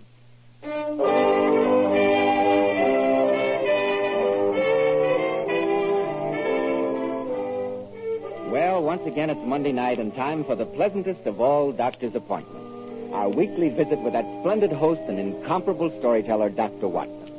Good evening, Dr. Watson. Ah, there you are, Mr. Bell, punctual to the minute, as usual. Draw up a chair and sit down. Oh, thank you. That's it. All ready for tonight's new Sherlock Holmes adventure, Dr. Watson? Yes, my boy. I was just going over my notes on the case before you arrived. It was an adventure that started off on a note of gaiety and ended in one of the most bizarre tragedies that we ever encountered. I call it Murder in the Locked Room. This I've got to hear. But first, men, the good old summertime is here again. And after a day spent at the ballpark, on the golf links, or just loafing under the sun, does your hair look as stiff as a straw, dry, matted, and tangled? then don't make the mistake of plastering your hair down with greasy, sticky goo. Instead, put Kreml hair tonic on the job. Kreml is that famous modern hair tonic, such a wonderful, natural-looking hairdressing. Kreml has just enough light oils to keep dry, stringy hair neatly groomed throughout the hottest, most humid summer day. Yet Kreml never leaves the hair looking or feeling greasy. It never leaves any unpleasant odor. Kreml always feels so clean on both hair and scalp. Kreml is able to give you all these advantages because it contains a special combination of hair grooming ingredients which is found in no other hair tonic. So, men, make Kreml a daily must this summer for that handsome, clean-cut look from morn till night. Kreml, Kreml hair tonic. Now, Dr. Watson, how about the new Sherlock Holmes story, Murder in the Locked Room? Well, Mr. Bell, that adventure took place many, many years ago. It began on a grey and murky afternoon in Baker Street. We just finished tea, I remember, and Holmes was busying himself with some chemical experiments. For some time he sat there in silence with his long, thin back curved over a retort in which he was brewing a particularly malodorous product. As I glanced across at him, seated there under the gaslight, his head was sunk upon his breast, and he looked like a strange, lank bird with dull grey plumage and a black topknot. Suddenly, he turned to me and spoke. So, Watson, you've decided not to invest in South African securities? Huh? How on earth do you know that, Holmes? It isn't really difficult. I observe a groove between your left forefinger and thumb. Groove? It is enough to tell me that you do not intend to invest your small capital in the gold fields. I see no connection, groove. And yet the train of thought is elementary. 1, you had chalk between your thumb and finger when you returned from your club. 2, you put chalk there when you played billiards. 3, you never play billiards except with Marston. 4, you told me about a month ago that Marston had an option on some South African property which would expire in 4 weeks and which he desired you to share with him. 5, your checkbook is locked in my drawer and you have not asked for the key. Number 6 is the logical conclusion. You've decided not to invest your money in this manner. Absurdly simple. I knew you'd say that. I wonder who that is. Were you expecting a client? No, Watson, but I hope it is one. My practice has been decidedly slack lately. Go and see who it is, will you? Yes, of course I will. It's all right, Mrs. Hudson. I'll show the gentleman in. This way, sir. Good evening. I'm Dr. Watson. How do you do? My name is Chudley Stoner. Oh, come along in, Mr. Stoner. Thank you. And this must be the great Sherlock Holmes. My name is Holmes. The adjective is your own, Mr. Stoner. Sit down, won't you? Thanks. I don't imagine you know anything about me, Mr. Holmes. Nothing beyond the fact that you went to Eton and Oxford, that you have a beautiful and socially prominent wife, and that you contribute to the Strand magazine with some regularity. I'm disappointed in not receiving one of your famous deductive analyses, Mr. Holmes, but I'm glad that my name is familiar to you. You contribute to the Strand magazine, sir, too? That's very interesting, Stoner. Perhaps you read some of my humble efforts. Yes, indeed, Doctor. Very colorful stories they are. Oh, thanks very much. If you don't mind my saying so, Mr. Stoner, your own stories, which also deal with the world of crime, seem to me to be even more sensational than Watson's. Probably because he has the facts to work with, whereas I have to depend on my gift of imagination. But the reason I've come to you tonight, Mr. Holmes, has nothing to do with imagination. I find myself mixed up in a real-life murder that is as puzzling as any problem I've dealt with in fiction. A murder, Mr. Stoner? I say, really, you the don't... facts, please. Well, Mr. Holmes, I'll give them to you as briefly and concisely as possible. I just got back from Paris yesterday. My secretary went with me. He did not return. The French police say he committed suicide. I know that he didn't. Oh, how do you know that, Mr. Stoner? The boy had everything in the world to live for. No financial worries and a very promising future ahead of him. Please describe the circumstances under which his body was found. Well, I'd left him alone in his room. When I came to fetch him, there was no answer to my knock. I tried to look through the keyhole, but the key was in the lock from the inside, and I could see nothing. After some time had elapsed, I got worried. A friend of mine, an inspector of the police, was dining with me that night, and he suggested we should investigate. We broke down the door. My secretary was dead, a bullet in his heart. Inside a room, locked from the inside, huh? Obviously, the police were right in thinking that it was suicide, Mr. Stoner. Of course, you examined the room thoroughly for traces of some other method of ingress? Meticulously. The windows were locked tight. No sliding panels? None. Where was the revolver? Beside his right hand, one bullet gone. And you say the key was in the inside of the door? Yes, and that's why the police wrote it off as suicide. Mr. Holmes, how would you explain such a situation? I'd like a few more facts before giving an opinion. You say you examined the room meticulously. Was there no oddity? Nothing out of place? Nothing peculiar in that room? Nothing that I noticed. Perhaps a small pellet of wax, say? Yes, by Jove. I did find a wax pellet. It was lying on the carpet near the door, and I couldn't imagine what it was doing there. Well, there's your answer. One more question. This French inspector who entered the room with you, what was his personal relationship with your secretary? Odd that you should ask that.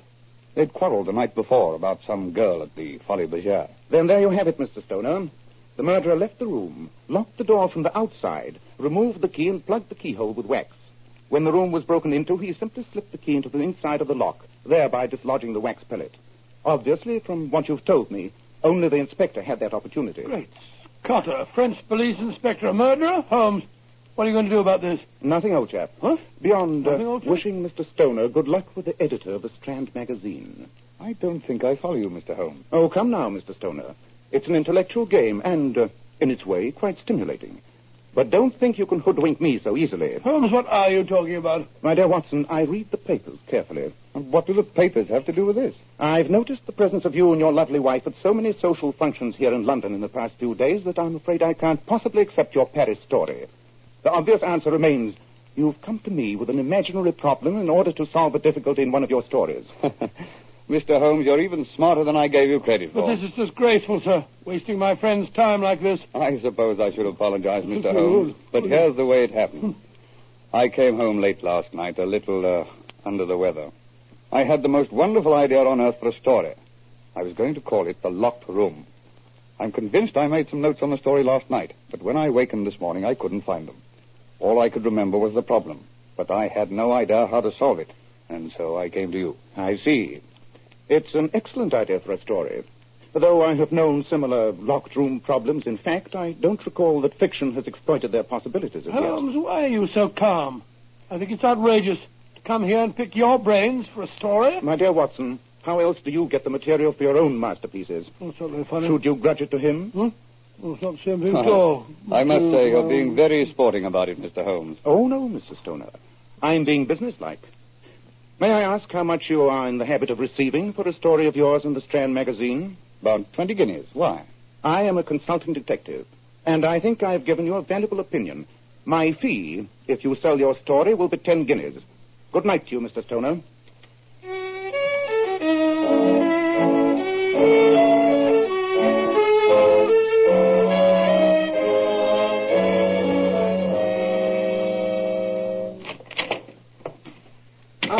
There you are, Monsieur Stoner. A remarkable deduction, Andre. Yes, here I am. I've spent all afternoon searching for those notes on the story. I could not find any trace of them. And yet I could swear I did some work when I came in last night.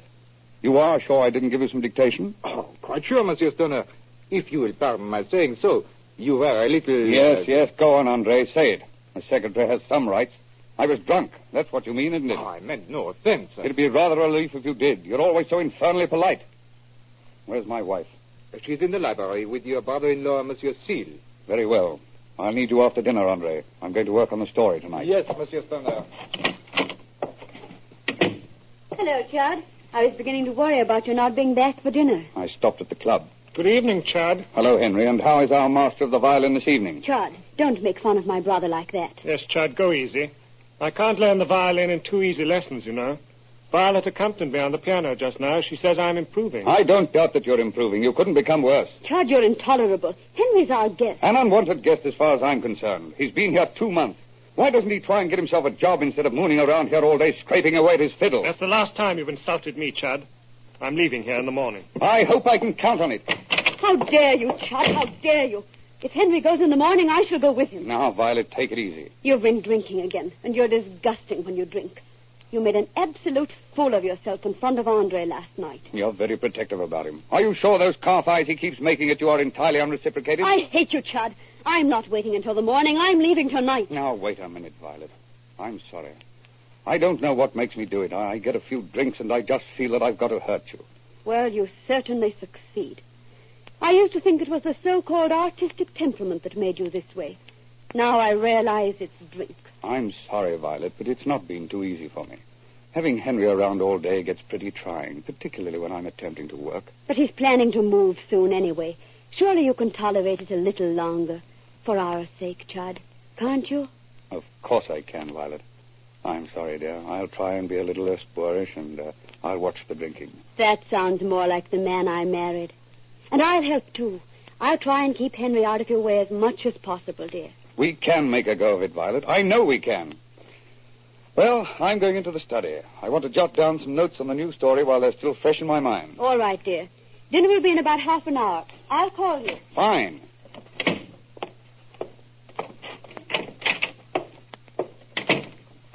The locked room. Yes, that'll be a good title. It'll be worth giving Sherlock Holmes 10 guineas for the help he gave me. Who is it? Is that you?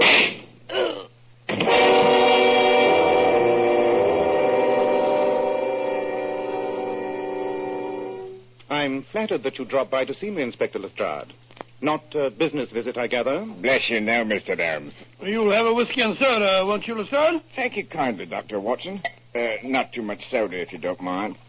The London criminal is becoming a dull dog these days, Lestrade. My own practice has been remarkably slow in the past few weeks. Same thing with us at Scotland Yard, Mr. Holmes. But, of course, we don't grumble at that. Now, take me. I've had an easy day today. Just come from investigating a suicide in Church Street, Kensington. Indeed, another poor devil who couldn't stand the pace of our modern living, I suppose. I suppose so, Doctor. But you'd have thought this bloke had everything he wanted. He was quite a successful writer, they tell me. A writer? What was his name? He wrote for the Strand magazine. Name was Chudley Stoner. Dr. Watson, you dropped that glass. You say Chudley Stoner committed suicide tonight? That's right, Mr. Holmes. You know him? Under what circumstances was he found? It was a routine case, sir. Locked the door on his study from the inside and then blew his brains out. The windows were locked and there were no secret panels and that kind of stuff. It was suicide, all right. The arm of coincidence is long indeed, but not as long as that. Has the body been moved? Oh, no, Mr. Holmes. I told him to touch nothing until the police photographers got there. Just to be on the safe side, you understand, sir. Splendid. Grab your coat and hat, Watson. Right, your home. But what's all the excitement, Mr. Holmes? It's just a suicide. Nonsense, Inspector. I'll stake my whole reputation that Chudley Stoner has been the victim of a murder plot, as cunning and diabolical as any that I've ever encountered.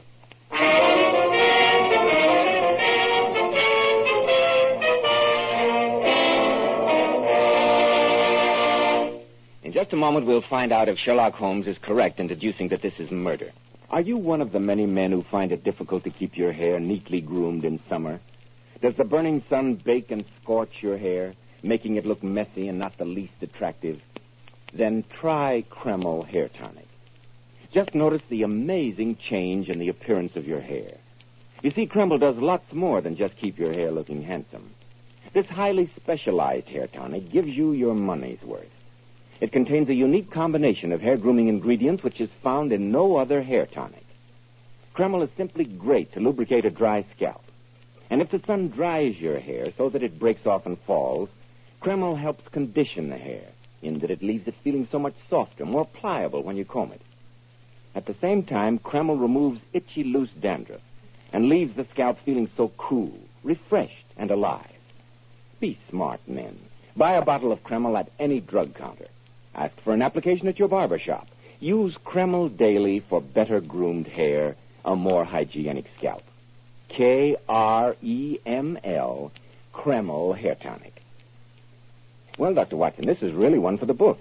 A mystery writer comes to Sherlock Holmes with a fictitious murder plot. Holmes solves it for him, then the man goes away and gets murdered in exactly the way he described. Precisely, Mr. Bell. As provocative a problem as ever we encountered. I bet you hurried off to the dead man's house at once, didn't you? As fast as a hansom cab could take us there. As soon as we arrived, we cross-examined the three members of the household. The dead man's wife, Violet, her brother, Henry Steele, and André Leroux, the secretary. All of them told the same story.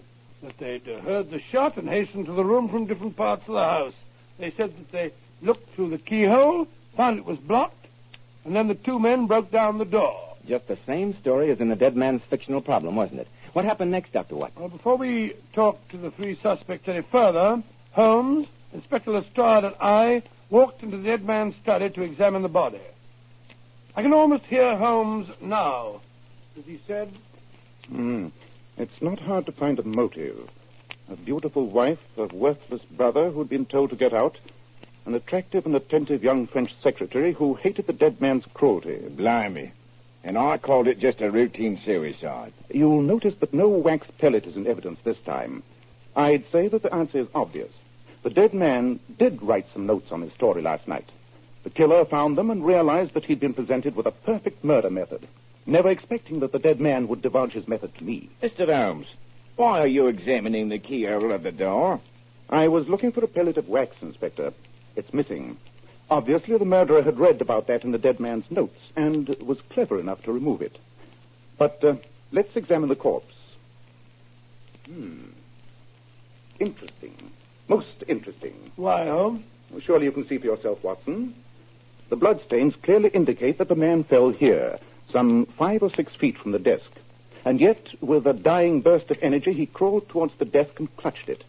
Undoubtedly, he was trying to give us a dying message. But how can holding on to a desk give a message, Mr. Holmes? And why should a dying man try to do that anyway? Remember that the dead man was a writer and a student of criminology. In his last few moments of consciousness, he probably realized I'd be on the track of his murderer. He gave us more than one clue, Holmes. Look at his body. As he fell for the last time, he upset that bowl of violets.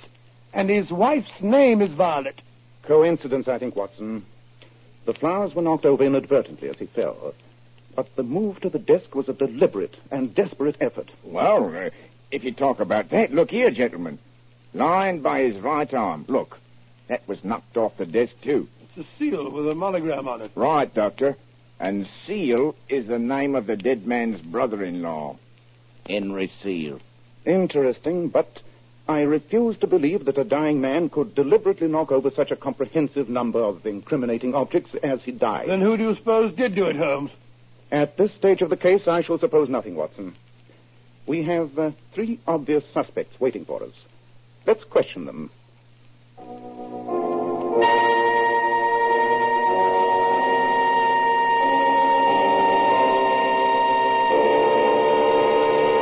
I don't know why they want us here. I know nothing Quiet, about it. please. Mr. Holmes wants to ask you some questions. No, Inspector. I only wish to ask them one question. You, Mrs. Stoner, how did you occupy your time while you were waiting for the police to arrive?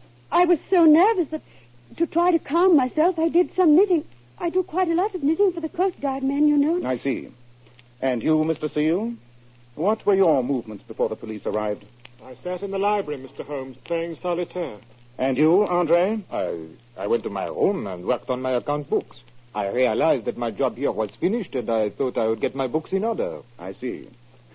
That's all for now, thank you. Come along, Henry. Lestrade. Yes, Mr. Downs. I'd like you to get me those 3 objects spoken of. The knitting, the cards, and the account books. Right you are, Mr. Downs.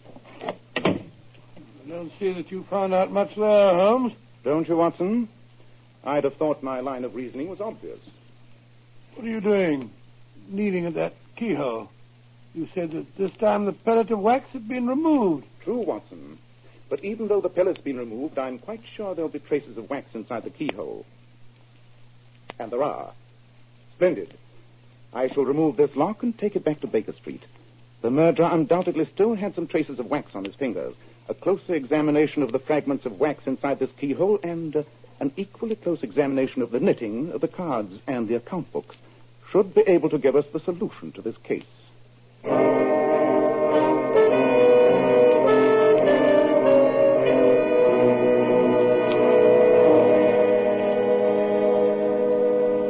Well, Holmes, you've been poring over the microscope for nearly an hour. Have you got the answer? Nearly, but not quite. But you've examined all 3 of the objects. Surely it's just a question of finding which one of them shows traces of wax. Oh, no, old chap. What? It's not as easy as that. Oddly enough, the knitting, the pack of cards, and the account books all show traces of wax. Great Scott. But that means that all those people were involved in the murder. It was a concerted plan between the 3 of them. I think not, Watson. What? And in 5 more minutes, I'm sure I can prove to you who the murderer is.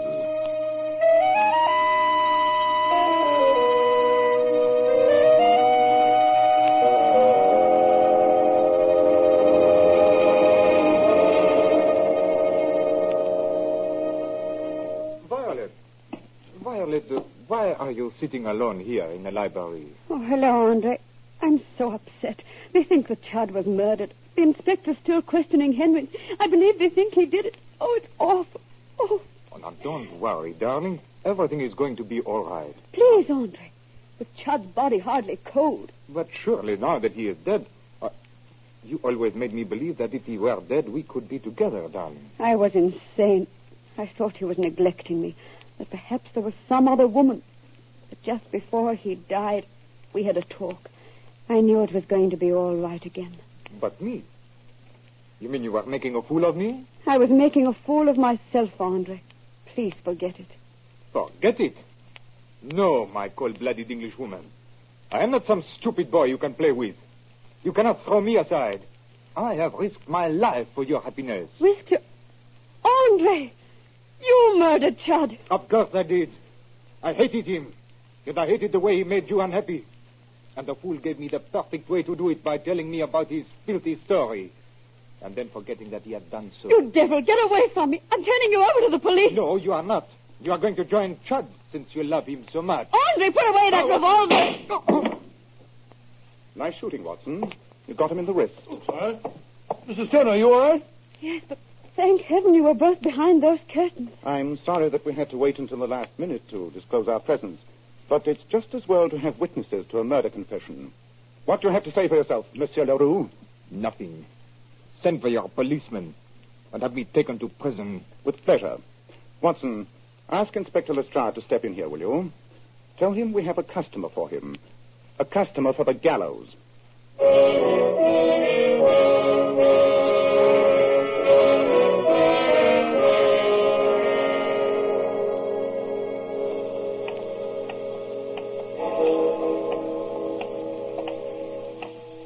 Midnight. It'll be good to get back to Baker Street. It's been an exhausting evening's work. Yes, Watson. A sordid case. A shabby patchwork of discontent and hatred. Ah, well, we've been instrumental in sending yet another felon to his rightful destiny. You know, Holmes, there's one or two points I don't quite understand. I can't believe it, Watson. What are they? Well, you said that all three objects you examined contained traces of wax. They did, and at first that confused me. But there are various qualities of wax.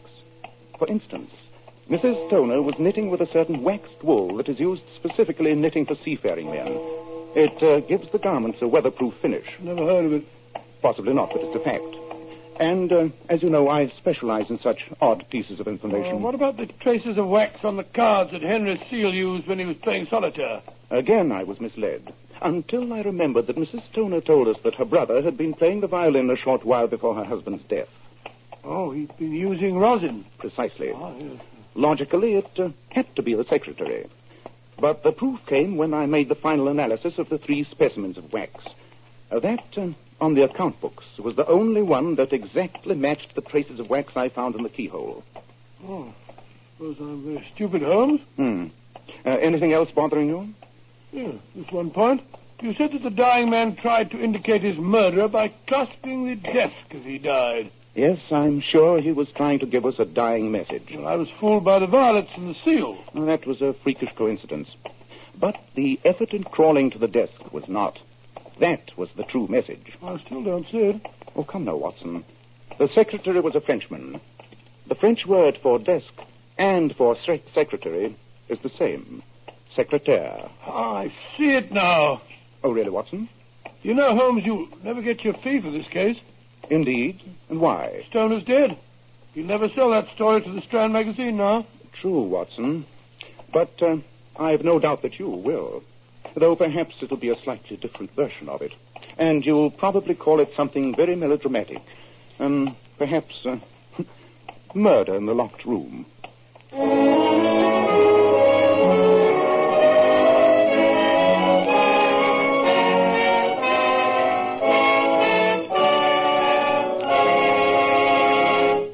Ladies, when you want to look your radiant best, you naturally want your hair to appear just as beautiful and lustrous as it can be. So here's a tip from some of the world's most divinely beautiful girls, Powers models. Girls who are famous for their enchantingly lovely silken sheen hair. We glamour bathe our hair with Kreml shampoo. And I want to state right here and now that no other shampoo leaves the hair more sparkling clean. Really, girls, you'll be amazed how Kreml shampoo reveals all your hair's natural gleaming luster. It leaves hair shimmering with brilliant highlights that last for days. Kreml shampoo is not a cream shampoo, not a soapless shampoo, not a harsh soap, not a drying detergent. It's entirely different. After a Kreml shampoo, the hair fairly radiates natural glossy highlights. And Kreml shampoo never dries or breaks the hair. In fact, it even has a built-in oil base which helps keep the hair from becoming dry or brittle. All right, you are, Mr. Bell. Kreml shampoo leaves the hair so much softer, silkier, with a lovely satin smoothness. The hair holds a wave better, too. So, ladies, buy a bottle of Kreml shampoo at any drug counter. See how easy it is to have naturally lustrous hair, a vision of shining beauty. Kreml, Kreml shampoo. Now, Dr. Watson, what about next week? Well, I'll never think next week. Next week, I think I shall tell you how Holmes and I returned to Baker Street one afternoon to find our rooms occupied by a beautiful young woman on the verge of hysteria. Well, that sounds promising. And who was the beautiful young woman? No, Mr. Bell. Mr. Bell, I've told you before about this. You'll have to wait till next week to find that out. I will say, however, that her story was horrifying enough to make our hair stand on end. I call this adventure Death in the North Sea.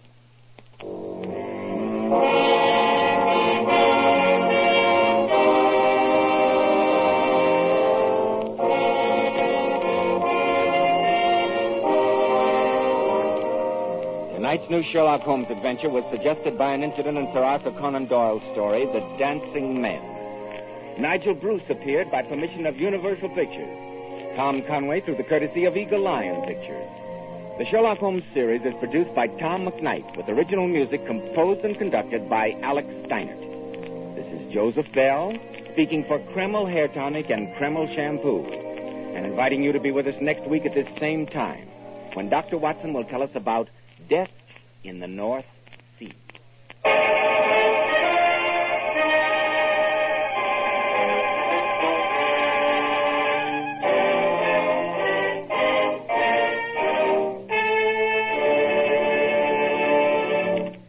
Save for the future the easy, automatic way.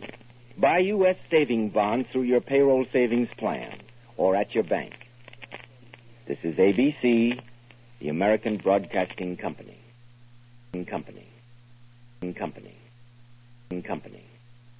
Company. Company. Company.